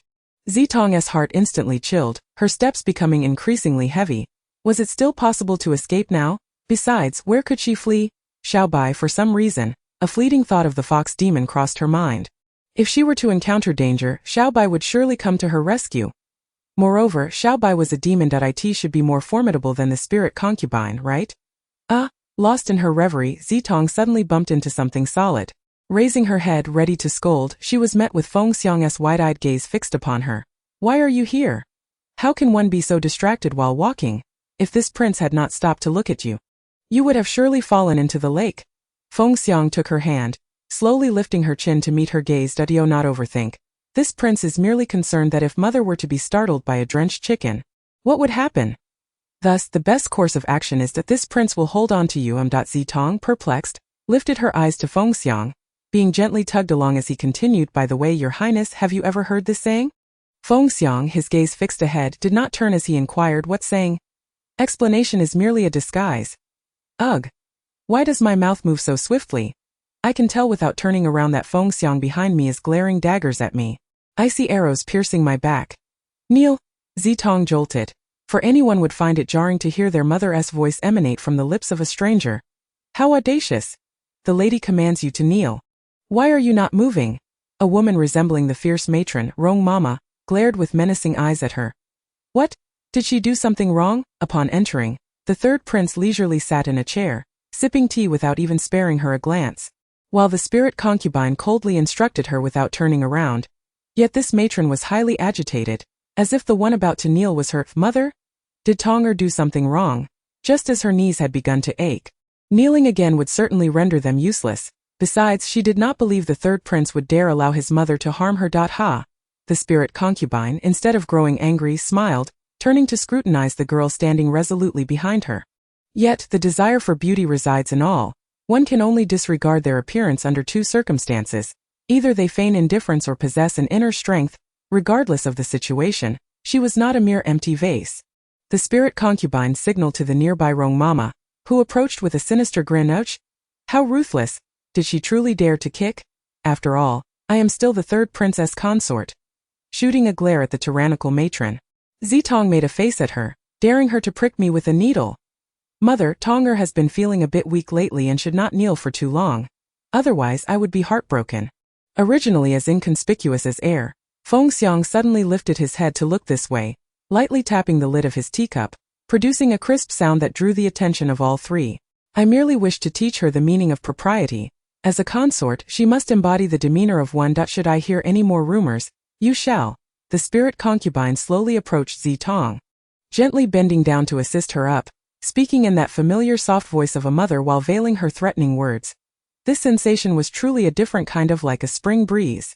Everything I had done was deliberately suppressed by the third prince. It seems the spirit concubine must have her eyes and ears about her. Humph, spirit concubine, bring it on, but be prepared. Chapter 47. Evening bloom. The night was as thick as a dense ink slab. Deep and impenetrable, silver moonlight spilled onto the ground, accompanied by the mournful cries of crickets, while in the shadows untouched by moonlight, a flicker of fireflies glimmered. Evening bloom, this prince inquires of you. Leaning against a false mountain.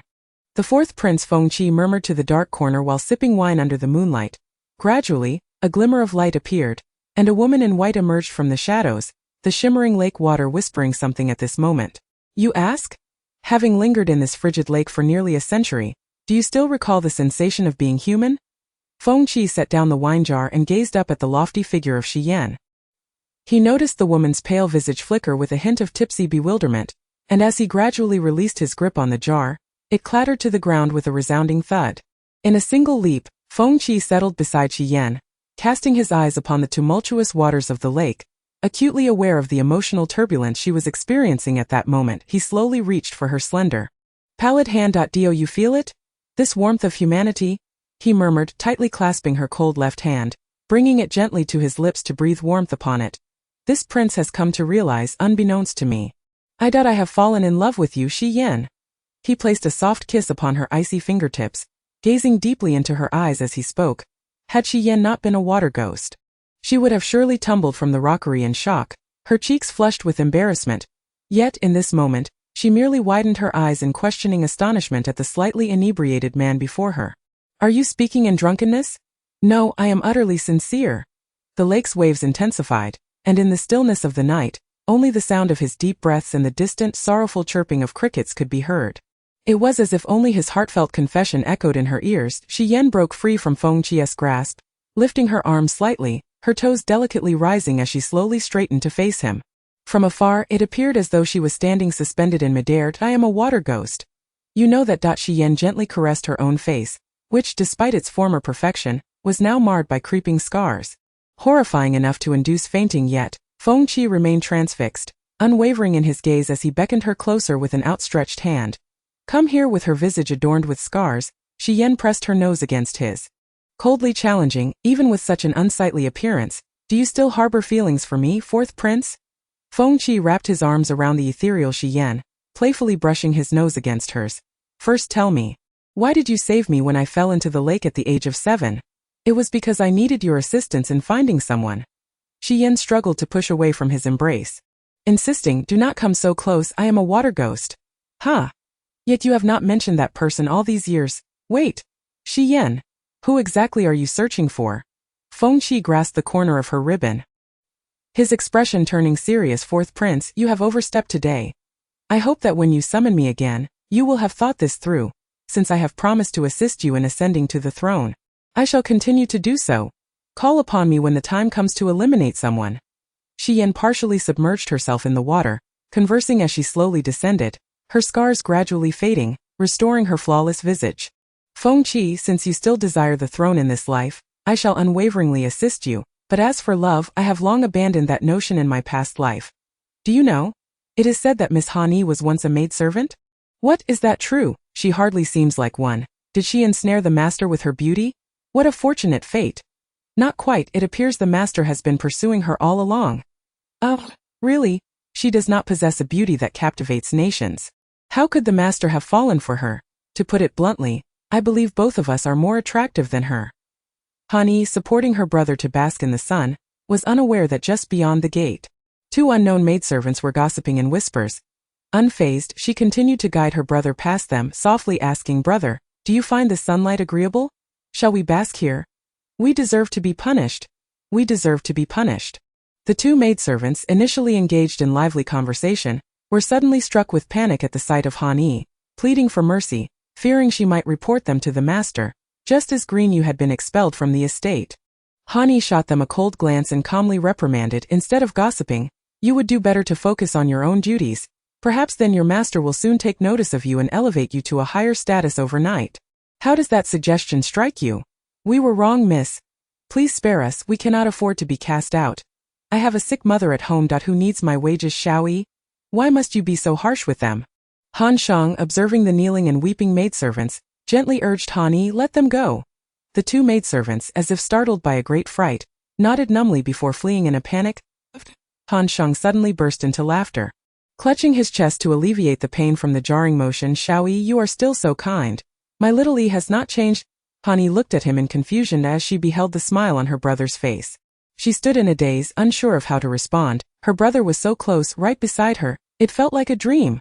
A sudden thought struck Han Yi. It had been nearly half a month since she last saw Lu Lengan, who had been so persistently entangled in her life. Remembering the way he had looked at her when he released her from the chains, her heart ached with sudden pangs. Had she hurt him? Otherwise, why had he not come to seek her out? She resolved to find Lu Lengan later, for he had saved her brother, and she must express her gratitude. As she strolled with her brother to enjoy the sunshine, she remained oblivious to the figure of a man in white, standing behind a nearby peach tree. The hem of his garment fluttered gently in the breeze, and as Lu Lengan gazed at Han Yi's smiling face, he found himself unconsciously smiling in return. Xiao Yi, as long as you are happy, that is enough for me. If you do not wish to see me, then I shall quietly watch over you from afar. Your happiness is my happiness. Chapter 48. Leaving a note to depart. Xiao Yu jolted awake from his reclined position. Having unknowingly dozed off while reviewing memorials in his stupor, he felt someone caressing his face. Who could it be? Taking a deep breath, he inhaled the lingering fragrance in the air and smiled knowingly. Adopting a deliberately stern expression, he sat upright on the couch and called out to the corner where someone could hide.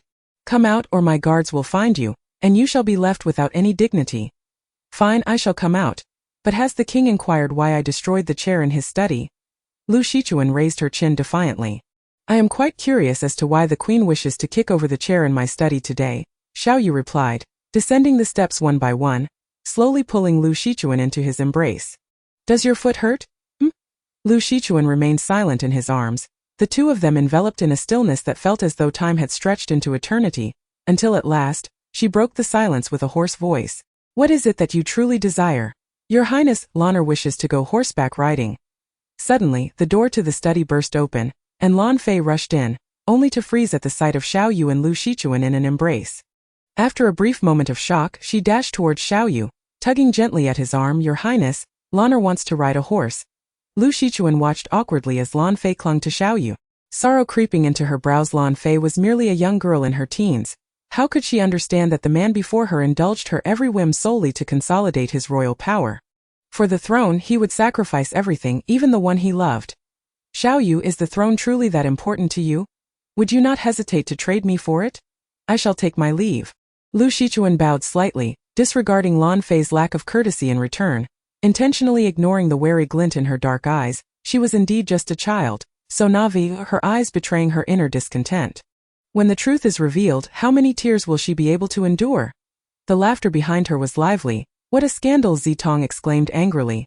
Initially, Lu Shichuan was incensed, but upon hearing Zitong's outburst, she paused in confusion. A scandal? What scandal? How could I possibly interfere? Miss, His Highness has arrived. Chapter 49. Infatuation. Sister, you must hide quickly. Upon hearing that the third prince had arrived, Zitong hastily stood up, pulling Lu Shichuan around the room in search of a hiding place. As the footsteps grew closer, her heart raced with anxiety. Where are we going? She asked. A crafty laugh echoed behind them, and Zitong reluctantly released her grip, turning to smile apologetically at Fengxiang. What brings His Highness here? If my sister does not come, you won't either. As soon as you arrive, you dart about like a cat that has sensed fish. A great wind named Xiaoyu has blown this prince here. Fengxiang teasingly waved the letter in his hand at Lu Shichuan. So you are indeed here. You have caused Xiaoyu great distress for several days. He merely wrote a letter? He hasn't pursued me? Lu Shichuan's heart shattered at once, and she coldly retorted, let that Lan Fei vex him instead. Fengxiang cast a sharp glance at the dazed Hongyue beside him. Noticing her timid gaze fixed upon him as she trembled with a furrowed brow, he impatiently commanded, this prince has been here for quite some time. Why has no one yet brought tea? Yes, I shall fetch it immediately. She replied hurriedly. Sister? Tonger, are you mistaken? This maid seems to be older than you, Your Highness. What are you doing? Zitong interjected urgently, positioning herself in front of Fengxiang. Annoyed, he rubbed his temples and pushed Zitong aside with his left hand. Do not obstruct me. He then turned to scold the still struggling Lu Shichuan. Do you truly wish to see two nations engulfed in flames of war, leaving the common people to suffer? He would not. Ridiculous. Do you think your childish naivety can avert conflict? What do you take me for, a mere child of 3? Now what should I do? Seeing Lu Shichuan lift her gaze towards her, as if contemplating her words, Zitong seized the opportunity to continue. Even if the two nations were to engage in battle, is it something that you, a mere woman, could instigate? Sister, everything has its cause and effect. The strife between two nations is rooted in conflicting interests, never merely due to a woman's whims. Fengxiang shot Zitong a fierce glare, intent on persuading Lu Shichuan further, but upon seeing her turn her back to him as if to convey, do not say more. I shall not listen, he relented. You shall not regret this. With that, he turned to leave, casting one last menacing glare at Zitong as if to say, you too do not regret. Humph. Xiaoyu abruptly threw the letter onto the ground. Leaning back in his chair with a throbbing headache, his trusted aide, Shangguanfeng, bent down to retrieve the scattered letter, examining it closely. You need not go down. Instruct the guards to deny entry to anyone, especially Lan Fei. Xiaoyu reclined against the back of his chair, tilting his head back, massaging his temples wearily. The ministers are dismissed? Shangguanfeng bowed respectfully before gently exiting the study, firmly closing the door behind him. Instructing the guards on either side, the king has decreed that no one is to be seen. Silence enveloped the room, so profound that even the sound of a heartbeat could be discerned. 1 beat, 2 beats, 3 beats, 4 beats, 5 beats. Despite having gone several days without a proper sleep, his eyes heavy with fatigue, the moment he closed them, his mind was flooded with a vivid image that it lingered, refusing to fade, yet he could not bear to banish her from his thoughts. Chunner, am I the cold-hearted one, or are you? You know full well that I love you, and you understand that my relationship with Lan Fei is but a pretense. So why do you choose to distance yourself from me? Everything I do is not solely for the throne. If I do not solidify my power, how can I protect you, Chunner? When you left for a year, I merely longed for you. Yet now, after only a few days, the ache of missing you has become unbearable. Chapter 50.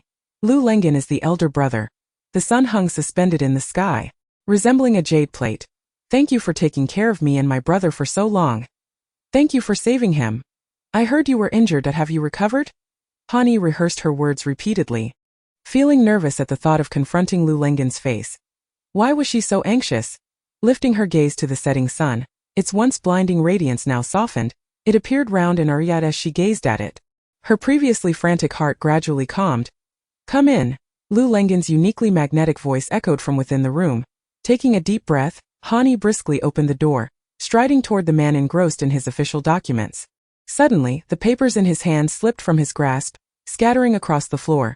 As his eyes widened in disbelief, failing to gather them back up, Han Yi approached the desk, bending down to retrieve the fallen documents and place them before him. You?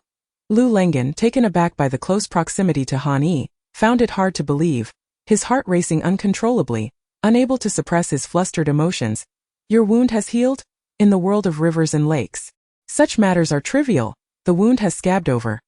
Han Yi's gaze fell upon the large, deep scar on Lu Lengen's right shoulder. Though it had healed, the sight still stirred an unsettling pain in her heart. Why are you so kind to me? Noticing the concern in Han Yi's eyes, Lu Lengen felt a pang of happiness, though he quickly covered his wound and donned his attire, smiling as he replied.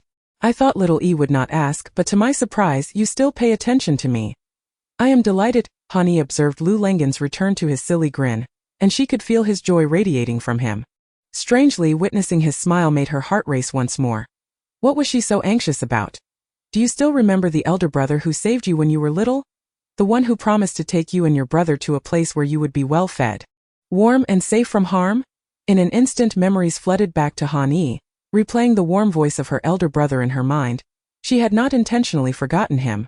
Initially, she had fantasized about him coming to rescue her. Yet, she had waited and waited that until she escaped from her aunt's home with her brother, he had never appeared. All she could recall was crying to her brother, saying, "The elder brother will come for me."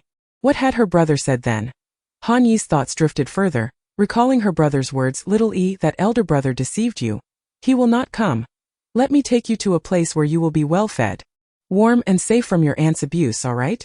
The young Han Yi suddenly realized that the handsome elder brother had only been lying to her, for her brother would never deceive her. Little E. Suddenly meeting Lu Lengen's deeply affectionate gaze, Han Yi found herself at a loss for words. Lu Lengen was indeed the elder brother? Later, I sent someone to investigate your background. I yearned to tell you then, I am your elder brother. But you were so intent on ending your own life that I thought it best to slowly warm your heart so you would understand that even without your brother, there is still me to protect and cherish you. Little E, that the elder brother has succeeded. Now you can be here with your brother, well fed and warm, and I can guarantee that no one will dare to harm you, Lu Lengen solemnly assured her. Han Yi, who had been gazing down, abruptly lifted her head and quipped, "Now, it seems only those who are reckless would dare to harm me." She raised her right hand, brimming with accumulated strength, smiling at Lu Lengen. "Indeed, only the reckless would dare to bully my little E." Lu Lengen grasped Han Yi's hand, pulling her into an embrace, whispering softly in her ear, "Little E, will you marry me?" Han Yi tilted her head, closely observing Lu Lengen's eyebrows, eyes, lips, and his heart. At that moment, her hand rested over his heart, feeling its frantic rhythm. Han Yi sensed his tension and feared, "I will care for you and your brother for a lifetime." Noticing Han Yi's prolonged silence, Lu Lengen anxiously reassured her, even if it meant using her brother, he was determined to possess her. He had enough confidence to believe that one day, her heart would no longer belong solely to her brother. A corner of it would eventually belong to him, Lu Lengen. Suddenly, Han Yi burst into joyous laughter, collapsing into Lu Lengen's embrace, clutching his shirt tightly to prevent herself from falling to the ground. "What are you laughing about?" Lu Lengen, his heart racing, was taken aback by her exuberance.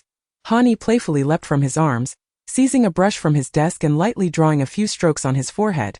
"You look like a little old man with all your worries. I am willing to marry you, Brother Lengen." Although she did not fully understand the feeling of love, she did not dislike Lu Lengen. If she wished to spare her brother any future worries, she would certainly have to marry, and if that someone was Lu Lengen, she could accept it. Upon hearing Han Yi's exclamation, Lu Lengen was momentarily stunned before he leapt to his feet, lifting Han Yi into his arms, joyfully bursting out of the room. "Hey! Lu Lengen, what are you doing? It's broad daylight. Put me down." Lu Lengen. Han Yi noticed the curious gazes of maids and servants along the way, her cheeks flushing crimson as she playfully pounded on Lu Lengen's chest. He, however, unabashedly shouted with glee, "Han Yi has agreed to marry me. Haha. Haha. She will marry me." As a young lady, Han Yi felt a bit awkward under the watchful eyes of others. Even if their gazes were kind, she buried her head deep in Lu Lengen's embrace, softly murmuring, "You are such a fool. Have you forgotten I just drew on your forehead with a brush?" Lu Lengen stumbled as his left foot was caught by his right, nearly losing his balance. Seeing her head lowered yet her shoulders shaking, he knew she was secretly laughing. This mischievous imp has brought great embarrassment upon himself before the servants. "I have seen the esteemed gentleman." As Lu Lengen came to a halt, The passing servants and maidservants paused to pay their respects, yet each countenance was flushed with crimson, gently pinching the delicate waist of the beauty in his embrace. He declared with a smile, "If you laugh again, I shall kiss you before all these servants. If we are to be shamed, let it be together." No. I shall not laugh." Hani suddenly covered her mouth and raised her head to speak. Ha ha. Ha ha. Hearing the bursts of laughter from behind, Lu Lengan turned and glared at the servants and maidservants who had gathered around him, feigning an air of authority. "What is it? Are you all quite idle?" As the servants dispersed in a hurry, Lu Lengan gently leaned toward Han Yi's ear and whispered, "Darlings, they have all left. Do not cover your mouth so tightly, lest you find it hard to breathe." Han Yi stubbornly pressed her lips together, burying her head deeply in Lu Lengan's embrace. Observing Han Yi, who had forgotten to escape his hold, he felt a surge of warmth within him, for although she could have easily slipped away with a mere leap, she chose instead to remain nestled in his arms. As night fell quietly, the crescent moon hung like a hook outside the window. Suddenly, an inexplicable sense of panic gripped Han Shang, and she abruptly rose. Slipping on her shoes and stepping down from the bed through the open window, she glimpsed several twinkling stars accompanying the cold moon. A gentle breeze wafted by, stirring memories of the past, whether it was the servants neglecting to close the courtyard gate or someone having quietly opened it. She noticed a shadow swaying in the faint glow of a large red lantern at the entrance, as if someone were dancing, striving to minimize the sound of her footsteps, fearful of waking the slumbering maidservants. She found her body still recovering, and after merely a few steps, a fine sheen of cold sweat adorned her forehead. Approaching the courtyard gate, a sudden gust of cold wind swept past, causing Han Shang to tighten her outer garment as she carefully descended the steps outside. A figure, light as a fledgling swallow and clad in pale azure, caught her eye with a delicate hand. She wielded an iron spoon over a foot long, her wrist twisting gracefully, making the spoon dart through the air with lightning speed. Glimmering in the light, merging seamlessly with her fragile form, the iron spoon arced through the air, and as the woman's waist bent with the flash, she swiftly withdrew the flowing sleeves from her waist upon landing, ensnaring Han Shang's waist. "Zhaochuan, long time no see." As the woman stood with her back to him, motionless while holding the iron spoon, Han Shang gradually descended the steps, smiling as she called out to her. Suddenly, a flash of light erupted, and the iron spoon was poised at her neck. A flicker of confusion crossed Han Shang's mind. What has happened to Zhaochuan? At that moment, Zhaochuan's vacant eyes stared at her. The iron spoon pressed firmly against her own throat, yet through the slight tremor of her hands, Han Shang sensed her struggle. "Zhaochuan, what is wrong? Did the master send you to kill me?" Unfazed by the iron spoon that could snuff out her life at any moment, Han Shang laboriously raised her right hand, gently tucking away the stray locks of hair that had fallen from Zhaochuan's face due to her spoon dance. "Do not be afraid, Zhaochuan, put down the spoon. Please do not take a life." Pain began to cloud Zhaochuan's eyes as a voice echoed in her ear. "Kill Han Shang. Kill Han Shang." "No. She cannot." The hand gripping the spoon began to tremble violently. And Zhaochuan in terror watched the spoon graze Han Shang's skin, her consciousness fading into a haze. "No. No. Han Shang, run. I cannot control myself. Please escape. I beg you. Kill Han Shang. Kill Han Shang. Kill Han Shang." The woman's voice acted like a curse, shattering Zhaochuan's fragile awareness. In an instant, Zhaochuan's eyes turned blood red, as if they would bleed. Han Shang grasped the sharp iron spoon, its rhythmic dripping resonating in the stillness of the night, creating a mournful melody. "Zhaochuan, listen to me, calm down. Who is it? Who has manipulated Zhaochuan's mind?" No, I cannot. Han Shang is the most important person to her. Please do not say it again. No, not." Zhaochuan cried out in agony, her voice drawing the guard's attention. In a flash, she was forcefully pinned to the ground, a gleaming blade at her throat. "Did you not harm her?" Han Shang desperately attempted to push aside the guards restraining Zhaochuan, terrified that their blades would inadvertently injure her. "My lord, you must not. If we let her go, she will surely harm you." A guard on the right interrupted. "Kill Han Shang. Kill Han Shang." "No, do not." Seeing Zhaochuan's eyes bloodshot, a trickle of blood escaping her lips, Han Shang realized she must have accidentally bitten her tongue in her distress. Resolutely, Han Shang placed her hand behind Zhaochuan's neck, but she could not bring herself to strike. Observing Zhaochuan's continued struggle, she took a deep breath, closed her eyes, and struck down with determination. Zhaochuan slumped into Han Shang's embrace. The sudden weight caused Han Shang's weakened body to tremble slightly, yet she did not release her grip, holding her tightly. The arrival of Han Yi was somewhat chaotic. Her clothing was disheveled, her hair a mess, one foot shod and the other bare. Brother? Are you all right?"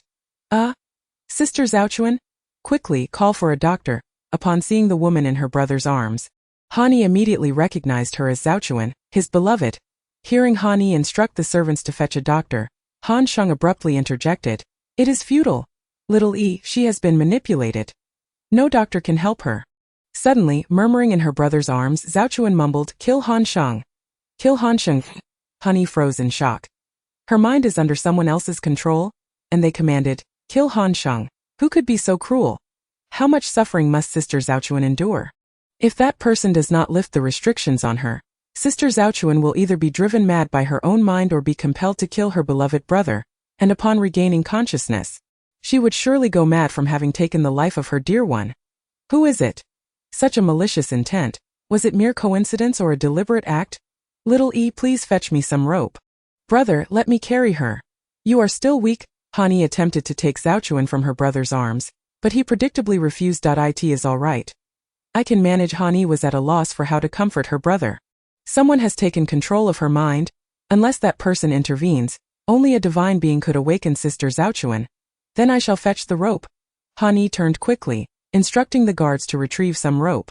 While she hid in a corner, disheartened, she had once thought that she and her brother would each find their own happiness, but now Sister Zhao Chuan, little E, suddenly feeling a cloak draped over her shoulders, she turned to see Lu Lengen regarding her with concern. "Why are you hiding in the corner? Is your brother not well? Come, do not be sad. You still need to deliver the rope to your brother. Do you wish to see him's restrained sorrow explode? Now let us go together." Lu Lengen wrapped his arm around Han Yi's waist, stepping into Han Song Pavilion together. The guards returned to their posts, and the long night resumed its normalcy, yet no one noticed the figure cloaked in darkness at the corner of the courtyard, a woman in white hovering above the ground, watching the scene with cold eyes. "Witnessing such love between you, I find it difficult to let you perish." Chapter 52. Elopement. The crisp autumn wind rustled, and the round moon seemed within reach as a man clad in white sat atop a rooftop, drinking wine. Several stars twinkled above, dancing in rhythm with the man's raised cup, flickering in and out of sight. A cold breeze swept through, and a shadow stood atop the once solitary rooftop. "Yunyang, since you have come, would you care for a drink? I have recently acquired a cask of Penglai spring wine." "You are truly fortunate." Lu Lengen had been reclining on the rooftop, his left hand propping up his head, while his right hand savored the wine, only sitting upright when Mu Yunyang landed steadily beside him, extracting another cup from his robe. "Did you know I would come tonight?" Accepting the white porcelain cup, Mu Yunyang settled down beside Lu Lengen, deftly filling his cup with wine before tilting his head back and downing it in one gulp, exclaiming, "Indeed, it is good wine. I knew that upon receiving the invitation. You would surely make this trip. Thank you for saving Hani last time. This cup is my toast to you." Lu Lengen filled their cups again, raising his in salute to Mu Yunyang. Mu Yunyang paused momentarily, his hand holding the cup still, wearing a hesitant expression. "Do you remember what I said back then? My rescue of her comes with conditions. Speak, as long as it is within my power." "I shall assist you," Lu Lengen urged, leaning closer and gesturing for Mu Yunyang to lower his voice. "Hush, here comes Hani. Let us wait until she departs." Watching Hani knock on her door, calling softly, "Lengen? Lengen?" After a lengthy silence without response, a passing maidservant whispered a few words to her, and with a look of disappointment, Hani turned to leave. "Are you not worried that your beloved is seeking you for something urgent?" As Mu Yunyang observed the silhouette of Hani receding into the distance, he playfully teased Lu Lengen, raising his cup and draining it in one swift motion. With a sigh, he inquired, "Are you acquainted with Lady Liu Shuang? The one the prince has taken from the brothel as his foremost courtesan?" Noticing the sudden pallor on Mu Yunyang's face, Lu Lengen quickly rephrased, "Is the condition concerning her?" Suddenly struck by a thought, Lu Lengen slammed his cup down and exclaimed, "Could it be that she is the childhood sweetheart you have been searching for?" A chill ran down his spine at the realization that Yunyang intended to vie for the affections of the third princess woman. "Indeed, it is she." Mu Yunyang hastily poured several more cups of wine, consuming them without hesitation, then lamented with a sense of helplessness, "I never anticipated she would be in the third princess residence. But you know, everyone harbors a person in a secluded corner of their heart, and for me, no one else can intrude upon that space but her. Just as you have your Xiao Yi, I have my Xiao Qing. The prince possesses so many women, including the noble consort, yet I am left with only Xiao Qing. Hey, brother Yunyang, do you realize that if the prince discovers this, it could lead to a death sentence?" Lu Lengen looked up at the moon overhead, taking a deep breath before cautiously stating, "Xiao Yi is an assassin. And the prince is already in a furious state that if he learns that you are coveting his favored concubine. I shudder to think of the consequences. That is precisely why I need your assistance. I plan to elope with Liu Shuang, and I require your support. Mu Yunyang nonchalantly dropped this bombshell, leaving Lu Lengen in a state of shock. Stammering you. What do you mean? What? You refuse? No, that's not it. You are aware that the prince might prefer to lose a concubine rather than his right-hand man, just as he has tacitly allowed me to be with Xiao Yi. Right? To achieve great things, one must endure what others cannot. Eloping. Such an extreme course of action. Do you intend to live your life as fugitives, always on the run? Lu Lengen took a sip of wine. Inhaling the cool air and solemnly advised, if I am considered the prince's right hand, then you Yunyang are his left.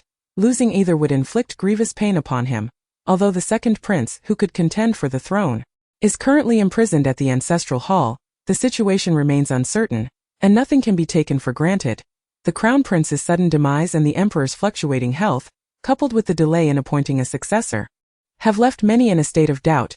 Initially, with General Li's support, we believed victory was assured, yet the emperor's health has dramatically improved, and he shows no urgency to name an heir, claiming he wishes to select a wise ruler from among his 13 sons.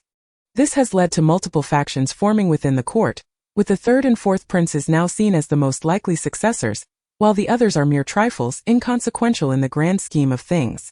The fourth prince, known for his modest demeanor and humble origins, would not typically be considered for the throne.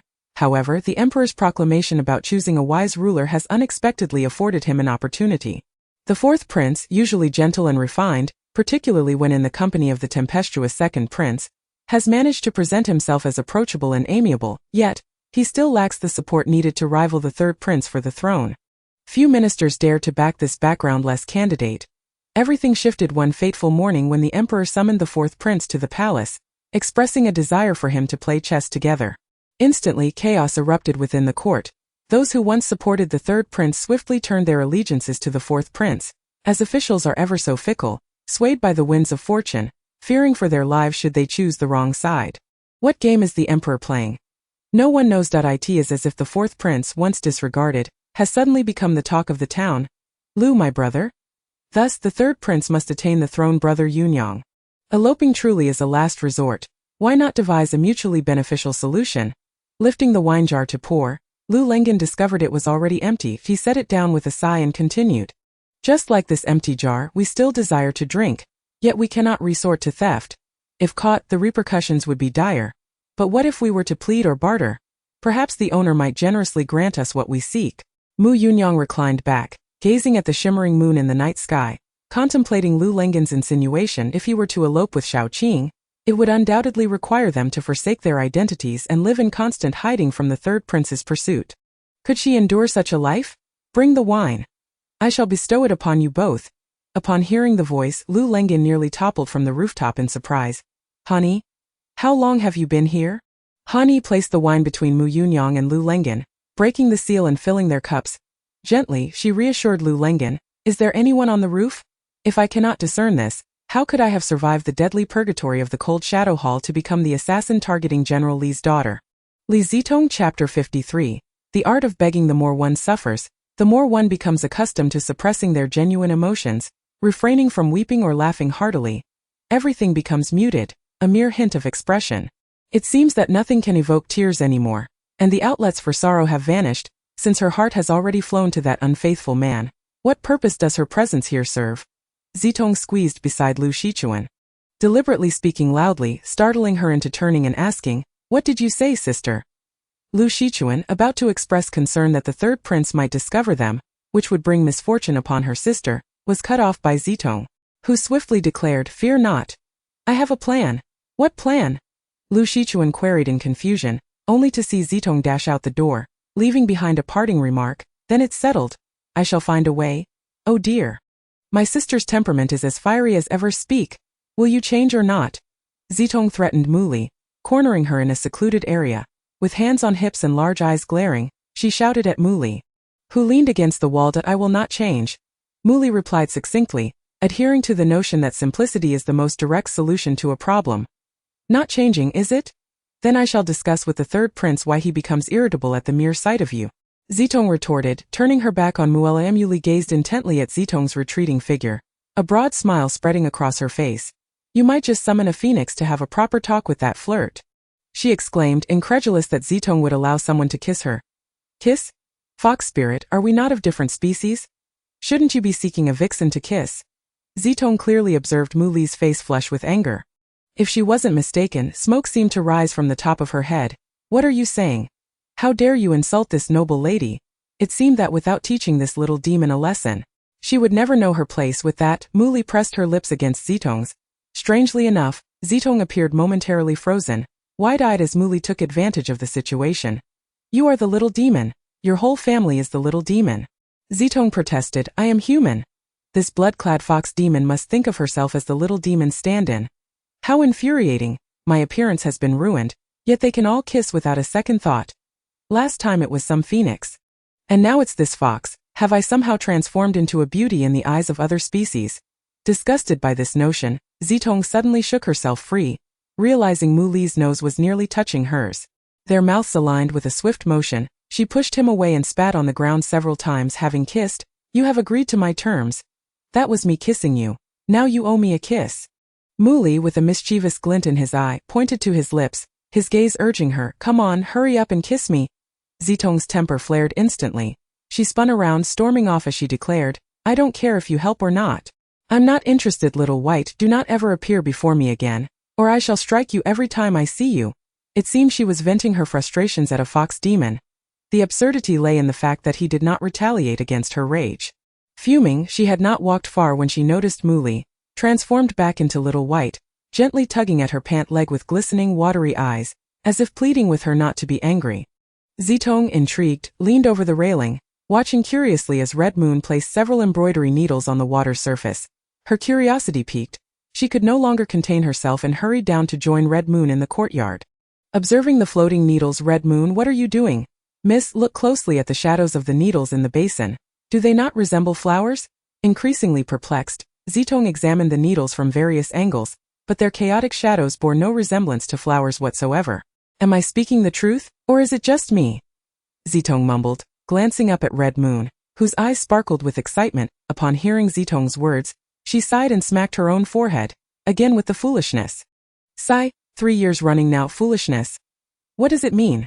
Just now what I referred to as chiqiao, if the shadow of the embroidery needle appears in the water, whether it scatters like flowers, moves like clouds, or takes on various forms, can all be considered as having skillful outcomes. However, my shadow, devoid of any embellishment, signifies a lack of skill. For 3 consecutive years, I have only achieved this lack of skill.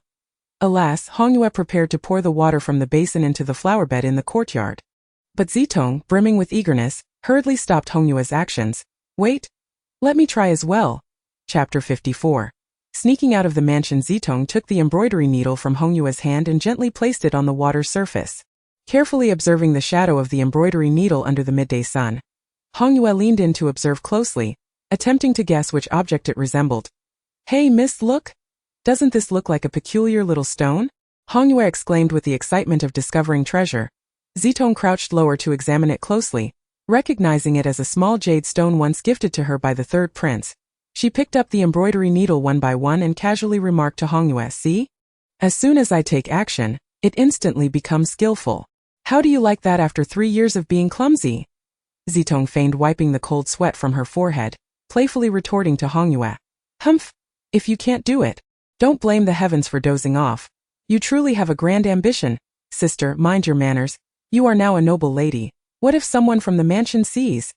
Lu Shichuan, emerging from the house, overheard Zitong mocking Hongyue and could not help but sigh in resignation. After listening, Zitong playfully grabbed Lu Shichuan's hand and shouted in the courtyard.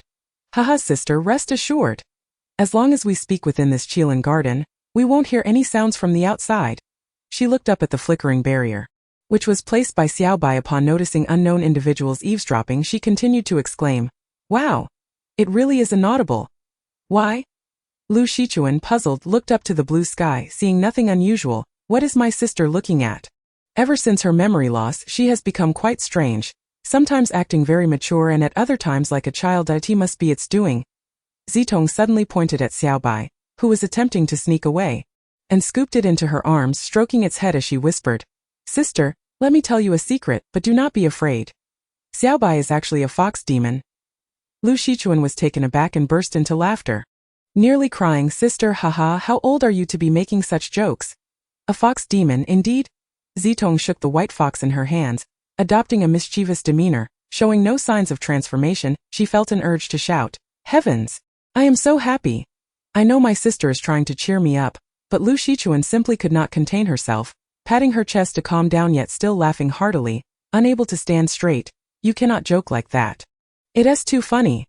Aren't monsters something adults used to scare us when we misbehaved? Zitong glared fiercely at the white fox nestled in her arms, which appeared to be sleeping soundly at that moment. How infuriating! Xiaobai watched Zitong storm away, gently licking its paw. This little temperament is becoming increasingly akin to that of a small demon. Zitong was thoroughly laughed at today. With her shoulders slumped, she let Hongyue enjoy her laughter.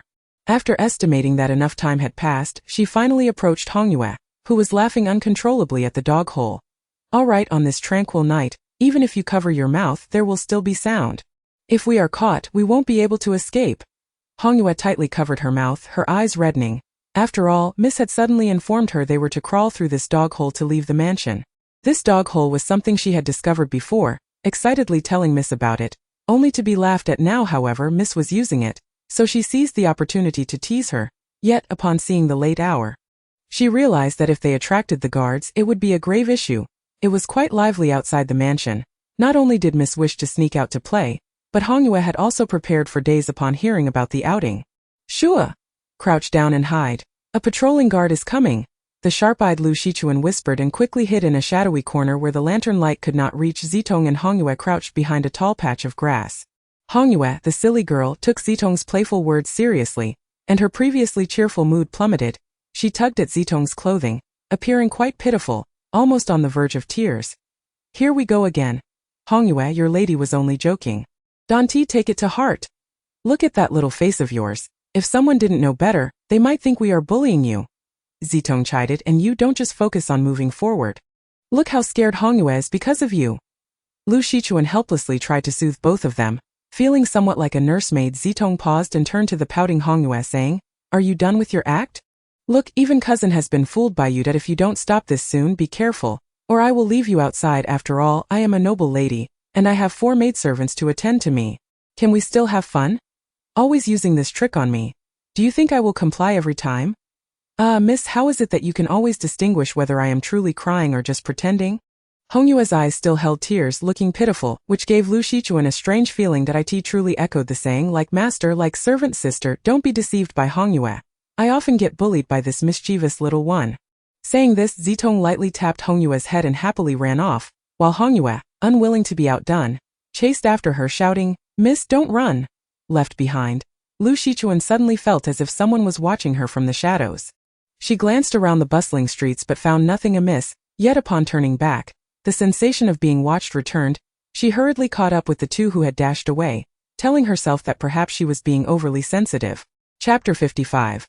Flower assault. Walking on the lush green grass that seemed endless, the crisp chirping of birds echoed nearby. Huaxi limped along the soft, plush grass, lifting her gaze to the sky where white clouds hung like lace cut by a seamstress. Accentuating the greenery around her. Having lived here since childhood, Huaxi was born a servant. Due to her naturally cold demeanor, she was not well liked, lacking connections among the other servants. She once thought she would spend her life as a lowly stable girl, never expecting that one day, a woman riding alongside the king on a black-feathered steed would point at her and say, Your Majesty, may I have her as my personal maid? The king laughed heartily and, without hesitation, promoted her to the position of the queen's personal maid. At that moment, Huaxi realized that the woman was a princess from Fengyu Kingdom, sent for a marriage alliance. Remembering that day, Huaxi suddenly smiled, recalling the queen asking her, What is your name? Servant Huaxi. Flowers are fragrant and warm, and the magpies sing joyfully in the new sunlight. What a lovely name. From now on you shall accompany me. For I have no family here. Privately we may call each other sisters. Huaxi flustered knelt. I wouldn't dare. Wouldn't dare? Haha, rise. Today as I rode past you, the cold aura emanating from you made me feel we are both abandoned souls, living in isolation from the world for far too long. The queen helped her up, poured herself a cup of tea, and began recounting stories of her mother, her childhood, and her whimsical cousin. At that moment, Huaxi felt as if the queen were her sister, sharing intimate conversations. Huaxi, how is your leg injury? A tall man in blue blocked her light, with eyebrows like willows and a figure like a jade tree. His eyes clear as morning dew, now smiling warmly at her. "That I have met Lord Shangguan." Recognizing him, Huaxi quickly bowed to greet him, but he gently assisted her up. "There is no need for excessive courtesy. There are no outsiders here." Huaxi awkwardly withdrew from Shangguan Feng's grasp, trying to suppress the pain in her knee as she stepped back hurriedly, lowering her head in silence, hoping he would lose interest and leave. Apart from the queen, she had never been this close to anyone, and her heart raced, her face flushed. She never imagined that the young and accomplished Lord Shangguan would pay attention to such a lowly maid like herself. Huaxi bit her lip, pondering whether Lord Shangguan happened to pass by and, with his gentle nature, felt compelled to show concern for her. "That I was unable to check on your injury after you accidentally fell down the steps last time. Now let me take a look." Shangguan Feng knelt down, rolling up the leg of Huaxi's trousers. Startled, Huaxi stumbled back and in her carelessness, fell onto the grass with a cry. So painful, Huaxi. Be careful." Unable to seize Huaxi's hand in time, Shangguan Feng could only watch helplessly as Huaxi sustained further injuries before his very eyes. He expressed his self-reproach with heartfelt apologies, exclaiming, "It is all my fault, Huaxi. I am deeply sorry, my lord. It is nothing serious. I am tough-skinned and resilient." Huaxi reassured him. "Please do not blame yourself." As Shangguan Feng lifted Huaxi effortlessly into his arms, her face flushed crimson, and she stammered, "My lord, please put me down. It would be improper if someone were to see us, and it could tarnish your reputation." Shangguan Feng gazed down at the bashful Huaxi, who dared not meet his eyes, and smiled gently. "Is it true, Huaxi, that you are worried about Her Majesty, the Queen?" Upon hearing him mention the Queen, Huaxi's eyes sparkled with sudden brightness as she exclaimed, "My lord, do you have news of Her Majesty?" He was a close confidant of the king, so it was only natural he would possess such information. How foolish of her not to think of asking him earlier. If he had not mentioned it, how else would she have learned of the queen's whereabouts? Leaning closer, Shangguan Feng, still holding Huaxi, paused and whispered down to her. Huaxi wrapped her arms around his neck, disregarding the proprieties between men and women, pressing herself against him, her ear close to his lips. The warm breath that brushed against her neck sent tingles coursing through her. Yet, she held her breath, waiting patiently for him to divulge news of the queen. This was a secret, one that could lead to dire consequences if discovered by others. Did Huaxi still wish to hear it? Shangguan Feng's whisper, laced with a hint of mirth, prompted her to nod affirmatively, her gaze unwavering as she looked into his eyes, unafraid. He tightened his embrace around Huaxi and cautioned softly, "Hold on tightly. Be careful not to fall." Huaxi was apprehensive, her mind racing with the fear that Shangguan would reveal unfavorable news about the queen. How could she focus on her own safety when her concern for the king grew? Nevertheless, she complied, tightening her grip around his neck, yet her tone was no longer timid. It bore an undertone of urgency as she questioned Shangguan Feng. In her haste, she failed to notice the change in her demeanor. In truth, the king was not in the kingdom of ebony but in the kingdom of Fengyu. Huaxi stared wide-eyed at Shangguan Feng, realizing he was not deceiving her. The king had left his kingdom for the queen. Even under such circumstances, had the king found the queen? If he had entered a foreign land without permission, was he not putting himself in grave danger? Knowing the queen was safe, Huaxi's inherently kind heart began to worry for the king's safety. Shangguan Feng tenderly brushed his fingers against her nose, saying, "Rest assured, with the third prince watching over him, and considering he has brought multiple skilled bodyguards, there is no cause for concern. You should be attending to your own knee injury. I noticed earlier that you haven't treated it. You simply allowed it to scab over, did you not?" The mere recollection of him lifting her skirt and rolling up her trousers to examine her knee sent heat flooding her cheeks. With a hint of uncertainty, she replied, "It is just a small wound. There is no need to waste medicine on it. It will heal in a few days. My lord, please do not worry. Could you perhaps put me down? I can walk on my own." But alas, fate had other plans. Chapter 56. Little by transforms into purple eyes. A few idle maidservants, initially engaged in playful banter on the grassy patch, suddenly caught sight of Shangguan Feng carrying Huaxi and began to whisper amongst themselves. "Oh, is that not Lord Shangguan? What brings him to our quarters? Look closely, it seems he is holding a maidservant. Although her head is bowed, it appears to be Huaxi. What? Really? How fortunate she is. Chosen by the queen one moment and being carried by Lord Shangguan the next. She truly knows how to charm those in power." The envy was palpable, but fearing exposure, Little Bai could only endure. Her hands clenched tightly within her sleeves as she repeated a calming mantra. Terrified that she might inadvertently unleash her wrath upon the four onlookers, She had only herself to blame. She could have transformed into a beautiful figure with purple eyes, but to prevent Fengxiang from developing feelings for her, she had chosen to present herself in a disheveled state despite the scar on her face. Your Highness, the concubine is ready, Chuanxiang exclaimed, her hands trembling until she stood a foot away from Zitong. Today the queen seemed exceptionally peculiar, exuding an aura of lethal intent. Yes, that was it, lethal intent. Though she appeared the same, the queen no longer felt as approachable and warm as before. Now she seemed capable of taking a life in an instant. Chuanxiang nearly fell to the ground in fright. Surely she had not imagined it? Had the queen just glared at her with such ferocity? Had she unwittingly offended the queen at some point? Chapter 57. The show begins. A veil of translucent gray clouds obscured the bright moonlight as Han Yi supported the swaying Lu Lengan along the uneven pebble path. The artificial lake, shrouded in a thin mist, emitted a chilling glow that pierced Han Yi's eyes. Ever since her elder sister arrived, the lake had taken on a foreboding chill at night, making her hair stand on end. How had she unwittingly wandered here? Xiaoyi, will you marry me? I am truly delighted. Lu Lengan leaned heavily against Han Yi, swaying in the cool autumn breeze. His words were slightly slurred, but their meaning was discernible. After overhearing his conversation with Mu Yunyang, she understood why he had been so adamantly opposed to Mu Yunyang eloping with Lu Shuangda. It was solely because Mu Yunyang had saved him. Even he himself might find it hard to believe. They were both astute individuals. Lu Lengan sought stability, and so did Mu Yunyang. The one who could provide that stability was the third prince. Fengxiang. If his foundation were to waver, how many others would be affected? Hence, they had chosen to remain silent, drowning their thoughts in drink, with even the typically moderate Mu Yunyang nearly slipping off the rooftop upon departure. Xiaoyi, why are you ignoring me? Do you think I am drunk? Fear not, my mind is quite clear. I know exactly what I am saying. Lu Lengan struggled to stand on his own, but the moment he released Han Yi's support, he nearly fell to the ground. Lengan! Han Yi urgently helped him sit down, brushing off the dust from his clothes, attempting to lift him, but he felt as heavy as a corpse, offering no resistance. No matter how hard she pulled, he wouldn't budge, and more than once, she found herself tumbling into his embrace. That moment, Lu Lengan began to chuckle. Xiaoyi, my mind is clear, but I simply cannot control my body. Ha ha ha ha. Go fetch someone. I shall not accompany you on this stroll tonight. Initially intending to help him to his room to rest, he had insisted on taking a walk instead.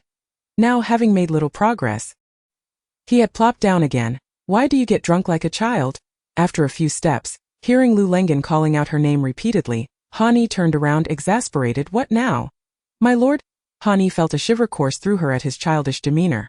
Yet, as she turned to face him, a broad smile spread across her face, and a gust of autumn wind tousled her hair, revealing her eyes, which sparkled with delight. Finally, after coaxing Lu Lengan to sleep, Han Yi tucked him in. Since they were not yet married, she could not linger in his room for long.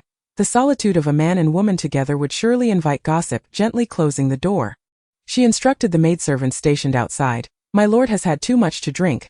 Please keep an eye on him tonight. Yes, miss, the newly arrived maidservant replied obediently, her innocent eyes sparkling with naivety, recalling the recent tragedies of Xiao Yuan and the expulsion of Lu Yu. Han Yi felt a wave of emotions wash over her, particularly at the sight of this cheerful and sunny maidservant. She hoped that the girl would remain this happy forever and never fall into that endless abyss of despair. Little Wan looked at Han Yi, puzzled by her frown as she gazed at her. Had she unknowingly offended the miss? The elder servants had long warned her that offending anyone was unwise. Especially Han Yi, who was the treasure of the Lord, untouchable by anyone. Miss, I understand the need to watch over my lord at night. I do not know what I have done wrong. Please do not be angry. What? Han Yi was jolted back to reality, noticing the little maidservant kneeling before her, tears streaking her cheeks, pleading for forgiveness. When had she become so fearsome? Get up. As long as you remain well behaved, you shall be safe until the time comes for your marriage. I will ensure you find a good match. To prevent the emergence of another Xiao Yuan or Lu Yu, it was wise to give her a warning, especially since she was Lu Lengan's personal maidservant. I will certainly serve my lord and miss with utmost dedication. I will not harbor any ill intentions. Little Wan repeatedly bowed her head, continuing until Han Yi's figure disappeared. Then she rubbed her forehead, which was likely swollen from all the bowing, and whispered to herself, it seems the elder was right. Han Yi's jealousy is indeed formidable. She is warning me not to harbor any inappropriate thoughts about my lord. She is a new maidservant? Unbeknownst to her, Han Yi approached the girl standing behind her and inquiring, are you a newly arrived maidservant? Gray clouds, veiling the moonlight, drift slowly across the sky, revealing the moon's face little by little. What was once a misty lake now emanates a clarity akin to water. A woman leaning against a stone gradually turns to face the increasingly radiant moonlight. Hani swears this is the first time in her life she has encountered a woman of such celestial beauty. So exquisite that she seems untouched by the mundane world. Is the maiden speaking to me? The woman raises her delicate hand and beckons. Come here. Sensing something amiss, Hani abruptly turns to flee. Yet an unseen force holds her in place. Why are you running? Am I truly that frightening? The woman's icy hand slowly creeps towards Hani's neck, the unnatural sensation chilling Hani's heart in an instant. Her scalp prickles. She is not human. What are you? What do you want? In her fright, Hani bites her lip, drawing blood that trickles down to stain her collar. The woman in white smiles eerily. I merely wish to borrow your body. I shan't take your life? You. Before she can finish her retort, Hani feels a force invade her body, her head becoming heavy and her consciousness fading away. At that moment, Yuyun, possessing Hani's form, wears a wicked grin. Have a good sleep. When you awaken, a splendid show awaits you. Chapter 58. A dual demise. The cool moonlight blankets the stone steps, while a chill breeze scatters the withered leaves. 1, 2, 3. Each leaf flutters down like a butterfly, stirring someone's heart. The crunch of leaves beneath slow, hesitant footsteps fills the air. A flash of sword-like glimmers in the moon's glow, revealing a blade imbued with a chilling aura. As the door creaks open, a fierce wind howls, causing the wooden door to shudder and emit a mournful wail in the stillness of the night. The early spring, bound to the bed by several ropes, awakens at the moment the door swings open. She gazes at the seemingly sleeping maid sprawled across the table, unmoving as the wind moans around them. Yet the maid appears oblivious, lost in slumber. The figure draws closer, shadows shifting, revealing a face that emerges from the darkness, accompanied by an increasingly cold gleam of swordlight. Shaoi? Early spring is perplexed by her bindings. She was sent to assassinate the fourth prince, yet upon opening her eyes, she finds herself tied to an unfamiliar bed, with Shaoi standing before her, sword in hand, her gaze fixed upon early spring despite her calls. Shaoi, what's wrong? Where am I? Early spring struggles against the ropes, but the more she fights, the tighter they become, biting into her skin. Hani chuckles ominously, calling out to early spring, Sister, do you know who I despise most in this world? Who? You. My brother once loved only me, cared only for me, and now he is concerned solely for you. It's you. You have stolen my brother away. As she speaks, Hani raises her sword, drawing her finger along the sharp edge. Blood flowing from the tip to the hilt. Fear not, sister. The blade is sharp. You shall not suffer. Early spring fixes her gaze on Hani's eyes. Her bound body can only move its head and call for help. But the maid nearby remains unresponsive even to her cries, indicating that seeking aid is futile. Stay calm. If you kill me, your brother will hate you. Hani bursts into laughter. Kill you? I'll scream for help. Claim there's an assassin and inflict a few minor wounds on myself. Do you think my brother will suspect me? The tip of the sword presses against early spring's chest. She realizes there is no escape. Yet she never imagined she would die at the hands of Han Shang's sister. Die with a swift thrust. The sword plunges into the left side of early spring's heart, blood spraying onto Hani. Her smile widens. Sister, fare thee well. After withdrawing the sword, Hani positions herself by the door, stabbing the blade into a less vital point of her own heart, then calls out, Help, there's an assassin. Someone. Strangely, the maid at the table suddenly awakens, realizing the situation and rushing outside, shouting, Murder, murder. It's Shaoi. How did Shaoi end up in Songfeng Pavilion? Rushing to early spring's doorway, Han Shang finds the frail Hani collapsed in a pool of blood. Shaoi. He panics, lifting her. Brother, someone has killed Sister Early Spring. Please check on her. Before she can finish, Hani faints in Han Shang's arms. Lu Lengen, hearing the commotion, rushes over and snatches Hani from Han Shang. Han Shang, staring at the empty space where he held her, hesitates to turn his gaze toward where Early Spring lies. The sound of dripping blood from the edge of the bed fills him with dread. He stands numbly beside Lu Lengen, as if the world has drifted away from him. A premonition grips him. That person has left him, departed. Bang!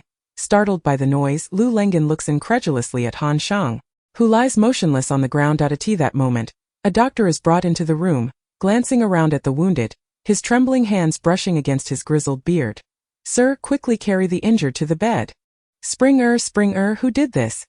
Han Shang kneels before Early Spring's grave, unable to rise for a long time, while Hani kneels beside her, burning paper money in a brazier, amidst the flickering sparks. A smile escapes her lips. Rest in peace. In the next life, may you be born into a good family. You are far happier now than those still living. Let us go. Lu Lengan understands that Han Shang is concealing his sorrow before Xiao Yi. Perhaps he wishes to linger here, conversing with the one resting in the grave. He gently places his hand on Han Yi's shoulder, offering comfort. Let your brother be alone for a while. Do not worry, everything will be fine. As Han Yi's soft sobs fade into the distance, the vast emptiness remains. Leaving Han Shang alone, he weeps bitterly, tears streaming down like a torrential downpour. They say that in sorrow, one longs to vanish from this world. Han Shang no longer contemplates whether he wishes to survive, for this unprecedented heartache has rendered him numb. Who besides himself comprehends the agony of his battered heart? Who would know the significance of early spring to him? From mutual disdain to shared hardships, who knows the trials they faced? No one understands her meaning in his life. Once, he loathed the unfairness of fate. Yet since meeting her, he has countless times thanked the heavens for their encounter. Rumors in the martial world assert that when the chef Shishur and the bamboo chopstick gentleman unite, it is the Grim Reaper claiming a life, ensuring you die before dawn. Early spring, fate brought us together, yet we are destined to part. May we remember each other across the ends of the earth. We are fortunate to have known one another, yet unfortunate not to have shared our lives together. The vast sea and bright moon symbolize eternity. I had hoped that once you recovered, we would retreat to the mountains. Living as an ordinary couple, shunning the world's turmoil, but why can even this modest wish not be granted? Springer, am I too greedy? Haha, yet perhaps this is for the best, since you have found a peaceful resting place for us. Where there is no one else, just the two of us, that would be delightful. Walk slowly. Wait for me and we shall go together, shall we? With a swift motion, a pair of 1-foot-long bamboo chopsticks slips from his sleeve. Their sharp tips glinting dangerously. Han Shang, supporting himself against early spring's gravestone, smiles as he plunges the chopsticks into his heart, speaking in a halting voice. Springer, walk slowly. Wait for me. Chapter 59. Encounter with an evil woman. The moon hangs high in the sky. Radiant and gentle, the bustling street is filled with the sounds of vendors hawking their wares when suddenly Zitong, who had been running ahead, halts at the roadside. She crouches down to observe a mischievous child with hair standing on end. Right hand raised high with a whip, while the left clutches the reins of a bamboo horse. The little horse beneath him drags a long tail adorned with bamboo leaves, exuding pure childhood joy. As she crouches, Zitong can clearly hear the child chanting. 7th of July, 7th of July. The cowherd steps onto the Magpie Bridge, embracing the weaver girl with joy, while the queen mother is left dizzy with rage. Upon comprehending the words, Zitong collapses onto the ground, clutching her chest in laughter. Hongyue and Lu Shichuan rush over, concerned she has been harmed, only to find her sitting on the ground in a fit of laughter. Scaring the little boy who, with his whip held high, hesitates to lower it, uttering, "Dizzy, the queen mother is so dizzy."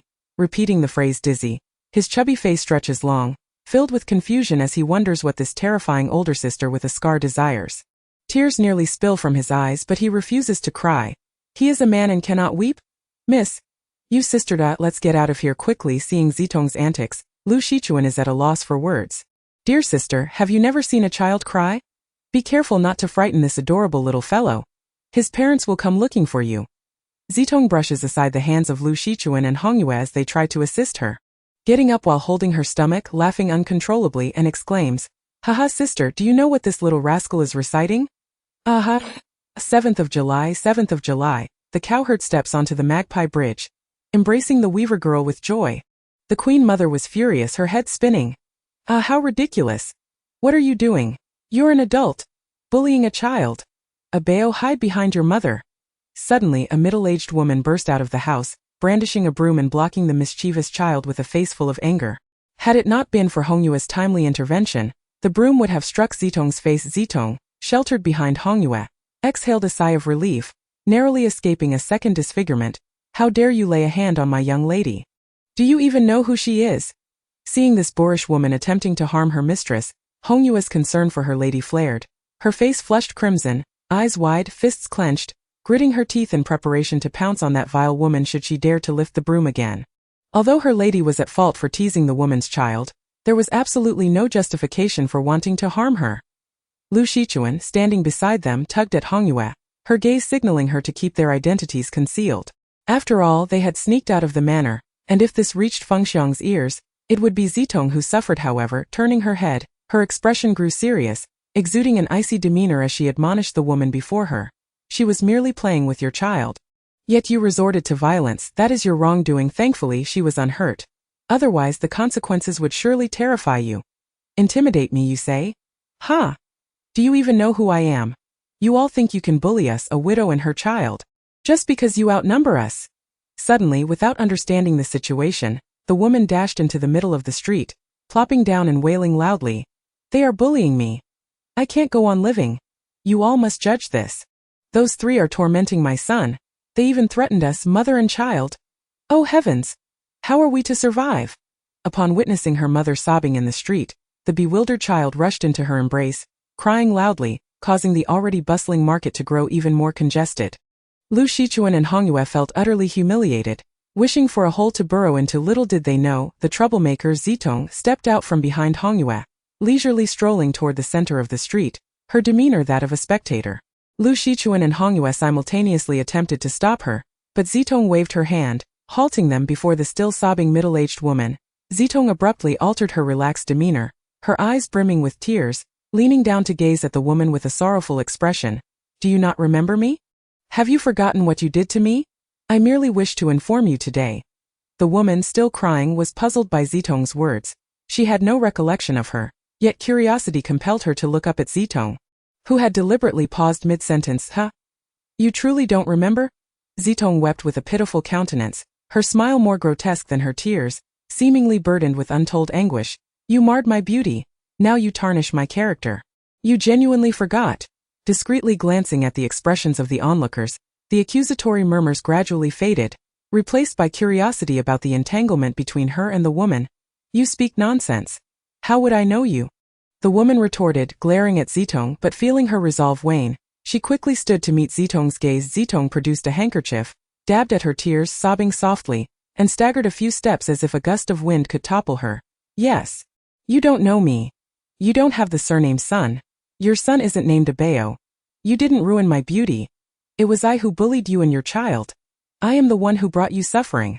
It is all my fault. As the performance reached its climax, the onlookers began to whisper among themselves. This woman seems to be a son. Her son is indeed named Abeo. Could it be she truly disfigured this girl? You don't know that the Sun family is notorious in this street. Who would dare bully her? Look at that girl. She seems so delicate. How could she possibly bully her? Indeed. The two girls' heads bowed low. Also appear quite fragile. To bully the Sun family is utterly ludicrous. Surely, this girl must be seeking justice for her disfigurement. Yet the Sun woman is the one to accuse her of bullying. One would think that even 30 of this girl would not be a match for the Sun family. Those familiar with the Sun family began to murmur, and the gossip spread like wildfire. Soon nearly everyone began to sympathize with Zitong, many even stepping forward to shield her, with some urging the Sun woman indignantly. Young lady, there's no point in reasoning with her. Let's take her to the authorities. Zitong, realizing the situation had escalated and stirred public outrage, only intended to give the woman a slight lesson, not wishing for her to suffer any real harm. She quickly stepped forward to intervene. No. Please. She is actually my half-sister. Chapter 60. The foolish young master. What? She could be your mother. Someone exclaimed that I am my father's late-blooming daughter, with a 20-year gap from my sister. My father doted on me since childhood. But alas, he passed away when I was merely in my teens. My mother had already departed this world when she gave birth to me. The only person I could turn to was my sister, who had long since married. Yet, who would have thought that while I slept, she would use scissors to mar my face? As a young girl, I fled in terror from my sister's house, wandering the streets.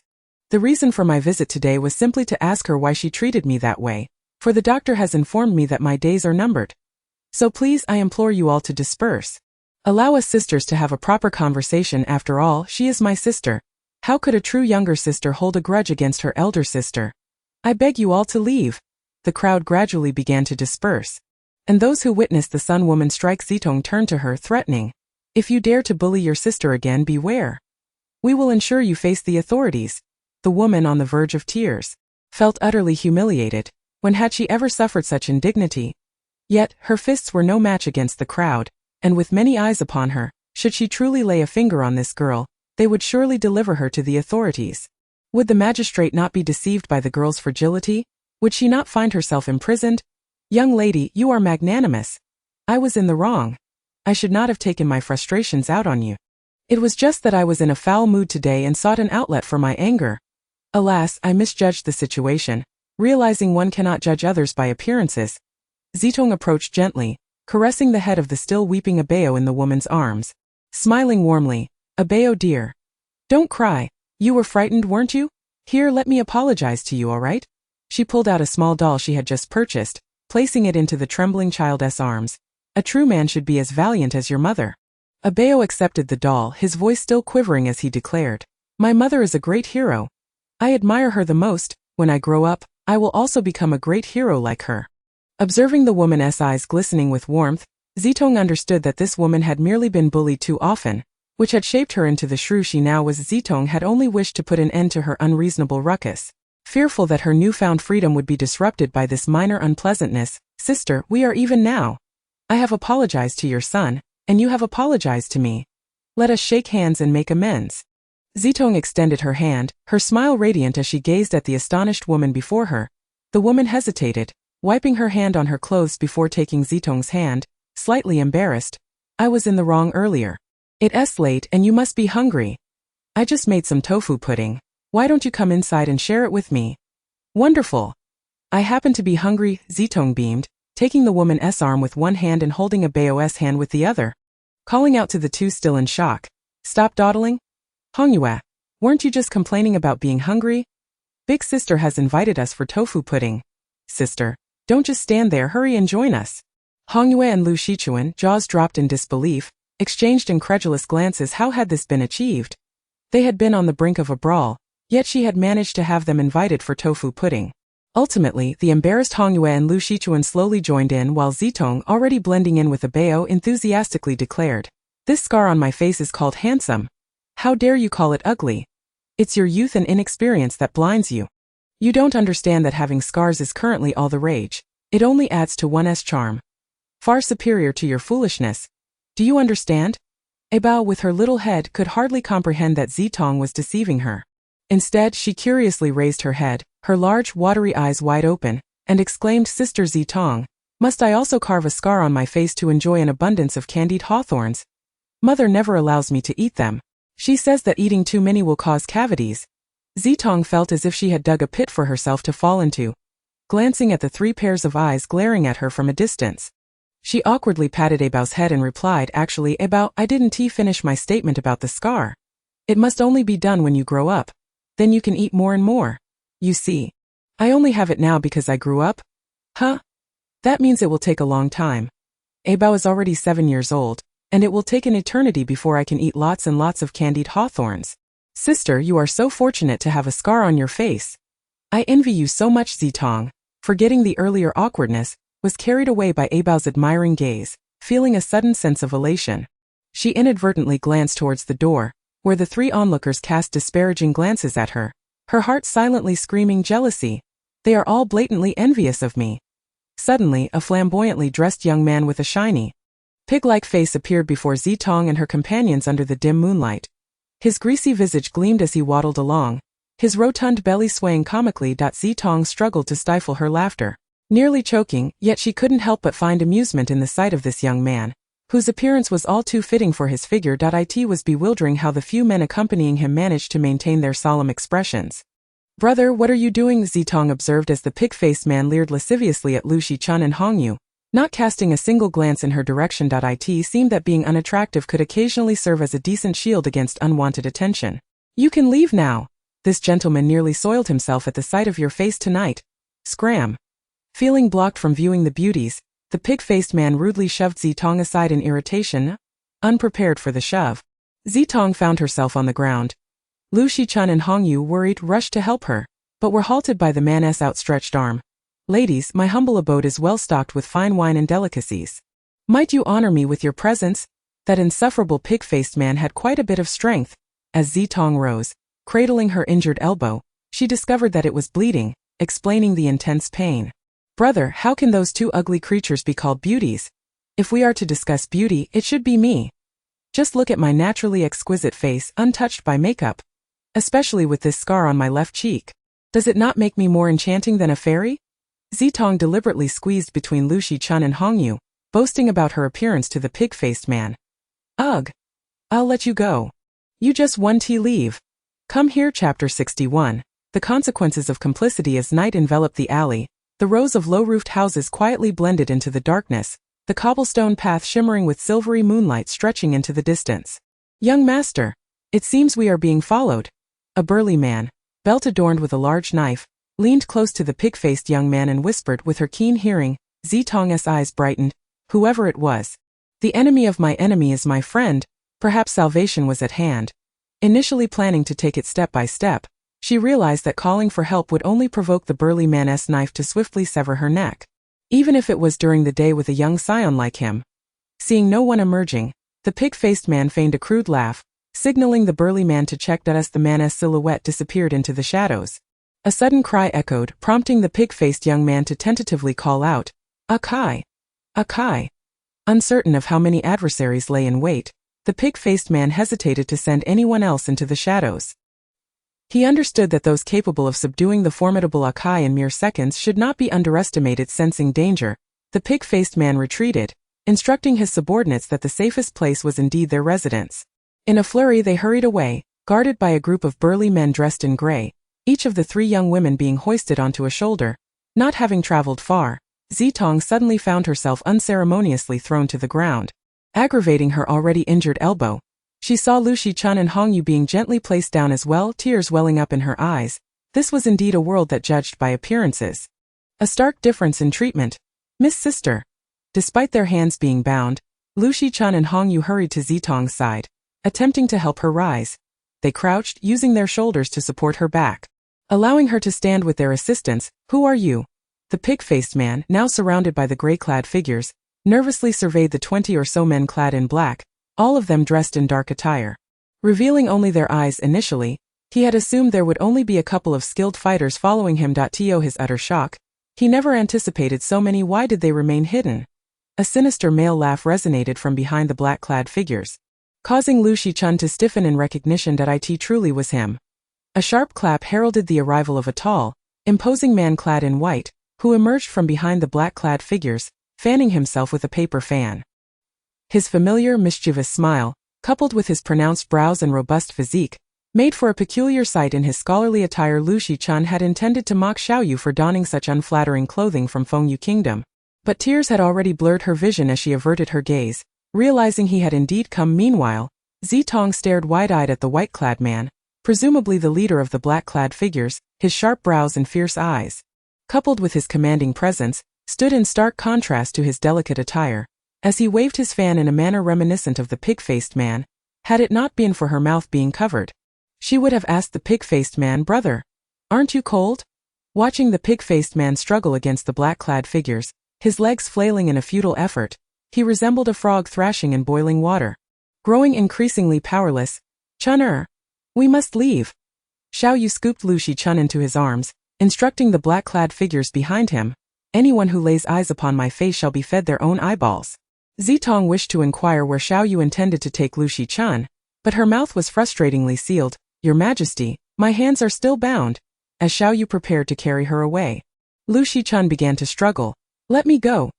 Xiaoyu chuckled coldly. "I saw you were quiet as a mouse when that pig-faced young master bound you. You were so well behaved. Now that I haven't untied you, why are you suddenly causing a ruckus?" Lu Shichun fell silent, recalling that she had remained calm because she sensed someone following her. This figure did not seem malicious. He bore no ill will towards them. Especially during the dispute with the woman, she had felt several skilled fighters suddenly appearing to protect her. Despite their ordinary appearances, those keen eyes were unmistakable. She had suspected that only he would stealthily guard them. She understood now why he had not revealed himself to save her initially but had waited in the shadows, waiting for her call for help. Looking up at the slightly irritated Xiaoyu, Lu Shichun feigned a soft tone. "My hands are bound so tightly, it hurts." "It would serve you right if it hurt. Let us see if you dare to run from me again." Lu Shichun pressed her forehead gently against Xiaoyu's chest and said, "I won't dare, never again." In the stillness of the night, the lantern swayed violently in the wind as she gazed into the distance. Zitong deliberately turned a deaf ear to the cruel, stifled cries behind her. Meanwhile, the once dim-witted Hongyu suddenly gasped, witnessing yet another gray-clad man being force-fed his own eyeballs, just like the pig-faced man. In an instant, her heart raced and she fainted from the shock. They were merely mercenaries, taking money to alleviate misfortunes, yet now they too had paid with their eyesight, their lives irrevocably ruined, such is the fate of accomplices in wickedness. Unbeknownst to her, the cloth covering Zitong's mouth fell away though not touch, before she could utter another word. Another black-clad figure struck her unconscious as she succumbed to darkness. Zitong sorrowfully thought. If only I could faint from sheer shock as well. Chapter 62. The puzzling third prince. Ugh. Upon opening her eyes as memories flooded back, Zitong suddenly flipped over and nearly tumbled off the bed. Grasping the edge of the bed with one hand while the other pressed against her throat, she struggled to quell the rising nausea. Ugh! The dry heaving persisted, and just then the door swung open violently, revealing a flash of red that rushed towards her like a flame. With furrowed brows and a pouting face, her cheeks still marked by tears, Fengyu exclaimed, "Miss, what's wrong? I'll fetch a doctor right away. Just lie still and don't move." Fengyu knelt beside the bed, her left hand resting on Zitong's shoulder while her right gently patted her back. The retching only intensified, as if her very insides were about to be expelled. Zitong's face turned an even deeper shade of crimson. On the verge of choking, startled, Fengyu found herself in a fluster. Attempting to prevent Zitong from retching further with all her might, she endeavored to turn her mistress onto her side to lie down comfortably, only to be fiercely grasped by Zitong's left hand, her long nails digging painfully into Fengyu's flesh through her not-so-thick clothing. "Mistress, it hurts. You're not throwing up anymore. Don't you realize you're actually better? You scared me to death. After being unconscious for 2 days, why do you start vomiting the moment you wake up?" Upon discovering that Zitong was no longer in distress, albeit slightly weakened, Fengyu's verbose nature became evident as she assisted Zitong in lying down comfortably while straightening the disheveled silk quilt. "Oh right. The doctor just left. I'll go chase after him. There's still time." "Mistress, wait a moment." Zitong suddenly sat up, reaching out in an attempt to stop the hasty Fengyu from leaving, but her mind was faster than her body, and she nearly grasped the edge of Fengyu's red garment. Before she could utter a word, Fengyu was already gone from the doorway. The third prince, Fengxiang, her eyes widened in disbelief as she lay there, staring at the casually dressed prince before her. As she turned her head, still resting on her pillow, the only movement was her eyes sliding downwards to follow him. "What kind of woman are you?" "Exactly?" Fengxiang mused, observing the dazed figure on the bed. Her eyes darted about, and the scar on her left cheek had faded slightly, no longer as terrifying as it once was when he had first seen her. She was bent over the bed, retching. Standing at the door, he found himself inexplicably rooted to the spot. Unable to move his heavy feet, her flustered maid had dashed out, perhaps not noticing him, and thus failed to offer him any salutation. Truly, one can see the nature of a mistress reflected in her maid. "Your Highness, the third prince?" Zitong propped herself up on her elbows, tentatively calling out to Fengxiang, questioning whether he was truly the phoenix or just a mere man. Previously, only the phoenix would come this close, not Fengxiang, and certainly not with such a gentle demeanor. His expression bore a warmth that even his questions, which should have been accusatory, seemed tinged with helplessness and curiosity. Indeed, she had been unconscious for 2 days. Surely the third prince must wonder why she had slipped into such a state of slumber. Was this foolish little wight indeed a demon? If such a minor fainting spell could not be remedied, why did Fengyu seek a doctor? This was tantamount to directly informing the third prince. Li Zitong snuck out of the residence, but where was her little wight? Usually, upon opening her eyes, she would see its fluffy tail waving before her. Yet it had been so long without a sighting, and instead, the third prince, who seldom visited, now sat at her bedside, his gaze deeply scrutinizing her. Her heart raced. "Hand?" Fengxiang mysteriously held out his right hand, while his left reached toward Zitong. The smile that had not graced his face since she entered the prince's residence now brightly illuminated her view. Could it be that she was still dreaming? Fengxiang was smiling. "Hand?" He moved closer, taking her left hand in his, carefully unfurling her fingers one by one, then placing a small object tied with a red string between their palms. "Now be sure to keep this safe." A small jade? What was he intending to do? How peculiar. Could it be that she had traversed realms once again? With the small jade clutched in her hand, and having regained her strength, she swiftly descended from the bed, slipped on her shoes and approached the copper mirror, examining herself repeatedly. The scar still remained. She had already wed the third prince, so what was he doing? Looking at Fengxiang standing beside her, Zitong, with her right hand grasping the mirror, puzzledly inquired, "Why do you wish to gift me this trinket again? Wasn't it merely a plaything before?" The following day, upon hearing the servant's report that Zitong remained in a deep slumber, She had intended to summon a doctor to check on her. However, just as the thought crossed her mind, a sudden excruciating headache struck, causing her to crush the teacup in her hand, leaving the servant dumbfounded. What was compelling her to care for her? No, there were more pressing matters at hand. How could she indulge in such romantic sentiments? The pain! Her head throbbed violently as Fengxiang clutched his disordered hair, trying to silence the cacophony in his mind. You should rest well. This prince will visit you another day. As he spoke, the voices in his head felt like daggers slicing through his brain. Ignoring the clamor, Fengxiang dashed out, shouting. Zitong, holding the copper mirror, watched as his figure disappeared like the wind at the courtyard entrance. He was not a phoenix. He was Fengxiang himself, yet this very self appeared even more peculiar than the day the phoenix had come, as if he were on the brink of madness. Didn't the mistress ask you to lie down? Why are you up? Hongyue rushed into the courtyard, bustling over to Zitong, insisting she return to bed before the doctor would take her pulse. Doctor, my mistress is unwell due to worry, she exclaimed, and as soon as the doctor took her pulse, Hongyue sprang up from the table in a flurry. She rushed to stand between Zitong and the doctor. Ears perked up, listening intently, fearful of missing any crucial information. Chapter 63. The small jade with a red string yet again, confined to bed rest. Lying there, Zitong exchanged glances with the red canopy above, while not far off.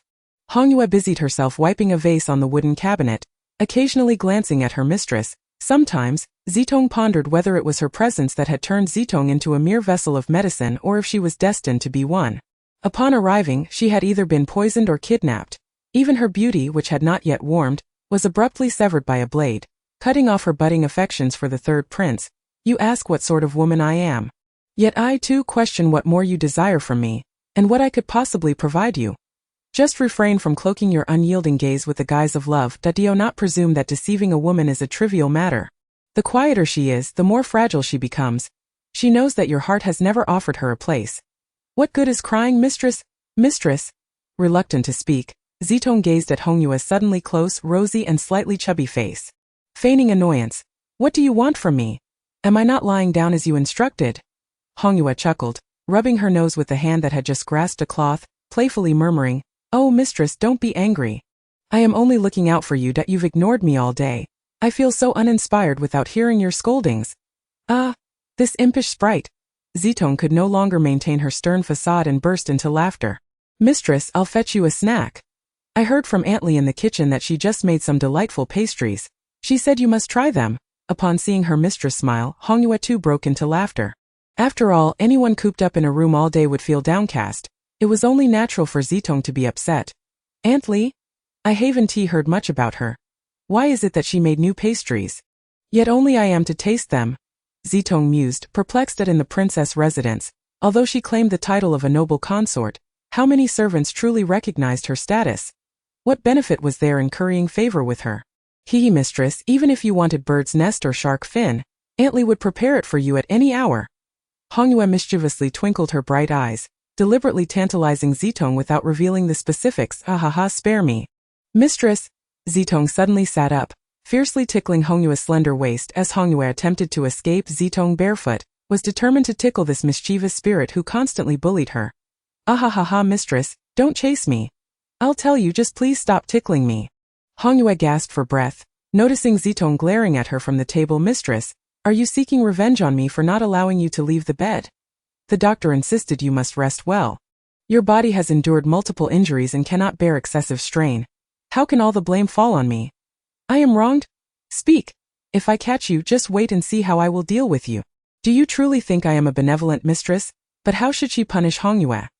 Would forbidding her from dinner suffice as a harsh punishment? In truth, it was not a small matter. Xiaoye, Aunt Li's daughter, had accidentally bumped into Madame Qinggu and had been confined to the small dark room for 2 days. Somehow, she had learned of Zitong's kind-hearted nature, hoping that Zitong might speak to the prince to pardon Xiaoye, who was merely a 10-year-old child. Such a trivial matter to seek that person?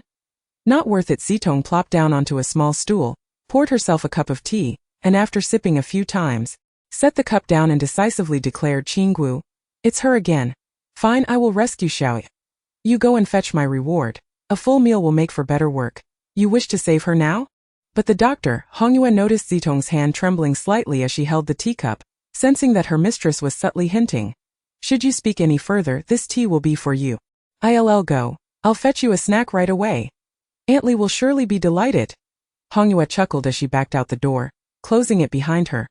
Immediately, her cheerful demeanor faded. Why did her mistress refuse to take care of herself? She never listened to the doctor as the door creaked open. A set of footsteps, faint yet distinct, approached from behind. Zitong spun around with the teacup in hand. Little Bai. No, Muli. Tonger forced a bitter smile. Her hand gently resting on Zitong's shoulder, tightly gripping the delicate, fragile shoulder beneath her grasp. Slowly, she pulled Zitong into her embrace, breathing weakly against the porcelain-like whiteness of her neck, slightly lifting her head to whisper. Tonger, do not fall for the third prince. Zitong remained motionless, allowing the warm breath to tickle her neck. The moment she laid eyes on Xiaobai, her heart abruptly ceased its rhythm, a wave of tears threatening to spill forth. The facade of strength she had maintained was instantly torn asunder, and tears began to overflow from her eyes, plopping onto his hand. Why must you cry?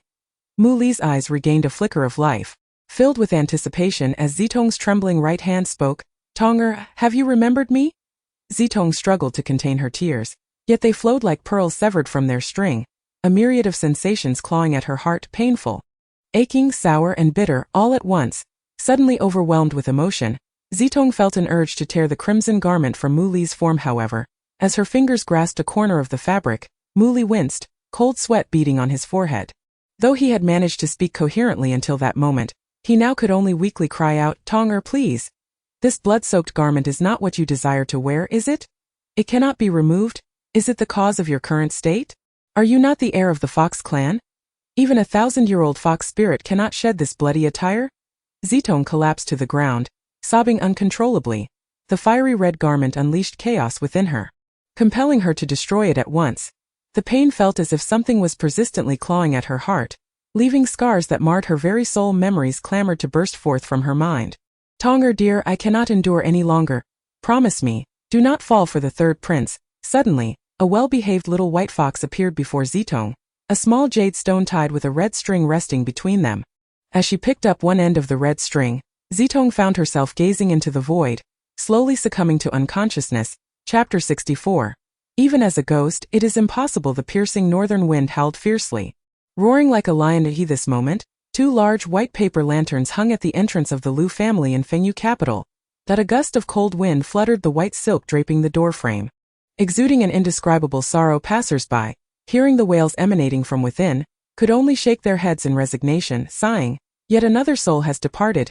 The mournful cries within the courtyard pierced through the autumn wind, penetrating the white silk and reaching the ears of those who passed by. Most merely paused momentarily to lament before continuing on their way, while some indifferent passers-by never cast a glance at the Lu residence. Brother Honey, clad in plain white mourning attire, knelt before the solemn altar, wailing loudly, wishing to take her own life in despair. Lu Lengan, unable to bear witnessing Han Yi's emotional turmoil, stood beside her, soothingly saying, Shaoyi, you still have me. No. It is I who indirectly harmed my brother. Han Yi's eyes were bloodshot, her demeanor resembling madness as she clutched Lu Lengan's arms, crying out, Han, there is a ghost. A woman in white has taken possession of me and killed Sister Zhaochuan. Han, there is a ghost. Yet he could not respond. Han Yi was now speaking in delirium. A ghost? Is it the jealousy that haunts your heart? The events of that fateful night were fraught with suspicion. Yet he and Han Sheng chose not to delve into the details. Fearing that the truth would be unbearable, he longed to ask her, what were you doing at Songfeng Pavilion so late? Perhaps her brother already knew, which was why he chose not to pursue the identity of the murderer. Do you not believe me? Ha! You do not believe what I say. Lu Lengan's hesitant expression shattered Han Yi's heart into pieces. His doubts, though concealed, were palpable to Han Yi's sensitive nature. The man who professed his love for her, the one destined to marry her, was akin to all those unfaithful souls in the world. If I were the one who killed Zhaochuan, would I not confess? Shaoyi, you are simply overwhelmed with grief. Your emotions are unstable. I do not doubt you. I believe you. I believe. Watching Han Yi step back, distancing herself from him, Lu Lengan felt an inexplicable anxiety surge within him. He hurried forward, grasping her hand, repeatedly swearing, I believe you. Han Yi suddenly turned and threw herself onto Han Sheng's coffin, tears streaming down her face. Brother, do not leave Shaoyi. I am scared. Brother. Observing the frail figure bent over the coffin, crying inconsolably, Lu Lengan's heart felt as though it had been sliced into pieces. Though they were indoors, he felt cold winds chill his heart. causing both pain and sorrow. Gently approaching Han Yi from behind, he slowly helped her rise, his voice hoarse as he said, "Shao, do not touch me. Let me go." Otherwise, Han Yi thrashed violently, attempting to push away Lu Lengen, who held her waist tightly, a surge of murderous intent swelling within her. "I will kill you. Shao, you still have me, you still have me." Lu Lengen never imagined Han Yi would truly attempt to harm herself, especially after they had confirmed their lifelong commitment. When the candlestick struck his forehead, blood mingled with the tears that fell to the ground. "I said I would kill you without hesitation. Let go." Han Yi's heart felt as though it were being tightly gripped by an unseen force, each pulse a struggle, her eyes stinging with unshed tears. She fought to ignore the crimson droplets falling from the candlestick.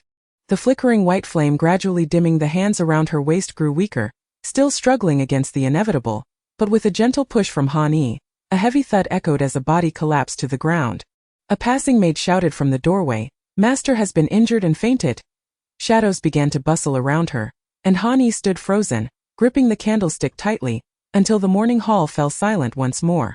Tears streamed down her face and she took a deep breath, striving to steady her voice as she spoke to the air. "What do you truly want? Is this the expression you wish to wear? The more you show it, the more I long to see that man's heartache. Is it not like your brother, a coward who takes his own life? I thought it would be quite the spectacle.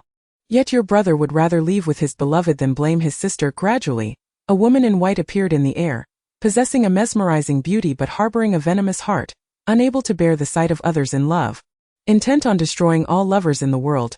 "Why must you kill my brother?" Han Yi remained motionless, her expression cold, the white candle atop the candlestick extinguished, the blood beneath it congealed, tightening her grip on the candlestick. She struggled to restrain herself. "Initially, I simply made a wager with someone, betting whether that female assassin was qualified. That I wagered that she held someone dear, while he gambled that she cared for no one. It seems I have won. Now he owes me a string of candied hawthorns." The woman in white seemed amused by her thoughts, lightly waving her sleeve to produce a string of candied hawthorns. "Was it merely for a string of candied hawthorns that you took the lives of sisters Zhaochuan and my brother?" Han Yi glared at the smiling woman in white, her right hand trembling from the strain of gripping the candlestick. "No, I simply cannot stand to see those in love. It is far better for them to depart to the underworld." The white-clad woman licked the candied hawthorn with a satisfied smile, yet her words carried a chilling undertone. "So now you wish for me to join them in the underworld?"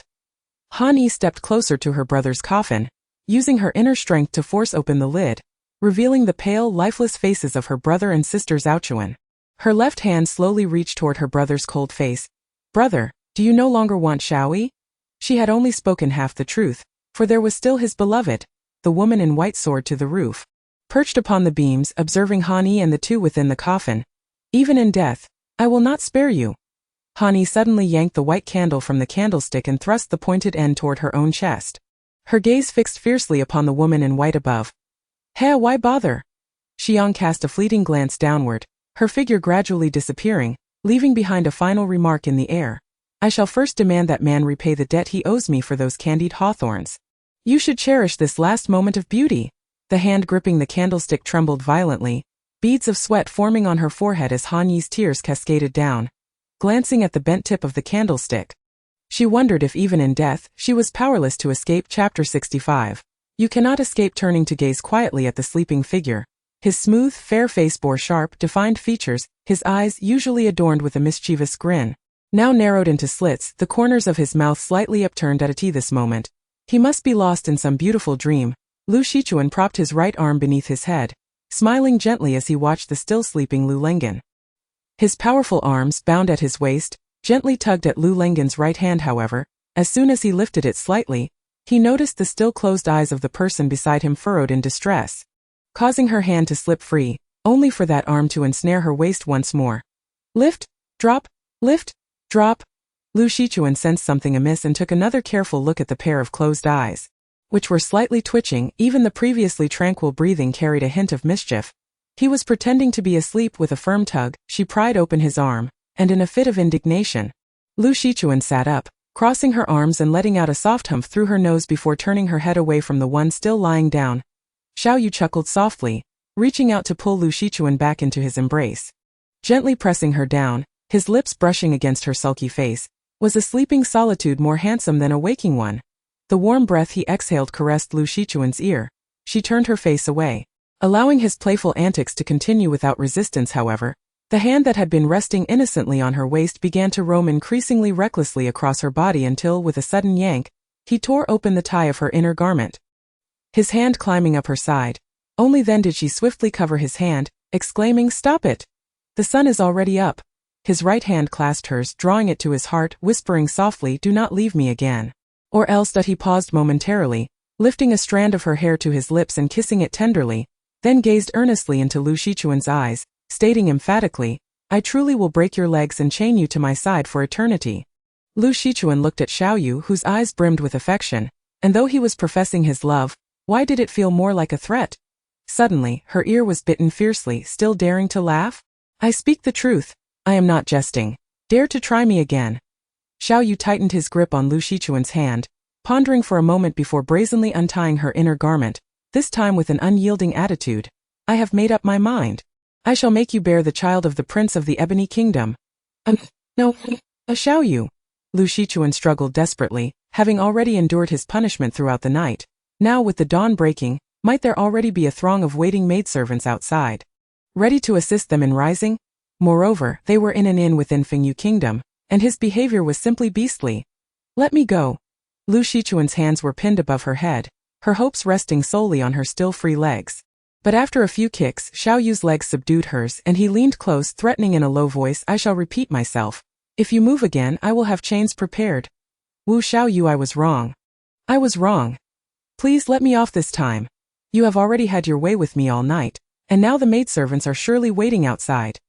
Lu Shichuan, realizing she was no match for Xiaoyu's strength, suddenly burst into loud tears, her face smeared with snot and tears, intentionally trying to disgust him, no longer caring about her dignity after having lost it moments ago. "Can you be any more disgusting?" Xiaoyu remarked, taking the inner garment he had just removed from her. His tone harsh yet his actions gentle as he wiped her face. "You bully me. Ever since you took that Lan Fei. You have always bullied me."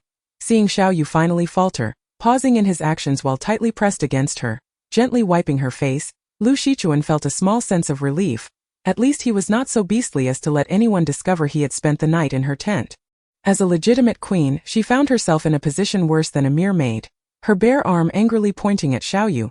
Observing his innocent smile, the words she wanted to scold him with were stuck in her throat, unable to be uttered. "I truly am growing to love you more and more, my queen." Lu Shichuan muttered softly, "Yet just now you were still him? Chun'er, what did you say?" Xiaoyu leaned closer to Lu Shichuan, smiling as he inquired, unable to hear her clearly. Nothing. I merely said I was hungry and wished to go down for a meal." Lu Shichuan took the clothes from Xiaoyu's hands, refusing his assistance or that of the maidservants, quickly dressing herself and hastily freshening up, allowing a maidservant to style her hair into a simple bun. Still seated on the bed, Xiaoyu watched the busy Lu Shichuan, a slight smile curling at the corners of his mouth. "You cannot escape." Chun'er Chapter 66. A heart full of guilt. The sun was shining brightly, and a warm breeze caressed the face of Zitong, who was basking in the sun in the courtyard. The rocking chair swayed gently, reminiscent of a cradle in a grandmother's hands, lulling a baby to sleep. A faint fragrance wafted through the air, prompting her to open her eyes curiously. Kai Wei stood before her, dressed in a delicate pink outfit. And upon noticing Zitong's gaze, she smiled sweetly. "Sister, you are awake, sister. You are blocking my sunlight," Zitong replied with a smile, though her tone lacked kindness. Internally, she felt a wave of irritation, as if her heart were being scratched by a cat. Both itchy and painful, accompanied by a suffocating sense of distress. Why had she never felt this way before? "Sister, you are so leisurely while the mansion is in chaos." Kai Wei stepped aside to pick up a few exquisite pastries from a small table, playing with them in her hands without tasting them. The sunlight enveloped Zitong as she continued to close her eyes, gently rocking in her chair, her voice languidly inquiring, "What has happened?" A maidservant in Qinggu courtyard committed suicide by throwing herself into the well. I believe her name was Xiaoya. A bolt of lightning struck her, leaving her feeling cold to the bone. How could she have forgotten about this? Turning to look at the pastries Kai Wei was toying with, a wave of panic surged within her. That day, she had seen the unusual Xiaobai, who had fainted from exhaustion. Upon waking, she had been forcibly ordered by Hongyue to rest, preventing her from rescuing Xiaoya. But she felt it was futile to plead with the third prince. Initially, she had planned to visit Qinggu courtyard once she felt better, Believing Xiaoya would not cause any fatalities, at most, the poor girl would only be confined in a dark room for a couple of days. Sister, you do not know. That poor girl's mother is currently in Qinggu courtyard, wailing and creating a scene, beating her chest and shouting, even attempting to confront Qinggu. In the end, she was beaten to a pulp by the guards.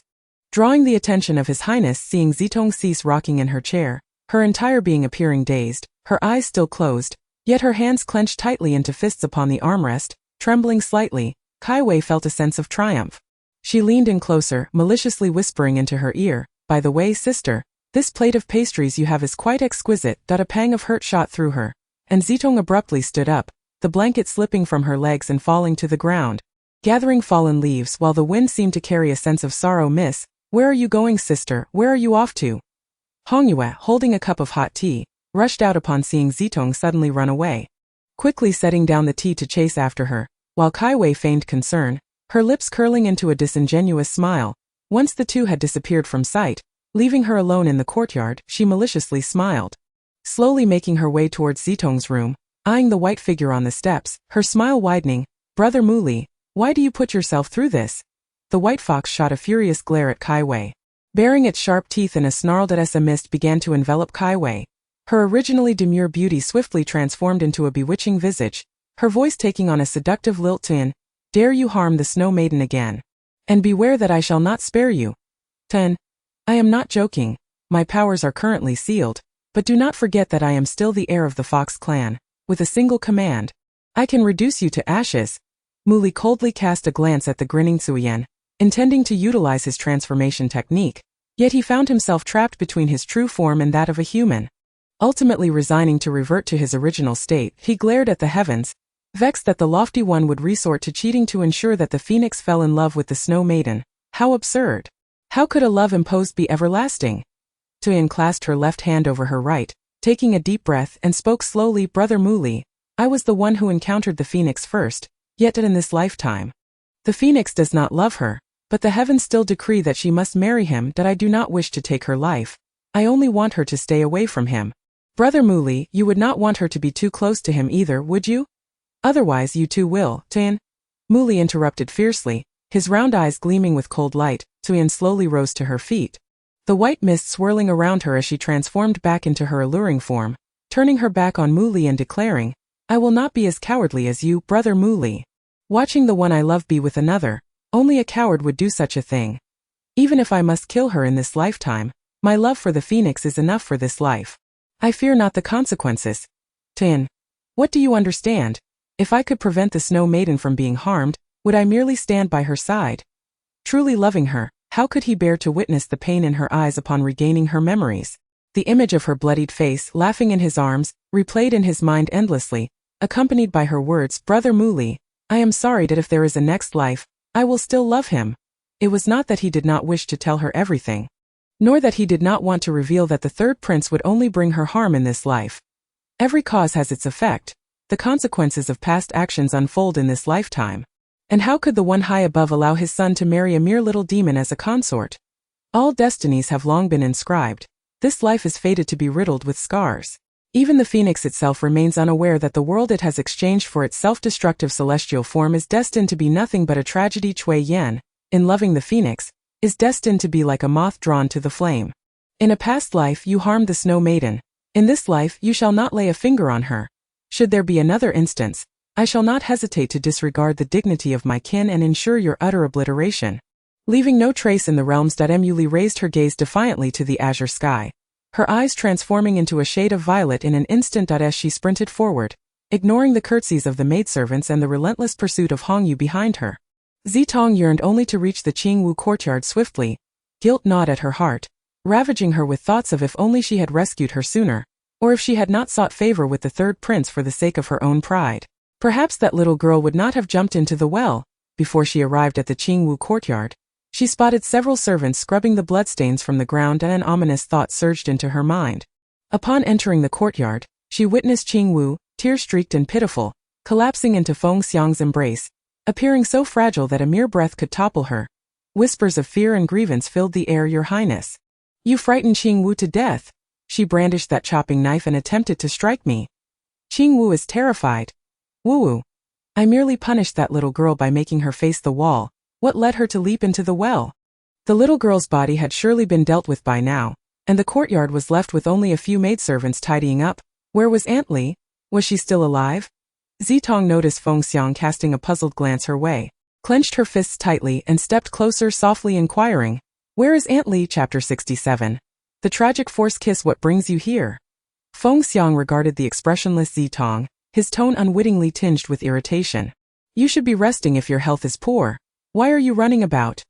Zitong stepped forward and grasped Feng Xiang's arm tightly, disregarding Qing Wu's malevolent gaze directed at her from his arms, and asked once more, devoid of expression, "Where is Aunt Li?" Though she had never met this cook and her impression of her was merely that of a stranger whose name she had heard, she understood the agony of a mother losing her child and that world. A mother faced with her daughter's tragic accident likely felt as desolate as Aunt Li, wishing for her own demise. The tragedy was preventable, yet it unfolded because she arrived too late. She sought nothing more than for the third prince to show mercy to Aunt Li. Thud! She knelt heavily before Feng Xiang.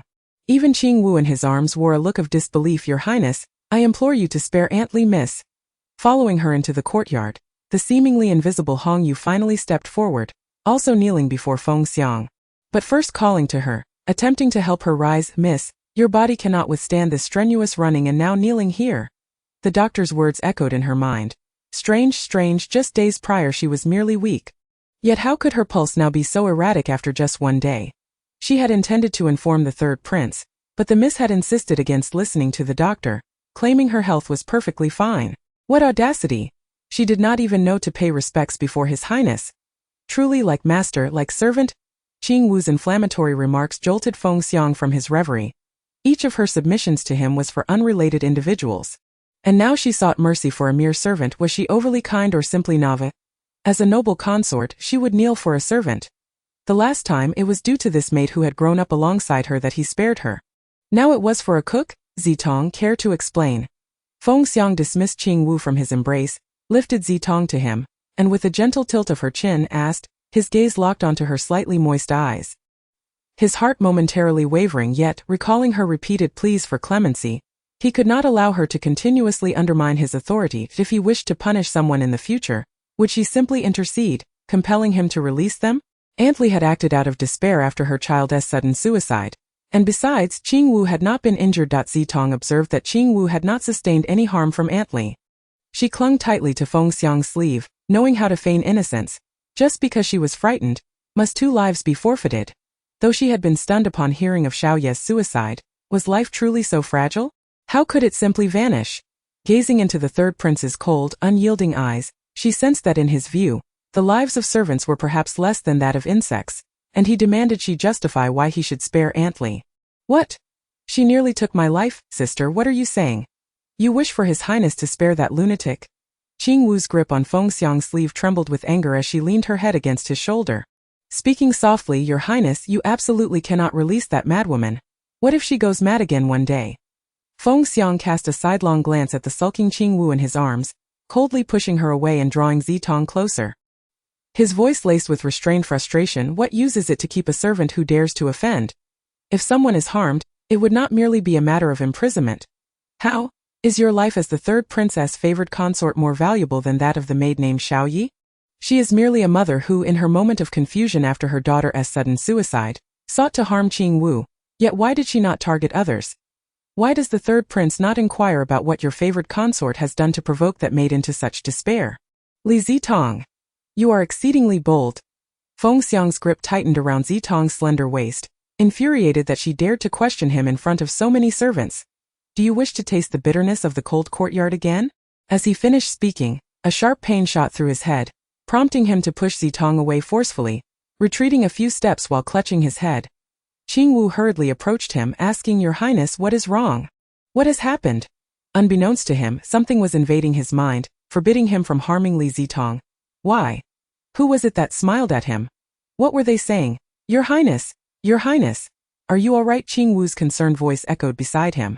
Zitong stood at a distance, perplexed, observing Feng Xiang clutching his head, his expression one of agony. What could be afflicting him? The last time he had handed her a small jade stone, he had also been in such a state, shouting and running away, and he had not returned for several days. Watching him now, He seemed to be in great pain. Leave! This prince does not wish to see you. Fengxiang, one hand pressed against his head, pointed a finger at Zitong and shouted, "And what of Aunt Li?" Zitong, witnessing Fengxiang's expression of deep torment, understood it was best to remain silent, yet since he did not want to see her, she could leverage this to save Aunt Liu. Fengxiang glared at Zitong, astonished that she still dared to think of Aunt Li in such dire circumstances. His head was nearly splitting from her.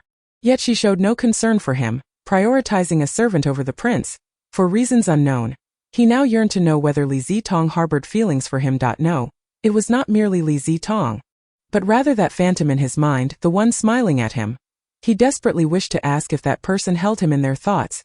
Seeing Fengxiang glare menacingly at her without expressing any intention to spare Aunt Li, Zitong stepped forward, placing her face directly before Fengxiang's and asking again, "Your Highness, will you spare Aunt Li? You seek death." Fengxiang suddenly pulled Zitong into his embrace, fiercely lowering his head to kiss her lips. Regardless of her struggles, she could not break free. Qing Wu, watching from the side, was left in shock. How infuriating! Hadn't His Highness commanded her to leave? Why was he kissing her now? Chapter 68. The Haunted South Courtyard. Ugh! Ugh! Ugh! What are you doing? Upon finding a moment's reprieve, Zitong forcefully pushed Fengxiang away. Her face contorted in disgust as she spat onto the ground, vigorously wiping her lips as if to peel away a layer of skin. Fengxiang watched her comical actions, astonished that she dared to show disdain for him. Damnable woman! In a swift motion, he seized her arm, attempting to draw her back into his embrace before he could even lower his head. Slap! The sting of pain jolted through his face. An aura of malice enveloped the air, prompting Zitong to retreat. Her arms crossed tightly as she murmured softly, I did not mean it. You were the one who acted lewdly? How absurd that she, as the prince's consort, could be subjected to his whims. Zitong hastily tried to free her arm, yet Fengxiang's strength was overwhelming. No matter how she struggled, she could not escape his grasp.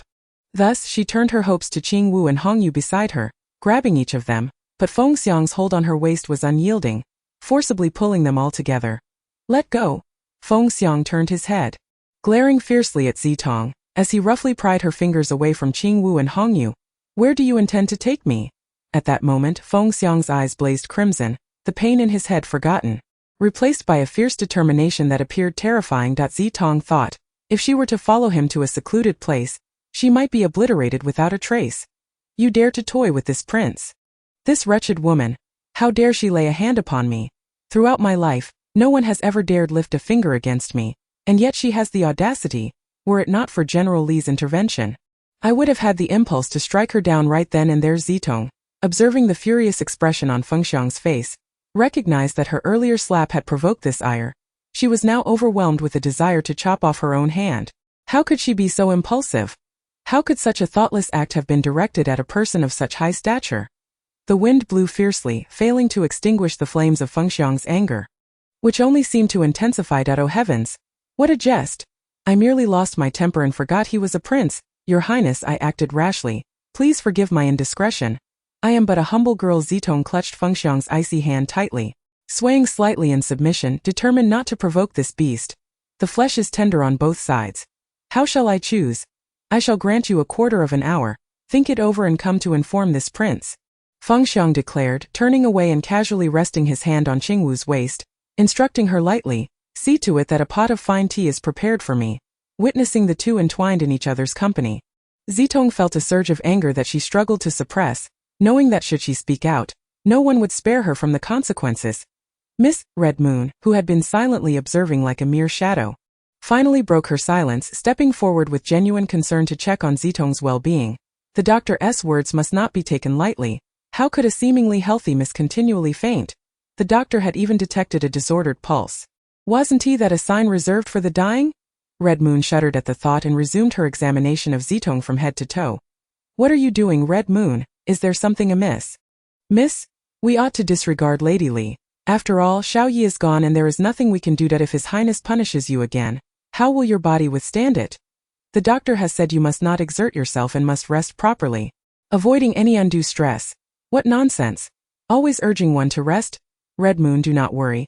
Look at how robust the miss is. No need to fret. We must consider what to do about Lady Li. Although she is a stranger I have yet to meet, I promise to help her save Xiao Yi. Failing to do so would surely lead to self-reproach and nightmares haunting me at night. Never mind. Spare Lady Li. After all, my father will shield me. And even Fengxiang would not dare to act against me. Zitong hurried into the hall, observing the two indulging in a sweet exchange while feeding each other grapes. How sweet those grapes must be. Sickening to others. Spare Lady Li. Standing there with poise, she regarded the two seated on the same rosewood chair. No, it was Qinggu sitting on his lap. What a shameless flirt. Thank goodness I recognized this early on. Otherwise, I would have been doomed if I truly fell for him. Fengxiang caught a grape held delicately by Qinggu's long fingers, the fruit glistening and succulent, provoking one's appetite. His gaze merely flicked towards Zitong before signaling Qinggu to continue feeding him grapes. Release Lady Li, Your Highness. Qinggu, nestled in Fengxiang's embrace, voiced her displeasure. Fengxiang merely tapped the plate of grapes on the table and Qinggu, understanding the hint, fell silent, obediently lowering her head to peel the grapes, though her slender nails occasionally punctured the fruit, causing juice to drip onto her pristine attire. Unbeknownst to her, it seemed Qinggu was greatly agitated. How could she show no shame for causing the demise of a young girl, and yet not find it in her heart to spare her mother? Such a woman, and the third prince dotes on her? It certainly raises questions about his character. As Zitong silently ruminated on this, she lifted her gaze to find Fengxiang staring at her with a wicked grin that sent chills down her spine. Since the noble lady is so kind-hearted and willing to sacrifice herself for others, how could this prince not fulfill your wishes? Fengxiang stepped away from Qinggu and approached Zitong, compelling her to retreat with each step he took. Though he initially considered sparing her, it seemed she had invited her own misfortune. Seize the noble lady and confine her to the southern courtyard. She shall not be released until she has memorized the inner instruction from the 4 books for women. Since she refuses to adhere to the virtues of womanhood, this prince shall ensure she learns what they entailed. As the daughter of a general, it would not harm her to study, and it would teach her to respect this prince. Even General Li would likely commend my wisdom. Zitong regarded Fengxiang's sinister smile with indifference. What was it to be confined in a secluded courtyard? If he wants me to memorize texts, then so be it. If I am not to emerge, then so be it. I am not afraid of him. Observing the unyielding demeanor on Zitong's face, Fengxiang added coolly, should you fail to memorize it within a month, then this maid shall receive 10 lashes each day until the noble lady has succeeded. What? You? Zitong, witnessing Red Moon trembling in fear beside her, clenched her fists in anger, her temper flaring, yet upon seeing Fengxiang's icy demeanor, her fury was swiftly quelled. Just then, Qinggu approached Fengxiang, swaying her hips as she sweetly said, Your Highness, is it truly appropriate to confine my sister to the southern courtyard? Is it not said to be haunted at night, hence uninhabited? Her face bore an expression of concern, as if deeply worried for herself, and while speaking to Fengxiang, she leaned closer to murmur, Sister, the servants passing by at night often hear the sounds of a woman weeping. But she paused dramatically before exclaiming, That courtyard has long been abandoned. She cowered in Fengxiang's embrace, feigning fear. Zitong cast a disdainful glance at Qinggu, snorting lightly in derision. Child's play. Trying to scare me with ghostly tales. Should such apparitions exist, I have a 1,000-year-old fox spirit by my side. Chapter 69. If not love, the autumn winds howled, the forests ablaze with color, a golden spectacle as leaves fell one by one, swirling and dancing, gracefully descending into the embrace of Mother Earth. Why do you not reveal yourself? A cool, detached voice carried a hint of raspiness, the solitary figure of a man exuding an air of melancholy. Harmonizing with the laughter of a woman nearby, the rustling leaves grew louder, echoing the turmoil of a heart, the entire grove resonating with a stillness intertwined with motion. No words exchanged, only the faintest breaths. Who is purposely suppressing their breath? It is I, Xian. That icy, lifeless voice floated through the cool air, tinged with sorrow. Did I know? No longer addressing himself as this prince, merely Inno, I have always known. Laughter broke through the melancholic atmosphere. Even the leaves seemed to playfully flutter like butterflies dancing amidst the air, gradually revealing a slender figure clad in a white silk gown, the wind teasing the loose strands of her hair. Fengqi slowly raised his hand, the fallen leaves drifting down, his hair brushing against his face, yet her silhouette receded further away. A frantic desire to embrace her surged within him, but he grasped at emptiness. Fengqi's outstretched hand lingered, yearning for the sensation of holding her. But why do you always evade me after I confess my feelings? Xian, I do not speak lightly. I, Fengqi, have fallen for you. And you alone reside in my heart. Have you never considered how other princes indulge in numerous favors, while I remain solitary? Or do you merely pretend not to care, feigning indifference? The realms of the living and the departed may diverge. Yet love is love, who can truly escape it? Here I stand alone amidst this desolate forest. She has departed, for the jade pendant at her waist has dulled. Who is the person you seek? Is he truly worthy of your devotion to the extent of forsaking this life? Yet it is because of him that I encountered you. Should I envy him or express gratitude? Fengyu sighed softly, casually catching a falling leaf, gently crumpling it and letting it scatter upon the ground. He inhaled deeply, exhaling slowly as he adjusted his expression, donning the warm smile he always wore before exiting the grove. A teacup suddenly flew out from the intricately carved window, nearly striking Lu Lengen inside the room. The muffled sounds of a woman weeping filled the air. Filled with confusion, he stepped into the chamber, where he found a multitude of maids kneeling on the floor, Hani seated in a high position, glaring coldly at a maid dressed in a duck-egg blue outfit, from whom the cries emanated. Xiao-yi, what has transpired? Navigating through the throng of servants, he approached Hani, placing a gentle hand on her shoulder in concern. Hani raised her eyes, brimming with fury, and shouted, she cannot even brew tea properly. What use is she to me? Miss, please spare me. Spare me. Do not cast me out of the manor. The cries rose in a chorus, filling the entire Hani residence, as the kneeling maids joined in the lamentation. Were they all weeping simply for failing to prepare tea? Observing the scene of despair, Lu Lengen, feeling a headache coming on, pressed his forehead. Hani, standing coldly, kicked aside a maid blocking her path and exclaimed, none of them take their work seriously. Are they all merely here to bully me because I am but a maid? Do you not regard me as your master at all? She shouted at Lu Lengen, who was frowning. Tell them all to leave. Otherwise, I will go. Lu Lengen stood there, stunned. Ever since he witnessed Hani kick that frail little maid aside, he had been rendered speechless. What has become of Xiaoyi? Why has she turned so ruthless? Xiaoyi, that they too come from impoverished families, that I believe they will not dare next time. Lu Lengen stepped forward, gently grasping Hani's hand, trying to console her. Hani abruptly wrenched her hand free and forcefully pushed him away. If they do not leave, you might as well let me go, Xiaoyi. What has happened to you? Lu Lengen raised his hand, wishing to touch Hani again, but he halted in midair as the maids cried out more loudly. Please spare us, my lady. We will not dare again. Woo, my lord. Please spare us. Do not drive us away. Some bowed their heads and wept, while others cried out for mercy, and some even clung to Lu Lengen's legs, refusing to let go. The room was suddenly filled with chaos. Lu Lengen, feeling a headache coming on, looked at the scene before him. If one maid erred, it was impossible for them all to have collectively erred. And besides, they had all been newly recruited after Green Yu's departure. Surely they should know better than to offend Xiaoyi, but Xiaoyi lies? Crying. Now they know how to cry. Why is it that as soon as the masters arrive, they all know to cry? I see you all wish to become the mistress of the Lu residence. How about it? I leave and you take my place, Hani said, viciously grabbing the collar of a maid at her feet. The frightened maid repeatedly bowed her head, saying, I dare not. I dare not. Unable to bear it any longer, Lu Lengen stepped forward and embraced Hani, pulling her out of the throng of maids, holding her tightly as if to melt her into his very bones. Stop this, Xiaoyi. You are venting your anger on me. You all get out at once. He turned and shooed the maids away, then seated Hani on a chair, pulling her onto his lap, his hands securely around her waist. Suppressing her distress and in a low voice asked, Xiaoyi, I know your brother is gone. You are hurting. That is all right. You can take your anger out on me. Let go of me. Hani seized a teacup from the table and crushed it with a fierce grip, blood instantly dripping onto the table. Xiaoyi? Lu Lengen gasped, releasing her hand to check the injury, but Hani, seizing her newfound freedom, stepped back, holding her wrist at a distance. Get out. Xiaoyi, your hand is bleeding. Come here so I can bandage it. Lu Lengen said urgently, stepping forward, but Hani retreated. Get out. I will stop the bleeding myself, or let the blood run dry. Lu Lengen gazed at Hani's earnest expression, blood dripping from her raised hand. At that moment, it felt as if someone had pierced his heart with a knife. All right, I will go. Lu Lengen turned and hurried outside, instructing the maid waiting at the door to enter and bandage Hani's wound.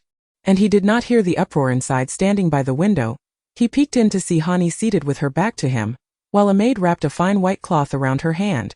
Leaning gently against the wooden window, his heart grew colder as he watched Hani's silhouette. Xiaoyi, does your heart only hold your brother? It was not until the maid assisted Hani to bed for rest and was about to close the window that Lu Lengen made a shushing gesture. Fearful she would be startled and call out. Silently turning, he stepped carefully on the ground littered with fallen leaves. Why had he not noticed the path was strewn with leaves upon his arrival? It seemed the maids had indeed grown quite lazy. Listening to the sound of footsteps fading away, Hani suddenly threw off the quilt covering her head, tears streaming down her cheeks. That if she was so saddened, why inflict pain upon him? A chilling female voice echoed in the air. Hani lay back, locking eyes with the woman floating above her. The traces of tears were still fresh in her eyes, but they were now filled with resentment. Did I harm you in my past life, or was it in this one? Why must you hurt my loved ones? The woman smiled at the wrathful Hani, lightly touching her nose, and said bashfully, not at all, but the two of you are worth only 2 strings of candied hawthorn. Yet, seeing you both tormenting each other so painfully, I find that even 2 strings of candied hawthorn are too little for your lives. One can only blame it on you for loving him. The woman smirked wickedly, her form gradually fading, leaving only a faint mist in the air. Hani clenched her fists, trembling violently, wishing she could strike herself instead. Yet she could not fathom what sorcery was at play. Despite her attempts at self-harm, she had never succeeded. The wounds would heal rapidly, the chair would not topple when she hung, and even when she attempted to drown herself, she would see that woman's smiling face in the water. She declared her hatred for those in love, vowing to kill both herself and her beloved. Thus, if she and Han no longer loved each other. Chapter 70. Bloodstains on white garments. The moonlight was dim, rendering the outstretched fingers indistinct. The sound of footsteps echoing on the cobblestone path grew nearer, revealing a woman holding a dim silk lantern. Leading the way for the girl behind her, she whispered softly, my lady, be careful of your step. Do not trip. The flickering light swayed, and not far away, the sound of a woman weeping persisted. A chilling breeze swept through, causing Hongyue to nearly drop the lantern in fright, her voice trembling, and my lady, let us not go see. Let us stay in our chambers and sleep well, shall we? And my lady? Bang! Zitong lightly tapped Hongyue's head, placing a finger to her lips to shush her. Keep your voice down. What if you scare off that ghostly figure? Seeing Hongyue pouting with a pitiful expression, her eyes shimmering with unshed tears, Zitong continued, my lady? I am scared that I feel this is not a mere jest. Taking the lantern from Hongyue's hand, Zitong crouched and moved towards the source of the weeping Hongyue, glancing back at the dark path they had come from. Was suddenly gripped by fear and clutched Zitong's clothing. My lady, I will go with you. Zitong turned sharply, glaring at Hongyue, her finger again at her lips, hushing her. Be quiet. What if she discovers us? And runs away? Hongyue nodded, trembling. Advancing meant certain peril, retreating meant the same. It was better to stay with her lady. Leaving her alone in the cold south garden would be too cruel. It was far too desolate there. The weeping grew clearer, and Zitong gradually discerned the scene before her, causing her to gasp and drop the lantern, plunging them into darkness. My lady? Hongyue asked with concern, but Zitong appeared entranced, stepping closer to the edge of the well where a woman dressed in cloud-patterned palace garments stood. No, perhaps it was a ghost? A cold sweat broke out as Hongyue suddenly yanked Zitong back, shouting, my lady, what is wrong with you? Hongyue stared at Zitong as if she were a monster, her eyes wide in terror. Then suddenly dropped to the ground, wailing, a ghost? A ghost? Zitong felt a chilling breath on her neck, yet she remained unfazed, merely smiling at Hongyue.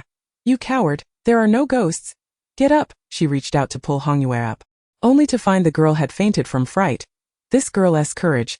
Yet Zitong did not possess much courage herself. She was merely putting on a brave face. If it weren't for the ancient-style skirts, her trembling legs would have betrayed her. To turn back? Or to flee with Hongyue? The dilemma was that Hongyue had already fainted. Leaving her behind felt too cruel. You, Zitong exclaimed in disbelief. I never expected you would become a mere mortal. Ha ha, retribution. A ghostly laughter echoed behind her, and Zitong dared not turn around. Did she recognize her? Realizing the dry well and the woman in white were the same figures that had haunted her dreams since her arrival, the sensation was all too real. The icy breath around her neck was palpable. Have you mistaken me for someone else? Zitong stumbled back, landing on the ground, her hands pressed tightly over her mouth, stifling a scream. The ghost, who had been standing behind her, suddenly appeared face to face with her in the darkness, her pale visage marred by blood-stained eyes. It was a miracle Zitong had not fainted from fright. You. The woman slowly raised a slender, ghostly hand, pointing at Zitong with a chilling smile. So, you too have reached this day. By consuming your heart, I shall be able to be with Huang for eternity. Truly, heaven aids me. The long, sharp nails felt sharper than knives as they grazed Zitong's chest. She sat on the ground, dumbfounded, unable to move, sweat trickling down her cheeks onto her shoulders. You must have mistaken me. Look at how ugly I am. I surely have no friends, let alone know someone as beautiful as you. In a desperate attempt to save herself, Zitong babbled nonsensically, trying to divert the ghost's attention. Xiaobai, Xiaobai, where have you run off to? Is there a female ghost here to consume my heart? When did I become the flesh of Tang Sung? I am utterly bereft of tears. The crimson moon has fainted. And Xiaobai has yet to arrive. This female spectre's nails are methodically tearing through her own garments. She is undoubtedly enacting revenge upon herself. Either swiftly extract my heart or refrain from doing so. This sensation resembles that of a butcher's blade lacking the strength to sever the criminal's head in one stroke. Forcing one to endure the agony of a second beheading. It is unbearably torturous. A white shadow lunged forth, interposing itself between me and the female ghost. Zitong gazed down at the little white fox nestled in her arms, beads of cold sweat accumulating on her brow. Why won't it transform? Oh, who might that be? It turns out to be the fox prince. Greetings, Meinyang. The female ghost feigned courtesy towards the white fox, then straightened her posture, coldly stating, I hope the prince will not interfere. I have set my sights on her heart. Zitong's eyes widened in disbelief as she watched the little creature in her arms emit a fierce sound, vehemently chastising the ghost. What audacity! Dare you touch even a single hair on her head? Meinyang was suddenly thrust to the ground, as if bound by some invisible force, a slender thread glimmering faintly around her waist. No matter how she struggled, she could not move. Finally, as if struck by a sudden realization, she ceased her resistance, a wicked smile spreading across her face as her gaze fixated on the white fox. Prince, have you forgotten how she betrayed you for the phoenix? Each dawn the seal placed upon you. Does it not cause you unbearable torment? Have you truly forgotten who orchestrated this? Ha! By the way, are you not also enduring immense suffering? That blood-stained garment you cannot remove, was it not she who inflicted it upon you? What? The blood-stained garment on Muli was imposed by her. She betrayed Muli. Who am I truly? Zitong felt an immense wave of pain as she looked at the struggling Meinyang on the ground. Slowly articulating the question that had lingered on her lips for so long, Meinyang glared at Zitong with contempt, her voice dripping with disdain as she shouted, a little snow demon born in a peach grove has managed to ensnare the fox prince Muli and the great prince of the heavens. The phoenix! I wonder what bewitching tricks you have employed. Humph, little snow demon? Zitong murmured to herself, then lowered her gaze to the little white fox, which was watching her with concern. A sorrowful realization shattered her heart in an instant. Am I not the very little demon you have been searching for? The one who stained your white garments with my own blood? Chapter 71. The heart-ripping punishment. The moon broke free from the dark clouds, illuminating the once dim night, which gradually brightened. The wind continued to blow softly. While Meinyang, lying on the ground, wore a malevolent smile as she gazed at the bewildered white fox. Little did she know, I am merely assisting you, prince. Even a century of the heart-ripping punishment in Avicii hell could not make you forget this ungrateful little demon. I am genuinely curious, what is it about her that captivates you? As Meinyang observed the moonlight growing brighter, delicate threads began to entwine around her neck, her smile widening, her laughter becoming increasingly sinister. Are you angry? What are you afraid of? Zitong gazed into the eyes of the little white fox, which had transformed to a deep purple so that snowy night was not a mere illusion, its eyes truly changed color. Sensing the little creature trembling in her embrace, as if it had pent-up anger ready to erupt, she pondered what secrets it harbored that it could not share with her, when it first appeared beside her alongside the phoenix. She felt they might have mistaken her for someone else, merely a small character from the modern era. She did not know where the original Miss Zitong had gone, however. Now she dared not entertain such thoughts. For her visage had been marred, and this female ghost could still recognize her. Could it be that her arrival in this realm was not mere coincidence, that in her past life she truly was a little demon? Are you certain you have not mistaken me? I am not the truly Zitong that I crossed over from the 21st century. Zitong yearned to uncover the truth, desperately seeking to understand the purpose of her presence here. Whence come the demons, the ghosts, and the immortals? What other monstrosities might she encounter? It is best to ascertain her true identity. If they have erred, that would be preferable, allowing her to remain a mere small character.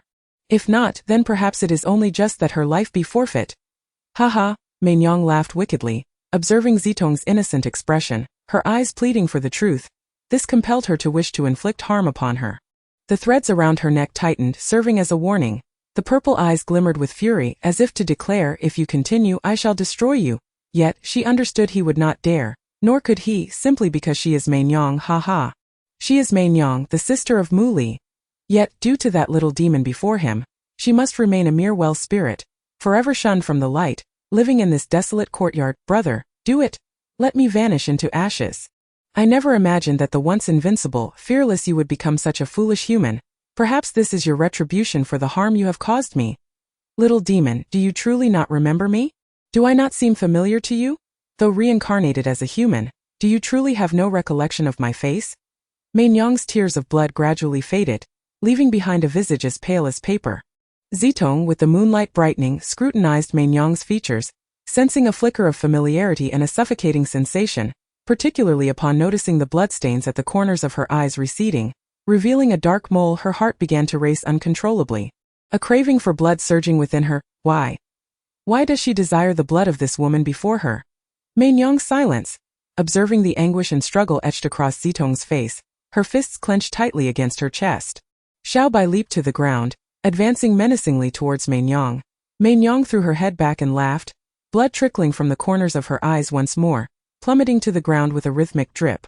She began to inch towards the white fox, pausing to ask each word with intent. Is it truly worth it, brother? To protect Zitong, he would do anything. Only then would she refrain from rash actions against him. The arrangements made by the Queen Mother for her would not be altered by him, for he was despicably sealed, unable to wield his powers. Even the Queen Mother, despite her lofty status, remains a mother at heart, wishing for her son to safely navigate his trials and ascend to the heavens without incident. His sudden appearance would only complicate matters. Mu Li, you have broken your promise. The Queen Mother stood coldly before Mu Li, who had transformed into Zitong, reprimanding him. Do you not think you are being too cruel? You and the Heavenly Emperor severed Fengxiang's emotional ties, causing him to break Zitong's heart in this lifetime. Yet you still insist on arranging for her to love Fengxiang? In the previous life, though the little demon harmed the phoenix, it was due to her obsessive and frenzied love. Yet now, do you not fear the restored phoenix's wrath when you inflict such pain upon her?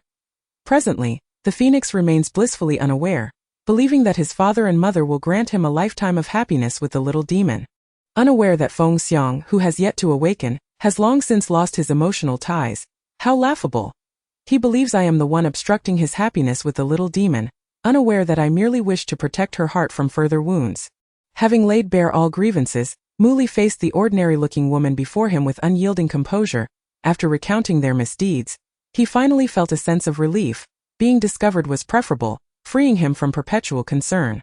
After enduring a century of heart-ripping punishment, he no longer feared the lofty status of the person before him. The woman's previously expressionless face gradually morphed into one of melancholy. You and the phoenix were momentarily bewitched by that little demon. She has harmed both of you, yet you too foolishly forgive her, dragging the past into this life.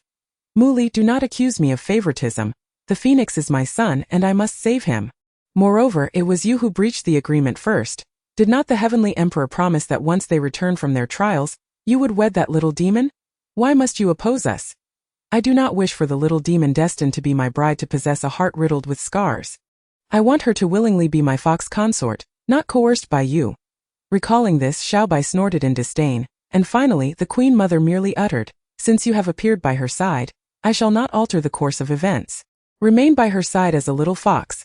Sealing away most of her powers, she retained only a few defensive spells before vanishing into the vast night.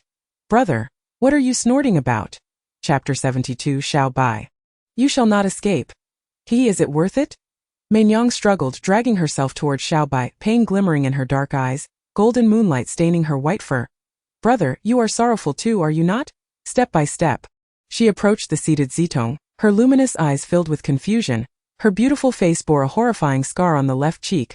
Gently stroking the white fox's back, she slowly crouched down, locking eyes with Zitong. This time I shall spare you for my brother's sake, but next time, you shall not be so fortunate. Zitong gazed blankly as Mainyang handed the white fox to her, accepting Xiaobai with a sorrowful smile. Her figure gradually faded into the vast night as if they had never met. Xiaobai, did I do many wrongs in the past? Observing the evasive gaze of Xiaobai, who struggled to break free from her embrace, Zitong tightened her grip on Xiaobai's slender arms, bringing its face close to her own, and sternly inquired, no more evasion. Reveal the truth to me, Zitong. Some matters are best left in the past. There is no need to force them. Since you have forgotten them now, why burden yourself with unnecessary worries? Are you not happy at present? Why? Why won't you tell me? Zitong fixed her gaze intently into Xiaobai's eyes, seeking something elusive, yet receiving nothing in return, until the distant murmurs of Hongyue, resembling the whispers of one awakening from slumber, floated through the air, as she sat vacantly on the ground, observing both herself and Xiaobai. Until the crowing of a rooster pierced the silence, Zitong exchanged a knowing glance with Xiaobai. Then in unison they turned towards Hongyue, lightly mocking her. Were you dreaming? There are no ghosts here. You frighten yourself for no reason. Stop thinking about it. You're just timid. It's dark outside and you mistook something for a ghost, then fainted that I couldn't drag you no matter how hard I tried. Hence, I must hold Xiaobai for warmth while waiting for your senses to return. We cannot call for anyone, for if the third prince discovers we sneaked out of the Nanyuan, who knows what punishments await me. With one arm embracing Xiaobai and the other leveraging Hongyue's arm, Zitong stood up, feeling the stiffness of sitting on the ground for too long, her backside cold and numb. Sensing Xiaobai's attempt to escape, Zitong abruptly released Hongyue's arm, firmly securing Xiaobai in her embrace. Glaring fiercely at it, you shall not leave until you clarify everything. She nudged Hongyue, still grappling with whether she had dreamt or truly encountered a ghost, while Zitong strode ahead with Xiaobai, ignoring Hongyue's mutterings. Enough of this. Perhaps it truly was a dream. If it were a ghost, I would surely have perished by now. How could I possibly stand here? My lady, you ought to recite your lessons. Otherwise, Hongyue will be in dire trouble. Zitong cast a casual glance at Hongyue, who had caught up with her, chattering away while clutching the broken silk lantern. She silently mouthed the words, dreaming. Alas, my lady, it seems Xiaobai no longer enjoys your embrace. Look how it struggles to leap to the ground. Hongyue, who had seemingly grown tired of her incessant chatter, suddenly shifted her focus to Xiaobai, exclaiming with delight as if she had discovered something extraordinary. In her moment of distraction, she nearly stumbled over the threshold, almost falling in a comical manner. Hongyue, I shall make you laugh. Zitong stepped through the grand entrance of Nanyuan, observing Hongyue, who was still catching her breath to calm herself. How could she not notice that Hongyue harbored a grudge against Xiaobai for not allowing her to embrace it, all while mocking her? See, sometimes karma arrives swiftly, my lady. You? Hongyue huffed, tossing her hand dismissively before hastening into the bedroom, slamming the door behind her. Only then did Zitong regain her serious demeanor, glancing down at the frightened Xiaobai nestled in her arms. Dudio, not even think about escaping. I wish to know about the past me. If you flee, so be it. I shall never wish to see you again. Loosening her grip, she allowed Xiaobai to leap to the ground, leaving its choice to flee or stay. The sound of crunching leaves underfoot stirred Zitong's anxious heart as she sensed tiny footsteps trailing behind her. A slight upward curve of her lips indicated her certainty that it dared not depart. Upon entering the bedroom, she found Hongyue arranging the bedding, her hands striking the pillows with residual annoyance. Her face displaying dissatisfaction as she turned to Zitong, saying, My lady, you should rest for a while. Once you are sufficiently rested, we can resume studying. That I shall check the kitchen for something to eat. These maids at this hour have yet to deliver any food. And what of Chuanxiang, Xiaohua, Chogui and Dongxue? They act as though they are not from our Qilin garden. Since our move here, not one has followed us. Zitong paused, initially thinking Hongyue was annoyed by her earlier teasing, only to realize her genuine concern. Moved, she stepped forward and embraced Hongyue gently, soothingly assuring her, Do not fret, do not fret. You cannot expect everyone to be like you. Growing up alongside me, they merely follow the third prince's orders and have never regarded me as their mistress. I hold no grudge against them. Yet you, getting upset over such trivial matters, would truly pain my heart. Go away. My lady, why do you never fight back? Always letting others bully you. Now even the maidservants begin to take advantage of you. My lady, you are a noble consort. You must assert your authority. Set them straight, and they shall not dare. Hongyue gently pushed Zitong away, wearing an expression as if she were utterly exasperated, her brows knitting together. Very well, very well. Were you not heading to the kitchen for food? Hurry along. Otherwise we may not even have leftover rice to eat. Zitong teased Hongyue, reclining onto the soft bed. You had a full night's sleep, while I worried you might be whisked away by some rogue creature. Kept vigil over you the entire night. I am exhausted.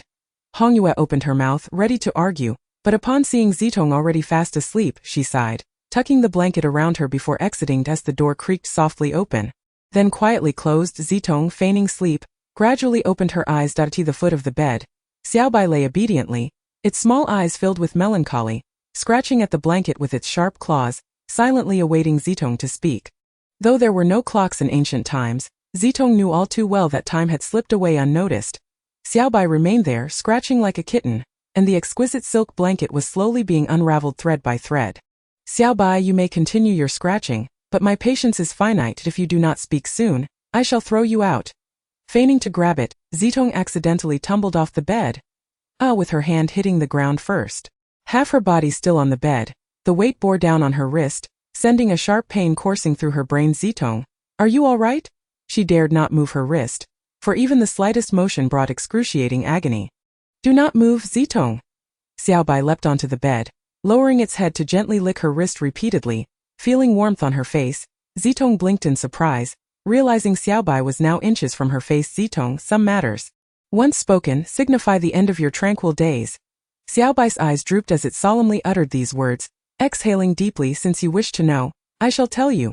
Nodding vigorously, Zitong watched as Xiaobai leaned closer. Its voice low and deliberate as it began its tale. You were once a little snow spirit guarding the Peach Blossom Valley.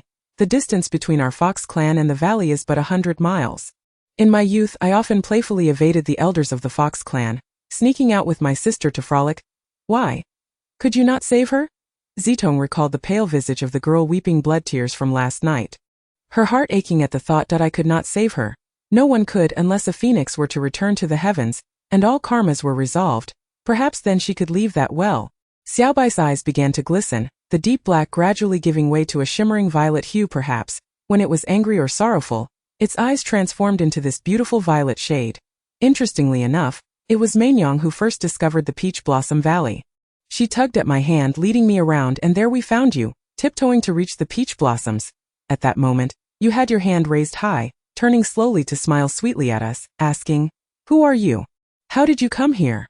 My grandmother said no one would come here. It's so strange.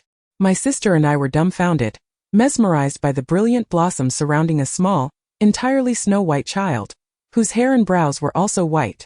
Having never seen a creature more beautiful than our fox clan, we stood there entranced, watching you pop the blossoms into your mouth, your head gently rubbing against your hair as if in playful affection. However, Zitong could not find solace. It appeared the ghost from last night held a significant connection to her. The animosity in her gaze was not feigned. Had Xiaobai not intervened in time, she might have truly had her heart ripped out and devoured. Do not overthink, Zitong. Mainyong deceived you. Do not trust her words.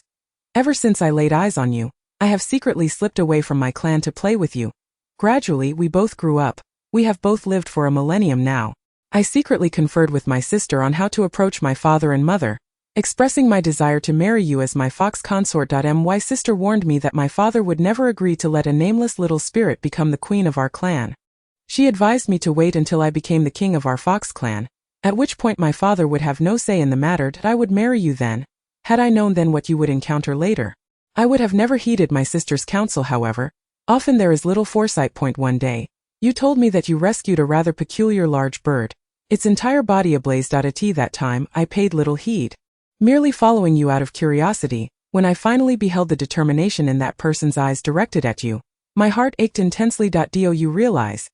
The creature you saved was none other than a celestial being, the eldest son of the heavenly emperor, the phoenix. After 500 years of rebirth, each time it rises from the flames, its powers must significantly increase. I wonder what external force impeded its rebirth, causing it to be injured and fall into your Peach Blossom Valley. But in just 100 years, my father will pass the title of Fox King to me, and in a mere 100 years, you shall become my Fox Empress. Zitong gently patted Xiaobai's back, soothing its fur in an attempt to alleviate its pain from the memories. Suddenly, she felt a pang of guilt. In this narrative, she appeared as an outsider, listening to the tales of others and their suffering, compelling the protagonist to repeatedly unveil their wounds for her to see. No, please stop. I do not wish to hear it, she said, pulling Xiaobai into her embrace. Zitong softly patted its back, murmuring, Xiaobai, I still prefer the person I am now. I am not the little you remember. I am merely Zitong, a traveler from the 21st century who has crossed over to this realm. Observing Xiaobai's sigh of relief, Zitong too felt a weight lift from her heart. Why must one impose such burdens on others? No, it is the fox that suffers. She had selfishly exploited Xiaobai's concern for her, threatening him to reveal his wounds for her perusal. Regardless of the ties the former had with the phoenix, they were of no concern to her. She is Zitong, merely an accidental visitor in this world. Her only task now was to diligently learn the internal training assigned by the third prince.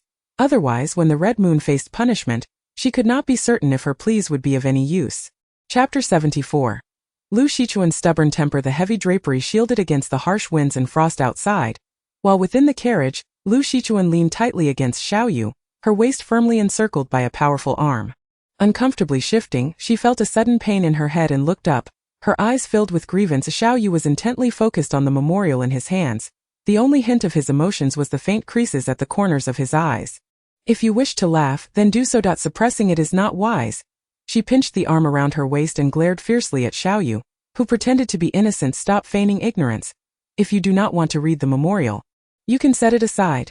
Why use it to strike me? Haha.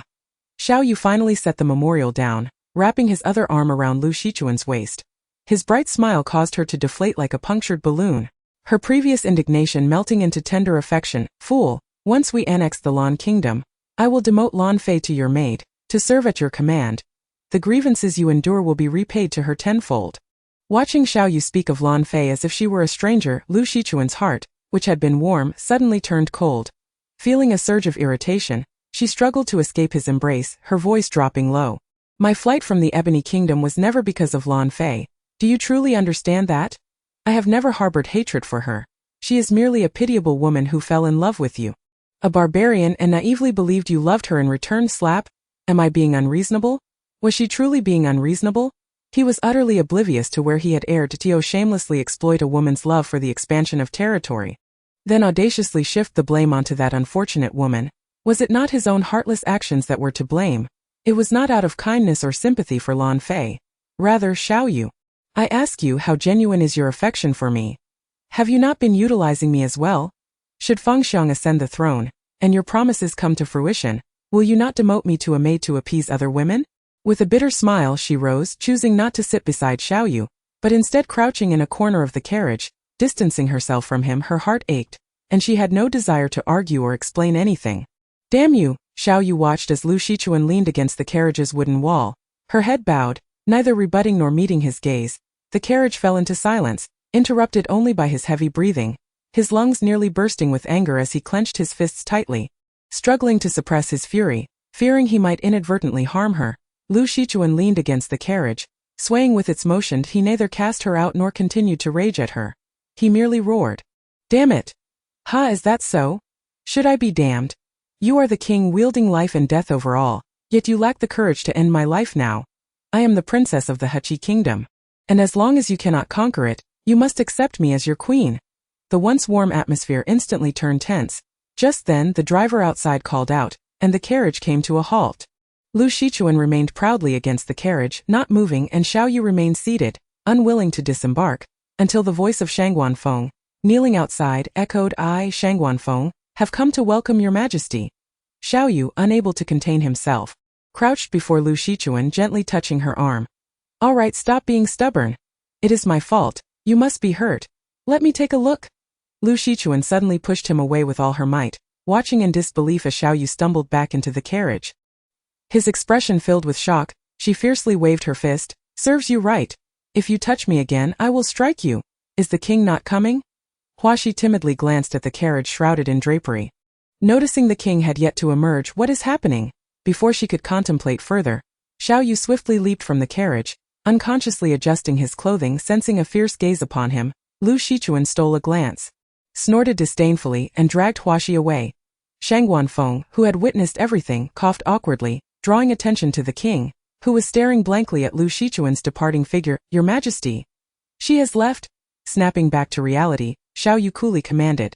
She has departed. After taking a couple of steps, he abruptly turned to Shangguan Feng and whispered, assign 2 guards to watch over the queen's tent. Wherever she goes, she must have someone follow her. Yes, Shangguan Feng nodded with a knowing smile, turning to instruct the nearby guards. What are you laughing at? Xiao Yu halted irritably, glaring at Shangguan Feng. Do you not think I fear her escape? Rather, I do not wish to be mocked by Fengxiang for being unable to keep track of a mere woman. How can I call myself king of this prairie? Yes, yes, yes. Shangguan Feng quickly nodded in agreement, though the smile on his face was impossible to conceal, his eyes brimming with understanding. Xiao Yu's malicious intent was awakened. The grievances he suffered at Lu Shichuan's hands had nowhere to vent, and it was she who had brought this upon herself. By the way, I forgot to mention Lan Fei's brother has taken a liking to that maid beside the queen. What was her name? Huaxi, I believe. I am contemplating whether to agree to it. Such familial ties would surely benefit my grand plans. Seeing Shangguan Feng, who had been smiling, suddenly dropped to his knees, the smile still lingering on his face. He instinctively reacted, Your Majesty, please do not. Oh, is that so? I do not see it that way. Being a master is far superior to being a servant, is it not? She would be served, not the one serving. I think she might be quite pleased. Xiao Yu said maliciously, completely indifferent to the cold sweat beating on Shang Guanfeng's forehead. Knowing he had taken the matter seriously, Shang Guanfeng chose not to explain. Merely smiling slightly and saying, Rise, that I am only considering it. I have not said I would grant that maid to him immediately. I have lost my composure. Once he regained his composure, Shang Guanfeng, recognizing the wicked smile on Xiao Yu's face, understood that he had become the king's outlet for frustration. Straightening his official robes, he quietly followed behind Xiao Yu, inwardly murmuring that he should hasten to marry Huaxi, lest the king torment him with this matter time and again. The consequences were too dire to imagine. Chapter 75. Inquiring about Madame Li in what was once a dilapidated courtyard, the sweet laughter of a woman echoed, accompanied by the enticing aroma of food wafting through the air. The passing servants curiously peeked through the open gate, having heard that the current resident was none other than the prince's consort, who claimed that the prince despised his consort. They longed to see her for themselves. As the stone table in the courtyard was laden with delicacies, something they could only dream of tasting in their lifetime, their mouths watering profusely. Just then, the maid in red, who had been busily fetching food from a large box, suddenly looked up at the gate, causing them to scatter in a hurry, each returning to their tasks. Hongyue? Was it not always just vegetables and buns? Am I dreaming, or has the third prince suddenly come to his senses, realizing his past misdeeds and deciding to compensate me with food? Zitong observed the joy radiating from Hongyue, her smile broadening as she deftly retrieved plate after plate of delicious dishes from the large food container. Ha ha, my lady, behold, this is crispy chicken, sweet and sour sliced pork, osmanthus radish, spicy cucumber sticks, creamy almonds, lotus seed porridge with tofu, bean rolls, jade green bean cake, complemented by lotus seed congee, all splendidly arranged. Hongyue positioned a steaming, translucent bowl of lotus seed porridge in the center of the lavish spread, then hurriedly pulled the still-standing Zitong to sit beside the stone bench, firmly pressing her down. My lady? Don't just stare. Please eat, or it will get cold soon. Observing that her lady still hadn't picked up her chopsticks, but was instead gazing at her with wide eyes, she urged, My lady, please eat. Zitong smacked her lips, reluctantly picked up her chopsticks, and teasingly placed a piece of cucumber in her mouth, tilting her head playfully at the attentive Hongyue, saying, To be honest, it is undeniably delicious, but why do I feel as if this is a last meal for a condemned criminal? My lady, what are you saying? Pooh pooh pooh. Esteemed deities, do not take offense. My lady is merely jesting. Hongyue knelt on the ground, bowing to the surroundings, before finally patting her knees and sitting down opposite Zitong to eat. I told you it's still good. This is made by Aunt Li from the kitchen. She knows my lady saved her, which led to my lady being punished here in the South Garden. And she is aware that those sycophants always serve my lady cold dishes. Aunt Li, Zitong paused, her hand holding the food faltering. The sweet bean cake that was once in her mouth now tasted faintly bitter. Is she all right? Later, she learned that Aunt Li was also a woman of misfortune, having lost her father in her youth, her husband in her prime, and her daughter in middle age. Xiaoya was all she had left. And now she was gone. Zitong pondered what thoughts the woman, who had fought fiercely against Qinggu only to be beaten nearly to death, must have been grappling with. How could she not be blinded by hatred yet still feel gratitude toward herself? I could have saved her daughter, yet I failed to help her. I truly wish to meet this resilient woman. Zitong set down her chopsticks and turned to Hongyue, grasping her hand. Stop eating. Take me to find Aunt Li. Ah, my lady. Hongyue, with a large piece of chicken still in her mouth, could only watch in wide-eyed dismay as it dropped to the ground. My lady, what are you doing? Wait, did you just say you want to see Aunt Li? Please spare Hongyue. My lady, the princess has forbidden you from leaving the South Garden, don't you remember? If you get caught, it will surely be Hongyue who suffers. Seeing Hongyue more concerned about the chicken on the ground than her own predicament, Zitong feigned a stern expression to intimidate her. Who is the lady here, you or me? If you don't take me, I won't study internal training anymore. Humph. It's too difficult. Besides, I think living here is quite pleasant, so peaceful after the third princess curfew. You can just go to him daily and receive your punishment. No way. Ooh, my lady? Please don't be so cruel. Hongyue, seeing Zitong's determination, could only lower her head and angrily tear off a large chicken leg from the crispy chicken, taking a big bite and saying unhappily, All right. I'll take you. Only then did Zitong smile joyfully, tearing off another chicken leg and taking a big bite. So delicious, however, at that moment, Hongyue wore a face of distress, chewing on the tasteless chicken leg while contemplating whether it was worse for her to be punished more if the lady was discovered leaving the South Garden, or for her to endure 10 punishments daily until the lady could recite internal training again. Watching her lady enjoy the chicken leg, she couldn't help but feel choked, even though it was from the same chicken. Due to the recent lunch, all the kitchen servants had gone to rest, leaving the stove cold and desolate with a half-burnt piece of firewood, and a pile of freshly washed vegetables stacked nearby. Presumably prepared for the afternoon's meal, Zitong, seated on the wooden bench, glanced around, wondering why it was taking Hongyue so long to call someone. She could still hear Hongyue's admonition before she left. "My lady, please stay here obediently. I'll go find Aunt. Do not wander off. If you encounter anyone. And the prince finds out. Woo-woo." This Hongyue is always worried about her own skin. When Zitong truly wanted to tell her there was no need for concern. A mere month of internal training was hardly a trial. A little sleight of hand was enough to see her through, and she rather enjoyed the tranquility of the South Garden though dilapidated. She slept soundly each night, free from the pretense of fengxiang. "My lady, Aunt Li has arrived." Zitong looked up to see a haggard woman at the door, dressed simply yet cleanly, her hair neatly arranged. Despite the recent loss of her beloved daughter, the pallor on her face was unavoidable. The old servant bowed respectfully to the noble lady. Zitong hurried forward to assist her before she could kneel fully. But upon seeing her flinch away, gasping for breath, Zitong realized the woman's pale complexion was not solely from grief, but also from her physical wounds. I didn't mean to," Zitong flusteredly explained to the woman. How could she be so careless? Grabbing her injured arm so forcefully must have hurt terribly. Guilt flooded Zitong as she heard a thud. Unexpectedly, Aunt Li stepped back yet remained kneeling before her. Three consecutive U's left Zitong at a loss for words. Meanwhile, Hongyue intervened, calmly saying, "My lady, perhaps you should allow her to remain kneeling." Chapter 76. The eyes that leaped from the water. Zitong's eyes widened in surprise at Hongyue's words. Mouthing, "What did you say? Let her kneel." Seeing that Zitong no longer reached out to help Aunt Li, Hongyue awkwardly laughed. "Well, my lady, Aunt Li feels she has burdened you and is thus quite unsettled. If you do not allow her to rise, it may only deepen her distress." Upon hearing this, a flicker of discomfort washed over Zitong. Something felt off, as if something was amiss. Gazing at the woman whose forehead was pressed against the damp, cold ground, her shoulders trembling, seemingly enduring some excruciating pain, Zitong realized that if she remained silent, Aunt Li might continue kneeling indefinitely. Though it seemed a moment ripe for heartfelt sentiment, Zitong hesitated. A true mother who had lost her child should not display such demeanor. Even if she had endured unbearable suffering, she should not be in this state. Her acting was flawless, 100-fold better than Hongyue's. Yet the only oversight was that she portrayed the loss of a child too convincingly, neglecting the fact that a real grieving mother carries an aura of sorrow, one that evokes tears from the first glance without needing to utter a word. My lady, do you intend to let Aunt Li kneel until the servants arrive to prepare dinner? The suffocating silence in the air finally disturbed Hongyue, who gently touched Zitong's arm for a reminder. Observing Hongyue's bewildered expression, Zitong chose not to explain, turning to sit on the wooden bench.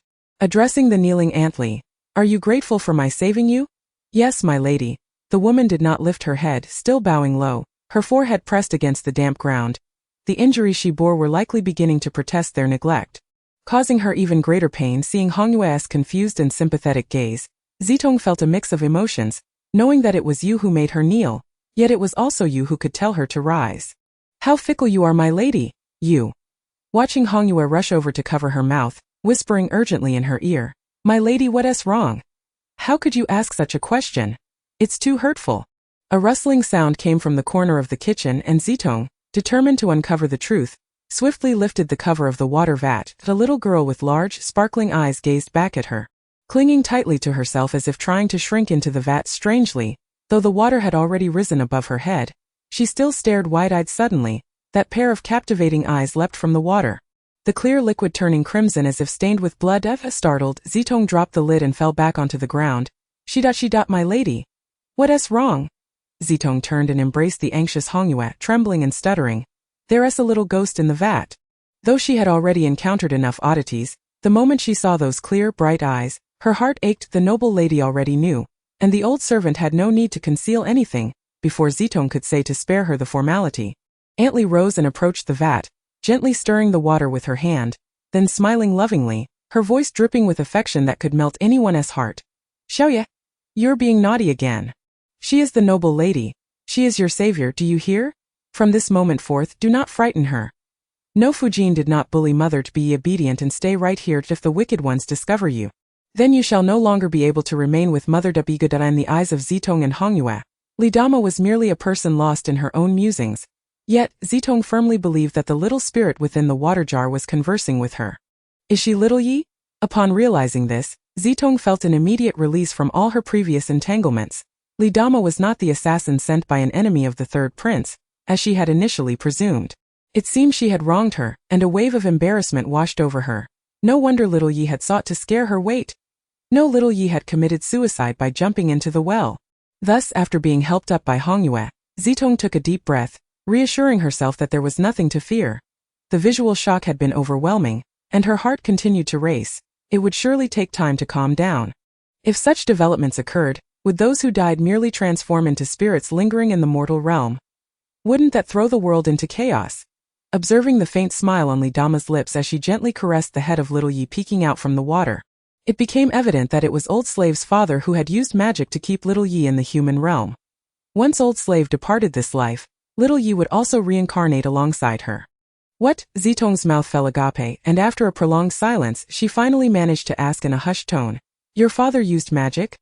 My father is now a minor official serving before the King of Hell. On the night after little Yi jumped into the well, he came to me in a dream, saying he had pleaded with the King of Hell, offering to exchange 20 years of my lifespan for little Yi to remain in the human realm for an additional 20 years. After saying this, Lidama gently picked up the lid of the water jar from the ground and slowly replaced it, turning to regard Zitong's dazed expression. Fujin? Fujin? Wait! You mean your father actually used 20 years of your lifespan? Zitong gasped in disbelief, looking at Lidama. Though her complexion remained pale, there was now a hint of warmth in her expression. She no longer bore the initial look of suffering but instead smiled brightly, saying, Because the underworld has its own rules, even my father is powerless. Ultimately, Old Slave should have passed away in a desolate state, childless and without a daughter. Though it remains so, Old Slave now knows she will not be alone on the road to the Yellow Springs. Moreover, little Yi has merely shed her mortal form, which is, in some ways, a blessing. She will no longer have to endure the bullying of this useless mother. Zitong found herself at a loss for words. Merely nodding in agreement. Before her stood a woman whose happiness was unmistakable. Sometimes, happiness is as simple as knowing there is another soul in this world who stands by your side. Hey! Hongyue in a flash. Hongyue darted out of the kitchen. Was she truly that frightened? In truth, if little Yi were not scaring herself, she would be quite adorable. However, Zitong playfully raked her fingers through her hair, not rushing to pursue Hongyue, but instead softly asked, That Lidama, you aren't planning to use that water from the jar for cooking, are you? Upon seeing Lidama nod gently, Zitong swiftly dashed out of the kitchen. Memories of those suddenly emerging eyes and the momentarily bloodied water surface flooding her throat. Stay calm. Stay calm. After all, everything is merely an illusion. Chapter 77. The bewitched Fengxiang. The cold west wind rustled the dark-hued robes of the man by the lakeside. What was once neatly arranged hair now danced and tangled mischievously, refusing to obediently fall down his back. The hand that was originally resting on his back suddenly clenched tightly at the sound of footsteps behind him. As he coldly turned to glare at the kneeling man before him with a voice laced with rage, he reprimanded. You knew all along? The man in white knelt with his head bowed low. Too afraid to look up after a long pause, he finally mustered the courage to speak. Yes, my subordinate knows. Good, well done, Lu Lengen. You truly are commendable. Fengxiang pivoted and struck his fist against a nearby dead tree, causing the few yellow leaves clinging to life to flutter down like butterflies, landing delicately before the kneeling Lu Lengen. Observing the intricate patterns on the fallen leaves, Lu Lengen contemplated how to address the current fury of the prince. To his dismay, Mu Yunyang had ultimately eloped with Madame Lu Shuang. He had promised to devise a solution that would satisfy both parties, yet he could not wait any longer, departing without so much as a goodbye. A self-deprecating smile crossed his face. Perhaps he feared being stopped. Recent events in the manor had been tumultuous, and with Hanidat he had pushed his own matters aside, never anticipating such reckless behavior from Mu Yunyang, who seemed to have acted without considering the consequences. Surely, something unknown had compelled him to act so hastily. Otherwise, his usual calm demeanor would not have led to such a sudden and unprepared disappearance. Dispatch troops to pursue them, no matter the distance. They must be captured alive or dead. Did you hear me? Witnessing the third prince's furor as he struck the dead tree in two with a single blow. His clenched fist seemed ready to overturn the entire prince's manor. his eyes ablaze with fury as if they could ignite the scattered dry leaves below. After issuing his command, he let out a fierce huff and stomped away, crushing the leaves beneath his feet. Yunyang, you truly know how to bring trouble my way. Is this your condition for saving Han Yi? When the time comes, should I capture you or let you go? If I capture you, I owe you a favor. If I do not, the third prince will surely punish me. If it endangers Han Yi, have you considered that I might just disregard all morals and bring you to justice? How foolish in this vast world, still beneath the emperor's feet. How could you two escape? On the summit of the artificial hill, a woman swayed unsteadily as she shouted down to another woman below. No. I must punish it today. How dare it steal my mung bean cake? That was specially made for me by Li Dama, and it devoured every last piece. Xiaobai. Do not think you are safe hiding inside. Once I catch you, I shall skin you alive to make a scarf. Just as my neck feels a bit chilly, humph? The woman clung to the side of the hill with her left hand, while her right hand rummaged inside, swaying dangerously as if she might tumble down at any moment. Suddenly, her pent-up anger erupted and she shouted coldly, "What are you doing?" Bang miss. Without any suspense, Zitong fell from the artificial hill, her backside likely stinging as if it had split in two. Ouch! How it hurt! Who shouted so loudly all of a sudden, scaring her half to death? She could only manage a couple of silly laughs. Hongyue pays her respects to the prince. Meanwhile, Hongyue had already collapsed in fear, trembling on the ground, her head nearly buried in the earth, likely worrying about her own backside at that moment. The thought of her future distressed expression made Zitong involuntarily smile, realizing that had she known the third prince would become this furious later on, she would not have dared to let her mind wander. You dare to laugh? With a resounding bang, Feng Xiang struck his fist heavily against the artificial hill, sending shards of stone flying which grazed Zitong's smiling face, instantly splattering blood. In shock, she covered her left cheek, staring incredulously at Feng Xiang, whose hand was also bleeding. She wanted to say something but found herself at a loss for words. Feng Xiang, seeing Zitong clutching her injured face, felt a fleeting pang of guilt. However, since her left cheek already bore a scar, what was one more? Besides, she had been in the wrong, still smiling without a hint of remorse. Why are you glaring at this prince? Who allowed you to leave the Nanyuan? What was this force trying to penetrate his mind?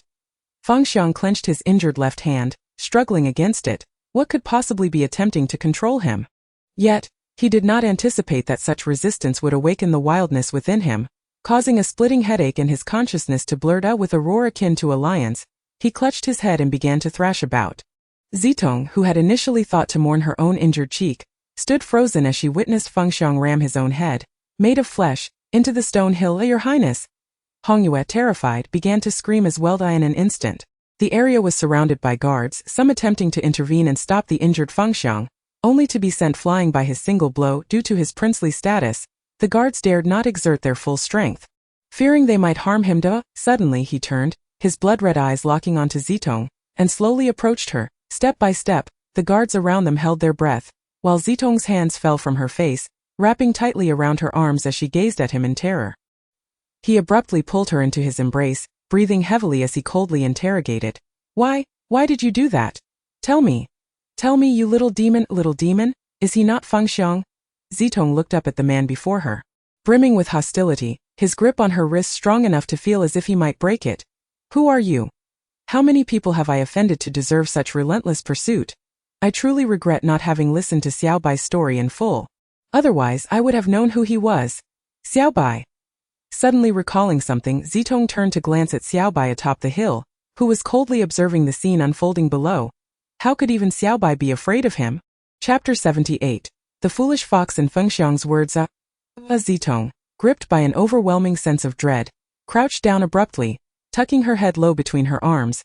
The anguished wails reverberating within the prince's residence pierced her heart, causing it to ache violently.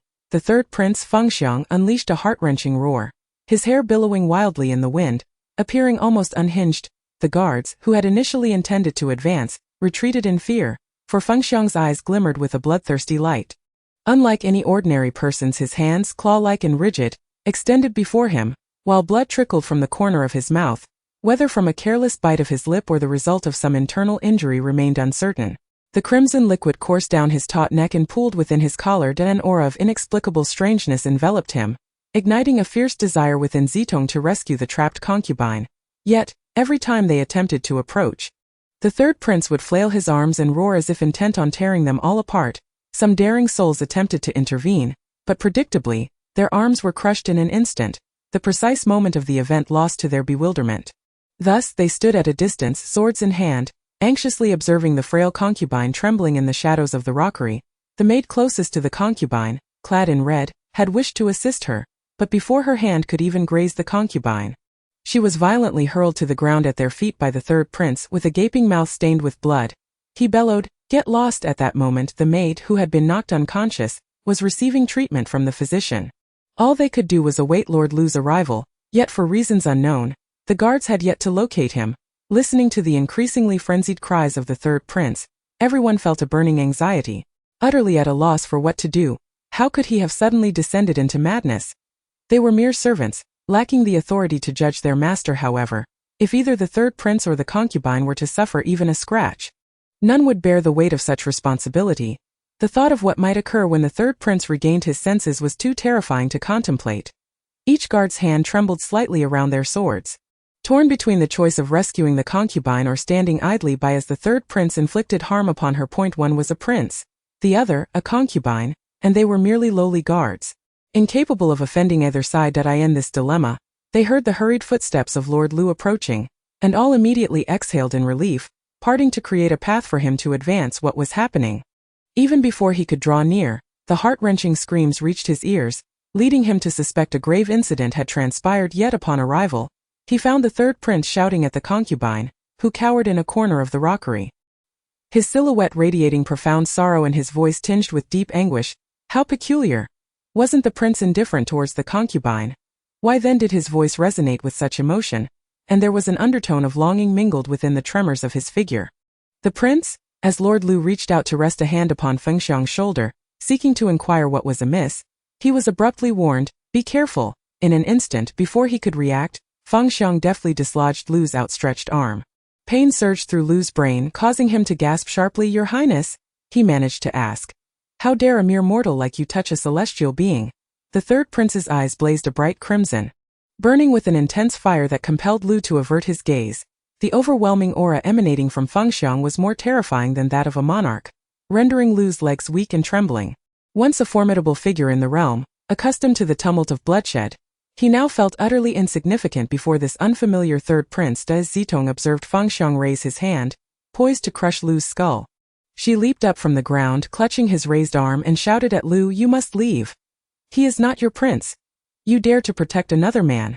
Fengxiang retorted, "What can a mere mortal like you compare to a celestial being? Ha, you little demon, do you not prefer a foolish 1,000-year-old fox spirit or a man devoid of any merit? You have truly broken my heart." Was this person harboring a grudge against her, or was he masking his sorrow with hatred? His blood-red eyes, now less terrifying, allowed tears to stream down his resolute face, each droplet landing softly upon her hand. The warmth of his sorrow caused her heart to race, igniting a painful ache within her. Why did she suddenly feel an overwhelming urge to cry? Was it his tears that had infected her? Just moments ago, he had been seething with rage, intent on bringing harm to others, yet now he wept. Why was this the case? With a soft patter, Zitong realized her own tears were cascading down like pearls strung loose from their thread, each drop piercing her heart with an agonizing sting. As if someone had driven a fine needle through her beating heart, rendering her voiceless in her pain. "I'm sorry. I'm sorry," she cried repeatedly, filled with an inexplicable guilt as she gazed into his tear-filled eyes. This remorse clawed at her insides, compelling her to apologize fervently. A distant voice echoed in her mind, a fragmented memory whispering, "Little demon, my little demon." Who was calling her little demon? Was it you? Were you the one calling her? Was it not? That tender plea, buried deep within her memory, rendered Zitong momentarily unable to discern whether she was Zitong or the beloved little demon of someone else's heart. Though she sighed, the upward curve of her lips betrayed her joy. Unknowingly, her words had calmed his tempestuous emotions, enveloping him in warmth as the surrounding air fell silent, devoid of any sound. Gradually, she found herself enveloped in Fengxiang's strong embrace, a familiar warmth that felt like the long-lost embrace of something cherished. A broad smile spread across her face, however, when her gaze met that of a small white fox that had unexpectedly re-emerged atop the rockery. Its sorrowful eyes turned away in despair, watching the forlorn creature slip down the rockery. Zitong felt an inexplicable sense of loss. Though it was merely a small fox, She sensed its heart weeping, her earlier joy evaporated, and she murmured to herself, "Little Bai, the foolish fox he spoke of, who also loved the little demon, must be you." After what felt like an eternity, Fengxiang finally released Zitong from his embrace. As if time had come to a standstill, Zitong lifted her eyes to scrutinize the familiar face she had secretly observed for so long. Contemplating who truly resided within his form, although she felt a sense of familiarity, embarrassment washed over her as she fidgeted with her hands. Fengxiang raised an eyebrow, silently urging her to continue. The words were on the tip of her tongue. Yet fear held her back. What if she inadvertently reignited the tempest of emotions he had just managed to quell? If he were to erupt in fury once more, how could she soothe him? Moreover, the only ally capable of calming him, the little white fox, had just departed. In her anxiety, sweat began to bead upon her brow. Avoiding Fengxiang's penetrating gaze, she cast her eyes around in desperation, only to spot Lu, wielding a stout wooden rod, silently urging her to distract Fengxiang. True to his loyalty, he was willing to face the consequences of Fengxiang's wrath upon regaining consciousness to save her life, for none truly understood the peril that lay within Fengxiang's tumultuous spirit. "Little demon, wait a moment. I shall deal with these foolish mortals obstructing us. Then we can talk," Fengxiang commanded. Zitong's heart sank as she beheld his hand tightly gripping Lu's throat. The wooden rod that had been intended for a surprise attack now lay abandoned at Lu's feet. "No," she cried, rushing forward in a bid to pry Fengxiang's fingers from Lu's neck. But her height proved a limitation. She had to leap to reach his raised arm. Yet even then, her efforts were futile. And she watched helplessly as Lu's face shifted from red to purple. One more moment of delay could cost him his life. Acting on instinct, she picked up the wooden rod and struck Fengxiang's head with all her might. Blood immediately clouded his vision, and Lu fell to the ground, coughing violently, clutching the rod tightly. He stumbled back a few steps, afraid to breathe. Slowly, Fengxiang turned around, blood streaming down his face. He pointed a trembling finger at Zitong. His eyes filled with anguish as he sorrowfully asked, "You have once again caused me pain because of another." As he pounded his hand against his heart, he cried out with despair, "Father, Mother, you were right. Demons remain demons. They will not reciprocate kindness with kindness. I have been so foolish for so long." The hand gripping the wooden rod quivered violently as waves of regret surged within him, wishing he could sever his own hands. Yet he had acted out of necessity. If he hadn't, Lu would have been killed. Suddenly, Fengxiang erupted into a fit of laughter. His body shaking violently, blood splattered onto Zitong's hands, causing her to recoil in horror and drop the bloodied weapon. She fumbled for a handkerchief, trying to approach him to staunch the bleeding, but with each step she took forward, he took one back. As I watched him retreat, shaking his head, his eyes brimming with resolute determination, I couldn't help but reflect on the absurdity of my infatuation with you, a mere little demon, for centuries as a dignified phoenix celestial. How laughable, pitiful, and lamentable it is. This time my intention was to whisk you away from this mundane world rife with chaos. Yet unexpectedly, you dealt me a crushing blow that shattered my heart but also awakened my spirit. You? Zitong gazed in disbelief as two strands of soul separated from Fengxiang's body, both eerily resembling him. One donned white robes, smiling gently at her, while the other, clad in black, glared fiercely. Lu Lengan hastily carried the unconscious Fengxiang away, instructing the physician to tend to the prince's injuries, then turned back to Zitong, who was conversing with the air. "Are you both phoenixes? One is a benevolent phoenix, and the other an evil one. Little demon, I must take my leave." The white-robed Fengxiang smiled tenderly, attempting to float toward her, only to be blocked by the black-clad figure, who seemed to resent not having suffered enough. The white-robed figure's expression shifted dramatically as he glared at the black-clad Fengxiang, his voice laced with fury as he questioned, "Why must you test her? You know she is still merely a mortal. I only wish to remind you not to be deceived by her again. If you and I were not one, I wouldn't bother with this lowly demon." The black-clad Fengxiang looked down upon Zitong with an air of haughty disdain, his icy demeanor unwavering. Noticing their quarrel, Zitong suddenly turned to the distance, only to find the guards and Lu Lengan watching her with puzzled expressions. Realizing they were observing her, Lu Lengan called out softly, "Fujin, are you all right?" Could it be that she had been so frightened by the prince that she had lost her sanity, staring blankly into the air? Even frowning, casting a bewildered glance at them, she hesitated to determine whether they could see the two souls, judging by their expressions that they likely could not. Otherwise, they would not be so calm. Leaning against the stone mound, she waved her hand lightly, replying nonchalantly, "I am well. You should see how the prince is faring." As he gravely injured. Lu Lengan glanced at Zitong, who was merely resting against the stone mound. her left cheek already scabbed from the wound inflicted by the stones. Nevertheless, he inquired, Fujin, what about the injury on your face? Do you need a physician to take a look? In that moment, she recalled that her left cheek had indeed been cut by the shards. And while she had not worried about the bleeding, the pain was now evident, however, as she observed the two souls battling. One moment the white one gaining the upper hand, the next the black. She couldn't help but stifle a laugh. Noticing Lu Lengen's astonished expression, she realized her expression while touching her wound had startled him. Regaining her composure, she said, "Please take them away, that I wish to be alone for a while. Also, check on how Hongyue is faring." Yes, Fujin. Recognizing she could no longer linger, Lu Lengen acknowledged her request and departed with the guards. Once out of Zitong's sight, he discreetly instructed the two guards, "Conceal yourselves and watch over Fujin. Remember, do not let her discover you." Fujin's behavior was exceedingly peculiar, and it was prudent to have someone protect her. Should anything go awry, it would not bode well for the prince or himself. Suddenly, a falling leaf landed on Zitong's head, which had tilted askew while she slept. Startled, she sprang to her feet, realizing she had unknowingly dozed off against the stone mound. But what of the two souls? She looked up at the once tumultuous sky. Now empty. Had they departed? Had they finished their battle? Or were they merely resting? Little demon. The white-robed Fengxiang appeared before her in an instant, his hand gently tracing the newly formed scar on her face, repeatedly outlining the uneven wound. That in a few decades, when my true form has transcended, I shall return to take you as the celestial consort of the heavenly realm. Would you accept? Where are you going? She met the gaze of the white-robed Fengxiang, neither of them willing to break eye contact until the black-clad Fengxiang abruptly interjected, wearing a scowl as he retorted, "If it weren't for you, we would have long been in the presence of the great Lord Taishang, mastering the dual cultivation technique." Zitong looked quizzically at the black-clad Fengxiang, who seemed to feign indifference, his grip on her shoulder tightening to the point of pain. "Do you truly despise the little demon?" Observing his expression closely, she noted that upon hearing her question, his demeanor shifted uncomfortably. He released her shoulder, stepped back, and with a dismissive toss of his head, replied coolly, "Humph, do you think you deserve my wrath?" Listening to his nonsense, she thought, "Little demon, I am a phoenix, and so is he. Do not be fooled by his cold demeanor. He harbors affection for the little demon."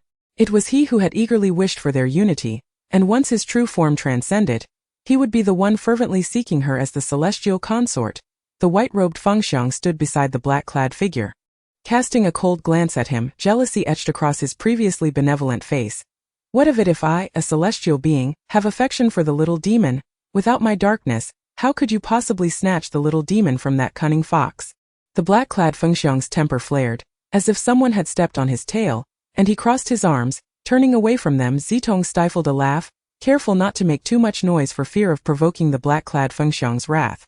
"All right, we have fought enough. It is time to depart. In a few decades, we shall be together with the little demon."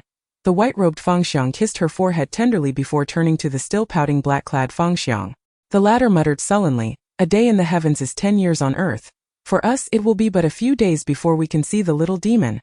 Then, unexpectedly, he also placed a gentle kiss on her forehead, gazing at her for a moment before lightly tapping her head. "Be good and wait for us here. Keep your distance from that foolish fox. He is not a good demon." "Silly girl." Before Zitong could inquire about their past, the two strands of soul gradually began to fade. To her surprise, the usually cold black-clad Fengxiang made a comical face at her in the last moment of their apparition. "But you have yet to tell me about my past. For you it may be just a few days, but for me it is decades." A blue-clad guard knelt before a figure in white, seemingly reporting something. The white-clad individual furrowed his brow tighter, pressing his thumb and index finger against his temples. "Where are they now, my lord, my lord?" "Yes, you may leave. Continue to monitor them. Be careful not to alarm them. Without my orders, no one is to act against them." His back turned to the guard, he coldly issued the command, unwilling for him to witness the urgency on his face. "Understood." Once the footsteps faded behind him, Lu Lengen lingered by the lakeside, reluctant to depart. Too much had transpired recently. Leaving him restless, he needed to calm down and contemplate how to handle Yunyang's matter without incurring the prince's wrath. The physician had said that the prince would awaken by tomorrow, and he needed to make a decision before sunset, whether to release or apprehend him. Gazing intently at the lake's surface, which rippled gently in the breeze, Lu Lengen remained oblivious to the white-clad woman hovering behind him. Her feet lifted from the ground, Xiang observed Lu Lengen, who was lost in thought, and felt an impulse to bind him and push him into the water. Allowing him to experience the sensation of drowning, her pale fingers clenched tightly, a surge of hatred swelling within her as fragments of memories from her past began to resurface, gradually forming images of him in her mind. In truth, granting you death would be too merciful. I shall ensure you experience a pain worse than death, Lu Lengen. Yet in this world there are no ifs. Perhaps everything is preordained by fate and no one can change it. Nor can anyone prevent it. Chapter 81. The female demon leader, her brow furrowed tightly as she stepped through the door, her feet feeling unusually heavy, uncertain of the unknown and terrifying entity that awaited her within. A voice within urged her to turn back, to leave, to ignore the events unfolding in the courtyard, to disregard the cries of the maidservants. Yet, despite the weight of her steps, she continued to move toward the courtyard. The closer she drew, the louder the cries became, until she stood on the high steps of the courtyard, expressionless as she watched the coldly clad figure wielding a whip, mercilessly striking a girl of about 15 or 16 years. Observing the small figure sprawled on the ground, bloodied and barely clinging to life, she noted that the girl's mother had already succumbed nearby, while the other servants fared little better, each bearing the marks of the whip. When had the coldly clad figure become so brutal? It seems that ever since the day Han Sheng met her demise, she has transformed into an entirely different person, resembling a cold-blooded killer far more than the previous Han Yi, who bore little semblance to an assassin. In her hands, the lives of maids and servants have become utterly valueless. Can she truly unleash her frustrations upon them at will? Although he himself once traversed the perilous underbelly of the world, living a life where blood was often licked from the edge of a blade, he never regarded life as insignificant, nor did he ever contemplate tormenting those as pitiable as himself. She is no longer the little E who once affectionately called him elder brother. She is Han Yi, merely a killer. Not the little E, not the kind-hearted little E. Stop! Senleng bellowed at the frenzied Han Yi, and the courtyard fell abruptly silent, the previous wails dwindling to mere sobs. Observing Han Yi's hand, poised mid-swing with the whip, slowly turning to face him, her eyes ablaze with fury, he saw her disdainful snort before she resumed mercilessly lashing the already unconscious young maid. The cruelty was even greater than before. With one crack of the whip, flesh splattered, exposing bone beneath you. He stepped down the staircase, advancing toward her, seizing her hand poised to strike once more with a slight increase in pressure. He could easily shatter her delicate wrist. Why have you become so brutal? Huh? Han Yi, feeling her hand immobilized, gazed into Lu Lengen's anguished eyes, and suddenly erupted into laughter, tears streaming down her face. Brutal? Ha ha ha. I am. After all, a heartless demoness. If not brutal, should I be pathetically kind? Tightening his grip on her wrist, he hoped to awaken her from this delusion through pain. Little E, you have never truly taken a life. Watching Han Yi crouch down in pain, her grip on the whip loosening, she seemed to curl into herself, as if wishing to bury her existence beneath the earth. Lu Lengen also crouched down beside her, gently stroking her back, whispering, Little E, please stop this madness. You still have me. In this world you still have me. Han Yi merely huddled, her shoulders trembling, feeling as though her back was a bowstring drawn to its limit, ready to snap at the slightest touch. Little E, my little E. He caressed her back repeatedly, tenderly calling her name, signaling to the injured maids around them to tend to their wounds. Upon hearing footsteps and muffled sobs, Han Yi abruptly lifted her head, glaring fiercely at the barely breathing maid on the ground. The others may leave, but she must die. Will you assist me or not? Little E, she is but a child. Why must you? Lu Lengen embraced Han Yi, blocking her from reaching for the whip, watching as the young maid, being escorted away by several servants, grew more distant. Suddenly Han Yi erupted into a furious outburst. She dares to call me a demoness behind my back. Lu Lengen, do you allow your subordinates to bully me? You claim to love me. Is this how you express your affection? Knowing they all torment me, and yet you remain indifferent. Little E. No one dares to bully you. Who in this household would dare speak ill of you? Please stop this. If you are feeling down you may hit or scold me, but do not punish them any further, all right? They too are unfortunate souls. Have you forgotten how it feels to be beaten? Lu Lengen held Han Yi tightly, his hands gripping her waist as if he wished to melt her into his very being. At that moment, he felt an overwhelming sense that she would slip away from him, a sensation so intense that it sent his heart into disarray. You say I am unreasonable. Do you think I am lying? Am I deliberately tormenting those maids? Get away. Han Yi forcefully broke free, turning to glare at Lu Lengen, who stood there, stunned and incredulous. When did Han Yi grow so strong as to break free from his grasp? If he recalled correctly, he had been exerting all his strength to restrain her. As he reached out to restrain her again, Han Yi deftly picked up the whip, leaving a crimson mark upon him. Get away. Her voice was cold and resolute. That I said she must die, and she shall die. Not even you can save her. In an instant Lu Lengen felt a chill wash over him, watching as Hani moved toward the young maid who had been released. He shouted from behind, even if she called you a demoness, it should not cost her life. Besides, she is not wrong. You are indeed a demoness. His previously hasty steps came to an abrupt halt. His grip on the whip tightening, Hani coldly turned to meet Lu Lengen's gaze from a distance, then slowly enunciated, What did you say? I said you are indeed a demoness. What of it? Are you going to kill me too? A demoness? Lu Lengen suppressed the bitter pain and anguish churning within his chest, firmly articulating each word. Suddenly, a whip struck him and pain radiated from the wound, watching the disbelief in Han Yi's eyes and the tears that swiftly filled them. He averted his gaze, noticing her hands trembling as they clutched the whip, revealing her concern for him. Huh? Why didn't you dodge? I clearly gave you time to react. Hearing her voice, rough and filled with pain, Lu Lengen suddenly burst into laughter, standing there like a fool, tears streaming down his face. Chapter 82. He is hers. Lu Shichuan lay on a gently sloping hillside of the vast grassland, evading the flowers and the few guards that Xiao Yu had secretly dispatched to monitor her. Quietly resting on this expansive prairie, she felt a tranquility she had never experienced before. Looking up at the sky, she couldn't help but softly exclaim, What a beautiful night! The lofty sky was dotted with stars, and the moon, round as a plate, seemed to smile down upon her. Suddenly, a subtle sound began to emerge, as if someone were playing a suan. This ancient, rich, deep, melancholic, mysterious and sorrowful melody captivated Lu Shichuan, prompting her to rise and follow the sound step by step. The autumn breeze rustled through the dried grass, and as strands of hair obscured her vision, she brushed them aside, revealing only a figure clad in a black robe, whose handsome profile was marred by sorrow.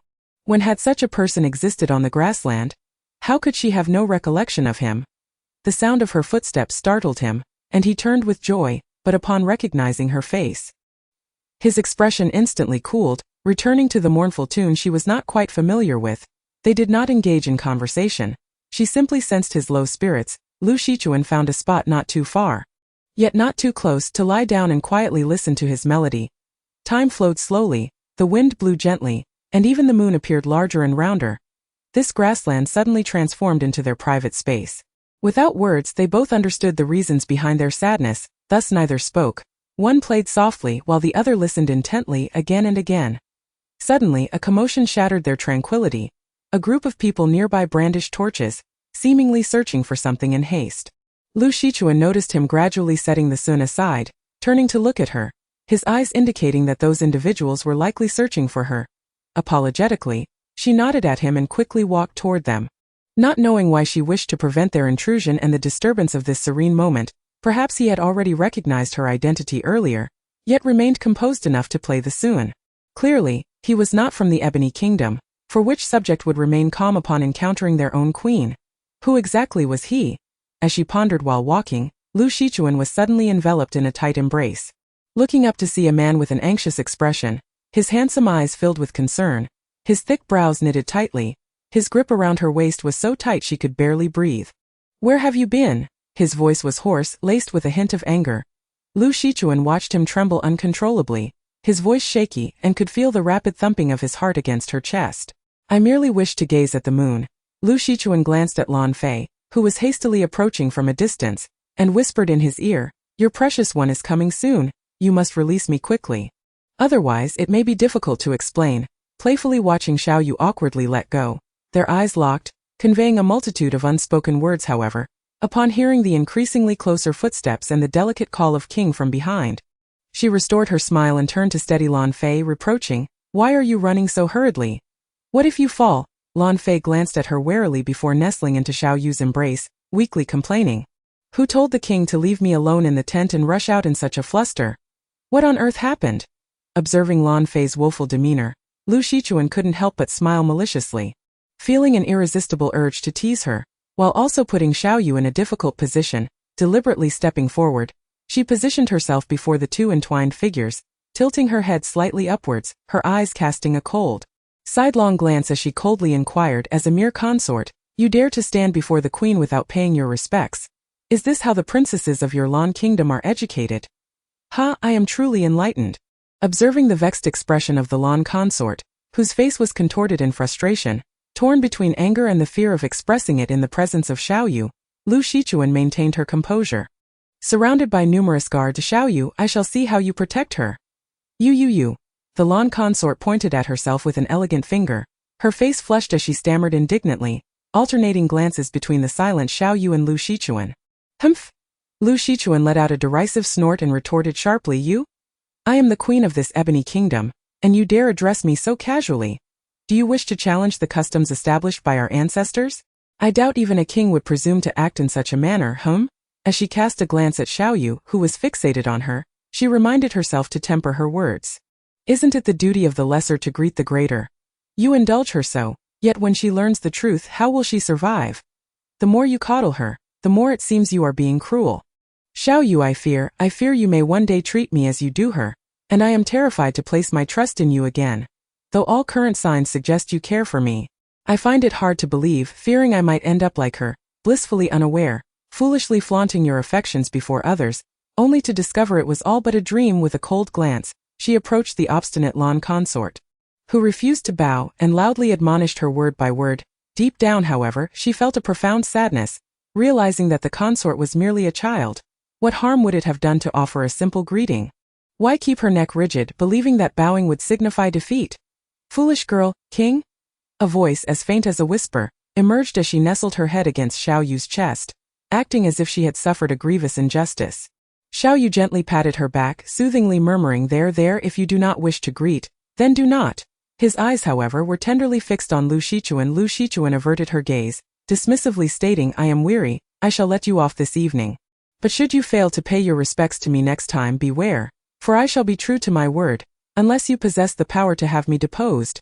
Watching the Lan consort snuggle deeper into Xiaoyu's embrace, and his helpless expression, it seemed he had something to say, yet he merely opened his mouth and watched as she walked past him. King? The Lan consort looked up in confusion at Xiaoyu, who was staring ahead, his hand extended as if to assist someone. Lost in thought, when she turned her head to follow his gaze, she realized it was Lu Shichuan's figure gradually fading from view. In an instant her expression dimmed and her grip on Xiaoyu's clothing tightened. He was hers. No one could take him from her. Chapter 83. Where has Xiaobai gone? The autumn wind blew in gusts, causing leaves to fall like scattered memories. Sunlight filtered through the barren branches, casting a melancholic glow, while a wisp of smoke ascended slowly. There, a woman clad in a deep crimson garment crouched before a pile of dry leaves, a small fire crackling before her.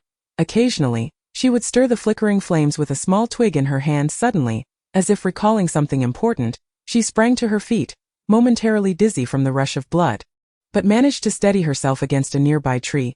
Hongyue? Hongyue! She called out, racing towards the house, only to see another maid, a girl in red, rush out with an anxious expression. Miss, what has happened? Where is Xiaobai? Why have I not seen Xiaobai for several days? Just as she began to reflect on her nearly month-long stay in the southern garden, the third prince had regained his senses after a period of madness. She recalled his words, instructing her to memorize that difficult text. Xiaobai, you cannot disappear at such a crucial moment. It seemed that ever since she had witnessed the black and white phoenix sorrowfully leaving the rock garden, she had not seen it again. Hearing Zitong's inquiry, Hongyue began to shout throughout the courtyard, searching each room until she finally approached Zitong, breathless and resigned. Miss, it appears Xiaobai is missing. Before Zitong could express her concern, Hongyue continued to mumble under her breath, It's all your fault, miss. It merely ate a plate of pastries, yet you chased it all the way, even threatening to skin it. Now look, Xiaobai has completely fled. What do you know? Xiaobai did not leave for that reason. Oh dear, what should I do? I cannot recite a single line of that text. Frustrated by Hongyue's complaints, Zitong turned away, picking up a stick to poke at the fire, her irritation mounting as she tugged at her hair and slapped her face. The deadline was fast approaching. With Xiaobai unreliable, what was she to do? Hongyue, bring me the book. I hope it's not too late. Otherwise your backside. Seeing Hongyue still standing there, watching her tend the fire, Zitong despairingly reminded her. Huh? Hongyue stood there, perplexed, her eyes wide with confusion as she asked uncertainly, Miss, what do you mean? After meeting with Lady Li, did you not say you had already memorized the text? What do you mean when you say it's too late? Or did I not hear you clearly? Suddenly, a fierce and eerie gust of wind blew, scattering the fire sparks everywhere. Zitong, caught off guard, plopped down onto the ground just as Xiaobai rushed in through the courtyard gate.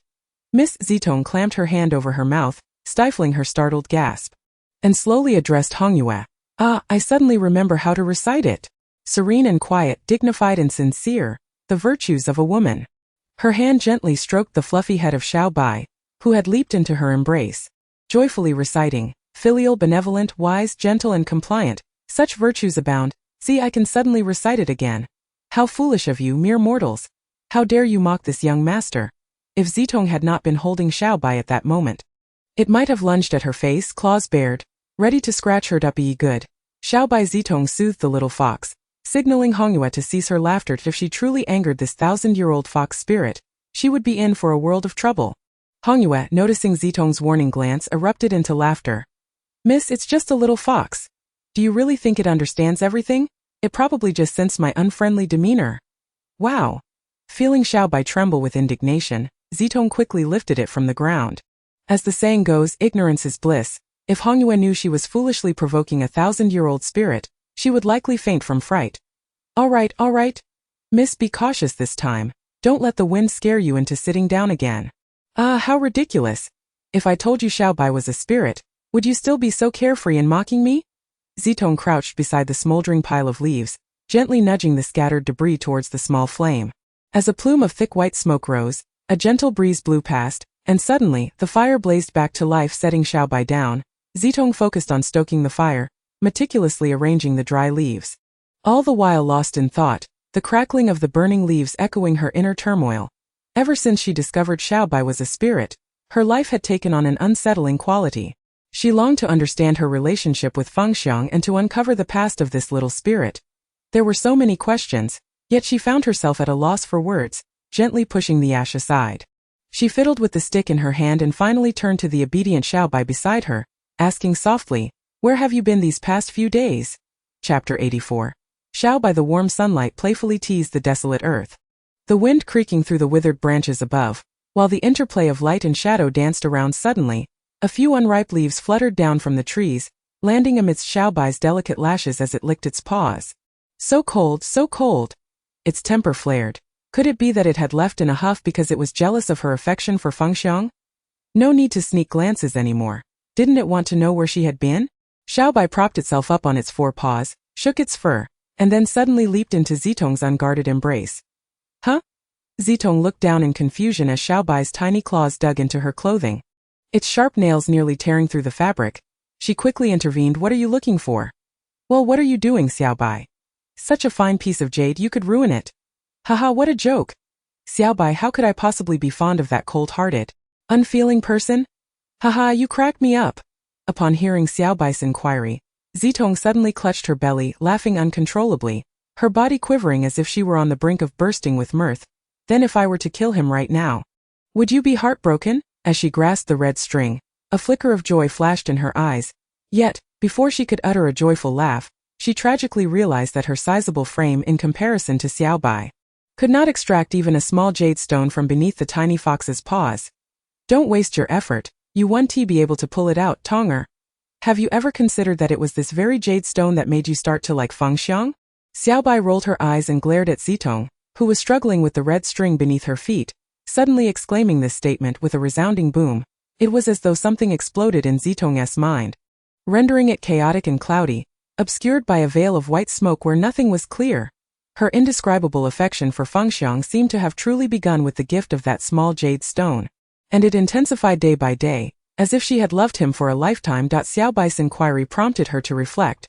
She had never really pondered how a person from the 21st century could so easily develop feelings for a man who did not love her in return, especially when she could not help but constantly think about him, never contemplating leaving him or reporting to her general father, only wishing to assist him in claiming the throne, although she always feigned indifference. Zitong knew that he had always occupied a place in her heart, and she longed for him to genuinely care for her. Otherwise, how could she be so intolerant of Wu and Kai Wei, and yet feel a sense of joy upon learning of Liu Shuang's clandestine meetings with the guards? Noticing Zitong's hand had stilled, as if she had come to a realization, her brow furrowed in thought. Xiao Bai calmly remarked, "Have you sensed something? Are you saying that this jade stone is what made me fall for Fengxiang?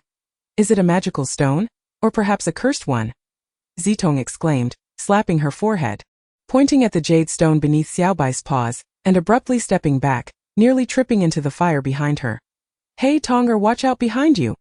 Xiaobai sighed helplessly, noticing that Zitong had only retreated a step, narrowly avoiding the flames, and scratched her head in a comically human gesture, leaving Zitong utterly astonished.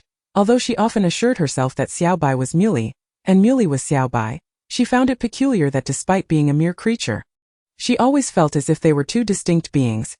Every time she looked at the adorable Xiaobai, she would inevitably think of the foxdog she had once raised in the 21st century.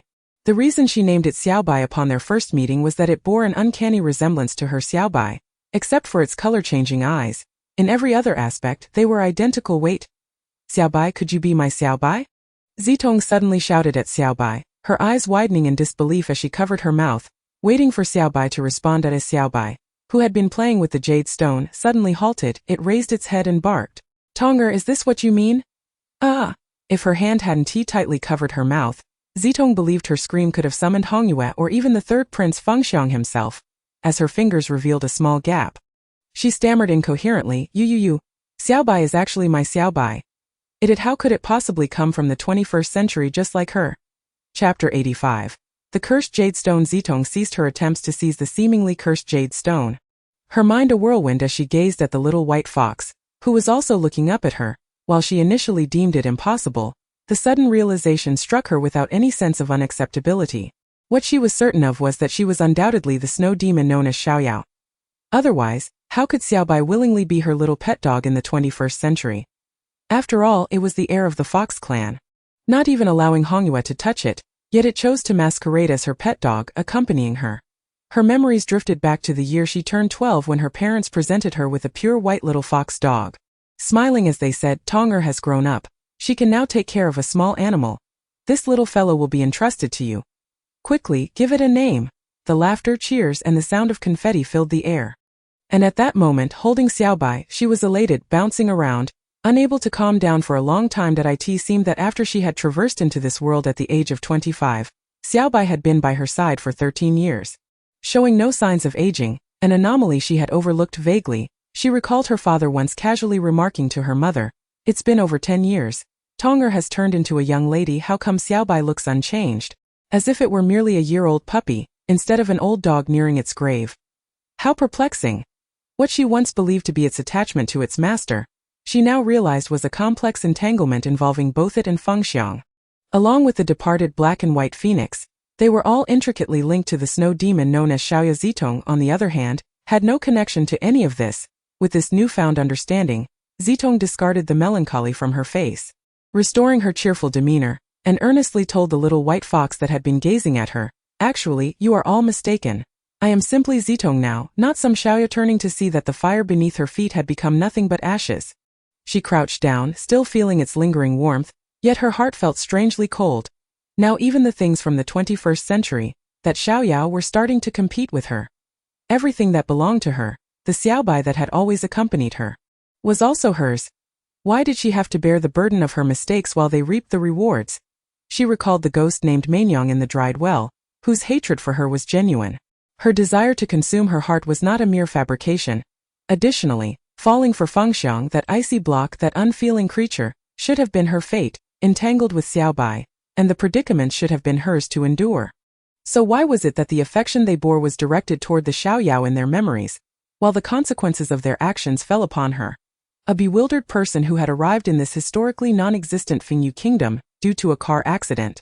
Everything seemed like a series of coincidences, each waiting for her to encounter, as if everyone believed these events were simply meant to happen, and that her astonishment was unwarranted. Did those who claimed to care for her truly have any genuine concern for the real Zitong? As she sensed the faint sound of tiny footsteps approaching, she refrained from turning around, instead striving to wipe away the complaints from her face, replacing them with an air of nonchalance. The little paws tugged at the hem of her rosy garment, which brushed against the ground due to her crouching motionless. She held the wooden stick in her hand, scribbling chaotically in the ashes, "If heaven has feelings, then heaven too shall grow old." How had she suddenly recalled that line from the dream of the woman who jumped into the well? The little creature pulling at her garment seemed increasingly agitated by her neglect, nearly yanking her to the ground. "Don't ignore me, Tonger. I've always regarded you as Xiaoyao, but I've always known you are Tonger. Originally, I had intended to accompany you for a lifetime in the 21st century, just as we used to, joyfully living together, yet I was discovered by the Phoenix. The Li Zitong I had embedded here was not the real Xiaoyao. He exhausted his meager spiritual energy to summon you here. Xiaobai began to confess, not waiting for Zitong to inquire further. After your car accident, when you were taken to the hospital, you didn't lose your life. Your heart was still beating, but you remained in a coma that I tried every means to awaken you. But later I thought, this is also good.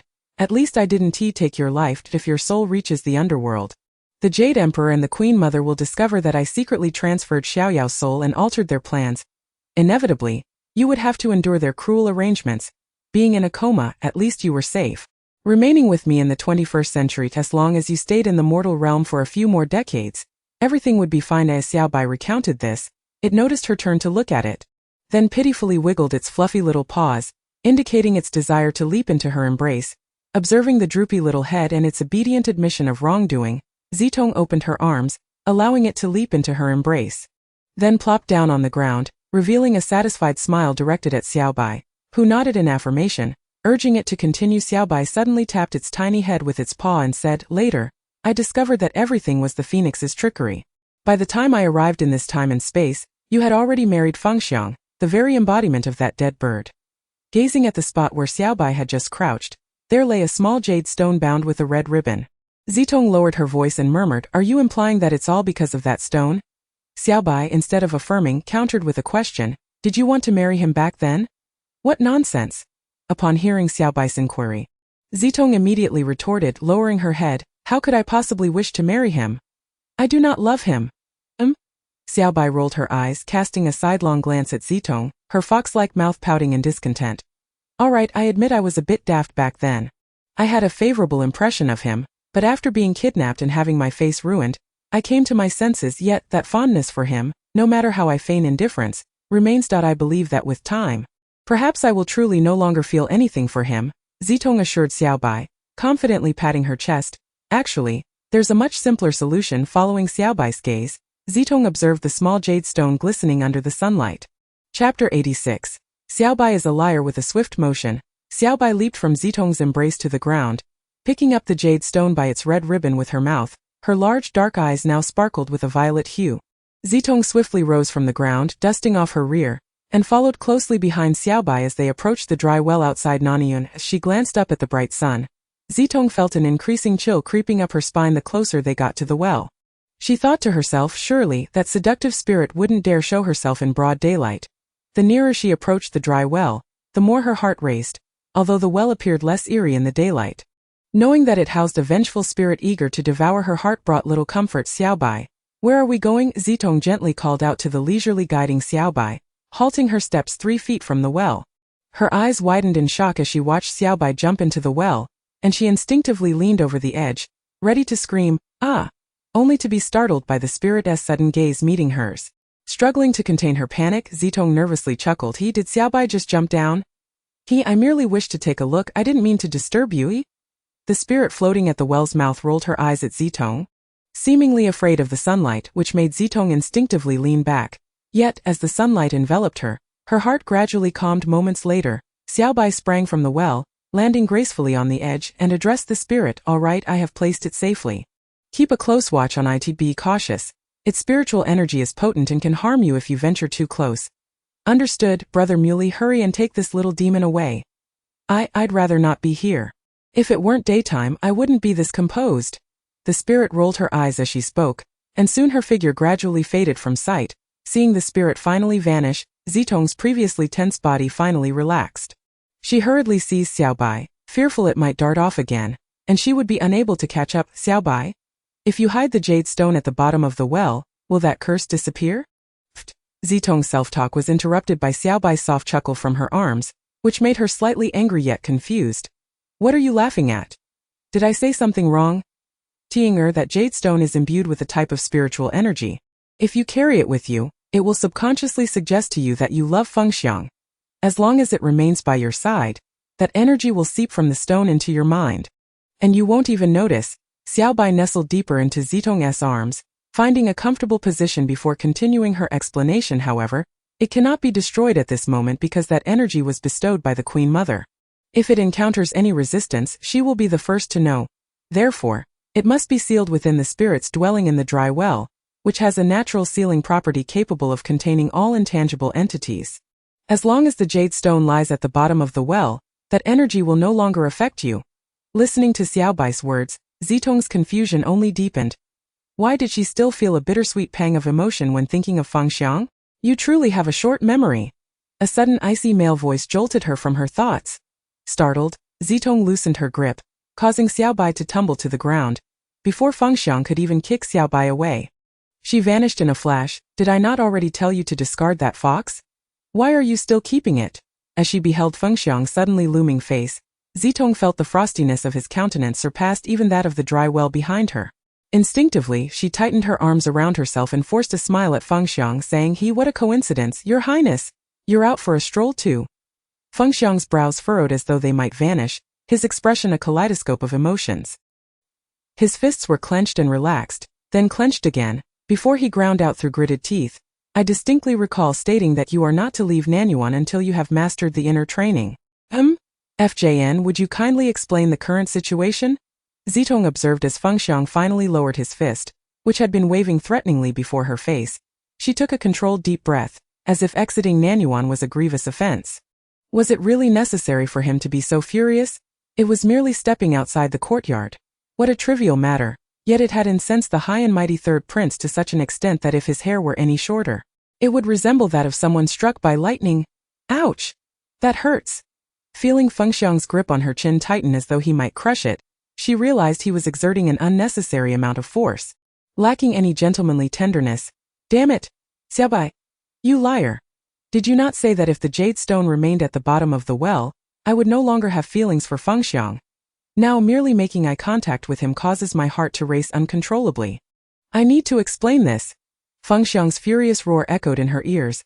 After the ruckus caused by the black and white phoenix, Zitong momentarily lost her senses, believing Fengxiang had gone mad again. However, upon observing the complete lack of emotion in his cold, dark eyes, she quickly realized that the man before her was merely Fengxiang. What would you like me to explain, Your Highness? Zitong grasped Fengxiang's hand, which was still gripping her chin tightly. Did it hurt too much? She desperately wanted to shout in his ear, Please, you violent man. Can you be gentler? I am a woman. Upon hearing Zitong's retort, Fengxiang's head nearly smoked with rage. This damned woman dared to talk back. If she would just submit, perhaps he might show a little mercy and spare her this time. It seemed that unless he taught her a lesson, she would never learn her place. With a sudden, forceful motion, he released her chin and mischievously threw Zitong over his shoulder. Before he could take a step away, a heart-wrenching cry from a maid echoed behind them. Miss, Chapter 87. Fengyan exits the ancestral hall. Fengxiang turned slowly, carrying Zitong, and furrowed his brow at the flustered maid in red, who had stumbled and hurriedly scrambled back to her feet, her arms still adorned with dried leaves, tears streaming down her face. She knelt at his feet, her hands now scraped, clutched desperately around his right leg. Suddenly, he kicked her away, bellowing, You insolent girl! The kicked maid fell back hard onto the ground but quickly scrambled up again, kneeling and crawling toward Fengxiang, now clinging to his leg as if her life depended on it. Your Highness! Where are you taking the miss? Hongyue cried, her face a mess of tears and snot. Her words barely coherent as she beat her fists against Fengxiang's back. Put me down! The sharp sound of a slap immediately silenced both the crying Zitong and Hongyue, while Fengxiang smirked disdainfully. Coldly mocking, Cry on, keep crying. Zitong, unable to voice her frustrations, seethed with resentment, wishing she could sink her teeth into Fengxiang's flesh right then and there. How dare he strike her bottom in front of Hongyue? And with such force! The cruelty in Fengxiang's voice was unmistakable, his gaze upon Hongyue filled with icy fury. Your Highness, but the Mississippi. Hongyue couldn't believe that this prince, radiating anger in every direction, was merely playing with the Mississippi. His cold expression and frigid black eyes told her everything. He was furious. Fengxiang abruptly channeled his energy into his right foot, casting a disdainful glance at the maid still clinging to his leg, and coldly stated, I will ask you once more. Will you release me or not? With tearful eyes, Hongyue timidly lifted her gaze, shaking her head slowly, then pressed her ear tightly against Fengxiang's leg, her hands gripping his leg with all her might as she pleaded, Your Highness, spare the miss. She did not intend to leave Nanyuan. If punishment is to be meted out, let it fall upon me. It is the fault of this humble servant for failing to keep watch over my master. All the blame lies with me. Before I could even process what had happened, my scream reached my brain faster than the pain itself. By the time Hongyue regained her senses, a trickle of crimson escaped her lips, and her body curled helplessly on the ground, watching as the foot that had struck her heart retreated step by step. I could hear my mistress calling my name in a panicked tone, gradually transforming into muffled sobs, as if her mouth had been sealed by some unseen force. My consciousness began to fade, and my outstretched hands towards the two figures grew increasingly feeble, eventually falling heavily to the ground, producing a loud thud. Curiously devoid of any pain, my eyelids grew heavier and heavier. In the distance, a white silhouette approached, drawing nearer. It was Xiao. Yes, it was Xiao. I wished to smile at the little fox, only to find a bitter taste in my mouth. My mistress had been taken away by the prince to an unknown place, while blood continued to flow from the corner of my mouth ceaselessly, and I realized with disbelief that I might die from a kick. Master, Madam, Hongyue feels immense guilt. I could not protect my mistress. I am guilty. The wind suddenly picked up, swirling the dry leaves around me, yet the white silhouette before me remained still, its once innocent, glistening black eyes now shining with a purple light. Was I hallucinating? A dying person's illusion? Xiaobai, am I truly so useless? Unable to protect my mistress, always allowing her to suffer. I am an incompetent maidservant. Xiaobai gazed at Hongyue, whose eyes had finally closed heavily, and slowly approached her body. She was Tonger, someone precious in this world. If she were to truly die here, Tonger would be heartbroken. Moreover, she still wished to save Zitong. Raising a fluffy paw, the paw's pad glimmering with blue light, she gently slid it across Hongyue's chest, but internally she could not help but curse. What a foolishly loyal girl, lacking any sense. Now that Fengxiang still needed General Li's support, how could he truly harm Tonger? Why cling so stubbornly that she lay here on the brink of death, wasting his spiritual energy? The sound of shattered porcelain echoed incessantly, as a circle of maidservants knelt outside the door. Fengqi cautiously avoided the shards underfoot, skillfully dodging the intact teacups that occasionally whizzed past him, watching helplessly as they shattered one by one beneath his feet or further away. Upon recognizing the gaunt figure frantically throwing things about, Fengqi chuckled coldly to himself. It seems my second brother has indeed suffered much confinement within the ancestral hall. The furious figure, upon hearing his footsteps, suddenly turned, hurling curses. Wasn't I clear in telling you all to get out? Seeing Fengqi, Fengyan inadvertently dropped the vase he held, which crashed at his feet. For a moment, caught off guard by the sight of his dashing and spirited fourth brother, Fengyan was at a loss for words. Fengqi smiled kindly at Fengyan, saying, "Second brother, after all this time in the ancestral hall, shouldn't you be delighted to be free? Why are you so enraged?" Fengyan abruptly turned his back, his hands gripping the edge of the table tightly. Struggling to maintain his composure amid his fury, he forced a calm, low voice as he addressed Fengqi. "Fourth brother, it has been a long time, and I have yet to congratulate you." As he spoke, he suddenly turned, his gaze filled with suppressed rage aimed squarely at Fengqi, his voice turning icy. "Those ministers who once stood by your side have now all rallied around you, haven't they? Fourth brother, you truly are my good brother." Watching Fengyan's trembling form, as he spat out his scornful words, Fengqi maintained a gentle smile, lightly kicking at the broken porcelain, the pleasant sound echoing as he replied nonchalantly, "I once thought second brother you would never see the light of day again. To prevent third brother from succeeding, I worked diligently to attract ministers, which took considerable effort. Ah, so fourth brother, it seems you have labored greatly." Fengyan clenched the table's edge, forcibly breaking off a piece, lifting the irregular wooden fragment with a cold sneer. "A broken piece of wood is still just that. Do you really think that residing in the prince's residence makes you a fine timber?" Glancing at the table leg that lay at his feet, Fengqi chuckled indifferently. "Brother, I recently acquired a fine sandalwood table, and I'll send it to your residence as a gift to celebrate your departure from the ancestral hall." "Ah, second brother, your barking like a stray dog truly pains my heart. Why not return to commanding me as you did before? With your head held high?" Chapter 88. Longing to leave this world, Bang Zitong was forcefully thrown onto the bed by Fengxiang, her struggling hands inadvertently tearing down the hanging bed curtains as her body met the soft bedding beneath her. Her heart sank. She looked at Fengxiang, who glared at his hand, now marred by her bite, deep red imprints oozing blood. Lowering her gaze, she licked the blood from her palm, then shot him a cold stare, akin to an ice pick piercing her heart, chilling to the bone. Fearfully curling her arms around her knees, she retreated until her back pressed against the wall behind the bed, her head buried low between her knees and chest. Trembling as she pleaded, "Send for a doctor to save Hongyue. You have injured her." Fengxiang sneered, standing rigidly at the foot of the bed, staring at her. Zitong loathed her own cowardice, yet this man was being utterly unreasonable. In this ancient time, the life of a maidservant was worth less than an ant on the ground. Confronting him head-on would only exacerbate the situation. Crouching tightly in her corner, she was torn between her fear of Fengxiang and the dread of provoking him further. Fearing he might retaliate against those close to her, should she submit? Would that ensure he spares Hongyue? Slowly raising her head, she met Fengxiang's knife-like gaze, unwavering as it sliced through her very being. Taking a deep breath, Zitong summoned her courage to speak. If I submit, will you? Fengxiang's expression remained unchanged, his gaze growing even colder. His arms, once relaxed at his sides, now formed tight fists. Zitong inhaled deeply again. Slowly exhaling, ignoring the chill of his indifference, she implored, if I promise never to provoke your authority again, can you send someone to save Hongyue? You truly overestimate yourself. Fengxiang retorted coldly, as he began to unfasten his garment while approaching the bed. Sensing danger, Zitong attempted to leap from the bed, but was swiftly pinned down by Fengxiang's strong grip. No longer concerned about propriety, she resisted fiercely, realizing that he had easily subdued her hands, while his other hand effortlessly loosened the ribbons at her waist. Desperately relying on her legs, she found them held down as well. Is this prince truly only capable of using brute force against women? Let me go. Tong, are you jest? I am your husband, I would never harm you. Only cherish you. Observing the wicked smile curling at the corners of Fengxiang's lips, Zitong's suppressed rage erupted in an instant.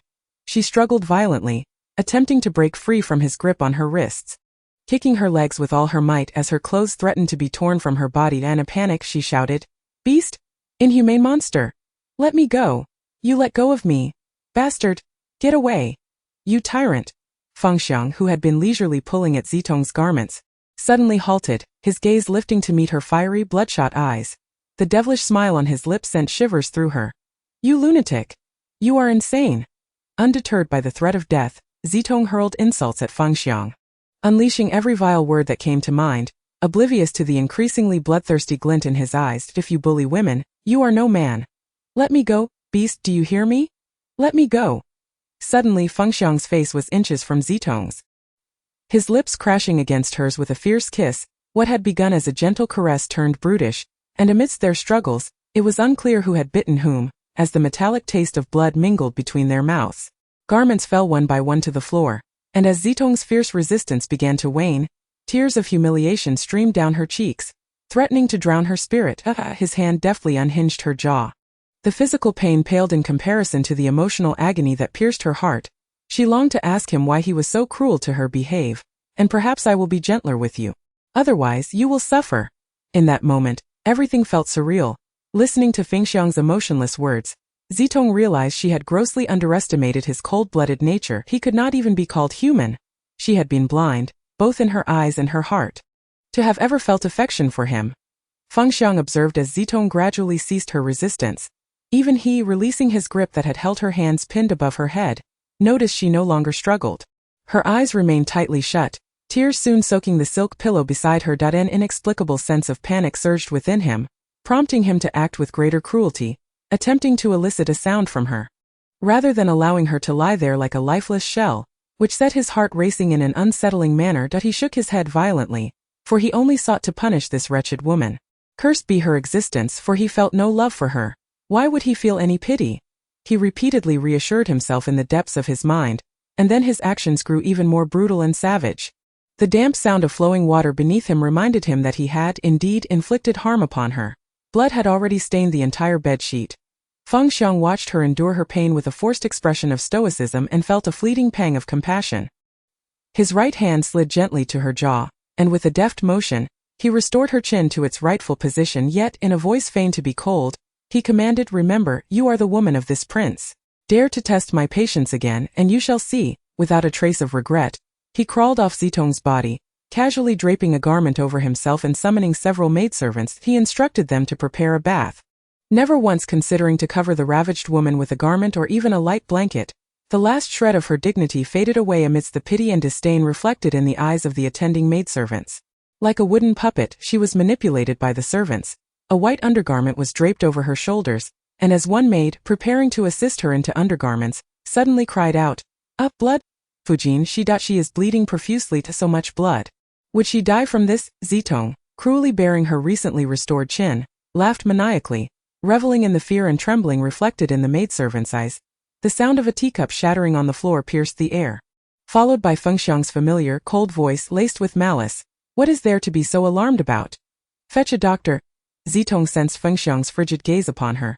She turned to meet his eyes with a smile, only to see him abruptly turn his head away, causing her to feel dizzy, overwhelmingly so. She longed to drift into slumber, hoping that upon awakening, she would discover it had all been merely a dream, that she would still be the ordinary office worker Zitong from the 21st century, and not the daughter of a general or a prince's consort. Chapter 89. The Tale of Xian Part 1. Time accumulates steadily, yet in the end it culminates only in ashes. Looking up at the somber sky, she couldn't help but murmur within her heart, how dark the heavens appear. Brother, sister Zhaochuan, are you now in a place of happiness devoid of tasks, bloodshed, helplessness and heartache? Perhaps the ghostly woman was not mistaken. Those who have departed may indeed be the happiest. The biting cold wind stung her skin, a reminder that since Lu Lengen's painful departure from her residence, she had never returned. She no longer found solace in hiding in the corners. Believing she had gone unnoticed, the maidservants had come to genuinely fear her. Every time they set down food, they trembled and hurriedly retreated before she could utter a word. Cruel words often perched on the tip of her tongue but were swallowed back down. Merely a performance since her objective had been achieved. Why torment these unfortunate souls further?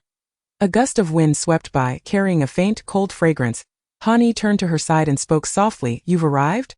The sound of a woman's laughter gradually brightened the air, and soon a corner of white fabric revealed itself, followed by the slow emergence of a human figure. Xian gracefully settled beside Hani, her feet swaying just like hers beneath the eaves. Are you up here alone gazing at someone? Hani smirked self-deprecatingly. Why must you mock me? You too are but a pitiful ghost, are you not? You are in love with that person you speak of, aren't you?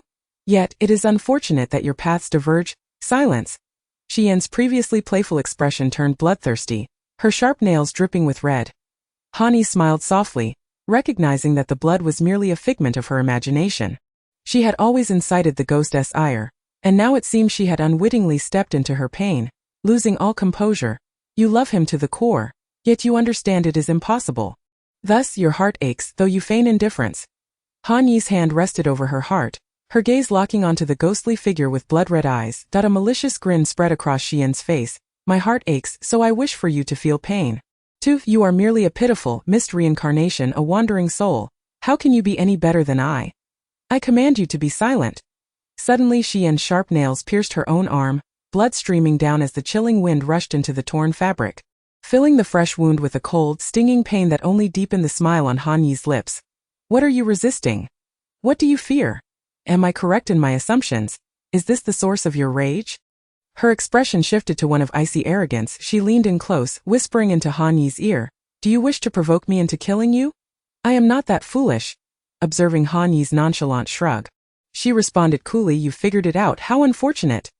Han Yi turned in surprise. You love Lu Lengen. Xian nearly stumbled from the rooftop, turning to glare fiercely at Han Yi. From where did you draw that conclusion? How could I possibly love that butcher? I have someone else I adore. Han Yi abruptly buried her head in her knees, her shoulders shaking as if suppressing something. After a moment of silence, Xian finally realized. Are you laughing at me?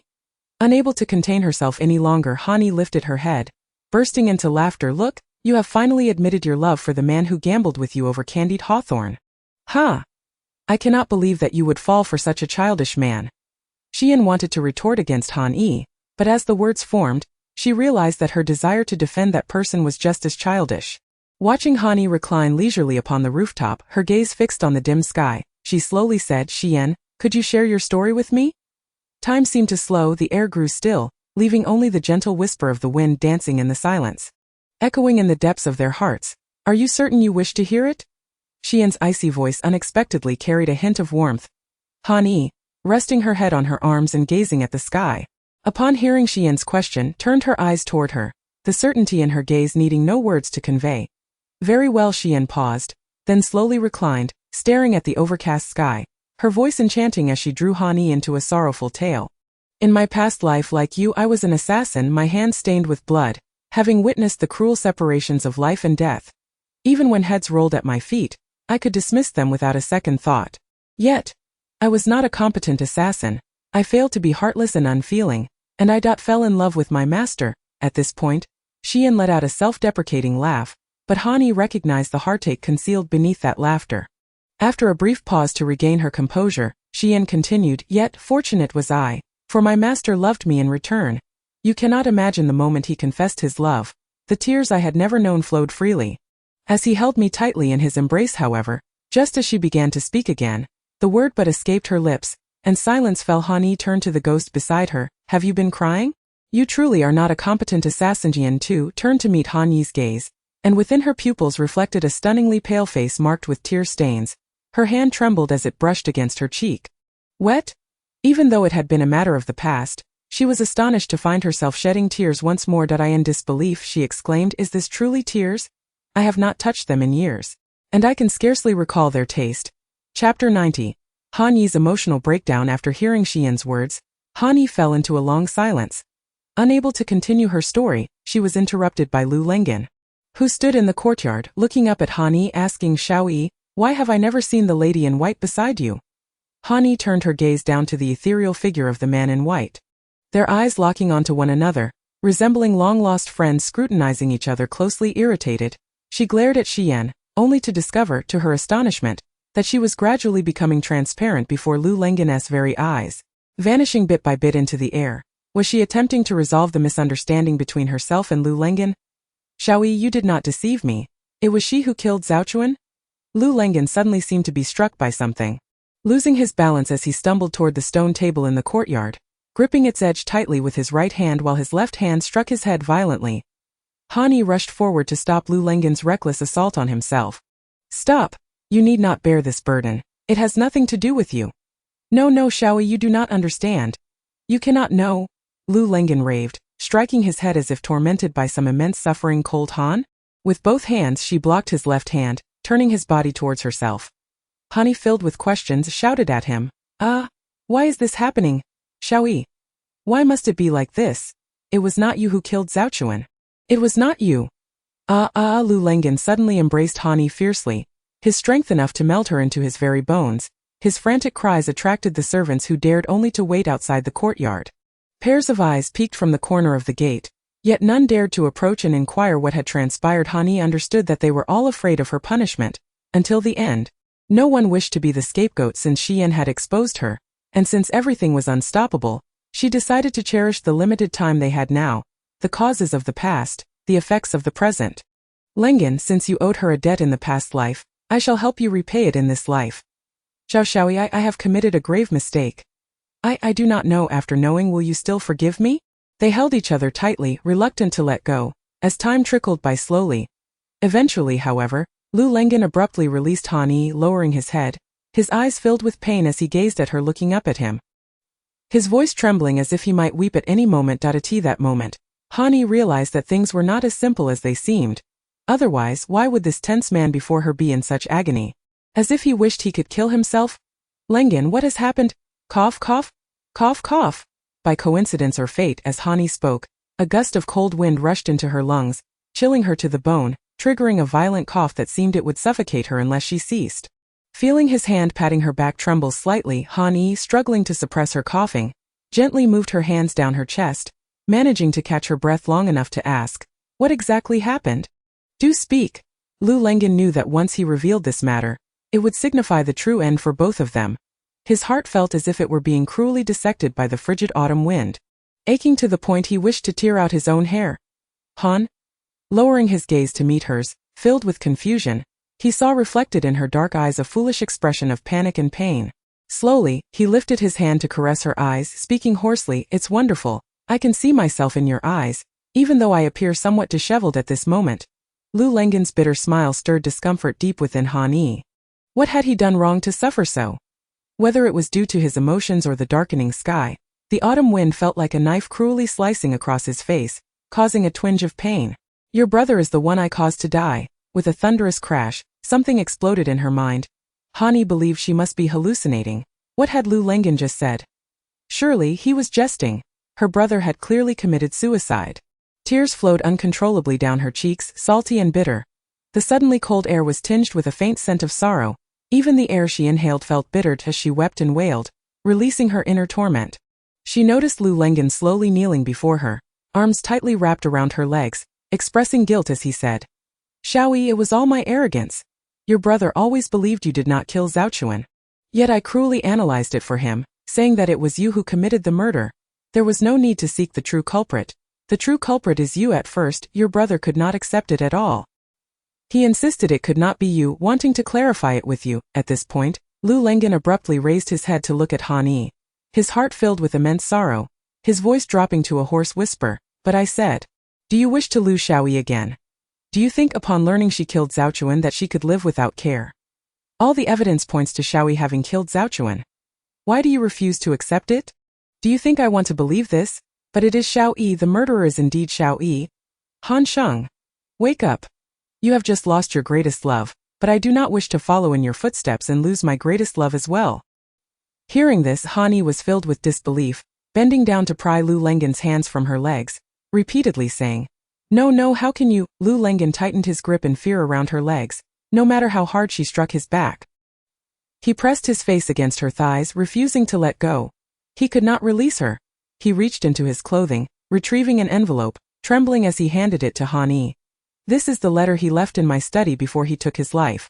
I have kept it with me, intending to remind myself that no matter how grievous the act, I must forgive you. Yet now, I never expected it would be I who erred, and I who seeks forgiveness. Han Yi opened the envelope, pulling out the letter upon seeing the familiar handwriting. Her heart ached with each word she read. Tears blurred her vision in an instant. Raising her head to halt the flow of tears only caused them to spill even more. Lord Lu, I hope you will keep your word and take good care of Xiaoyi. Perhaps I must depart. In my heart, Xiaoyi will always be my beloved sister. I am not a saint. Merely an ordinary person. One is my blood relative, the other my dearest love. I cannot choose, nor can I control my heart from harboring hatred for Xiaoyi. Yet, my greatest loathing is for myself. You are correct. I firmly believe Xiaoyi is not the killer, yet I am merely evading the truth. All evidence points to Xiaoyi, yet I refuse to confront reality. This will only increase the suffering for the three of us. You do not wish to lose your dearest love, and I do not wish to lose my Xiaoyi, so please take good care of her for me, alright? No matter what unforgivable deeds she may have committed. Please remember what you shouted at me, that you do not wish to lose your greatest love. Otherwise, even as a ghost, I will not spare you. Han Sheng's final words. The steady drip of water soaked the letter in Han Yi's hands. Mingling with the tears streaming down her face, her eyes wide open, allowing the icy droplets to merge with her burning tears as they slid down her ears. The dark clouds pressed heavily upon the sky, as if they would fall, suffocating the entire world in silence, while the autumn wind howled fiercely through the slowly descending raindrops. In that moment, Han Yi finally heard the sound of her own heart shattering. Chapter 91. The blood-soaked ground. At midnight, outside the paper-thin window, the autumn rain fell incessantly, its crisp and cold essence slowly seeping into the room where a young woman in a blue garment sat by the window. Transparent droplets mingled with the flickering candlelight on the table, dancing joyfully like fallen spirits. Yet, the candlelight flickered occasionally in the breeze, illuminating a face pale as death, devoid of color. It should have been time for bed. Yet the woman sat fully clothed by the window, admiring the graceful descent of raindrops from the eaves. Her lustrous black hair cascaded freely, falling onto her frail shoulders. The woman's eyes were fixated on the raindrops outside for an hour. Sitting there like a wooden figure, as if her soul had departed, silent and expressionless, neither joyful nor angry, neither sorrowful nor pained, simply sitting there upright. The door creaked open gently, the sound overshadowing the pleasant patter of rain outside. Even so, the woman did not turn to look, her expression vacant, as if she had ventured to a place she had long yearned for. I couldn't sleep, and seeing your room still lit. I thought to come check on you. Standing at the door, Lu Lengan, drenched and clad only in a thin inner garment, rubbed his hands together to keep warm, occasionally sneezing loudly with each step closer to the window. He left a trail of cold, wet footprints behind him, his garment dripping water, the sound louder than the rain outside. Thoughts raced through his mind. Surely this chill would be unbearable. In his haste to come out, he hadn't brought an umbrella, and had forgotten to wear a coat. There were no dry clothes in Xiaoyi's room for him to change into, and the cold fabric against his skin was gradually stealing away the warmth from his body. Rubbing his hands vigorously to restore some warmth, he finally dared to gently drape his arm over Han Yi's shoulders, lowering his voice tenderly. Xiaoyi? He gently shook her awake, but found her once erect body immediately sagging downwards. Collapsing without regard for support. Startled, Lu Lengan hurriedly caught her in his embrace, gazing down at her unconscious face, her lips pale and devoid of color. He raised his hand to gently wipe away the cold droplets at the corners of her eyes. only to find they flowed again as soon as he wiped them away. A futile cycle. His heart felt as if an ice pick had plunged deep within, piercing without end, aching so profoundly he could hardly breathe. With a gentle motion, she tucked the strands of hair that had fallen across her cheeks behind her ears, suppressing the pain that surged within her heart. In a hoarse whisper, she inquired softly, "Xiao-Yi, why must you torment yourself so? This is a tremendous punishment for me that I should not have told you, for even the agony of guilt is preferable to witnessing you inflict suffering upon yourself." He lifted her in his arms, slightly staggering as he did so. Unable to suppress a fit of harsh coughing despite his body's protests, he carefully laid her down on the bed, unfastening her damp clothes to replace them with a clean shift from beside the pillow. Tucking her in gently. As he prepared to straighten his back, he caught sight of her delicate face, still furrowed in distress even in sleep, and leaned in closer, pressing his icy lips tenderly against her forehead. Lingering there for what felt like an eternity. "Xiao-Yi, what are we to do?" he pondered after securing the window. He softly closed the door behind him. Once outside in the courtyard, Lu Lengen began to cough violently, the pain in his throat paling in comparison to the torment in his heart. The rain cascaded down, washing over his face as he stumbled forward, his steps unsteady and erratic, perhaps due to the slick ground beneath him. As he walked, he suddenly lost his footing and fell heavily into the rain, something warm trickling down from his head, brushing against his ear, a stark contrast to the coldness of the ground. This was the last thought that crossed Lu Lengen's mind before he succumbed to unconsciousness. Suddenly, the rain intensified, thunder rumbling as lightning split the sky, illuminating his handsome features as he lay in the muddy puddle. The crimson water reflecting an indescribable sorrow. In the vast expanse of the desolate grassland, the sky seemed within reach, and occasionally, a small calf could be seen, straying from its herd in pursuit of its family. Lu Shichuan, reclining on a slope, was laughing heartily when, out of nowhere, a shadow blocked her sunlight. She looked up to see Hua Shi, who had always been a good girl, now with a pale face, hands on her hips, breathing heavily with anger, and exclaiming in a voice tinged with grievance, "Your Highness, I was merely fetching some medicinal oil, and you've sneaked out again. You've twisted your ankle, and the doctor advised you to limit your movements." Yet, her tone held no real threat. It was naturally gentle, and even when raised, it brought a sense of joy to the listener. Lu Shichuan, unfazed, casually brushed past Hua Shi, saying slowly, "Look, Hua Shi, that calf is so adorable. Look at how comically it chases after its herd. It's so amusing it makes me want to cry." "Haha, Hua Shi, you are so serious. The doctor exaggerated my minor sprain due to my status as queen. It's merely a slight twist, and while it does hurt, it's nothing serious after a few days. Especially with such excellent ointment. It would be odd if it didn't heal." After speaking, Lu Shichuan rolled to the side, leaning on her arm while watching the cattle grazing on the dry grass in the distance. Hua Shi considered this and realized that every time she applied the medicinal oil, the swelling around the ankle was barely noticeable. Feeling somewhat embarrassed, she sat beside Lu Shichuan, her gaze drifting towards the little calf that had captured her mistress's attention. As time passed, a full quarter of an hour slipped by. Lu Shichuan, exasperated, rolled her eyes and attempted to tumble away from Hua Shi. But before she could find relief, Hua Shi lunged forward, blocking her way with a resolute expression that seemed to say, "I will not relent until you speak." All right, you win. I am actually looking for someone." Lu Shichuan relented, rising to shake off the grass clippings from her attire. "Who is it that requires your highness to avoid me?" Hua Shi asked, puzzled. "A man," Lu Shichuan whispered, leaning in closer to Hua Shi with an air of intrigue. "Ah, your highness," Hua Shi exclaimed, momentarily disregarding the flustered girl behind her. As Lu Shichuan nonchalantly strolled towards her tent before long, the sound of hurried footsteps echoed behind her, and with her back turned, Lu Shichuan quickly concealed her smirk as Hua Shi caught up. "Your Highness, what you are doing is wrong." Hua Shi spread her arms wide, blocking Lu Shichuan's path, her expression pained as if she had wrestled with her emotions for a long time before daring to speak so loudly. "How dare you question me?" Lu Shichuan feigned anger, glaring at her coldly before striding forward. "Step aside." "No, your highness, if the king learns of this, the consequences would be dire. Even if you punish me, I hope you can promise not to see that man again." Hua Shi's expression was one of near tears, her outstretched arms trembling slightly, yet her voice remained steadfast. Chapter 92. The two-faced man. Seeing Hua Shi's frail form blocking her way, Lu Shichuan felt as though she could easily push her aside. Suddenly, a familiar figure appeared not far behind Hua Shi. Lu Shichuan's eyes brightened. She had finally spotted him. She quickly changed her pace, spinning around before Hua Shi could react, and effortlessly passed by her. There was no time to play games with Hua Shi. She had to confront the man she had encountered that night and demand to know who he truly was. Hey, stop right there. As the man's figure began to fade, Lu Shichuan hurriedly commanded, Your humble servant pays respects to the queen. Lu Shichuan scrutinized his guard uniform, realizing he was not from the kingdom of Wumu. Yet he donned their attire. Who was he, and what was his purpose in Wumu? Could he be a spy from another nation? No, there was an undeniable aura of regality about him, reminiscent of Xiaoyu. No matter how he tried to disguise it, that innate authority would not be diminished by mere clothing or a bow. Who are you? What is your purpose in Wumu? Understanding the gravity of the situation, Lu Shichuan steeled herself, her tone turning icy as she straightened her posture, glancing around to see if any guards were patrolling nearby.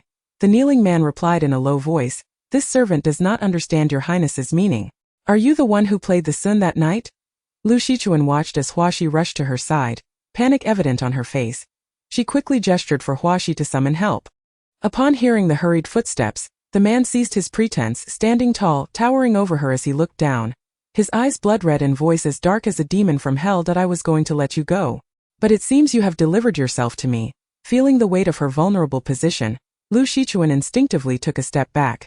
Yet she planted her foot firmly, gritting her teeth and defiantly challenging. How dare you act so brazenly brazen? Xiaoyu has taken my beloved.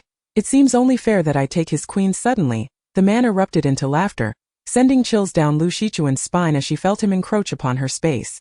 Frantically, she scanned the surroundings, wondering why no one had come to her aid yet. You dare. Take one more step, and you will meet a gruesome end, Lu Shichuan warned, retreating while contemplating how likely it was that her cries for help would attract the guards. Huaxi would soon bring assistance. The man, his gaze fixed on her, smirked and mocked, stalling for time. The only reason I haven't taken you yet is that I intend to snatch you away before Xiaoyu, allowing him to experience the pain of losing his most cherished possession. What audacity! He believed he could abduct her right under Xiaoyu's nose. Whether he was mad or merely foolish, he underestimated the strength of the kingdom of Wumu. In that instant, Lu Shichuan felt a surge of confidence. No longer did she struggle but instead stood submissively before him, allowing herself to observe this man closely. She realized her earlier oversight stemmed from not anticipating his sudden aggression. The delicate demeanor he exhibited while playing the Sun that night had completely transformed into that of a volatile madman. His eyes were crimson, his expression twisted. One might mistake him for being two different individuals.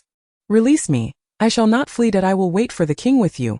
Lu Shichuan smiled brightly as she gazed up at him. Noticing a flicker of confusion in his eyes, she seized the moment. And he slowly loosened his grip. May I ask you a question? Now free, Lu Shichuan momentarily forgot her status as a hostage and casually rubbed her arm while addressing the man before her. You seem quite different from the one who played the Sun that night. That I distinctly remember you. Silence. Before she could finish, the man struck her chest with a fierce blow, leaning over her as she collapsed to the ground. His gaze filled with madness as he seethed. Do not mention that coward. Are you twin brothers? Is he still in Wumu? Lu Shichuan coughed up blood, clutching her injured chest in shock. Yes, the man responded with an odd expression.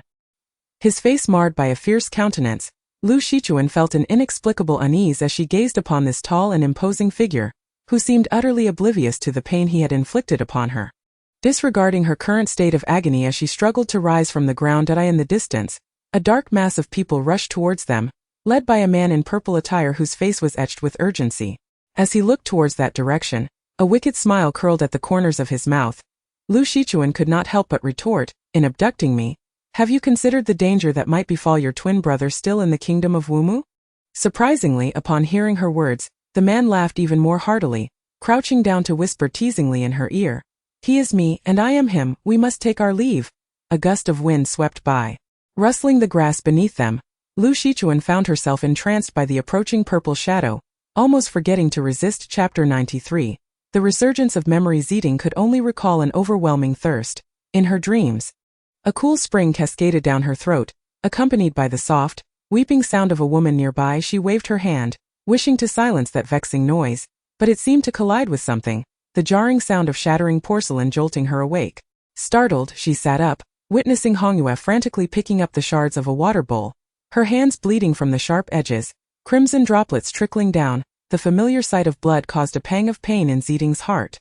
Memories flooding back to her senses. Fengxiang, he actually, Miss, oh miss, you've finally awakened. I was at my wit's end. The young girl, who had thrown herself into Zitong's arms, clutched tightly at her waist as tears soaked through her thin garment. Gently stroking her soft hair, Zitong hoarsely murmured, "It's so good to see you awake. I should be the one relieved to know you're all right. Did I remember when the third prince kicked you? It's good that you're safe." Hongyue, wiping her tear-streaked face, recounted, "After the prince kicked me, I felt a sharp pain in my chest, gasping for breath, and I faintly saw Xiaobai. Or was it just an illusion? When I opened my eyes, I found myself lying by a dry well, which terrified me. But miss, do you know? I might have been hallucinating, but not far from the dry well, there seemed to be a woman in red who was watching me." Seeing Hongyue regaining her chatter, her face still damp with tears yet striving to smile, Zitong realized the girl was likely trying to distract herself. Turning her gaze around the unfamiliar room, with its dimly colored furnishings and oppressive silence, she asked, "Where are we?" Hongyue hesitated before reluctantly murmuring, "This is Elan Courtyard." The discontent and anger in her voice puzzled Zitong, prompting her to inquire further, "Why was I placed here?" Hongyue appeared to wish to evade the topic. Yet upon seeing Zitong's unwavering gaze, she hesitantly replied, each word weighed down with reluctance, "Because the prince resides in the adjacent Jala Hall." Suddenly, the wooden door creaked open, and Xiaobai darted inside. Hongyue teasingly threatened to kick Xiaobai, exclaiming, "Look at you, how impressive! The moment the miss awakens, you rush in unannounced. Even the cold-faced third prince who checks on you daily, didn't he come today? One might think he has cursed you." As Xiaobai prepared to leap onto Zitong's bed, a quilt fell abruptly, burying him. Hongyue rushed forward to uncover him, anxiously calling out, "Xiaobai, are you all right?" Then turning to Zitong, who wore an expression of fury, she asked, "Miss, what are you doing? You might hurt Xiaobai.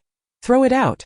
"I don't want to see it," Zitong shouted in anger, turning away from the sorrowful eyes peeking from beneath the quilt. At that moment, she felt a whirlwind of emotions. "When I was taken by the third prince, why didn't you come to my rescue? You are clearly a 1,000-year-old fox spirit. Why did you not save me? Or is it that your affection lies solely with that snow spirit named Xiaoyao, and not with me, Zitong?" Hongyue extended her hand towards Xiaobai, but recognizing her Miss' wishes, she hesitated. As long as it would bring a smile to Zitong's face, she would gladly endure any hardship. As a maid, she had repeatedly placed her miss in peril and failed to protect her well-being. Now her miss simply wished to be rid of the little fox. Disobeying her would surely wound Zitong's heart. Yet, each time she reached for Xiaobai, he nimbly evaded her grasp, leaping away, emitting a sorrowful cry that pierced through her. Hongyue had never encountered such an indescribable sound before. It tugged at her heart, causing tears to well up as memories of past sorrows surged forth. It was indeed a bit unfair to ask Hongyue to expel Xiaobai, for she was merely a mortal, unaware that his cries were laced with enchantment that evoked an involuntary sorrow in the listener. Should he continue, Hongyue might not cease her weeping. Resolutely, she turned her back to Xiaobai, intentionally ignoring him, and calmly instructed the flustered Hongyue, "Go to the kitchen and see what food is available. I am hungry." Relieved, Hongyue nodded vigorously, dashing out of the room, her collision with the door causing it to swing wildly. Zitong mused, "That girl must have bumped her head." The atmosphere gradually settled into silence, punctuated only by the creaking door. Neither Xiaobai nor Zitong spoke. One stood attentively, gazing at her, while the other sat sulking, arms crossed tightly in her thin garment. As time trickled by, a fragrant scent of peach blossoms wafted into the air, prompting Zitong to glance around in astonishment.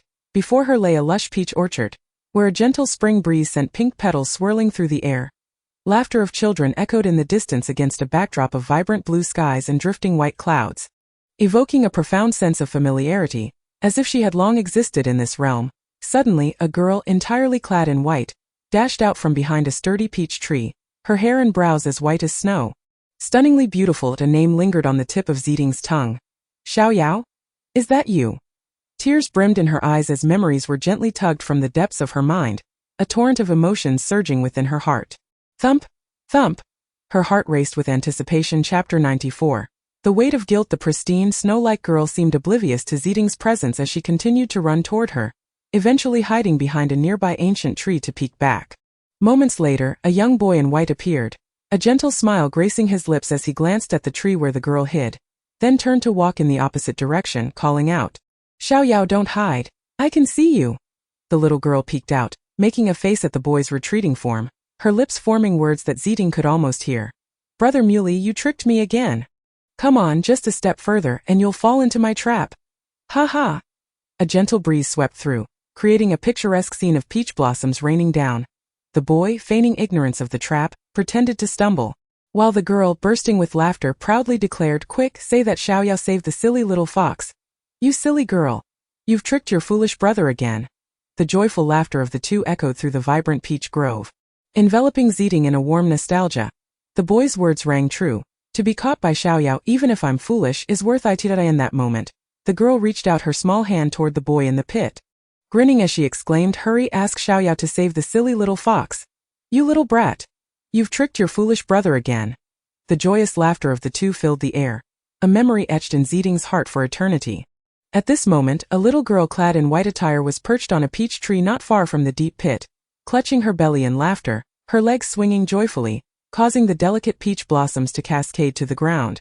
The scene suddenly transformed into one of exuberance, as two ethereal figures darted amidst a sea of pink peach blossoms, seemingly oblivious to the boy still trapped in the pit, awaiting rescue. A flash of violet light surged, and the young boy appeared above the abyss, garbed in pristine white, gazing at the distant little demon chasing after Mainyang, whose spirited shouts intermittently pierced his ears. "Mainyang, stop! I shall tear your mouth apart." "Stop, Mainyang, is what Mainyang said true? Brother Muli is indeed a great villain." Suddenly, he turned and dashed toward his peach blossom cottage, disregarding the boy trailing behind him, who was incessantly flattering him, as well as the giggling Mainyang beside him. Witnessing this scene, Zitong, with tears still glistening at the corners of her eyes, burst into laughter, the embarrassment, anger, and hurt on the girl's face, juxtaposed with the boy's apologetic charm, all revealing their innocent adorability. The three figures gradually receded from view, leaving behind an expansive peach blossom forest, a lingering sense that something significant was about to unfold. Suddenly, Xiao Bai's voice jolted her awake. "Tong heir. The scene you just witnessed is my most cherished and desired moment to preserve. I have envisioned countless times how wonderful it would be if time could freeze at that instant. How I wish you had never saved the phoenix." Upon regaining her composure, Zitong looked at Xiao Bai, who still stood at the foot of her bed, his eyes filled with sorrow and pain. His voice a low, mournful whisper, "However, I cannot change anything, including the fact that I can only watch helplessly as you are harmed, simply because the one who hurts you is the phoenix. The very phoenix you long to be with, the one you would bleed every drop of your essence for. The phoenix for whom you bear a debt of blood yet do not regret loving."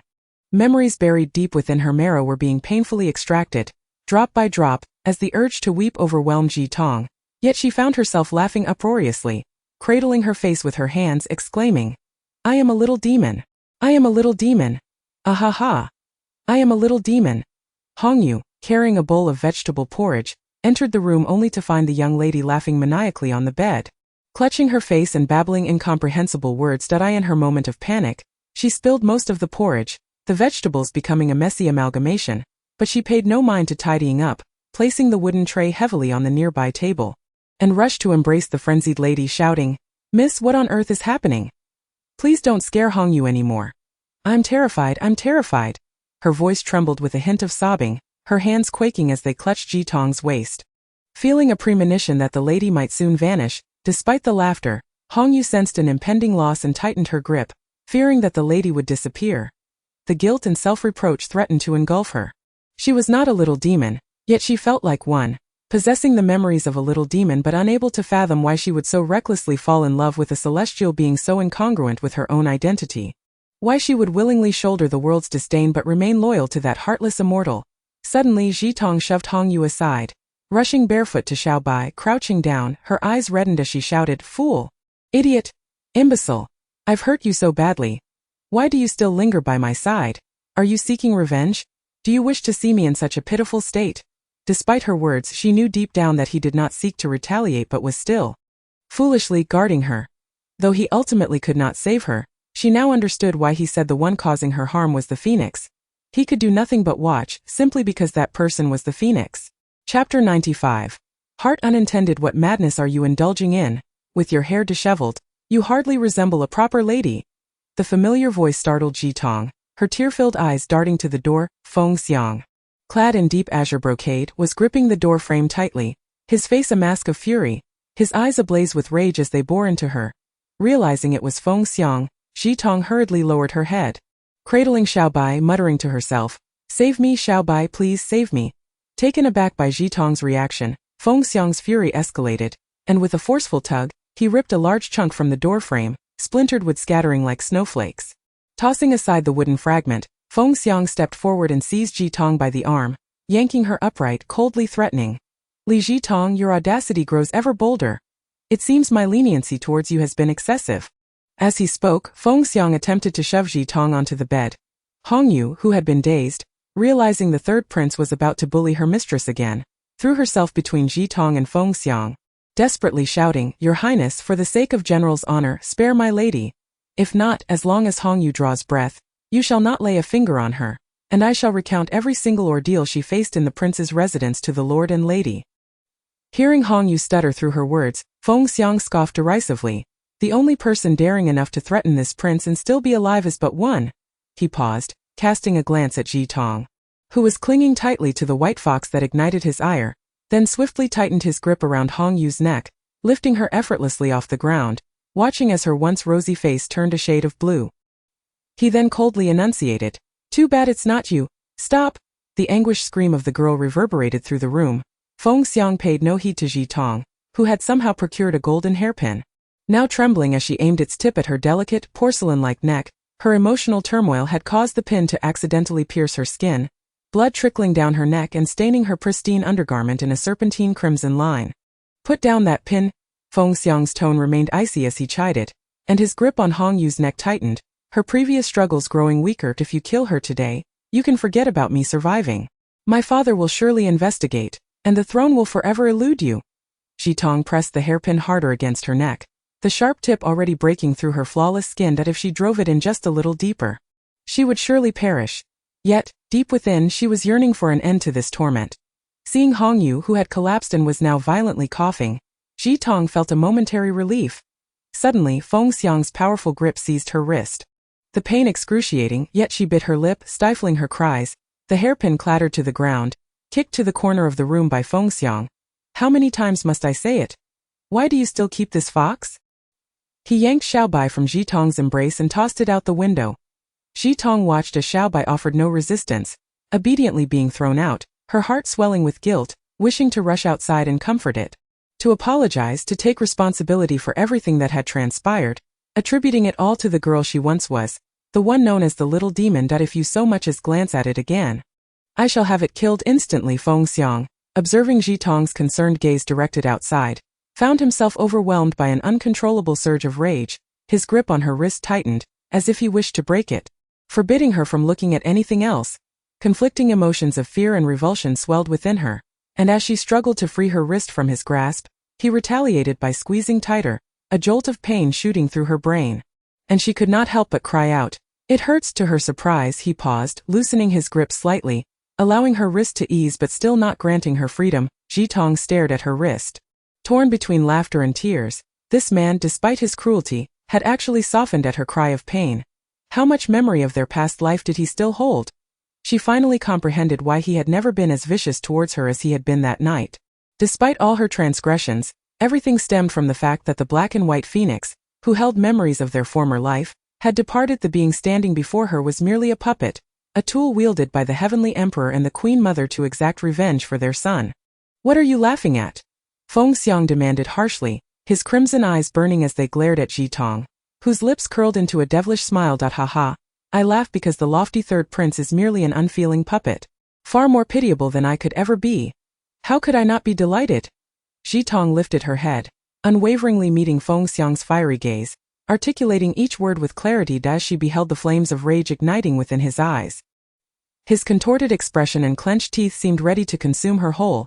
Suddenly pushed away with great force, my wrist was finally freed. I watched as Fengxiang, in a fit of panic, clutched his chest and shouted at me. What nonsense are you spouting? Have you gone mad? This prince is alive and well. How could I possibly lack a heart? Speak with caution, lest you incur my wrath. Do you intend to forcibly occupy my body again? As he uttered these words, Zitong's lips curled into a smirk, exuding an unsettling aura that Fengxiang couldn't quite articulate. He thought to himself that she must surely be insane. Zitong gazed at the panicked phoenix fleeing in disarray, then turned, resting her head lightly against the doorframe, her hand repeatedly gliding over the deep indentation left by Fengxiang's forceful grasp. In a voice neither too loud nor too soft, she directed her words towards his retreating figure. Your Highness, what is it that you truly fear? Chapter 96. Obsession. Cough, cough, cough. Blood stained the pristine white robe as the man weakly leaned against the tree trunk, one hand digging desperately into the bark while the other pressed firmly against his chest. The footsteps behind him grew increasingly closer, the uniform cadence suggesting they were among the top martial experts. It seemed that my second brother had indeed set a deadly trap for me.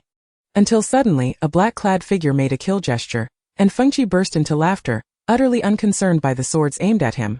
He neither dodged nor flinched, simply continuing to laugh. In an instant, a tempest arose, swirling dry leaves in a chaotic dance, obscuring the world around him. When clarity returned, Fengyu was nowhere to be seen. "Yenner, you finally arrived. If you had been any later, we truly would have become a pair of ghostly lovers." At that moment, Fengyu lay weakly against the shoulder of a woman clad in white, her icy arms enveloping his waist, his feet dangling above the ground as she effortlessly carried him.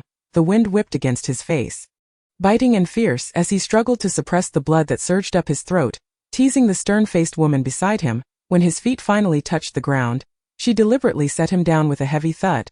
Yet he remained cautious, fearing he might stumble and fall, stealing glances at his unsteady form from the corner of his eye. "Are you angry?" Fengyu covered his mouth, stifling a laugh, and beneath his hand, he coughed up several uncontrollable mouthfuls of blood, relieved that the wide sleeves of his robe concealed the evidence. "Why didn't you call for me sooner?" The woman in white stood with her back to Fengyu, her hands tightly clenched into fists at her sides, the wind gently lifting the strands of her hair, mixing with her flowing garment, creating a slender silhouette that seemed ready to be whisked away by the gusts. Her icy, emotionless voice revealed nothing, yet Fengyu could sense her anger simmering beneath the surface, and it was palpable. Cough, cough. Just as he was about to speak words of comfort, blood surged forth, staining the white robe of the woman before him. Dazed, he felt himself collapse into a familiar embrace imbued with a chilling fragrance. As he gazed at the growing distance of her worried expression, he struggled to lift his hand to touch the pain in her eyes, gently trying to reassure her. "Do not worry, I shall not die." "Fourth prince! Fourth prince!" His vision gradually cleared, and as he opened his eyes, he found himself locking gazes with her, their lips brushing against each other. A continuous chill flowing down his throat, gathering at the spot on his chest where he had been struck. Straining to push her away, he was taken aback by the resolve in her eyes. "Shuno!" Fengyu cried out in fear, struggling against her grip. At last, Xian released him, and he felt an inexplicable lightness, the internal injuries on his chest mended by her efforts. However, seeing her face grow paler, her body becoming somewhat translucent, as if she were on the verge of vanishing, he reached out, only to have his hand pass right through her form, causing his heart to ache fiercely. "Xian, I cannot live without you." His voice was hoarse and low as he uttered this single thought, and with that, Xian vanished from his sight with both hands pressed firmly against his face. Fengyu sat in silence amidst the chilly, desolate forest, motionless and wordless, waiting for her to reappear. Why hadn't he called for her sooner? In time, he realized he had fallen for her and began poring over ancient texts, seeking any means that might allow them to be together. By chance, he discovered that ghosts are formed from the obsessions of those who have died. Formless and intangible, once the obsession fades, they are reborn as humans. Ghosts lack the ability to save or kill. Should they violate either principle, their souls would endure the torment of hellfire for 3 lifetimes before they could be reborn. This also explained why, after every killing, Xian would inexplicably disappear for a day and night, only to return with a pale face and no explanation for why she never appeared when he called for her. Time slipped away little by little, and Fengyu's body grew colder, yet he remained seated, devoid of strength. The stars had long since blanketed the sky, and the moonlight poured over the forest until his subordinates found him, covered in blood, yet miraculously unharmed, assuming the blood was that of another. They knelt in a row, bowing their heads in apology. "We have arrived late, Your Highness, and caused you distress. We beg for your punishment." "Yes, Your Highness, dawn has arrived," the timid maid by my side said, nervously twisting the hem of her garment, her voice barely above a whisper. "Will you be resting, or shall I prepare water for your face? Summon the other maids to attend to you. You may take your leave to rest." Fengyu stretched his stiff body, creaking as he pushed open the door, a gust of cold air rushing in. The world outside was cloaked in a white veil. He had not realized that it had begun to snow. Feather-like snowflakes fell, accumulating on the ground like a white blanket covering the entire courtyard. "Ah, it's snowing," the maid preparing to leave exclaimed in excitement upon seeing the snow, only to cover her mouth in fear as she noticed Fengyu's gaze upon her, her eyes glistening with unshed tears as she awaited her reprimand. Fengyu, indifferent, turned back to the entrance, awaiting the appearance of that familiar white figure, coldly instructing the trembling maid beside him, You may go. The servant takes her leave. She hurriedly dashed into the snow, leaving a trail of footprints in the dazzling white. In the span of a moment, the footprints were quickly covered by fresh snowflakes. Fengyu raised his gaze to the sky, a slight smile gracing his lips as he murmured, Shiyuan, no matter whom you are obsessed with, I shall accompany you to the end. And then let us never part again. Whatever you endure, I shall share it with you. Chapter 97. The fated one of Fengyu. The snowfall gradually lessened, and standing in the courtyard, Fengyu beheld the familiar white figure materializing before him. He tightened his grip behind his back and offered her a warm smile, his voice low and resonant. Where have you been? Shiyuan recoiled in shock, her pale face growing even colder, her bloodless lips parting and closing, yet no sound emerged. It must hurt, doesn't it? Shiyuan's eyes widened in alarm, warily regarding Fengyu, but after a moment, her expression returned to its usual stoicism as she coldly replied, How does your highness come to inquire about this?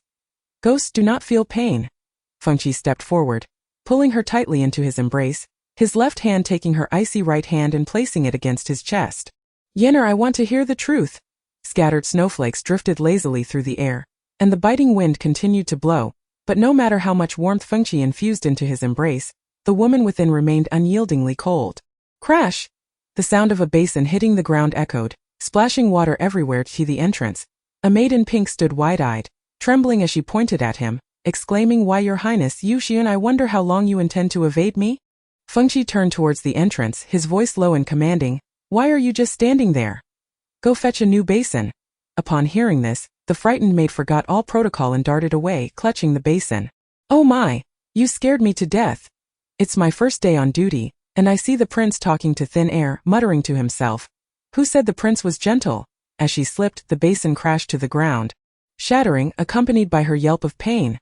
Fengyu had initially intended to reprimand the girl for her audacity, akin to Shiyuan, disregarding propriety and rank, but upon hearing the crash from outside, he decided to be merciful this time.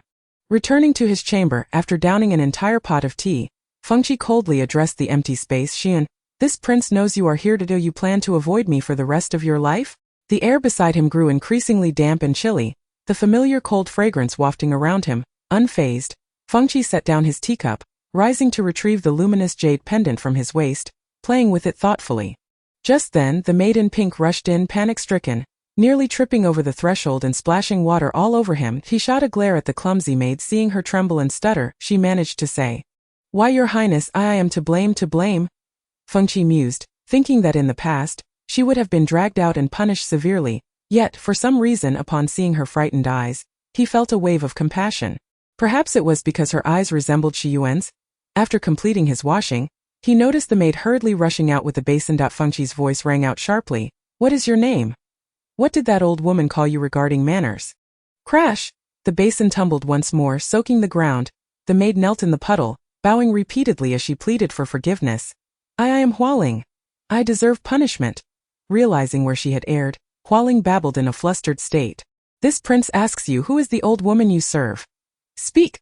The teacup nearly shattered against Hualing's head, the fragments scattering across the floor. A damp, cold voice echoed nearby, Your highness, spare this maid. Jin, I implore you. In an instant, the once furious Fengyu felt a smile tugging at the corners of his mouth, his tone softening as he stepped forward to assist the trembling Hualing, saying, There, it is all right now. You may leave. Hualing, in disbelief, gaped at Fengyu, her eyes wide with astonishment. Realizing he was not jesting, she bowed deeply, exclaiming, Your servant takes her leave. Clutching the basin of water, she hurried away, fearing he might call her back to interrogate her about which matron she was following. In truth, she had not followed any matron. She was supposed to be working in the kitchen but had been directed by an elder sister to deliver washing water to His Highness. Initially believing it to be a fortunate assignment on her first day, she encountered a kind elder sister and felt incredibly lucky.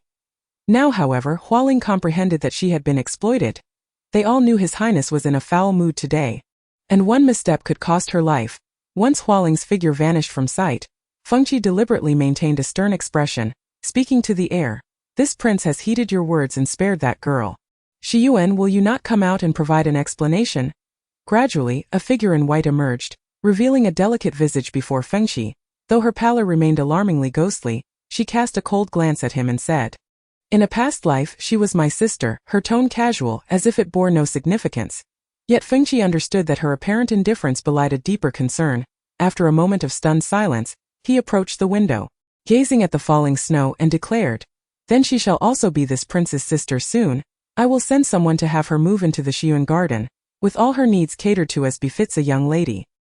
His intention was to win her favor, but upon turning, he noticed her expression of silent suffering, her lips tightly pressed together, as if holding back countless grievances. Confused, he stepped closer, gently embracing her and inquiring, "What troubles you? Is it not good that this prince treats your sister well?"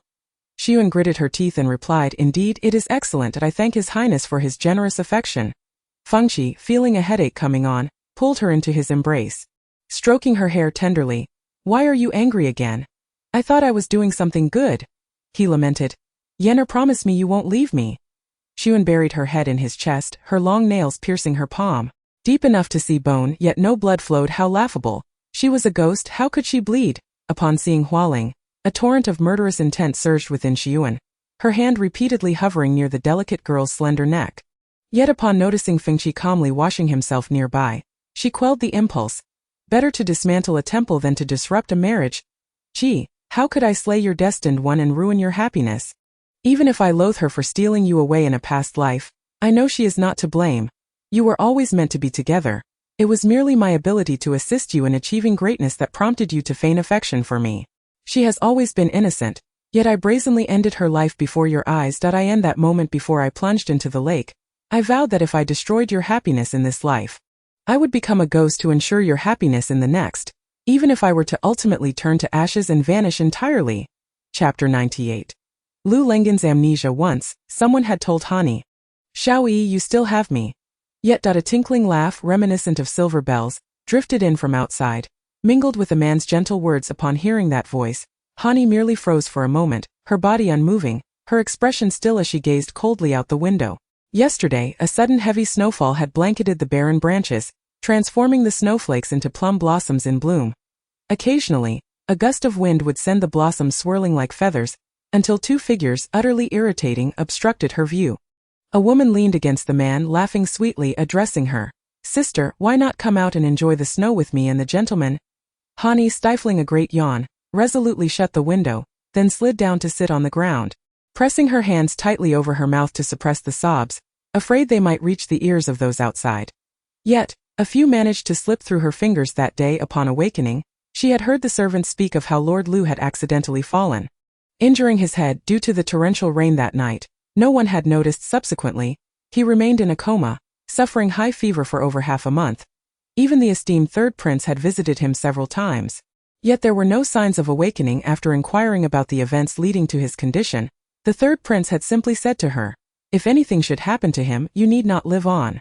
For as long as he remained unconscious, she kept vigil by the window, and no matter who urged her to leave, she refused. She was unaware of what had befallen the ghostly woman.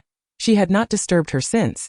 Granting Hani a semblance of peace, the food brought by the maidservants was dutifully consumed by her, but she remained oblivious to his condition. Her own health could not falter now. The third prince forbade her from approaching him, yet he did not prevent her from stealing glances, until that day he finally awoke, but he no longer remembered her. The third prince had woven a promising future for him, so why should she obstruct his path? At that moment, she found herself transformed into the sister of another woman, one whom the third prince had meticulously chosen as Lu Lengen's bride to prevent the amnesiac from falling in love with her again.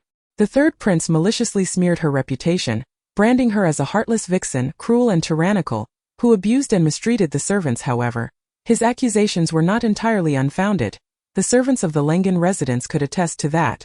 Leaving no need for his concern, any inquiry into the matter would yield the same conclusion. Why not expose this deception? Was it merely because of the third prince's warning? "Should you dare speak recklessly, I shall take your life?" Hani had never feared death, nor had she ever feared any so-called prince in this world. The only person she cared for was Lu Lengen, since he had forgotten everything. Why not accompany him in this final charade? No matter the cause of her brother's demise, she no longer cared. Let all the sins fall upon her shoulders, as long as he could live on in happiness. The soft, dulcet tones of the woman outside drifted in. "My lord? What troubles you? Why do you frown so deeply? Be careful, or you'll turn into an old man at such a young age." The man replied gently, "Yaoer, let us leave this place. I feel utterly ill at ease here." Once the sound of footsteps faded into the distance, Hani gradually rose, cautiously opening the window a cracked eye in the white expanse outside. The two figures clad in white walked closely together, leaving a pair of footprints in the glaring snow. Her hand resting on the window frame tightened into a fist, while her other hand reached out to trace the familiar silhouette. I have waited for this day for far too long. Yet now you have suddenly let go that I find myself reluctant to part. Lu Lengen felt an unsettling sensation.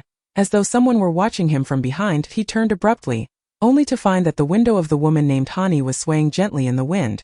With no one else in sight, Yu Yao, puzzled, looked up with concern and asked, "My lord, what is the matter?"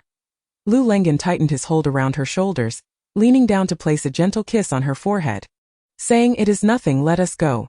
The crunch of snow beneath their feet heightened Lu Lengen's previously troubled heart to a fever pitch. His hand, hanging by his side, clenched into a fist, each time he caught sight of that woman. It felt as though his heart were being seared by a branding iron. He took a deep breath to steady his emotions. The third prince had warned him to keep his distance from her, insisting that even if she cried, he should not trust her words, for she had often stirred discord between him and Yaoer. Each time he sought to expel her from the residence, it was the kind-hearted Yaoer who interceded, declaring that she was her only family. Now that he had lost his memory, he must remain vigilant against this woman. He had questioned the third prince's words and had inquired of various servants. Whenever they mentioned Hani, they were evasive, failing to speak ill of her. Yet their fear was inescapable. This confirmed why he felt such agitation whenever he encountered her. It seemed his past self must have harbored a deep-seated hatred for her. Yet for Yaoer's sake, he had tolerated her presence in the household. The most infuriating part was that this incident, his injury and amnesia, was all tied to her. For Yaoer's sake, he had not pressed the matter too harshly with her. It appeared she had become quite subdued, not attempting to seduce him or incite discord between him and Yaoer. As the third prince had claimed since awakening, he had hardly seen her. Every time he caught a glimpse, she would hastily retreat. He assumed she must be afraid of his wrath over what had transpired. My lord. My lord? Ah, what is it? Watching Yu Yao run off into the distance, Lu Lengen remained frozen in place. He had indeed been thinking of another woman, yet he had not anticipated becoming so lost in thought that he would forget he was supposed to be strolling with Yaoer. Damn it. As that woman's cold, piercing gaze resurfaced in his mind, he inexplicably felt a surge of irritation. Observing Yu Yao's retreating figure, he hastily pursued her, calling out gently as he ran, "Yaoer, slow down, be careful not to fall."